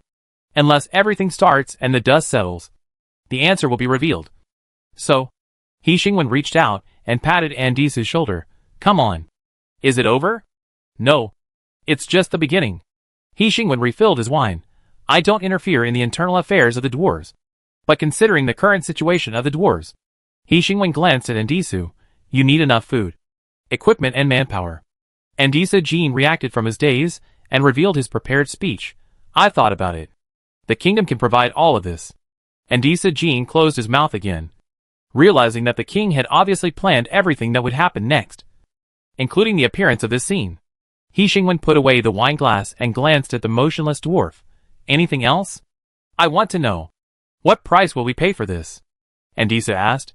He Xingwen paused, looking past Ndisu at the world map hanging behind him. You should ask yourself this question. He Xingwen said calmly. What can you give me? What can the dwarves bring to the human king? Ndisu thought about the answer to this question. It was not a difficult question to answer. There were too many corresponding answers. But He Xingwen interrupted the many thoughts that emerged in his mind. You have enough time to think about the answer to this question. I am not in a hurry. He Xingwen glanced at the door. And Jin's figure flashed. Realizing that the conversation between the king and Ndisu was still going on, he retreated again. Jin came back with Ndisu with the team that transported the pure crystal ore. Ndisu, the dwarves trust you. And the kingdom trusts you as well. He Xingwen said something that made people feel stressed without knowing it. So, do you have anything else to say? He gestured to the door. Jin is still waiting for me. Ndisu turned his head and looked at Jin standing at the door. Ndisu had a lot to say. And he only used half of the words he had prepared on the way. The whole conversation seemed to be dominated by the king instead of him, who made the sudden decision. Ndisu was silent for a moment, then stood up and walked towards the door silently. I will communicate with you about the follow-up plan later. He Xingwen looked at the long string of characters on his retina and wanted to tell him that if Ndisu needed it, he could actually tell him the follow-up plan directly. However, considering the other party's psychological endurance and unnecessary suspicion between intelligent creatures, He Xingwen finally said nothing. The system announced calmly, everything has officially begun. When many people recall the turning point in their lives, they will be surprised to find that it was just a choice that was not recognized as important at the time. until everything is settled and they look back again. They will realize that their life trajectory has changed at that time and has gone in another direction. And now is that moment for Andy Su and for the world. Of course, for He Xingwen, it is different. The system had already spoiled him 800 years ago. By the way, the system even spoiled the ending. The kingdom stands in another world, ruling half of the continent. Why not the entire continent? When hearing this ending, He Xingwen subconsciously asked back, the kingdom cannot conquer the entire continent? Because it is not a good choice for the earth to assimilate the other world in turn. System, maintaining the balance between the two worlds is the only correct answer. Every time I see you confidently speculate about the future, I will think of that question again. He Xingwen, why did I fail in the parallel world? Among all the known factors, there are unknown factors that I don't know yet. The system has calculated countless times, so it can calmly give the answer at this moment. This unknown factor causes the future to deviate from my calculation. Unknown factors that you don't know? He Xingwen thought about the existence that is unknown to the system. Then aren't we walking on the same dangerous road? After all, for you, that unknown factor is still unknown. The system is as confident as ever, as if everything cannot escape his guess. So, have you seen the future these days? He Xingwen paused for 2 seconds before remembering what the system was talking about future. At first, He Xingwen told the system that he could predict the future. But later the system explained to him that this was not the future, but something that had already happened in another parallel time and space. When He Xingwen was busy with the holographic game, the so-called predicting the future had long been thrown behind his mind. No, it will happen. When it should appear. When everything goes back to the old way, you will see the future. It sounds like you have come to a conclusion about why I can predict the future. System, sometimes, the reason why we can see the future is because we hope to change it. Chapter 95 Game 73. As soon as Andy Su Jean left, Jean walked into the meeting room. He Xingwen asked while cleaning the table, why did you come back suddenly? He glanced at Jean. How is the situation over there? Everything is normal, and mining is in progress. Jean stood still and said, Aji Jean is very restrained. The organization and discipline of the 321 team mining the mine are excellent. There is no conflict between the two sides. Sit down. After cleaning the table, He Xing handed the remaining half bottle of wine to Jean, and gestured to the chair opposite. Then what happened that made you come back suddenly? Toward Jean, and I went to the depths of the meteorite gold mine to check the situation. The creatures inside are almost completely mutated and very dangerous. Jean sat down and said, Tor Jean went to the end of the passage to check the situation. The innermost part is an unknown device installed by the dwarves. It has been a while. The machinery is full of dangerous mutant creatures. Tor Jean didn't find a place to start, so he didn't move. Even Tor Jean didn't dare to move. It was really dangerous. Jean continued, after Andisa came back from talking with the natives on the top of the mountains. He suggested that we should not go deeper and develop the meteorite gold mine from another direction. Tor Jean went to open another road and found another passage in the opposite direction. At the end of the road, there were still dwarf devices. The similarity was that these passages were full of mutant creatures. Jean, I think there is a connection between the two. Are you saying that the appearance of mutant creatures is related to these unknown devices installed by the dwarves? He Xingwen, but the appearance of mutant creatures looks more like a sign before the destruction of the world. Jean knew nothing about this inference, and he was a little confused. The dwarves have distributed these devices in many places on the top of the mountains. Such a wide installation area should not be just ordinary devices. Is this a coincidence? Jean, there are a large number of mutant creatures distributed in each channel, and they should be connected. The biological mutations in other areas are obviously not as bad as the top of the mountains. At present, the mutant creatures have almost no lethality outside the top of the mountains. Only the mutation inside the top of the mountains is particularly serious. Jean was a little worried. I don't know the specific purpose of these devices, but it seems to have produced side effects. Side effects. He Xingwen read the word again. Thinking, I will talk to the dwarves. After Jean left, Anuta came at the invitation, so He Xingwen is really busy. Anuta glanced at the empty table, took out some snacks, set up afternoon tea, poured tea for He Xingwen, and casually said, Andisa called the dwarves over for a meeting, and the atmosphere was quite lively. After he tried this, He Xingwen told him the decision Andisu had told him before. He probably has to go to the Qiuyuan tribe, the Dongyuli family, and the dwarf elders group later. Anuda stopped pouring tea and looked at He Xingwen. He Xingwen nodded at him. Confirmed the guess that emerged in his mind. He plans to start unifying the dwarf kingdom. Anuda put down the teapot in his hand. Why so sudden? I mean, is he going to start a war like this? This matter is still a secret for now. He Xingwen picked up the teapot and poured tea for him while saying, I tell you because even if I don't say it, you will soon be able to confirm this from various channels.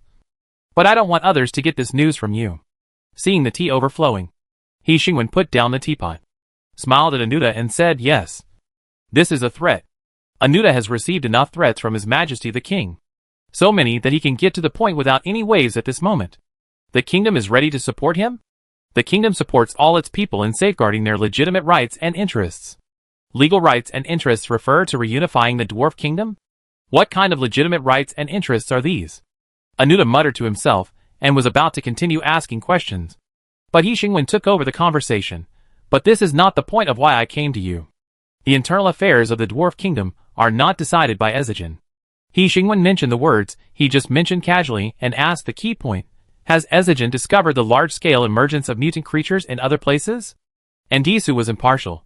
This is information with a clear price tag. Deduct from the profit of the mine. Ezijin has conducted surveys in the Neva Mountains, Neva Plains, Beast God Wilderness and South China Sea, and has not yet found the same situation as the top of the mountains.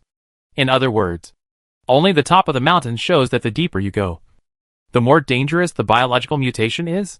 We haven't completed the survey of other areas yet, so we can't draw any conclusions yet. He Xingwen thought for a few seconds. I'll let the mages go with you. They are more familiar with the ether and may make new discoveries. Anuda said tactfully, the mages are very withdrawn, and I'm afraid they won't be willing to. He Xingwen interrupted him. I'll consider this factor. Anuda closed his mouth and was silent for a few seconds, thinking of the shocking news just now. He spoke again. Perhaps we can let Ezijin act as a middleman to avoid escalation? Do you think you can unify the dwarf kingdom through dialogue and negotiation? That was obviously wishful thinking. I still think this decision is very hasty. As far as I know, the conversation between the dwarf and you only lasted for more than 10 minutes. Anuda tried to persuade the king to give up this dangerous idea. The current territory of the kingdom is not enough to accommodate so many dwarves. Right? This is Andisu's decision. He Xingwen, I don't interfere in the internal affairs of the dwarves. If the human king does not intend to provide sufficient resources and support, Andisu's idea alone will obviously not make Ezijin have any ideas. The dwarves' obsession with unifying the dwarf kingdom is not the first time. For thousands of years, they have been like this, clinging to the glory of the past. But the situation has not changed with these obsessions for thousands of years. The ideas of a dwarf, or even a group of dwarves, are meaningless. The participation of the kingdom as a supporter gave Andisu's decision extraordinary significance. You are provoking a war that may spread to the entire continent. Does the kingdom seem to be afraid of a war? Anuda, the mages don't like war. If it was before the research on the train was completed, maybe they would have insisted on this. But now? He Xingwen, I will help you confirm this with them. Anuda confirmed the king's determination and hurried away to communicate the latest information with Ezijin. On the other side, Andisu ended the brief conversation with the dwarves because there was nothing to talk about. The dwarves had no worries at all except for their unhesitating support and the excitement of this decision. In short, when the dwarves celebrated that Andisa had finally figured it out, Andisa left the kingdom alone to visit the three largest dwarf forces after the dwarf kingdom split the Choyuan tribe, the Dongyuli family, and the dwarf elders. The dwarf elders are where Andisa Jin grew up, and where he was eventually exiled. It is composed of dozens of elders as a decision-making body, blessing and supporting this dwarf force. The Elders' Council evolved from the Elders' Council of the Dwarf Kingdom, as elders respected by the Dwarf King. They would provide the Dwarf King with advice on decision-making and organize large-scale activities such as furnace opening. They have a very special status among the dwarves. The existence of the Elders' Council means that this dwarf force is very conservative. The elders lack the spirit of forging ahead. Over a long period of time, they gradually become satisfied with the current situation. But Andisa Jin was not satisfied. His voice rang from the Dwarf Elders' Council to the ears of all the dwarves, setting off a wave of war factions. In this case, the conservative Dwarf Elders' Council collided with the young and radical dwarf thinking. After Andisa's prestige became higher and higher, the Elders' Council made the final choice. in order to prevent the recklessness of the young dwarves from bringing devastating disasters to the dwarves. They voted to exile Andisu, announcing the death of this young, radical and restless war leader. Andisu stepped over the familiar spatial fluctuations and recalled his initial feelings about it. He had been angry, and then burned with passion, trying to extinguish the anger. But he failed because weak individuals cannot stir up storms. After being exiled, when he entered the land of God's fall and waited for death, the blazing anger suddenly calmed down. No matter how much anger burns, it can't beat the impending death. He was not surprised by the choice of the elders. They were not bad people. It was obviously stupid to define political behavior with pure good and bad. Political behavior is determined by the position they stand in, not their character. The choice of the dwarf elders and his choice are both based on the same point: to preserve the dwarves. It's just that due to different positions, they started from the same starting point, but got completely opposite conclusions. Andisu Jean stepped out of the black hole. The moment he appeared in the sphere of influence of the dwarf elders, countless ether fluctuations began to brew, preparing to attack the uninvited visitors. Andisu was familiar with all this. He grew up here and had walked through every part of this fortress, including the arrangements for defending against outsiders. But before he could do anything, the ether fluctuations stopped on their own. Andisu? The Watcher emerged from the darkness and said in surprise, "You are back." Andisu was familiar with not only this fortress, but also every dwarf here. Andisu Jean took his hand back, and like every time before, he taught the other party a lesson for his mistake. How can you stop the defensive spell? What if you let the invader run away? You're really back. The other party didn't care about what he said. He ran to Andisu Jean and said excitedly, "I knew you would be fine." His eyes shone with the familiar light of Andisu. "Andisu, everyone is waiting for you. Wait for me." Andisu said as he walked, "What are you waiting for me for?" "Wait for you to come back and lead us to prepare for war." The young dwarf didn't ask him why he came at all, and followed him and said repeatedly, "Do you know that a strange kingdom appeared in the land of God's fall? Andisu? You're back? Andisu." Sentences of shouting came from the mouths of every dwarf who met Andisu, and almost without any surprise, every dwarf came to Andisu with joy and said something repeatedly. In such a short distance from the entrance to the meeting hall of the elders, Andisu was surrounded by a circle of dwarves, following him like a star, and no dwarf showed the necessary vigilance. With their reaction, there was no need for a war, and Andisu could complete the task of taking down the dwarf elders alone. Of course, this was not the purpose of Andisu's coming here. There may be conflicts between dwarves, but dwarves will never deceive dwarves. It was in this situation that Andisu met the first elder. Demandla came out for routine patrol and happened to run into the scene. He squinted his eyes and looked at the figures in the crowd for a long time, a little unbelievable, until the other dwarves stopped one by one, as if they finally realized that something was wrong, and stood between Andisu and Demandla without saying a word. "Andisu?" Demandla leaned on his cane, still not understanding why Andisu, who they had already believed to be dead, suddenly appeared. "Elder Demandla." Andisu nodded at him. "You?" After Demandla said a word, he suddenly reacted and took 2 steps towards Andisu. "Why did you come back? Go quickly. Don't let anyone see you." Demandla warned the dwarves around him. "You didn't see anything. I came to the elders for something." Andisu said, "Where are the other elders?" Demandla lowered his voice and said, "What made you come back? Do you want to be exiled again? Even for the dwarves, Nolan will not show mercy." Andisu glanced at the direction behind Demandla. "I know." "Andisu?" Another dwarf walked past Demandla quickly, frowning. "You are not dead." Andisu greeted him. "Long time no see, Elder Nolan. It is impossible to come back alive after being exiled to the land of God's fall." Nolan stared at Andisu for a few seconds, and suddenly said, "You betrayed the dwarves?" "Elder," the other dwarves said almost in unison. "Nolan." Demandla also called his name, expressing his dissatisfaction with his excessive speculation. Nolan was indifferent and stared at Andisu. No. Andisu did not think that he had betrayed the dwarf kingdom by joining the kingdom, and he frankly denied Nolan's speculation. Nolan's serious expression relaxed a little, and continued to ask, "Then how did you survive from the land of God's fall?" Andisu Jean said directly, "A human kingdom appeared in the land of God's fall." When the other dwarves were at a loss, Nolan was the first to react. They exempted the curse of the God-fall land. His expression became serious again. Since you have avoided death, you should take advantage of this luck and disappear instead of coming back here again. Nolan looked at the young dwarf. There is no place for you here anymore. I know. Andisu was very calm. Elder Nolan, I have never given up my original idea. Nolan knew this very well. If Andisu was willing to compromise and listen to their advice, things would not have developed to the point of exiling him. But after exiling him, whether Andisu's ideas changed or not was no longer relevant to them. At least, that's what Nolan thought at the moment. So, I came back here again.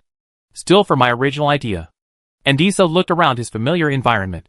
From the time he was born to the time he was exiled to the time he stood on this land again. Everything here seemed to have never changed. Solidified 1,000 years ago.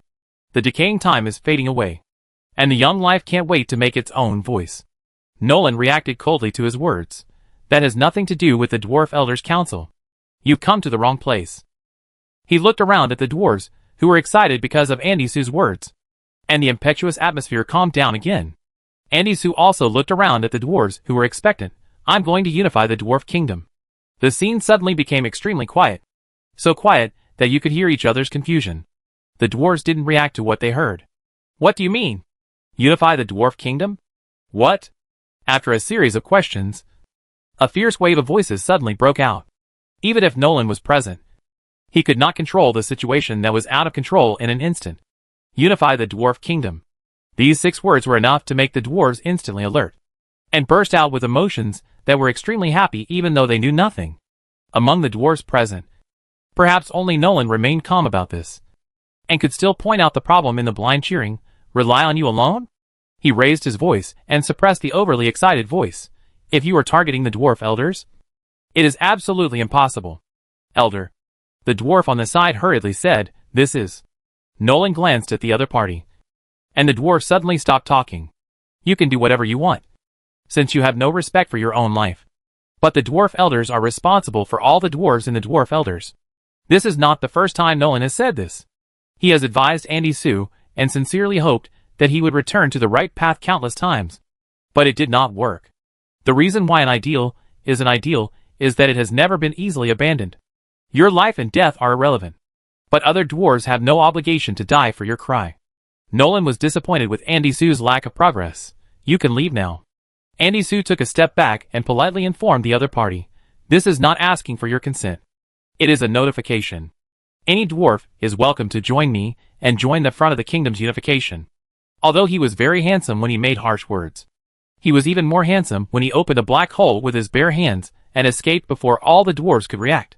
After Andisu disappeared quickly through space teleportation, all the dwarves on the spot looked at each other blankly, and finally cast their eyes on Elder Nolan. Nolan glared at them with a serious expression, and said to Damanru, call the other elders to come and hold an emergency meeting. Nolan took a few steps towards the council hall, and suddenly turned his head to look at the dwarves behind him, who were mixed with excitement, confusion and excitement, and realized something. No one is allowed to support Andisu. Damanru, immediately monitor the ether reaction of space teleportation for me. After Nolan left the scene with a serious expression, the remaining dwarves began to whisper. Is it what I thought? Andisu wants to start a war? He wants to unify the dwarf kingdom. That should be difficult to do. Right? Then we should support him even more. But Elder Nolan, he also exiled Andisu. Are we going to find Andisu? As always, the dwarves who were a little bit stupid didn't realize the meaning of the declaration of war in Andisu's words. They were just extremely excited about the news of the unification of the dwarf kingdom. This is the scar that lies in the hearts of all dwarves, and the dream that all dwarves are obsessed with unifying the dwarf kingdom. It is obviously too much for the dwarves to rationally think about the ins and outs, sort out the interests, and distinguish the current situation.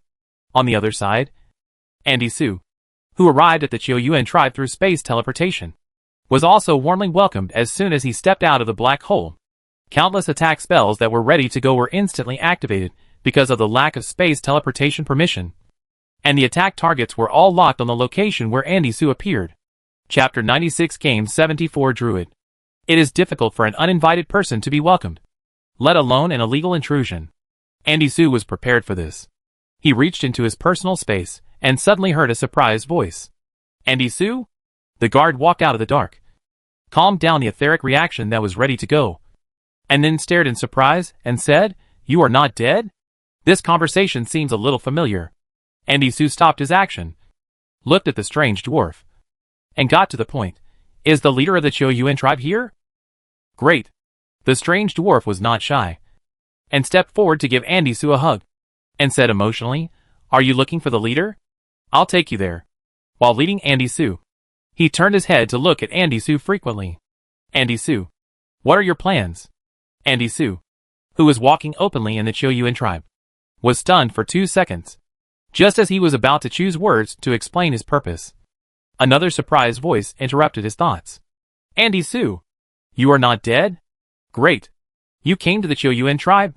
But after a short distance, they were surrounded by dwarves.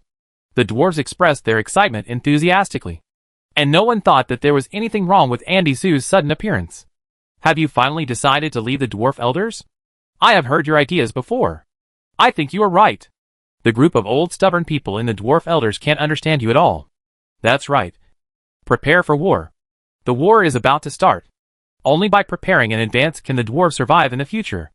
I heard that you are very good at forging." Andy Su, encircled by the dwarves' enthusiasm, Andy Su began to feel real worry about the future of the dwarves. Andy Su, surrounded by more and more dwarves, drove straight into the center of the Qiu tribe until he met the first dwarf, who stopped him. "What are you doing in a group? You have nothing to do?" Dishu stopped the crowd. His identity was obviously different. The bustling crowd slowly quieted down after seeing him, revealing Andy Su in the center of the crowd. "Andy Su?" Dishu saw him at a glance and said in surprise, "You are not dead?" Exactly the same greeting as others. Dishu squeezed into the crowd without saying anything. "I have heard of you a long time ago. I am Dishu." He gave Andy Su a hug and said enthusiastically, "I agree with your point of view very much." Thanks to the other party's self-introduction, Andy Su compared the other party's face with the identity of the son of the leader of the Qiu tribe. After 2 seconds of silence, Andy Su simply repeated the previous question, "Is the tribal leader here?" "The leader is here. I'll take you there." Dishu squeezed in the place closest to Andy Su, completely forgetting how he had just righteously scolded other dwarves, and talked to Andy Su non-stop. What has become of the Dwarf Elders Council being managed by a group of old men? To be honest, I think you are absolutely right. Dishu's eyes sparkled. Dwarves should be like you. Yes. Yes. Yes. The dwarf next to him agreed sincerely. You are a hero. Although it may be a little unbelievable to say this. Andy Su did walk all the way to the core area of the Qiu tribe, where the leader was, under the siege of the dwarves, and the leadership of the leader's son. "Dad, look who's here." Even Dishu excitedly called out the tribal leader. "Who's here?" "Andy Su," Dishu said excitedly. Kinshur stroked his beard and found Andy Su in the center of the crowd. He was surprised and said, "Andy Su? Are you not dead?" So these two sentences are the way the Qiu tribe greets each other? Andy Su also knows something about the Qiu tribe. After the dwarf kingdom split, one of the candidates for the dwarf king left the top of the mountains with his followers and settled in the Qiu area of the Neva plain, eventually forming the Qiu tribe today. The Qiu tribe inherited the election system of the dwarf kingdom. The tribal leader was elected. Kinshur was elected as the tribal leader decades ago. Andy Su responded to this question, "I am indeed not dead." Kinshur walked into the crowd with a smile and gave Andy Su a hug. "Great, brother." He extended a warm invitation. "If you are interested, Qiu tribe welcomes you to join." He put his arm around Andy Su's shoulders and walked into the house. "I agree with your statement about the current situation of the dwarves. I heard that the dwarf elders exiled you to the land of God's fall. TSK. He did not comment on the behavior of the dwarf elders. After leaving a meaningful monosyllable, he changed his tone and said sincerely, "Qiu tribe will never do this." Other dwarves around the door spoke one after another. "That's right. Join Qiu tribe. Then we are brothers." Andy Su was surprised that he was treated so well in Qiu tribe. Not even a dwarf asked him why he came, so he didn't have time to say what he was supposed to say. Anyway, since friends are here, let's hold a big celebration tonight. Don't go home until you're drunk. Andy Su not only didn't find a chance to express his intention, but was even invited to participate in the celebration to celebrate his arrival. He Xingwen knew nothing about Andy Su's experience in the Qiu tribe. After Andy Su left, everything in the kingdom continued to move forward. After the successful trial run of the first train, the remaining trains were also completed and put into operation in a short period of time. In view of the overly complicated operation of the train, the dwarves became the only choice for train drivers. This was not good news for the dwarves. For them, all work except forging was very boring. But in view of the closer connection between the dwarves and the kingdom, Andisu's decision was supported by the kingdom. So the dwarves suppressed these dissatisfactions. But in order to avoid excessive use of their time, the dwarves arranged a schedule for the operation of the train, miss the running time, and walk by themselves. The commissioning of the train has improved the connection between the kingdom and the world outside the land of gods, and has also led to a large number of players flocking to the world outside the land of gods, mainly the top of the mountains, because the train only goes in that direction. In addition to the players, the expedition team led by Yin, composed of NPCs, was ready to go to the top of the mountains to explore the situation on the top of the mountains. Before they set off, He Xingwen warned them not to go deep into the top of the mountains. The expedition team's plan was therefore changed, and the Arcane Academy was set as the exploration target after the top of the mountains. After being kindly warned by the mages, the target was changed again and set at the Endless Forest. The druid who was still in the forest classifying the kingdom's plants had no time to warn him. Fortunately, Azijin gave him scientific knowledge in time. In the end, with neither the Endless Forest nor the Arcane Academy in their reach, the expedition team had to choose the only remaining direction, the South China Sea. They planned to enter the South China Sea area and explore after exploring the top of the mountains. With a large number of players and NPCs leaving, the mages who had always been in hiding finally cancelled their invisibility. After receiving the king's notice that the kingdom was about to be involved in a war, the mages returned to the Arcane Academy after an emergency discussion. Among the remaining mages, some were hired by the king and followed Azijin's team to the Neva Mountains, Neva Plains, Beast God Fields, and the South China Sea to survey abnormal creatures. The rest were still conducting research on Black Bloodstone. The breakthrough results of the train's effective control of the energy of Black Bloodstone, in turn, provided new research ideas for the mages' research. There is just one small problem. The forging of the dwarves is another key point to effectively control the energy of the Black Bloodstone. And the mage alone obviously cannot reproduce the energy parts forged by the dwarves. The mage who does not want to cooperate with the dwarves on such an important research topic is still troubled by this, and tries to find other ways to solve this problem. During this period, the unusually silent demon visited He Xingwen again. Among the races with different personalities, demons may be the only race that can make people feel happy. Their respect for the strong is enough to make the strong feel happy. Nolita got straight to the point. We plan to go deep into the land of God's fall. He Xingwen thought for 2 seconds and knew their purpose. To find traces left by the Third Age? We are a little confused about the content of the letter. Kenny took over and said, so we think that if there is other relevant information to corroborate each other, the information will be clearer. The kingdom has already searched it once. He Xingwen did not hide anything and said frankly, those ruins are not hidden, and the terrain of the gods' falling land does not have any shielding effect. So if you plan to search again, He Xingwen suggested to them, then maybe we should go under the desert to see if there is anything buried by the desert. Nublita, since we have already searched it once, how many ruins left by the Third Age has the kingdom found? He Xingwen said tactfully, all the remains that can be found with the naked eye. And, after all, we have enough time to complete a large-scale exploration. Kinti responded, does that mean the king has enough things from the Third Age? He Xingwen thought about the wording, in fact, except for the specially preserved letters and badges. The rest of the things have become unrecognizable garbage over a long period of time. I don't think they can still play any role. Nublita, so the kingdom has completed the search for the land of God's fall, and found enough ruins. Nublita's tone suddenly became exaggerated. I was wondering why you suddenly gave me a box. So it was waiting for us here. Kenny sang the same tune and took the initiative of the topic in their hands. When you give a gift to someone, you must have something to ask for. Tell me, King, what do you want us to do? Nobuta was worried and said, but we are lazy and stupid, and we don't have good relations with other races. I'm afraid we can't help. He scolded himself mercilessly. In order to avoid working, he could do this. I can only say that you are worthy of you, devil. And you didn't break your character today. He Xingwen, it's just returning the property to its original owner. You think too much. Kenny said happily, in that case, the king is willing to return the property to its original owner. You are worthy of being the king. Your mind is different from other races. Nobuta immediately said, so? Where are the things? Is it convenient for us to go there now? He Xingwen calmly pointed them the way, the last compartment of the warehouse. The devil ran away in front of him, as if he was afraid that he would change his mind the next second. He Xingwen stood there motionless, quietly counting 5 minutes.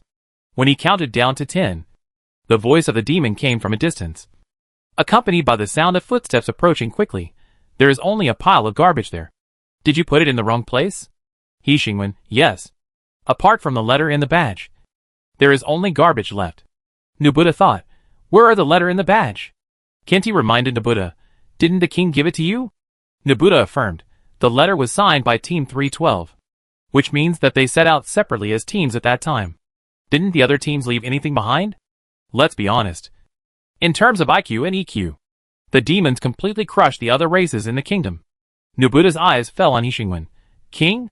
He Xingwen smiled at him and started with a topic that was not too sensitive. It seems that the other demons have not come yet. Did something unexpected happen on the way? Kenny blinked and reacted quickly. I urged them. But it's already so late. And they haven't arrived yet. King! Don't worry. Demons are lazy by nature. And they probably went to find a place to be lazy. Kendi took a step back and urged the other demons one by one through the mental connection. He Xingwen slowly deepened the topic. You don't seem to have told them about the latest discovery? Nolita smelled the abnormal breath in the words. And he and Kenny looked at each other. Are you talking about the discovery that the Father God has a connection with the kingdom? I mean, the letter. He Xingwen.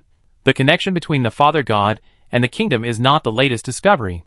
Since the kingdom appeared in the land of God's fall, this speculation has always accompanied the kingdom, allowing everyone to cast their eyes full of speculation, because it's not certain. So, Nolita paused for 2 seconds and went straight to the point. How about we be direct and not beat around the bush? After all, everything we do in the kingdom cannot escape your sight. I don't think there is any need to beat around the bush. He Xingwen, if I'm direct, I'm very interested in the truth about the fall of the Father God. Sure enough, the demon showed a strange expression. This is why He Xingwen didn't say it directly. Can't you get the truth from the Father God? No one can get news from the dead. There was silence for a second, and He Xingwen continued, I have some faint curiosity about this. But the current situation of the kingdom is not enough to invest too much energy in it. So, He Xingwen reminded the other party. The second compartment of the warehouse. Please note that it is the public property of the kingdom. Stealing and damage are illegal. Kendi turned and left. Nolita paused for a moment. What is the current situation of the kingdom? He Xingwen did not answer his question. He urged the demon. It is best to get other demons to the kingdom as soon as possible. They have been on the road for too long. The most important thing is that if the scale of the war expands, the demons still on the road may not be able to reach the kingdom smoothly due to the aftermath of the war. Kendi pulled Nolita, and the two walked towards the warehouse with their arms around each other. And there were some whispers that the king knew could be heard. What is the relationship between the kingdom and the Father God? The king can't really be the Father God? You're going to go to great lengths just for this? Wouldn't it be over if you said it earlier? Can't we help the king satisfy his curiosity? So, the demons are so annoying. And it's all their own fault. The construction of the school is still in full swing. Although the workload of the dwarves increased with the increase of other tasks, it did not affect their progress in building the school. Unlike demons, dwarves will neither cheat nor complain because of the heavy workload. They work hard to improve the huge school design that He Xingwen had drawn up before. After the construction of the botanical garden was completed, the dwarves began to build the next large building. He Xingwen took the time to visit the botanical garden. Compared with the previous two buildings, the botanical garden covers a very large area, is self-contained, and is isolated from other areas. The botanical garden is divided into different planting areas. Depending on the area, the internal facilities and environment are also different. However, the place is empty now, with nothing but brand new equipment. On the other side, the druid and the treeman, who had disappeared since entering the forest, were discussing something, and the situation was on the verge of getting out of control. The druid was classifying the plant species in the kingdom at the outskirts of the forest, while the treeman went deep into the forest alone. It was obviously difficult for the two to meet in a short time, but an accident changed this. The druid sensed the call from the treeman at the edge of the forest. From the beginning, he was worried that the treeman's actions alone would cause the situation to get out of control. The druid put down what he was doing and rushed to the location of the treeman. Those amazing and unimaginable creatures and plants passed by as they were moving fast. And the druid didn't even have time to pay too much attention. The huge treeman stood in front of a plant, stretched out his branches, and carefully supported the roots of the plant. Lincoln stopped and looked around. He didn't find any living or dead intelligent creatures. So he breathed a sigh of relief. This at least proved that the tree people had not clashed with the people of the kingdom, and things had not gotten out of hand. Arnold? After breathing a sigh of relief, Lincoln looked at the tree people, and then noticed the plants supported by the tree people's outstretched branches. Fallen leaves? Another druid recognized it. How can it survive here? Lincoln looked around the scene. Trees with long lifespans were scattered all around. Although the animals that originally lived here were quietly dormant because of their arrival, the various traces left around them easily revealed the excitement not long ago. But the vibrant environment is not suitable for the growth of fallen leaves. This plant, which became extinct several epochs ago, is a very demanding and overbearing plant in terms of living environment. There must be no other plants on the soil where it grows. There must be sufficient light, and the water source for irrigation must come from pure water, without any organisms or plants. Not to mention its stringent requirements for temperature and humidity. This is a plant whose leaves will wither when they fall to the ground. Objectively speaking, its extinction is simply a matter of course. When all organisms evolve with the passage of time, only this ancient plant still maintains the habits of its birth, so that it is eliminated by the times. And when other plants occupy its living space, it can only helplessly usher in extinction. Lincoln carefully observed the fallen leaves supported by the branches of the tree man, and objectively said, "It's dying." That's right. After seeing so many plants that are thriving in an environment that does not suit their own growth along the way, they finally saw the first dying plant. Arnold shook the branches and leaves and communicated with the druid. Lincoln took a step forward and put his hand on his trunk. They had a brief communication without reaching an agreement. The tree man's branches swayed quickly sweeping the entire fallen leaf, preparing to move it from an unsuitable place to a suitable place such as the everfree forest. Because of the sudden behavior of the tree man, the druids hurriedly responded, holding down the tree man's vines with all their hands and feet, almost hanging on the tree man in a row. Lincoln's action was the fastest. He grabbed the vines supporting the fallen leaf. As the tree man moved, he watched intently as some fallen leaves were slowly pulled out from below. Luckily, they were not pulled out by the roots. The conversation between the tree man and the druid that others could not hear was happening quickly. And another existence that others could not see also cast his eyes towards them at this moment. Transplanting and harming extinct plants is also illegal. For the Holy Guard, the world in their eyes is different from that of everyone else. Because of the king's order, the constraints are outlined and define their existence. At the first moment of illegal behavior, the Holy Guard's eyes will be fixed on the life form, and then the etheric traces of the life form will be erased to complete their duties. In other words, if there is no king's order to restrain, their sight is enough to reach every corner of this continent. Chapter 97 Game 75 New Profession Druid. The tree man and the druid did not reach an agreement in their discussion. When it comes to the life and death of plants, the tree man never gives in, and trying to persuade the tree man with pros and cons seems a bit foolish. As an intelligent creature, the tree man, who only has fibers in his mind, this sentence is a realistic description, has an unbridgeable gap with other intelligent creatures.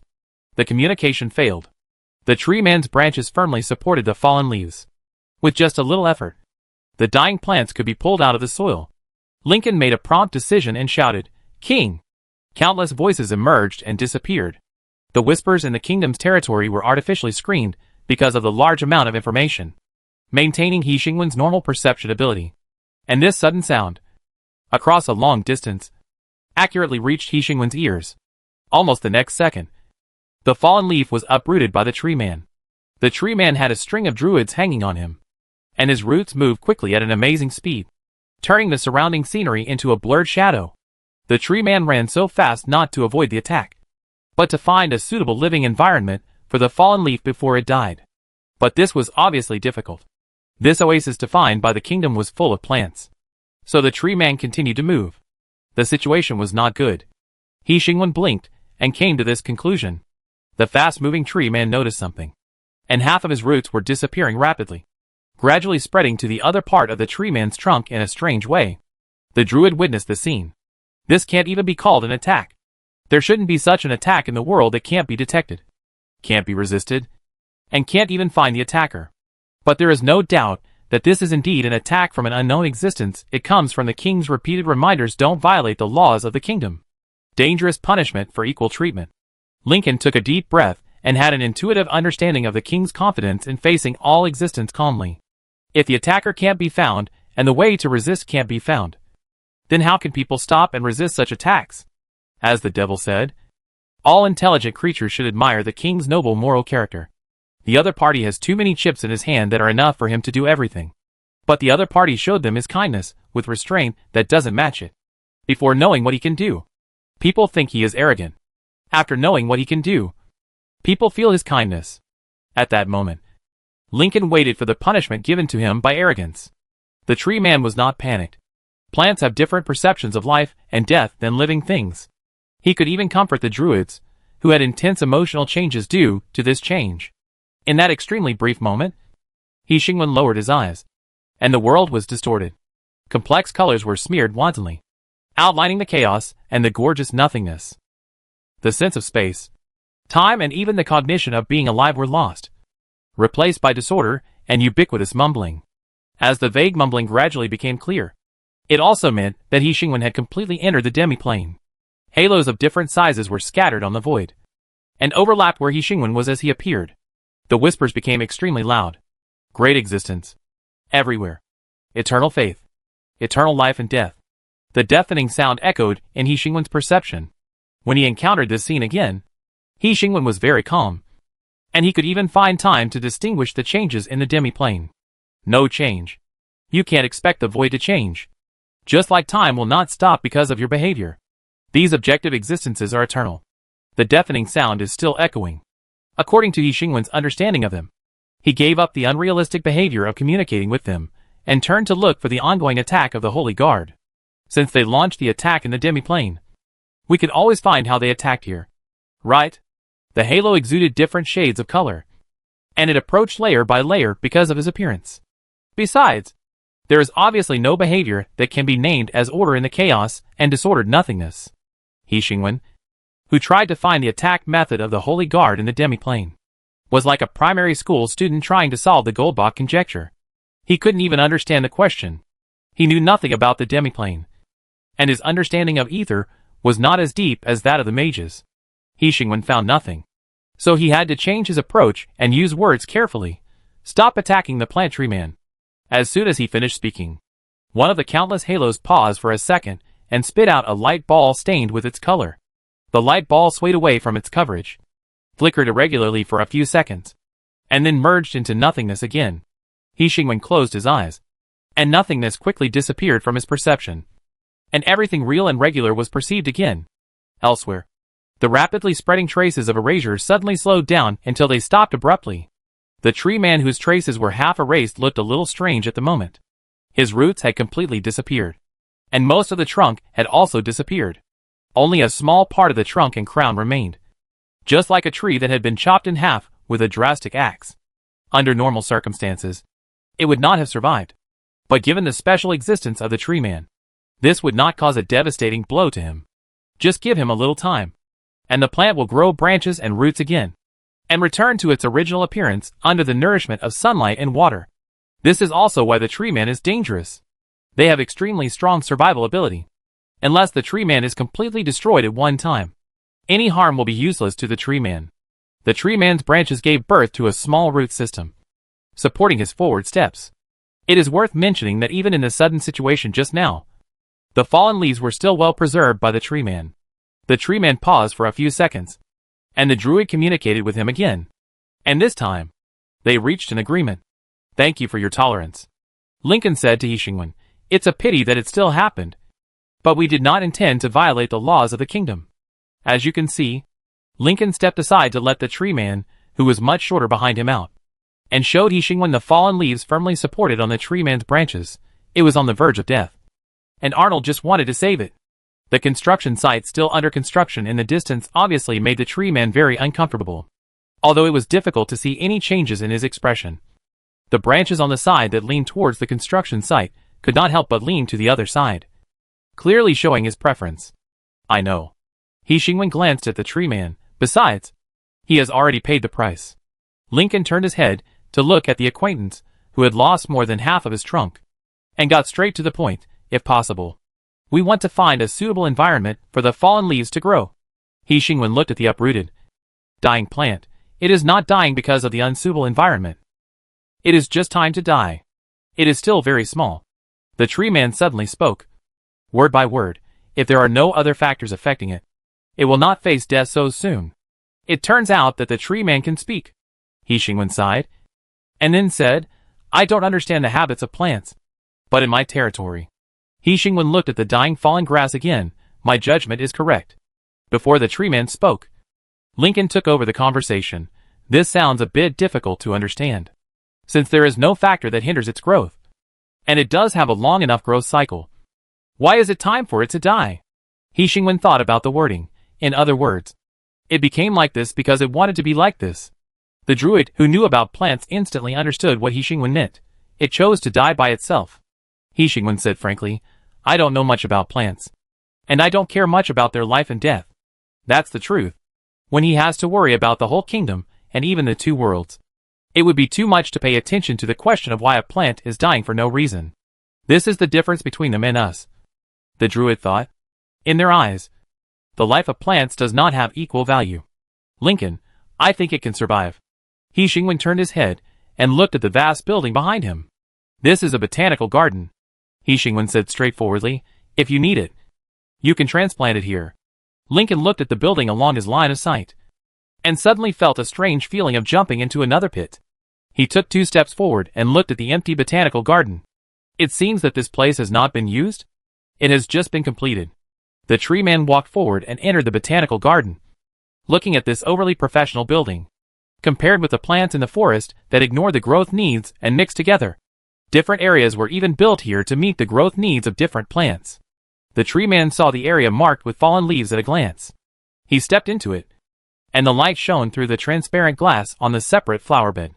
The tree man took out a ball of soil from his personal space, filled the small flower bed, placed the fallen leaves on it, and then carefully sprinkled a few drops of pure water. The shadow of the glass changed automatically, lowering the transparency to provide it with a comfortable lighting environment. The tree man stretched out his tentacles and probed into the ether of this area. The complex ether formed a circuit that was easy to understand. It could be activated by controlling the ether. As the etheric circuit was activated, a trace of moisture emerged in the air, diluting the humidity. Everything turned into an environment suitable for the growth of fallen leaves in an instant. The dying fallen leaves took root in the flower bed, and no obvious changes could be seen. Lincoln witnessed this series of operations, turned back to look at He Xingwen, opened his mouth, and closed it again. These settings are quite troublesome. The dwarves spent a lot of time. Right? It did take a while. He Xingwen, that's why we can't let their efforts go to waste. The scene was silent for 2 seconds. The tree man walked back slowly from a distance. The fallen leaves need someone to take care of them. The tree man glanced at the druid present and assigned a task. Ashung, you stay and take care of it. The druid who was unfortunately picked turned his head and looked at Lincoln. Lincoln stepped forward. Arnold. This? He glanced at the human king, because some things were not easy to say in front of He Xingwen. So he simply reached out and pressed on the tree man's branches. He Xingwen patiently waited for them to finish communicating. The communication ended a little faster than he thought, because the person who was convinced was Lincoln. Lincoln restrained his extra emotions and confirmed with He Xingwen. So, in this case, transplanting plants that need to be cared for here is a permitted act? Will there be no replay of the thrilling scene just now? This is a good question. He Xingwen nodded, while thinking about how to let the holy guards accurately understand this information, and not cause new tragedies due to misunderstanding. Then we have no other problems. He Xingwen did. He reminded the other party, considering the manpower problem. The people of the kingdom can assist you in the relevant plant care behavior. Lincoln glanced at the other 2 buildings not far from the botanical garden and instantly understood his subtext. Druids do not recruit students from outside, and I don't think they can learn anything. For most intelligent creatures, it is difficult to regard plants as another equally important existence. But if this cannot be done, then he will never be accepted by plants. Only druids can become druids. He Xingwen, just like the wizard did. I only need them to learn some superficial knowledge, whether it is druids or plants. As for whether they can become druids, that is another matter. I have no requirements for this. Lincoln said cautiously. This condition sounds very loose. He-Shing also thought so. So the wizard and the dwarf agreed to this. But I don't understand a little bit. What's the use of this for the kingdom? Lincoln said. Superficial knowledge cannot lead them on the right path. He-Shing said without changing his face. And said, for the new civilization, even superficial knowledge can deepen our understanding of this world. Lincoln was convinced. The completed botanical garden was put into use. After Druid confirmed with He-Shing the correct way to teach students, a new victim appeared. No. A lucky person appeared. The randomly selected players were lucky enough to get the opportunity to help Druid, running around in the forest and botanical garden, digging holes, burying grass, planting flowers and pulling trees. And overnight, they went from moving bricks on the construction site to working in the mountains and the countryside. For him, the player who said that the third profession was Druid, please come out and claim the profit. When I logged into the game today, I was shocked. The botanical garden was put into use, and the Druid began to recruit students. The third profession came out as soon as it was mentioned. Are there any evil beta players who can upload a picture? Share with us what the Druid's level 0 skill is. The prophet entered the game gloriously, just by luck, mainly because the difficulty is too low, and the next profession is really hard to guess. The treatment of the Druid is a bit too good. Why can the mage and the dwarf have such a large botanical garden when the mage and the dwarf only have one building? This mage-loving person expresses strong dissatisfaction. I don't understand the selection criteria of the Druid, but I didn't understand the selection criteria of the dwarf before. I always feel that the criteria depends on their mood. Considering the treatment of swinging a hammer after being selected by the dwarf, I think it's good not to be selected. Of course, if the Druid's level 0 skill is to manipulate plants, just ignore what I said. No one should have learned level 0 skills so quickly. Right? I see players have followed the Druid into the forest, learned level 0 skills. Character interface screenshot Druid level 0 not changed. Level 0 skills, planting. This routine is exactly the same as the dwarf. I have a bad feeling. To be honest, the Druid is much cooler than the dwarf. Just based on the skill that the Druid showed in the expedition team before, it can be considered a powerful profession. It sounds like you can change your profession if you want to. How long has the mage profession been around? Has anyone changed their profession? At most, you learned a level 1 skill. And you still want to change your profession? I don't think job change will be allowed before the public beta starts. That may not be the case. My third and fourth aunt's relatives, friends, relatives, neighbors said that someone seems to have successfully changed jobs. When the prefix of the source is so long, it is assumed to be made up unless you upload a screenshot for us to see. What? Someone successfully changed jobs? Mage? Impossible. The supporting role squatted by the mage every day and did not succeed. How could someone secretly do something that the big guys did not do? Don't believe it. It's obviously made up. Let's talk about druids. Are there any players who have been selected by druids? Can you tell me what the daily tasks of druids are? I want to consider whether to give it a try. Don't come. Run. As the name suggests, you can imagine what a druid does. What else can it do besides planting flowers and grass? Planting flowers and grass is good. And it can also cultivate sentiment. Why are the two above talking so hard? Are they deliberately not letting other players learn it? Deliberately? If you don't believe me, try it yourself. Planting flowers and grass is good. But isn't it a bit too much to give you a thick manual? How can this be a plant? It's just a boss. It's so dense and precise that you can water it at a certain time. The amount of water and the area to be watered are all specified for you. Is this planting flowers and grass? No. This is serving the ancestors. Are druids so exaggerated? Do they do this themselves? It's so exaggerated. It's no exaggeration to say that the expression of druids looking at plants is much more affectionate than the expression when looking at us. Fuck. I just died. Druids are really stupid. I was digging a hole and accidentally broke a plant's tendril. Guess what? I died on the spot. Warning again. These druids are all little environmentalists. When you follow them into the forest, don't be greedy. Don't pick grass or flowers. And even if you accidentally touch a plant, be careful to see if the leaves fall off. Otherwise you will be warned of death. The dissuasion effect is first class. Forget it. I'd better go back to swinging the hammer. Although the daily tasks of the dwarves are boring, at least there is no life-threatening danger. Except for the mage. The newly opened professions are more difficult to describe. Can you come up with some professions that normal players can accept? For example, the Dragon Knight. Don't even think about the Dragon Knight. The combat power of that dragon is too exaggerated. Screenshot of the golden dragon breaking through the mountain and flying out of the belly of the mountain. I formed an expedition team with a few players and went to explore the top of the mountains. As a result, I watched the dragon fly out of the belly of the mountain from a distance, with a bunch of dense things hanging on its body. Screenshot of burning dragon, he just caught fire on the spot. And those dense things fell from the sky with crackling sounds. But he was fine.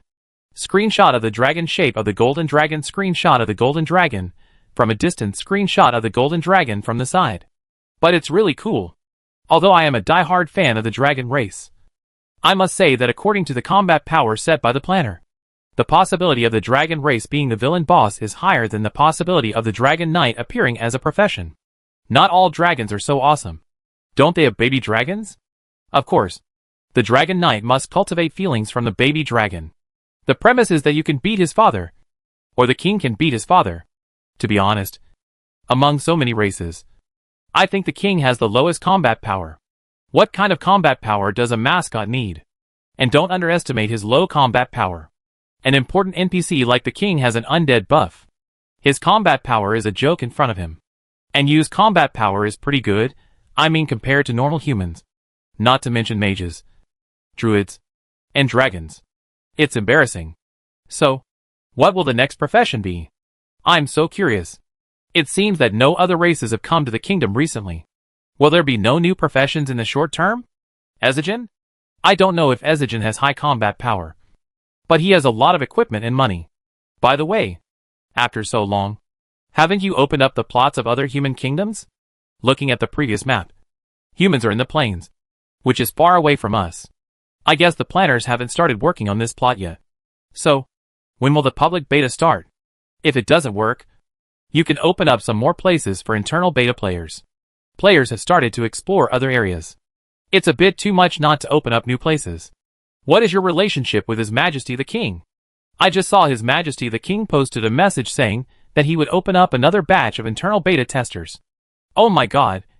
This time it's not a lucky audience? It's a reservation? Why does it feel like the public beta test is coming soon? Goodbye. I'm going to make a reservation. Are you guys checking His Majesty the King's updates every day? It's only been 3 minutes. And the number of reservations has reached tens of thousands? That's exaggerated. Brother, you have no experience. If His Majesty the King starts the public beta test, and the helmet is on sale, you can see sales of hundreds of thousands per second. I think you have no idea about the popularity of holographic games now. Even my parents know about this thing. A few days ago, they asked me if this game can really make you feel the second world. The middle-aged and elderly market has been opened up. His Majesty's hard work for several months of hunger marketing is not in vain. If you say that His Majesty is hunger marketing, then I will not accept it. Anyone who has played the game knows that this game is not perfect at all. It is not a finished product but a public beta. What is going on? The number of reservations is still increasing. Did His Majesty say how many places will be open for this internal beta test? 1,000. Reservation for 1,000 internal beta test places? Compared with the 200 internal beta test places open before, 1,000 internal beta test players is definitely a big deal. With such a big deal, what's wrong with setting up a reservation system? I don't think it's excessive at all. Chapter 98 Game 76 Andy Sue. Do you want to start a war? The opening of a new batch of internal beta test quotas seems to symbolize that the game is ready to accommodate more players, which makes countless players look forward to the public beta test and raises people's enthusiasm for holographic games again, so that He Xingwen can harvest an astonishing number of energy.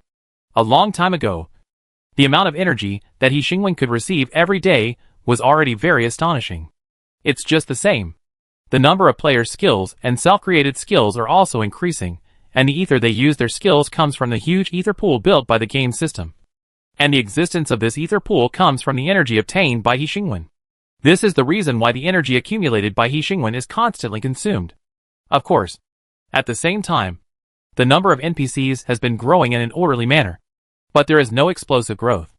At this point, He Xingwen is very restrained. Just like he can let the kingdom enter the next update at any time. But he didn't do so. Before he is ready. Too fast development will make everything out of control.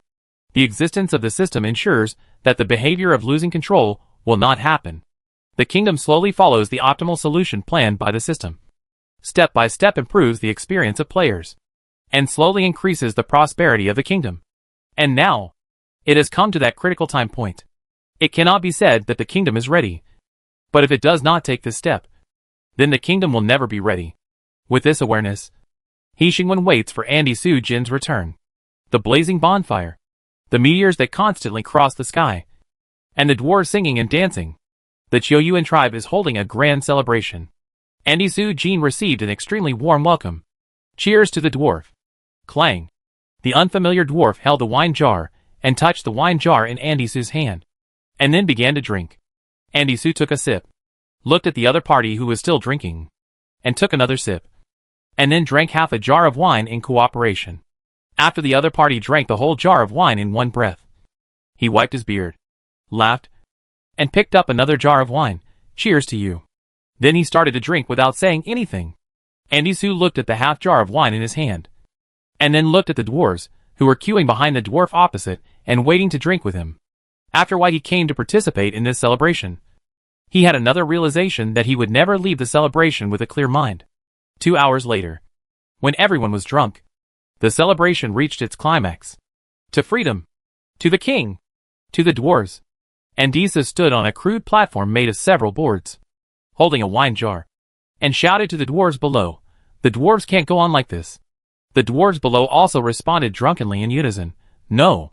We have to find a new way out for the dwarves." The dwarves said in unison, "Yes. A new way out. But it's difficult." Andisa Jean sniffed loudly, burst into tears in a second, and sobbed, "It's too difficult." The dwarves below also sobbed. "The man is loud and clear." And he cried without hesitation, "I'm the only one. It's useless." And Disu simply sat on the board, holding the wine jar and sobbing. So many dwarves. Some left. Some scattered. All said they wanted to unify the dwarf kingdom. But no one turned back. Woo! The dwarf below also sobbed loudly. Andy Su took a sip of wine, wiped his tears and snot and said, "If everyone works together, how can we not do it? Who doesn't want to unify the dwarf kingdom?" Andy Su burped and pointed at a dwarf casually. "Don't you want to?" "I want to." The dwarf he pointed at cried loudly, "But it's useless just to think about it." "Why is it useless?" Andy Su drank tons of wine, and was so drunk that his mind was not clear. "This is such a simple thing. You? Yes. You said I unify the dwarf kingdom. How about it?" Kenshur, who was pointed at by him, burped, "That's great. I will unify with you, burp. Unify the dwarf kingdom." Andy Su's mind was not very clear, but he vaguely remembered his purpose. "No. It's not me and you. It's you." He staggered, his head full of alcohol, thinking for a long time, but couldn't think of what he wanted to say. Kangxi swung the wine jar, climbed onto a high platform made of several boards, put his hand on Andy Su's shoulder, and said loudly, "You unify the dwarf kingdom. I support you." The dwarves who were sleeping in the room below were awakened by this voice, and murmured in agreement, "I support you too. Then, you will be the dwarf king. The dwarf kingdom." Kangxi sobbed loudly. "No one can underestimate the dwarf kingdom." "That's right." The crowd below once again uttered half asleep and half awake agreement. "I want to be the dwarf king of Shishan." Although he was drunk, Andy Su still felt that something was wrong and swung the wine jar and said, "No. No, you." He pointed at Kangxi, then at himself, "I." Then he denied it solemnly, "Not from the same side." Kangxi squinted his eyes for a long time without moving. Then he burped while staggering. "Dwarves are always brothers." He put his arm around Andy Su's shoulders and said, "Don't you consider me a brother?" "Brother." Andy Su, who still felt something was wrong, thought for a few seconds. His brain, paralyzed by alcohol, could not function normally. He nodded. "We are brothers." Kenshur got the affirmation and smiled foolishly. "There is one more person in the tribe, so we have to re-elect the tribal leader." The dwarf below yawned. "Then I vote for Andy Su." "I vote for Andy Su too." In the voting that came and went, Andy Sue, who always felt something was wrong, kept muttering, "No, no." Kinshur smiled foolishly for a long time before nodding with a silly smile. "Yes, this is not right. We have to go to the furnace to vote. Let's go to the furnace." Kinshur lifted Andy Sue up, and a bunch of dwarves staggered around and didn't know where to go. After half a night of drunkenness, the sky brightened again. Andy Sue woke up in a daze, put the heavy object in his hand aside, and then sat up to look at the unfamiliar environment. The dwarves were lying on the ground, and Conchi was snoring beside them. The huge furnace behind them was burning hot, reflecting a red light. "Where is this?" Andy Sue reacted for 2 seconds, looked down at the heavy object he had just put aside. Wow, what a big hammer. The name U2 was engraved on the hammer, and the name sounded familiar. Andy Sue sat there and thought for a long time. His brain, paralyzed by alcohol, slowly turned and gave an answer slowly. U2, in the last election of the Dwarf King, had a sacred duel with Rendong Nili to decide the Dwarf King because of the same number of votes, and died in the duel. His death kicked off the prelude to the internal strife of the dwarves. Andy Sue thought of this, and suddenly remembered another thing. The Choyuan tribe was the tribe established by U2's supporters after they left the Dwarf Kingdom. They are the inheritors of U2's branch. So, it is not surprising that the iron hammer engraved with U2 appeared here. Andy Sue just thought about this, and suddenly some memories of last night popped up in his mind. The exaggerated speech, the absurd subsequent development. Andy Sue stood up with a swish, waking up the other dwarves, who were immersed in their dreams. "Andy Sue, are you awake?" The dwarf greeted him in a daze. Andy Sue nodded stiffly, glanced at Conchi, who was still sleeping, and walked out quietly. "Where are you going?" Andy Sue? Dishu, who came in from the door, woke up all the dwarves with a roar. "What's wrong?" The dwarves woke up one after another, and asked with their heads covered. Conchi sat up with a confused look on his face, as if he had not yet come to his senses. "I'm going to the toilet," Andy Sue whispered. It's hard to describe his thoughts at the moment. It's impossible that he could unify the Choyuan tribe in such a ridiculous way by getting drunk. This is too ridiculous, compared with such an exaggerated idea. It is more practical to worry that Conchi and others will be angry and draw their swords after remembering what happened last night. Andy Sue thought of this and walked out lightly, as if afraid of waking someone up. "But don't I have to take you to count the things in the warehouse today?" Dishu asked in confusion. Andy Sue paused.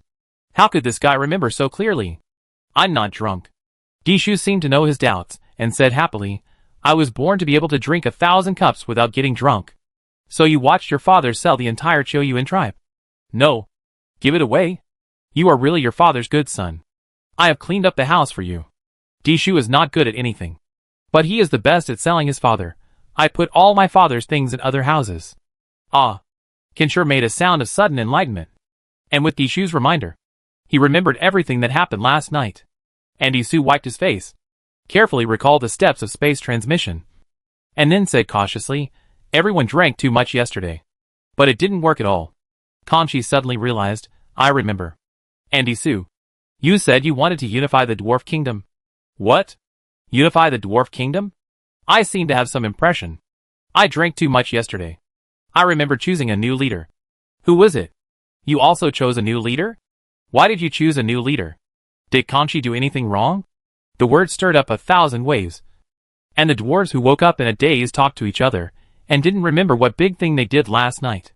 But those who shouldn't remember remembered it very clearly.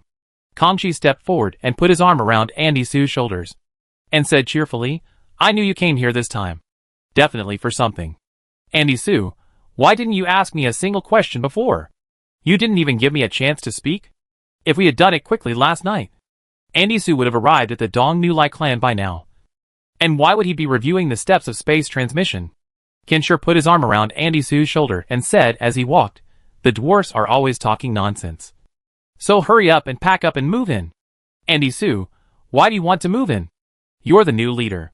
Kinshur increased the strength of his hand. "If not here, where?" "Last night." Kinshur interrupted him. "I've given you U2's big hammer." Andy Sue interrupted Kinshur. "I put it in the room just now. Go get it yourself." There was silence for a few seconds, and the dwarves, who didn't remember what happened last night, were still noisily recalling the details to each other. Andy Sue, who remembered everything, stared at Kinshur for a few seconds. Aren't you going to unify the Dwarf Kingdom? Kanchi asked first. How are you going to unify the Dwarf Kingdom? Dishu interrupted seriously. It's not possible to rely on one person. Although the Qiueyuan tribe has few people, they can at least help. Just like the warm welcome Endisu received when he arrived here. The choice of the Qiueyuan tribe was also beyond Endisu's expectations. Endisu stopped and thought seriously for a few seconds. Are you serious? Kanchi laughed and patted his shoulder. Since the division of the Dwarf Kingdom started with us, let's end it with us. We want to end the division of the dwarfs more than anyone else. Kanchi said, it's great that you can do this. Kanchi gave Endisu a warm hug again. But the problem of unifying the Dwarf Kingdom is not us, but the Dong Nu Lai family. Speaking of them, Kanchi's expression immediately became vivid. With disdain written all over his face, they are the only dwarf force that has abandoned the election system of the Dwarf Kingdom and chosen the hereditary system. It is very normal for Kanchi to show this expression. The hatred between the Qiueyuan tribe and the Dong Nu Lai family has not eased since Ren Dong Nu Lai accidentally killed you two in the sacred duel. Starting from Ren Dong Nu Lai. This is an arrogant family, and they will never easily recognize the rule of others. If you want to unify the Dong Nu Lai family, you can only do it through war. When saying this, Kanchi subconsciously excluded the dwarf elders, as everyone knows. Endisu is a member of the dwarf elders. Even if he was exiled by the dwarf elders, this close relationship will not be easily cut off in the eyes of outsiders. But for the dwarf elders, it is not the case. Endisu had a clear understanding of this. If he wanted to unify the dwarf elders, he could only do it through force. Only by proving that he had the strength to unify the dwarf kingdom could the stubborn elders change their minds. In fact, the choice of the Qiueyuan tribe was enough to surprise me. Endisu said sincerely, I didn't come here with the idea of convincing you. But you gave me a chance to convince you.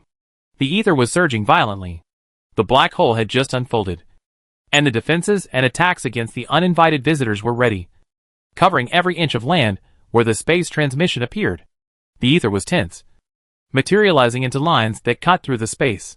With a whoosh sound, violent ether fluctuations exploded one after another, accurately locating the location where the opponent appeared. The overwhelming attack was enough to kill the enemy instantly.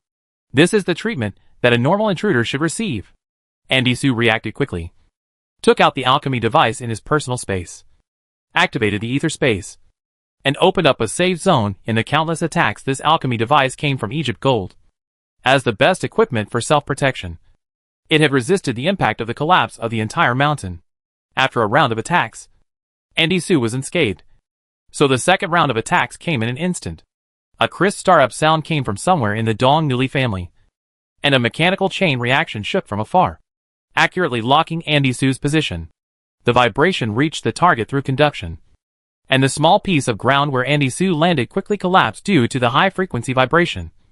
And Endisu, who was at the center of the vibration, ether space, was the first to be broken due to the high-frequency vibration. It can resist powerful external attacks, but only physical powerful attacks, involving targeted high-frequency vibrations of the entire space, which directly makes it lose its protective function and exposes Endisu to continuous attacks. Any intruder who dares to come uninvited has the minimum self-protection ability. Otherwise, he would not make such a dangerous choice. In other words, Endisu has made sufficient preparations.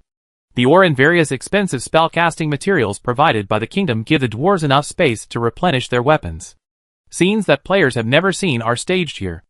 A row of several huge machines appear beside Endisu, and the strong high-frequency vibrations indiscriminately attack this space, breaking the ground and air, and then destroying everything in this area.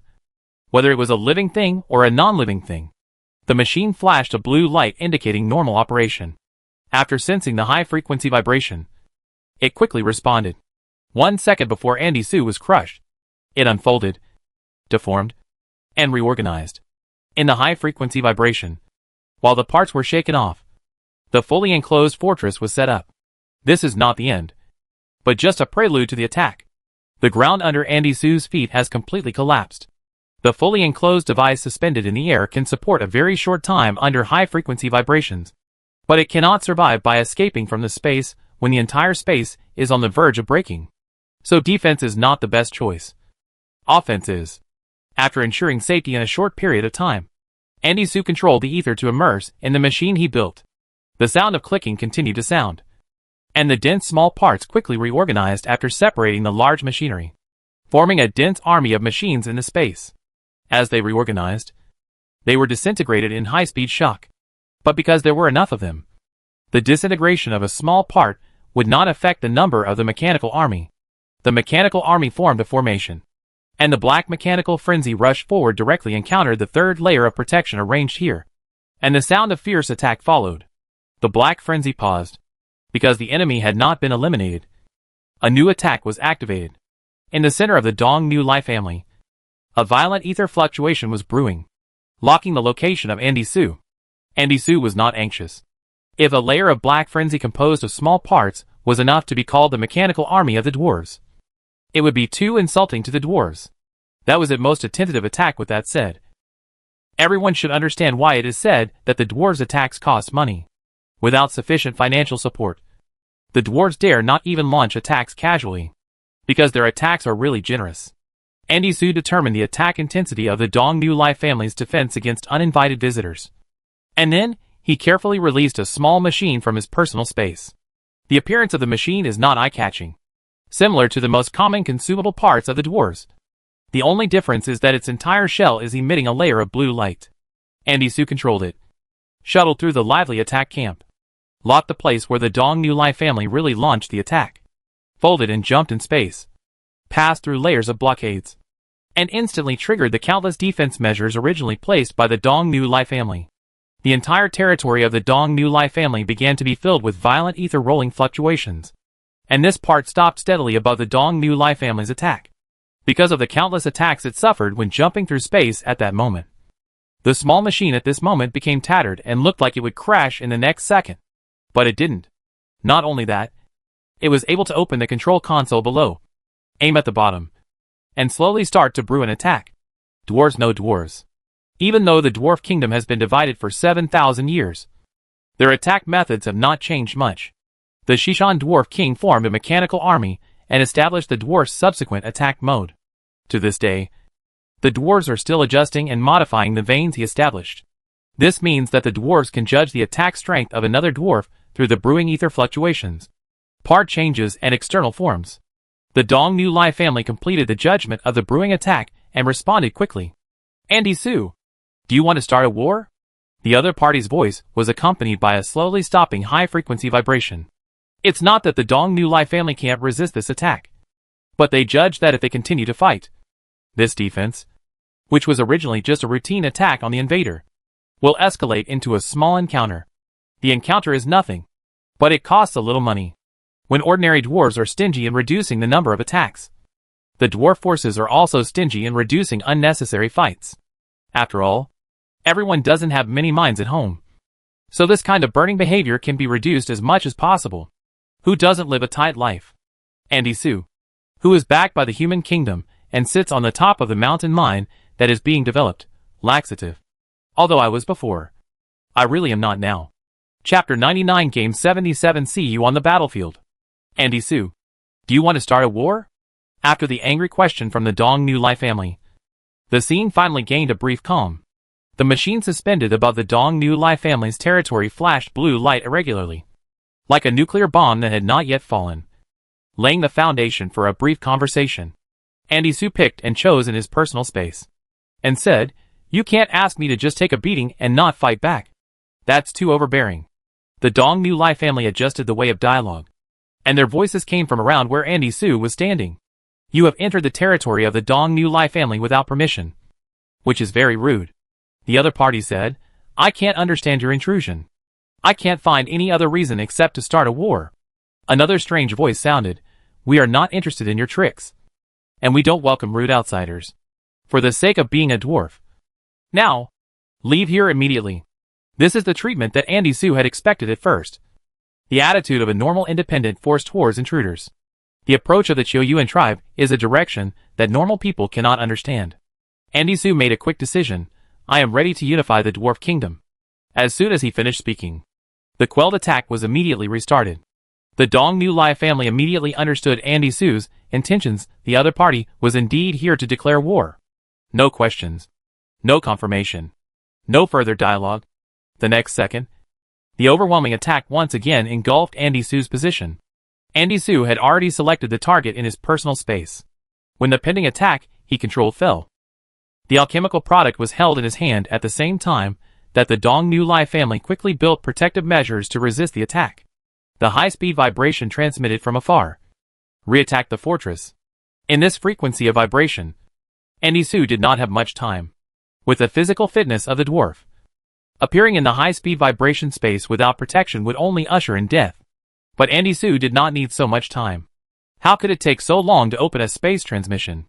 Apart from other things, space folding and transmission have almost become his physical instincts thanks to the training opportunities given to him by the Qiuyuan tribe. He has firmly imprinted it in his mind.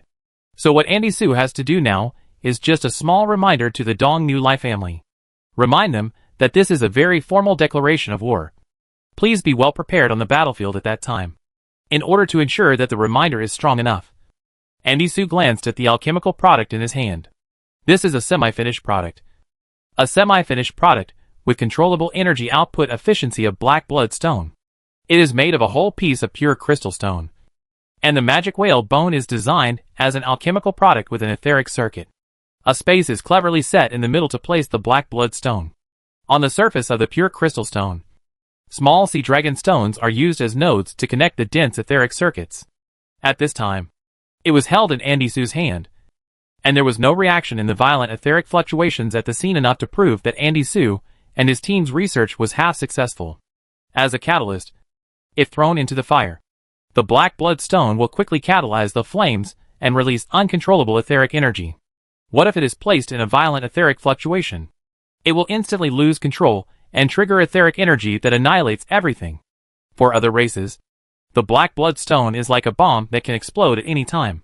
Even if it is just carried with you, it will bring complete destruction. Therefore, it was able to wait for this moment without being disturbed in the land of God's fall. But the reason why the semi-finished product is a semi-finished product is that it is not perfect. Although they can ensure that the black blood stone will not lose control in the violent etheric fluctuation, they cannot ensure that the energy released by the black blood stone during catalysis can also be controlled. In other words, under the premise that the people of the kingdom are not here, it is a disposable consumable. A very dangerous one. Suspended in the air, the broken mechanical blue light flashes quickly, releasing etheric fluctuations. The materialized etheric fluctuations have the characteristics of high energy compression, which is an extremely aggressive and extremely common attack method. The protective tools of the Dong Nu Lai family easily neutralize the damage and aftermath caused by the ether fluctuations. Andy Su was not surprised by this result. He put the alchemical products in his hand into the fortress, pressed the start button, and said hello to the Dong Nu Lai family. See you on the battlefield. Then a space teleport left this place. The Dong Nu Lai family, who had easily blocked the attack, was still confused. And the next second, they suddenly sensed extremely violent ether fluctuations. Andy Su left alone. And he did not take away either the blue machine that still stayed above the Dong Nu Lai territory or the mechanical fortress standing in high-frequency vibrations. The black blood stone that lit up slightly in the fortress and then quickly went out of control was not taken away, because it was a semi-finished product. Andy Su only had time to improve it a little on the way to ensure that it would not go out of control and wipe out the Dong Nu Lai family directly from the continent. The ether fluctuations that were completely different from the previous attack quickly brewed above and fell straight down.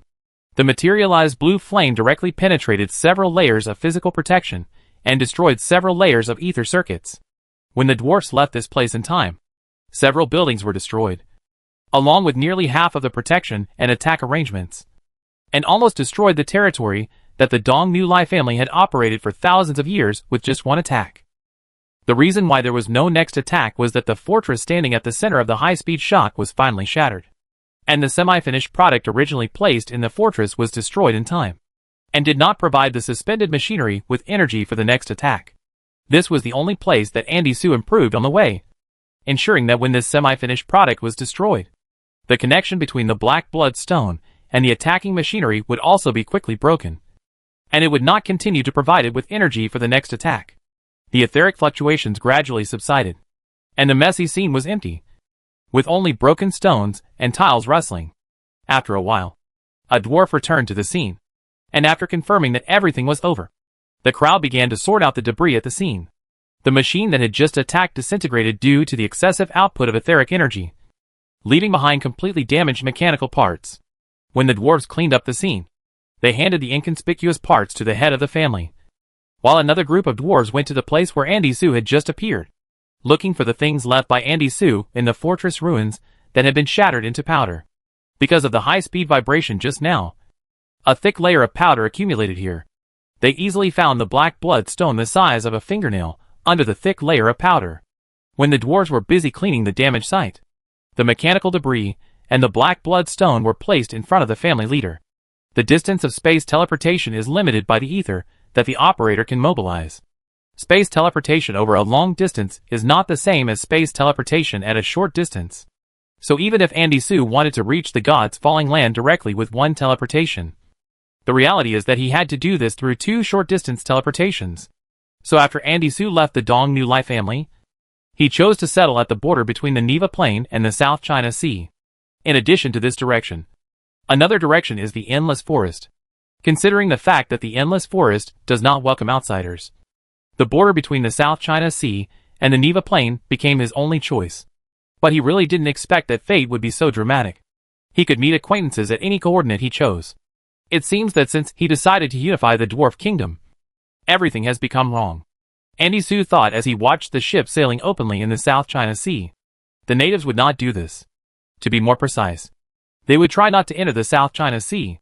If they had to enter, they would only go above the underwater kingdoms that had contact with the land, because the South China Sea is very dangerous. Among the 5 recognized dangerous areas, the Land of the Fallen Gods was ranked first with its unavoidable curse, and the Arcane Academy was ranked second with the Ethernet covering the entire Arcane Academy. As for the South China Sea, it ranked second with the Arcane Academy due to the endless unknown dangers in the seabed. When Andy Sue saw the ship, the people on the ship also saw Andy Sue. They looked at each other from a distance. And then, there was no warm greeting or surprise meeting. Only a nod from a long distance if it weren't for the dwarf's good eyesight. He might not have noticed the other's extremely small movement. Then the ship turned lightly along the sea surface, turning from the direction of the land to the depths of the South China Sea. And under Andy Sue's attention, it sailed in another direction. Are they going to go deeper? Andy Sue stared at the ship going away for a few seconds in confusion, and witnessed the danger lurking under the calm surface of the South China Sea. An unrecognizable shadow slowly emerged on the side of the ship that was sailing calmly on the sea. Just when Andy Sue noticed its sudden appearance, the shadow suddenly pulled out and climbed onto the side of the ship to try to overturn it. This ship has a distinctive dwarf casting style. This means that it not only has the ability to sail on water, but also has the ability to fly and walk on land.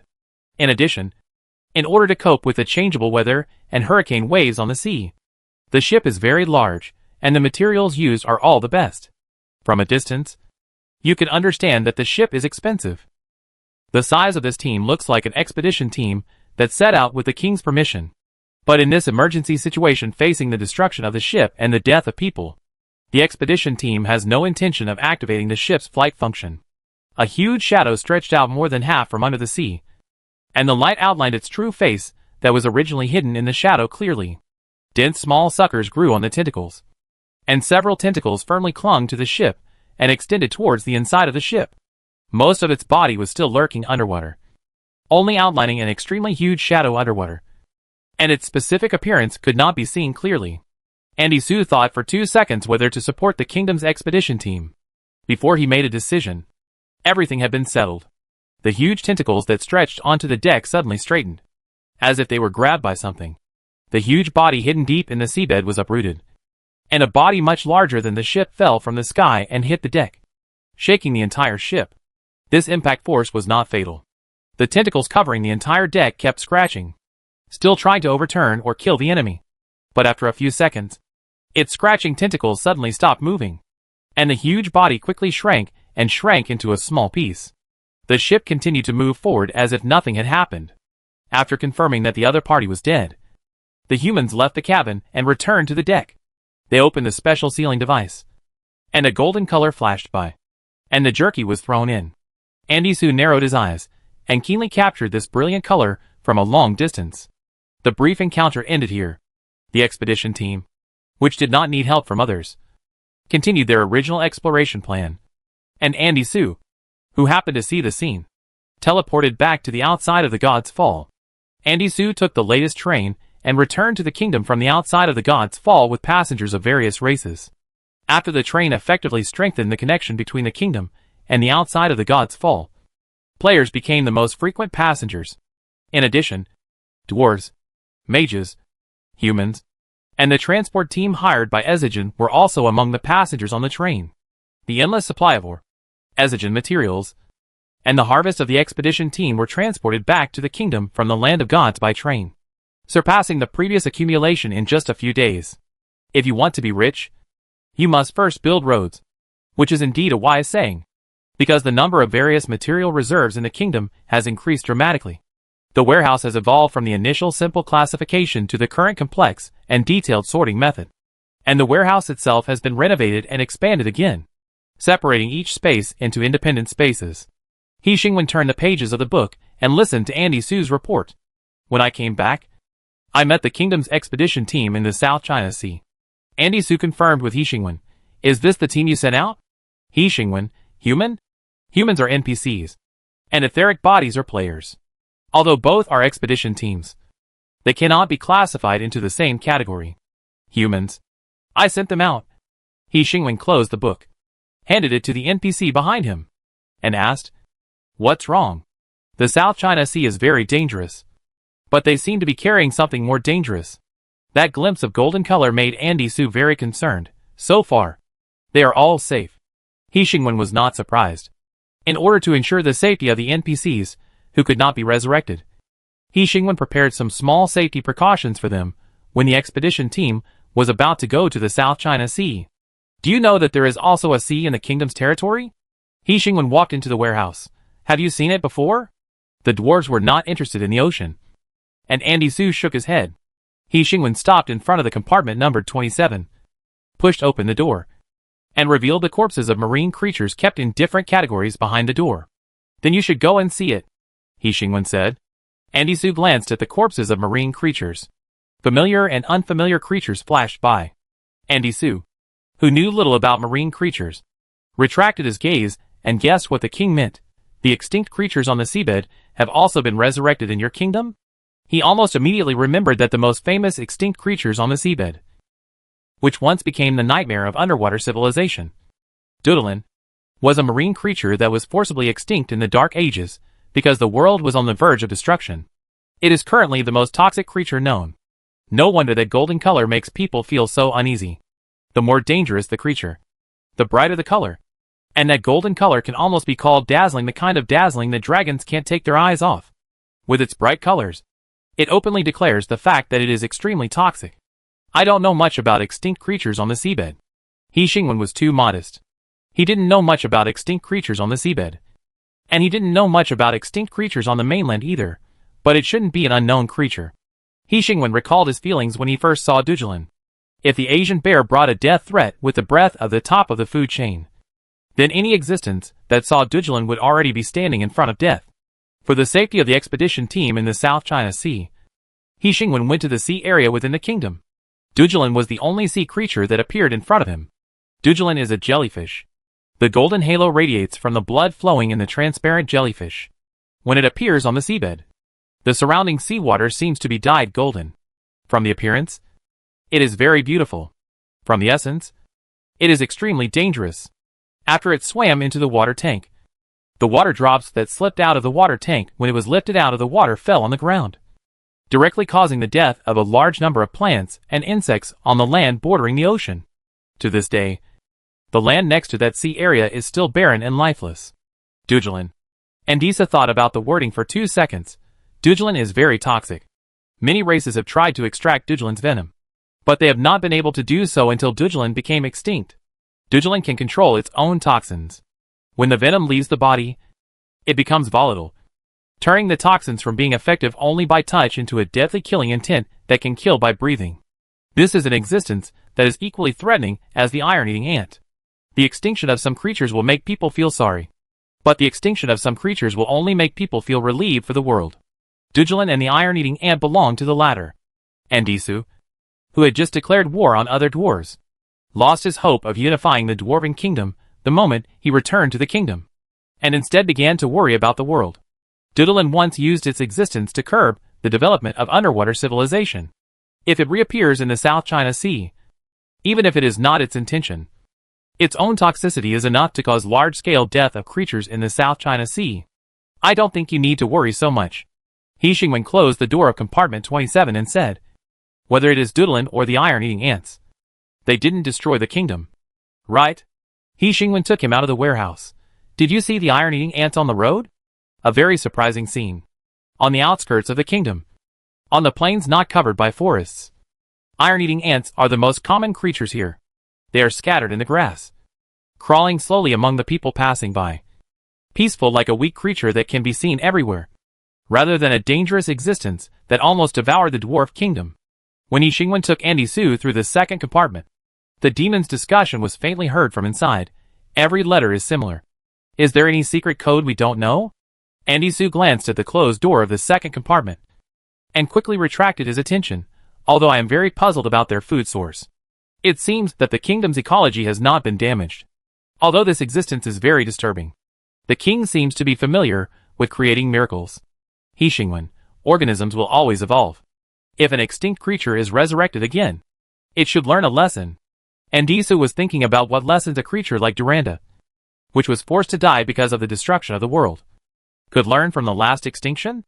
And no matter how you think about it, the king's words are very outrageous.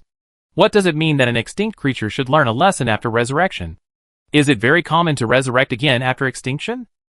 Of course, he would never say this idea out loud. He just expressed these thoughts with his expression very sincerely.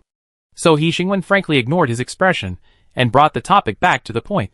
What is the result of your visit? He Xingwen looked at Ndisu, who was unharmed. How do you plan to unify the dwarf kingdom? He Xingwen walked into the meeting room, signaled to Ndisu, and they both sat down and put on the atmosphere of a long talk. What do you need the kingdom to do? Chapter 100 Game 78 Prepare for Battle. The news that Andisa Jin intended to unify the dwarf kingdom spread rapidly on the continent through Azijin, and received a lot of disapproving responses. The dwarf's obsession with unifying the dwarf kingdom has never disappeared since the dwarf kingdom split. Unifying the dwarf kingdom is the common wish of all dwarves. But the problem is the difficulty of achieving this. It is obviously impossible to reach a consensus on interests with other dwarves by language alone, but relying on force. Not to mention whether the dwarves have strategic reserves to launch a war.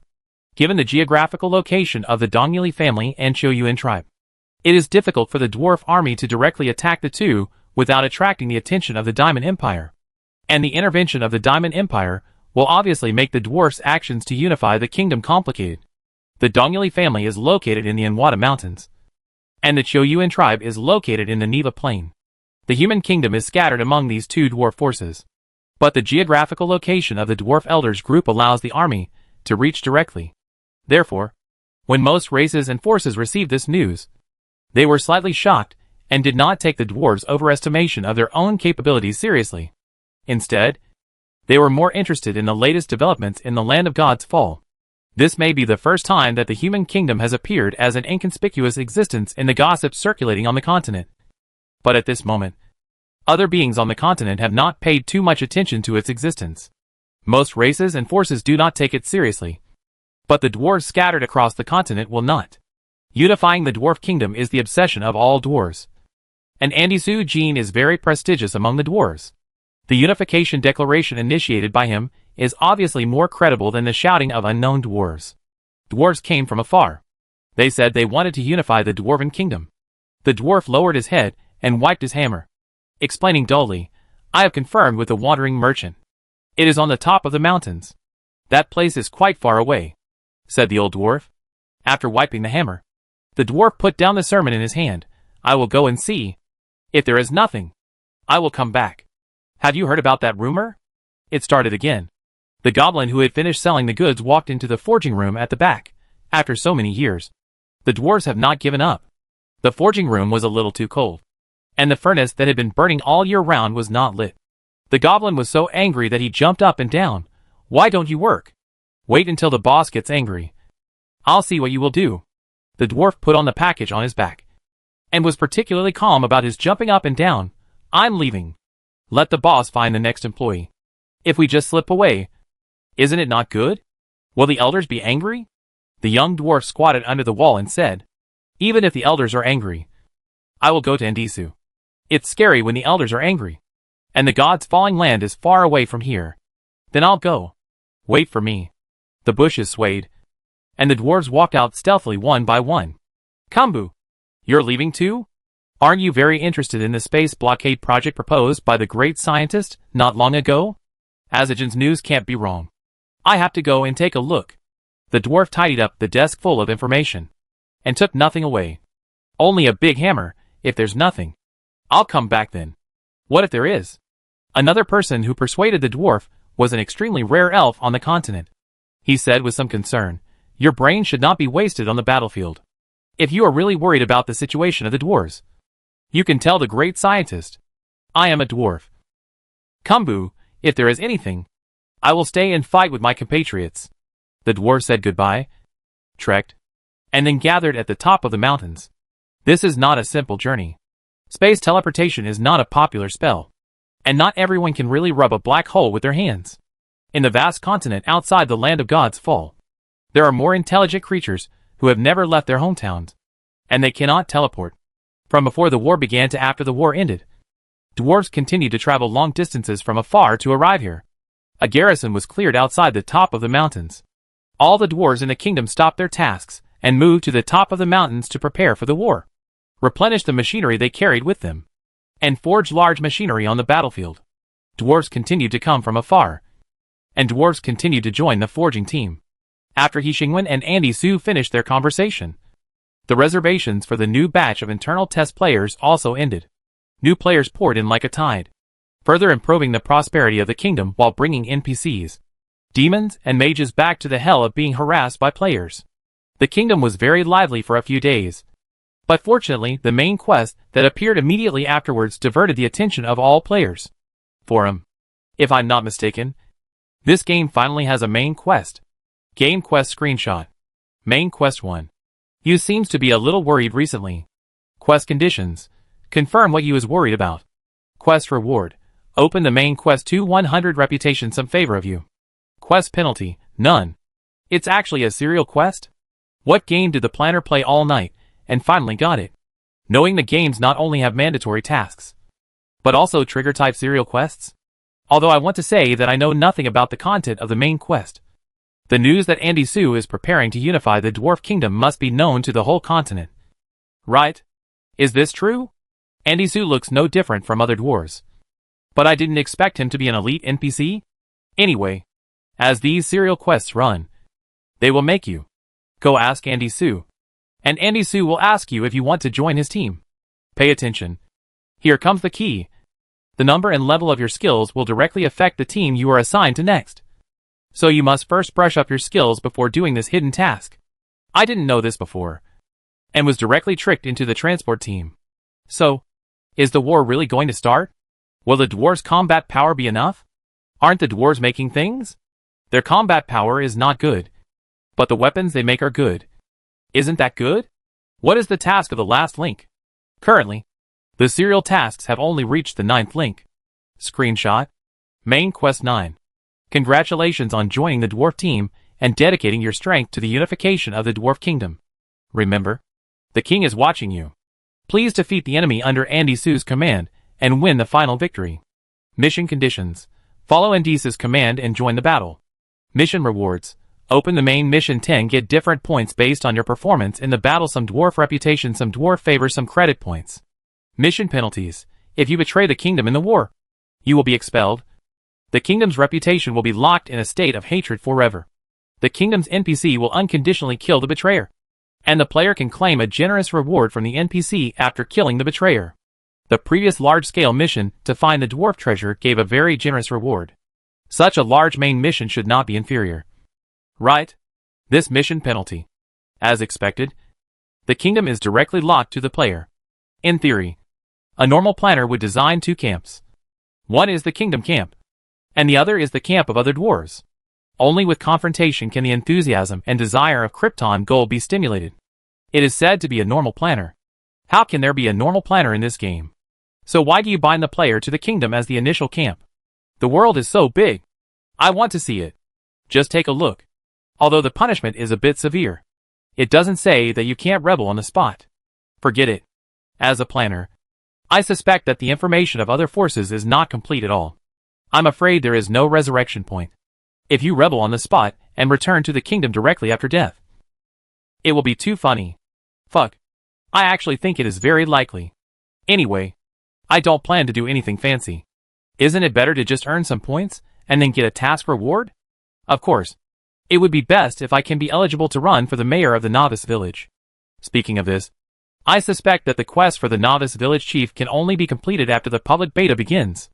Otherwise, it doesn't make sense that the quest has not changed at all after getting the election qualification. With this calculation, the public beta seems to be not far away. Then I will honestly learn planting from the druid.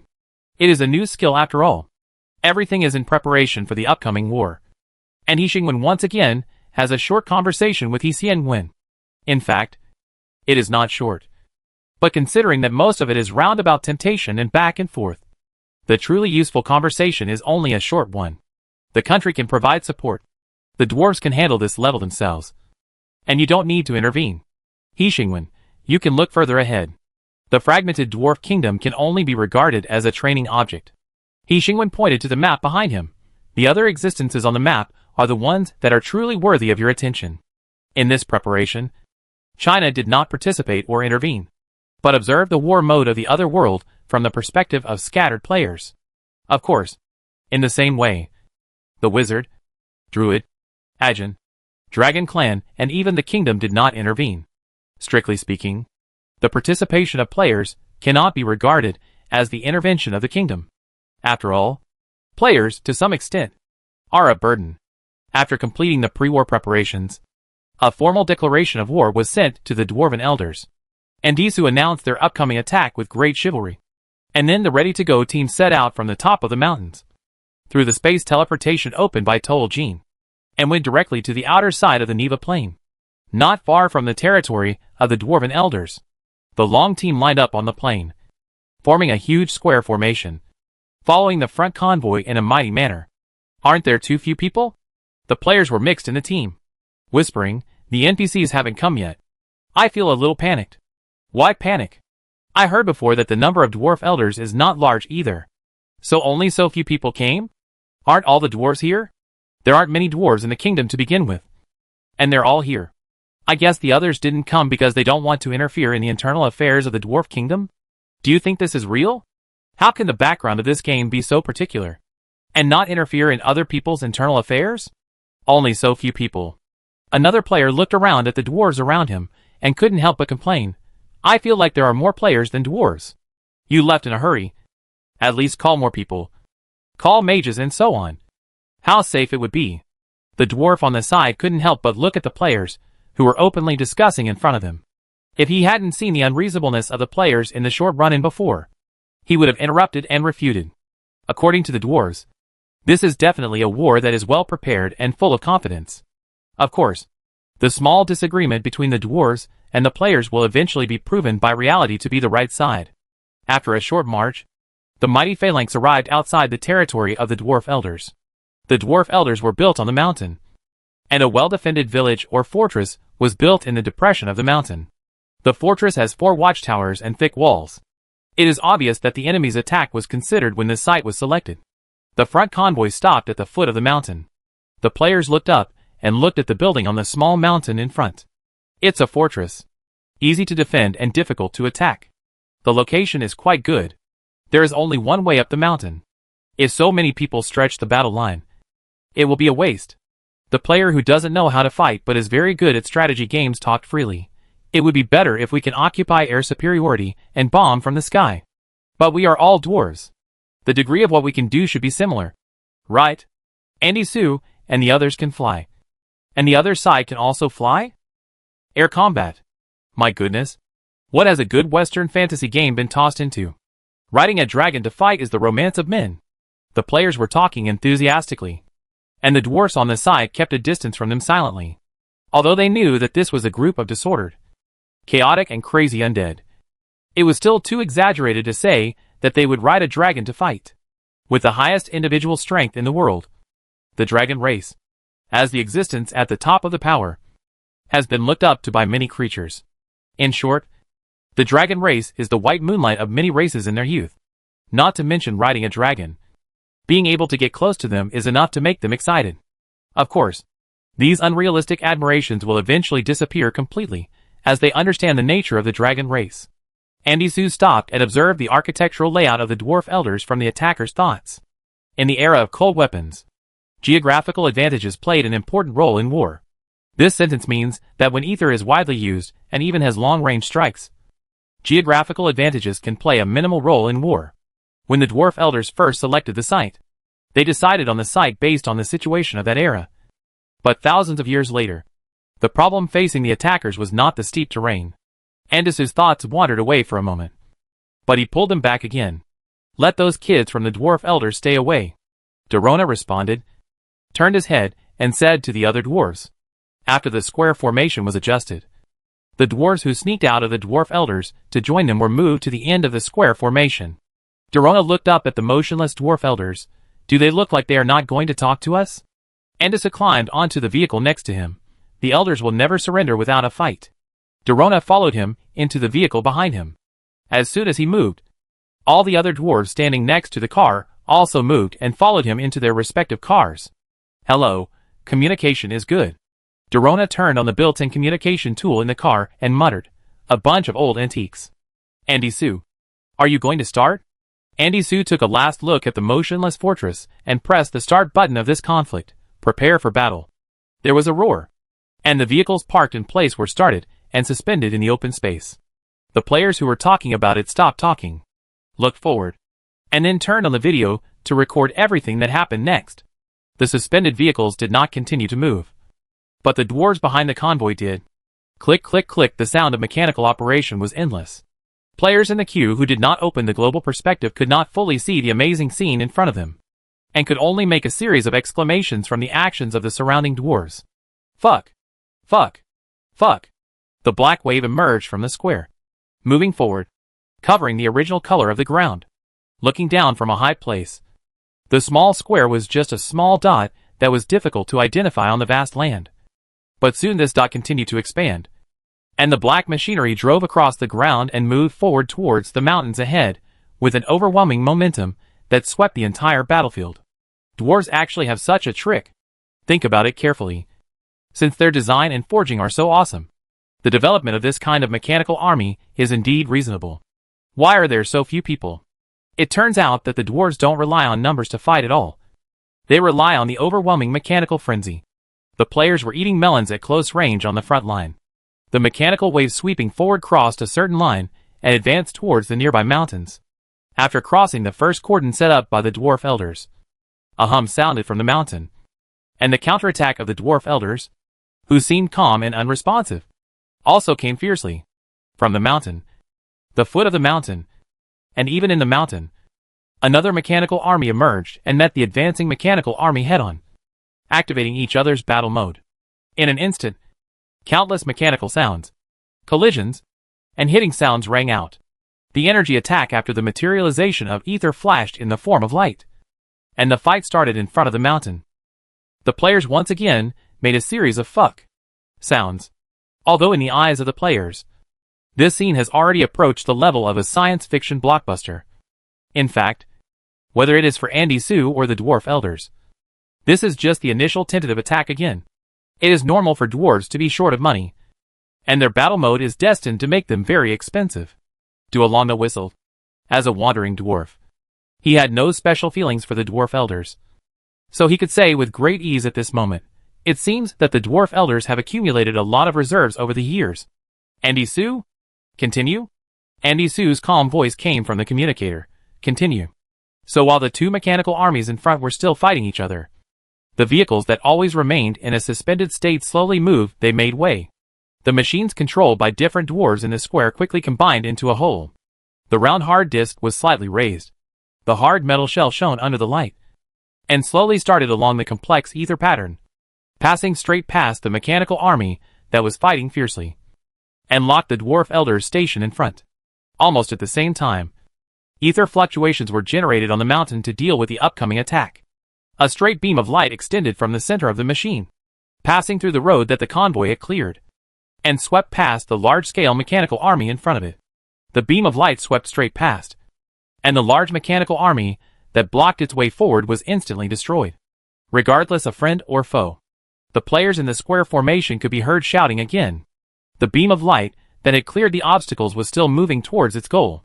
A second before piercing the mountain, a loud bang sounded above the mountain that locked the square formation, and countless stray bullets fell from the sky and landed accurately in the square formation, and then flattened the surrounding existence with energy reactions.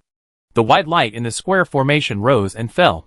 In addition to the players who easily offered a wave of heads, the dwarves said that it was not a big problem. Who didn't have protective equipment?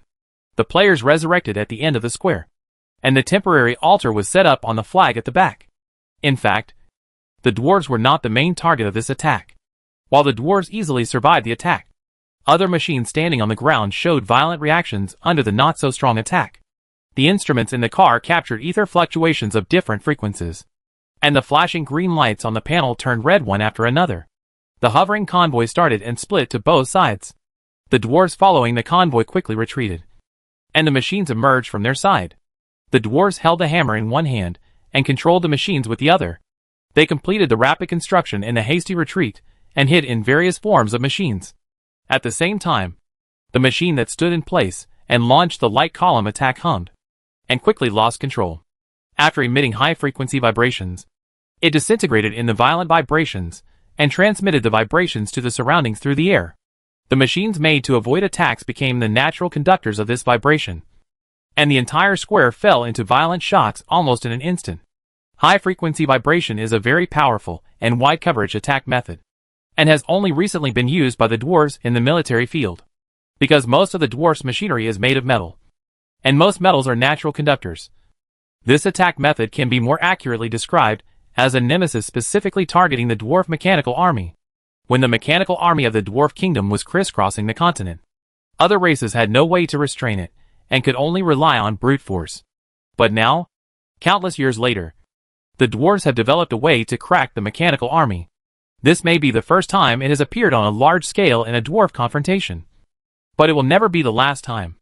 At this point, the tentative attack of this confrontation ended, and the real war began at this moment.